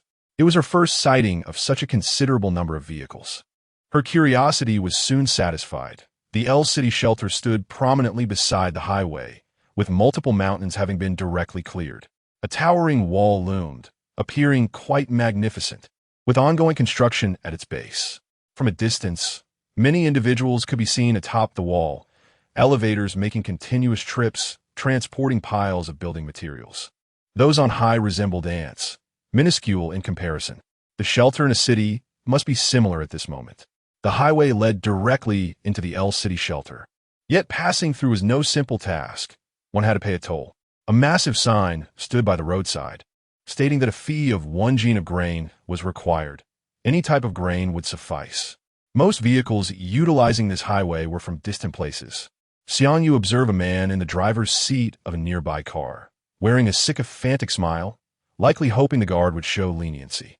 However, when the guard saw he had no grain to offer, he was permitted to leave, but not before his vehicle was temporarily impounded, requiring him to assist with labor for a couple of days in exchange for food and lodging. Xiangyu recognized this operation as a veiled conscription, a necessary measure in a time when manpower was scarce. Such actions were viewed favorably by the authorities, and many survivors, after working for a few days, chose to remain rather than leave. Turning her vehicle around, Xiangyu found an alternative route. She had no desire to labor or part with her grain. The guard merely smiled knowingly as she departed, as if understanding her sentiments were shared by others. Their vehicles advanced along a mountainous path, which, once crossed, promised easier travels ahead. As the cars ahead moved in fits and starts, Xiangyu had a bowl of cold noodles beside her, taking bites whenever they paused. There were a total of 6 vehicles, with Xiangyu trailing at the back. Just as the electronic map indicated, they were about half an hour from clearing the area. The vehicles in front came to a sudden halt. Xiangyu peered ahead and saw several figures emerge from the sides of the road. The leader brandished a gun, and her eyes widened in realization. This was precisely the scenario she had dreaded. Aside from the man with the firearm, the others wielded machetes and axes, clearly seasoned in such nefarious dealings. 6 of them rushed towards Xiangyu's vehicle, fearing she might escape. They banged their weapons against the protective netting, shattering the windows of 2 nearby cars. "Get out! Everyone out of the cars!" they shouted, kicking the doors. "Please don't kill me. I'm just passing through." A man pleaded as he exited his vehicle, desperation etched across his face. Yet, the assailants were unyielding, kicking him down as they demanded compliance. "Did you not hear me telling you to get out? Why the delay?" One man was left writhing on the ground, howling in pain, while another smashed the window of a car behind him. With a swift motion, he plunged his knife inside, prompting frantic cries from the terrified occupants. Xiangyu, however, remained in her vehicle, extinguishing all lights immediately. She then opened the hatch to the roof, swiftly climbing up. Armed with a compound bow, she took position atop the vehicle, drawing back the bowstring with precision, aiming at the man with the gun, and released an arrow. The robbers had underestimated the situation entirely. Chapter 76. The transformation of malice requires time. They believed that the passers-by were mere lambs to the slaughter, and even if they encountered a few tough opponents, they would not withstand the onslaught for long. Moreover, under the previous educational environment, it was rare to find individuals who would resort to murder. Even those who engaged in violence were few. However, they were unprepared for the formidable adversary they faced this time. By the time they realized the gravity of the situation, their leader lay lifeless on the ground, an arrow embedded in his head. The group stood frozen for several seconds, stunned into silence. Yet among them, there were those quick-witted enough to spring into action, racing towards the handgun that had fallen to the ground. Xiang Yu swiftly loosed 2 arrows, instantly neutralizing both assailants. One of the bodies landed directly atop the pistol, and the remaining members of the gang soon noticed Xiang Yu's presence atop the vehicle. In a moment of panic, the robbers scattered into the surrounding bushes, while the owners of the nearby cars hurriedly ducked inside. Xiang Yu wielded a weapon designed for long-range attacks, instilling fear in them. None dared to be the first to charge forward. Xiang Yu, having keenly read their psychological state, remained unperturbed. These individuals were not seasoned terrorists. The mental fortitude was lacking. They found themselves unable to drive away, as a row of spikes lay before them, ready to puncture any tires that dared to tread upon them. A stone was hurled from the thicket towards the roof of Xiang Yu and Appo's vehicle. She evaded it deftly, but it struck the solar panel instead. Fearing damage to the panel, she leaped down from the vehicle, landing gracefully and rolling to dissipate the impact. Coming down, someone shouted from the bushes. By now, Xiang Yu had unsheathed a machete and was sprinting toward the 2 corpses. Her speed was remarkable, and within moments, she was crouching beside the bodies, quickly flipping one over. There lay the handgun she sought. Without hesitation, she aimed and fired at one of the approaching figures. The remaining assailants, armed with knives, hesitated. They had not anticipated that she would truly pull the trigger. Xiang Yu skillfully detached the magazine and glanced at the remaining ammunition, for bullets left, with his compact handgun holding a capacity of merely 9. After dispatching 2 of the robbers, the others scattered in disarray, and Xiang Yu had no intention of pursuing them further under the cover of night. After all, the shelter in City L was nearby, and she found it hard to believe that the inhabitants would tolerate such brazen thievery. "You lot, clean up the spikes on the ground." Xiang Yu called out to those in the vehicles. The occupants exchanged glances, ultimately disembarking to tidy up, albeit with an evident reluctance to approach Xiang Yu. Demonstrating remarkable skill, she searched the bodies, particularly focusing on the leader. She meticulously removed his trousers, discovering a sewn pouch within his undergarments. With her knife, she sliced open the pouch, revealing a sealed bag containing approximately a dozen bullets. Xiang Yu pocketed it without a second thought. The others finished clearing the spikes, and seeing that Xiang Yu ignored them, they hastily departed in their vehicles. As the sound of engines faded, Xiang Yu stood up, stretching her limbs. Once inside her vehicle, she removed her jacket, revealing a gray tank top dampened by sweat. Beads of perspiration trickled down her collarbone. After enjoying the coolness of the air conditioning, she no longer felt the oppressive heat on her skin. The bumpy mountain roads caused her vehicle to sway, but once she transitioned on a flat terrain, she drove for over an hour before stopping to rest. By now, it was past 8 in the evening. She drew the curtains, lowered the movie screen inside the vehicle, and started playing a comedy film while she busied herself. The temperature had recently soared to 49 degrees, likely to escalate further in the coming days. She retrieved several ice pop molds, diced some fruit, mixed them well, and filled the molds neatly before placing them in the bottom of the refrigerator. She prepared around 70 popsicles, sufficient to last her 2 months, and adjusted the refrigerator's temperature, anticipating the delightful outcome by morning. Reflecting on the time elapsed since her departure from Xiang family village, she realized it had been half a month during which she had encountered little danger, likely due to the early stages of the apocalypse. There are no inherently wicked beings. The path to murder and wrongdoing unfolds gradually, especially in the traditionally peaceful Jijie. The laughter from the comedy echoed within the RV, and after Xiang Yu finished her evening routine, she turned off the television and retired for the night. At lunchtime, she unearthed a long-forgotten radio, confident that in the heart of City L, the signal would be significantly better than in Xiang family village. After a few minutes of static, she finally tuned into the A-City channel while washing the dishes. This is the A-City shelter. Chapter 77. The perfect refuge. Xiang Yu, turned her head to glance at the radio on the table, her hands remaining busy with their task. Greetings to all survivors. I am the A City broadcaster, Shaman. I shall continue to reiterate an earlier message. The A City shelter is currently under construction, and we warmly welcome survivors from all regions to join us. If you possess talents in construction or excel in any other field, your arrival at the A City shelter will be met with unimaginable benefits. Our doors shall remain perpetually open to you. For those lacking such skills, do not despair. The A City shelter has numerous positions available, and we believe there will be a place for you here. I am Shaman, and now I will hand over to my colleague for further announcements. After a rustling sound, a clear voice emerged. Hello everyone, I am Tion Hai, and I will continue the broadcast. I trust you have all been monitoring the recent extreme temperatures, particularly today, when the mercury has soared to an unprecedented 50 degrees. Such extreme heat poses numerous dangers. Therefore, it is imperative to take precautions against sun exposure and protect yourselves. Furthermore, survivors who have yet to receive assistance should make their way to the nearest shelter. Now, I will announce the locations of various shelters. If I mention a shelter in your city, please make a note of its location. A city. This concludes the announcement of shelter locations.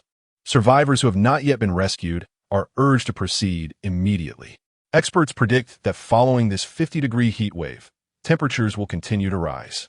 Survivors, do not remain stationary awaiting rescue. Self-rescue is the key to overcoming your current predicament. Additionally, I will now read aloud several names. If you hear your name, please contact the local shelter without delay. We will dispatch personnel to assist you. As the announcer continued, reading off a list of names, Xiangyu recognized several from her past life in a city. These individuals were elite technicians from various regions, and once located, they would likely be escorted to the A City shelter personally. Xiangyu switched off the radio, disinterested in news from other shelters. A city had begun to scout talent from afar, and she believed that within 2 years, the protective measures of the A City shelter would surpass those of other shelters. During the subsequent 4 years, a succession of calamities would unfold, and in her eyes, the A City shelter stood as the only truly safe haven. In her previous life, residing within the A City shelter had afforded her knowledge of numerous other shelters, where city had shielded many from disasters. However, the defenses of other city shelters were far less comprehensive.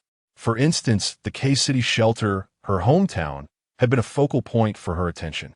In the second year of the apocalypse, a sandstorm amidst the sweltering heat had buried nearly half the shelter's inhabitants. Then there was F City, whose shelter was situated near a nuclear radiation zone. When the radiation outbreak occurred, many met their demise due to the decline of their bodily functions. As for G City, it was later deemed a wasteland, as it became home to a plethora of bacteria that experts could not identify. These microorganisms silently proliferated within the human body, and by the 5th year of the apocalypse, only 15 strains have been studied. The contagion was potent. Some who contracted the strains remain alive, but were forever confined within G City. The military maintained a constant presence there, preventing entry and exit. Leaning against the sofa, Xiangyu nibbled on the ice pop she had made the previous night, savoring its faint sweetness and icy chill. She gazed at the electronic map marking the route to G City, silently opting to change her course.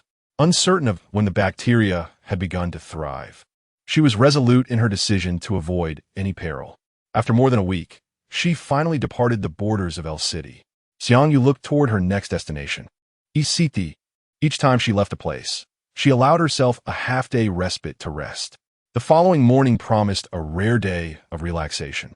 After a fasting morning, she took the opportunity to exercise, glancing at the thermometer displaying 54 degrees, disinclined to venture outside. Parking in a tunnel, she donned protective gear before alighting from the vehicle. Carrying a gray water tank, she climbed over a fence and dug a small hole by the roadside. Upon returning with the tank, the echo of a bouncing ball resonated through the dark tunnel. Her eyes, still adjusting from the brilliance of the light, struggled to perceive her surroundings. Xiangyu pressed her back against the wall, her vigilance heightened. The sound of the ball drew nearer, tap, tap, tap. As her eyes acclimated to the darkness, she beheld a round object rolling towards her feet. It was a rubber ball. She lifted her foot, attempting to kick it forward, yet she remained stationary, waiting for approximately 3 seconds. The ball rolled back to her once more. Chapter 78. The cannibal tunnel. The ball came to a steady halt at her feet. Xiangyu reached in her pocket, feigning to retrieve something, while she was actually drawing out a flashlight from her spatial storage. The tunnel was engulfed in darkness, devoid of any glimmer of light. As she illuminated the path ahead with the flashlight, she spotted her camper parked approximately 20 meters away. At that moment, a small shadow retreated instantly upon encountering the beam of light. Although it lasted merely a few seconds, Xiangyu quickly recognized it as a child with exceptionally pale skin. Bending down, she picked up the ball, holding the gray water tank in one hand and the ball in the other as she made her way towards the camper. The child, annoyed by the fact that she had taken his ball without returning it, frequently peeked out from behind a metal door, casting glances in her direction. After securing the gray water tank, Xiangyu exited the vehicle, directing the flashlight's beam towards the iron gate on the stone wall. This was a pedestrian tunnel, a common feature in many tunnels, serving as a safe passage. Seeing Xiangyu approach, the little boy promptly shut the door, followed by a series of rapid footsteps. Xiangyu observed the closed iron gate. Had it not been for her strong composure, she might have been startled by the child, whose skin was unnaturally white, likely a result of prolonged exposure to darkness without sunlight.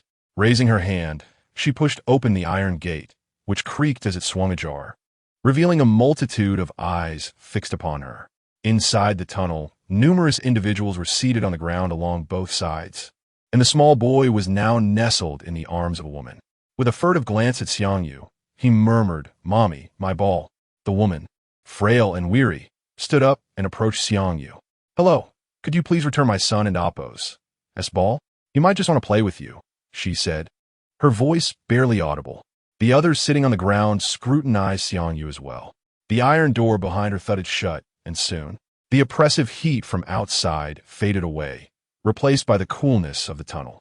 It was no wonder these people sought refuge here. Handing over the ball, Xiangyu received a quiet thank you in return.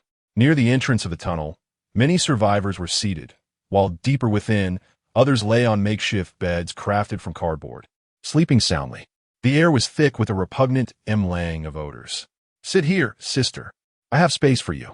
A little girl assumed that Xiangyu was there merely seeking respite from the heat, shifting aside to offer her a small spot. Squatting beside the girl, Xiangyu noticed a middle-aged man leaning against the wall, his eyes wide open yet devoid of life. "How long have you been here?" Xiangyu inquired, retrieving a candy from her pocket for the girl, who quickly glanced around before accepting it eagerly. "We've been here for 2 months, the girl replied, casting a sidelong glance at the man beside her. He evidently noticed the candy Xiangyu had just given, his eyes reflecting gratitude. Several figures emerged from the back of the tunnel, rising from the ground and advancing towards Xiangyu. The man, sensing their approach, urgently whispered to her, "Leave quickly. Run." His words were spoken softly, almost inaudibly, as if meant only for her ears. Heeding his advice, Xiangyu discreetly communicated the location of the Y-City shelter before hastily exiting the tunnel. Once inside her vehicle, she wasted no time in starting the engine and driving away. Reflecting on the situation, Xiangyu soon discerned the underlying treachery. The individuals who had followed her out kicked the man as they re-entered the tunnel. The deeper she drove, the more she noticed numerous safety exits along the rocky walls. Doubtlessly, these openings housed many survivors. Thankfully, she had only lingered at the tunnel and Appo's mouth the previous night and hadn't ventured further inside. At that moment, she observed a section of the tunnel where the ground was stained with dried blood, several trails appearing to have been dragged. The lengthy bloodstains eventually led to the entrances of those safety exits. Xiangyu drove quietly, her vehicle making no noise to alert those within. The vehicles that had been robbed lay abandoned at the roadside, and one would expect there to be a foul odor from the many corpses, yet she detected none. It was only after parking her camper the previous night that she realized something was amiss. With her headlights fully illuminating the tunnel, Xiangyu accelerated, glancing in the rearview mirror to find several slender shadows trailing behind her.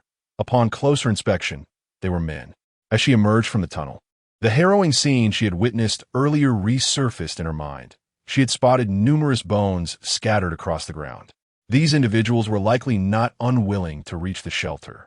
They simply could no longer do so. The little girl and her father had evidently arrived not long ago, while the boy and his mother had likely been trapped there for an extended period. Chapter 79.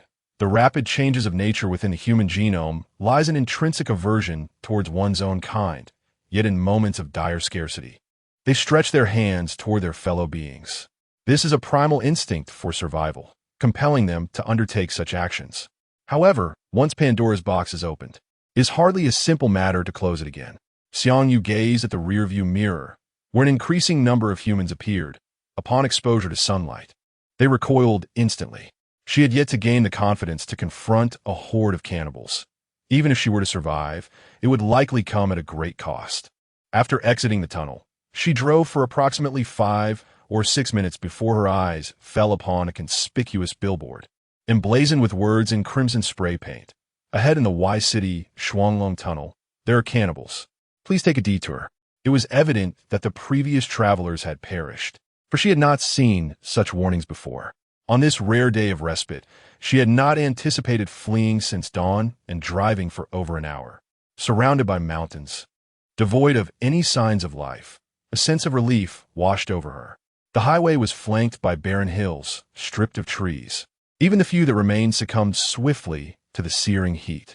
It was from this moment that the earth saw the disappearance of all green vegetation.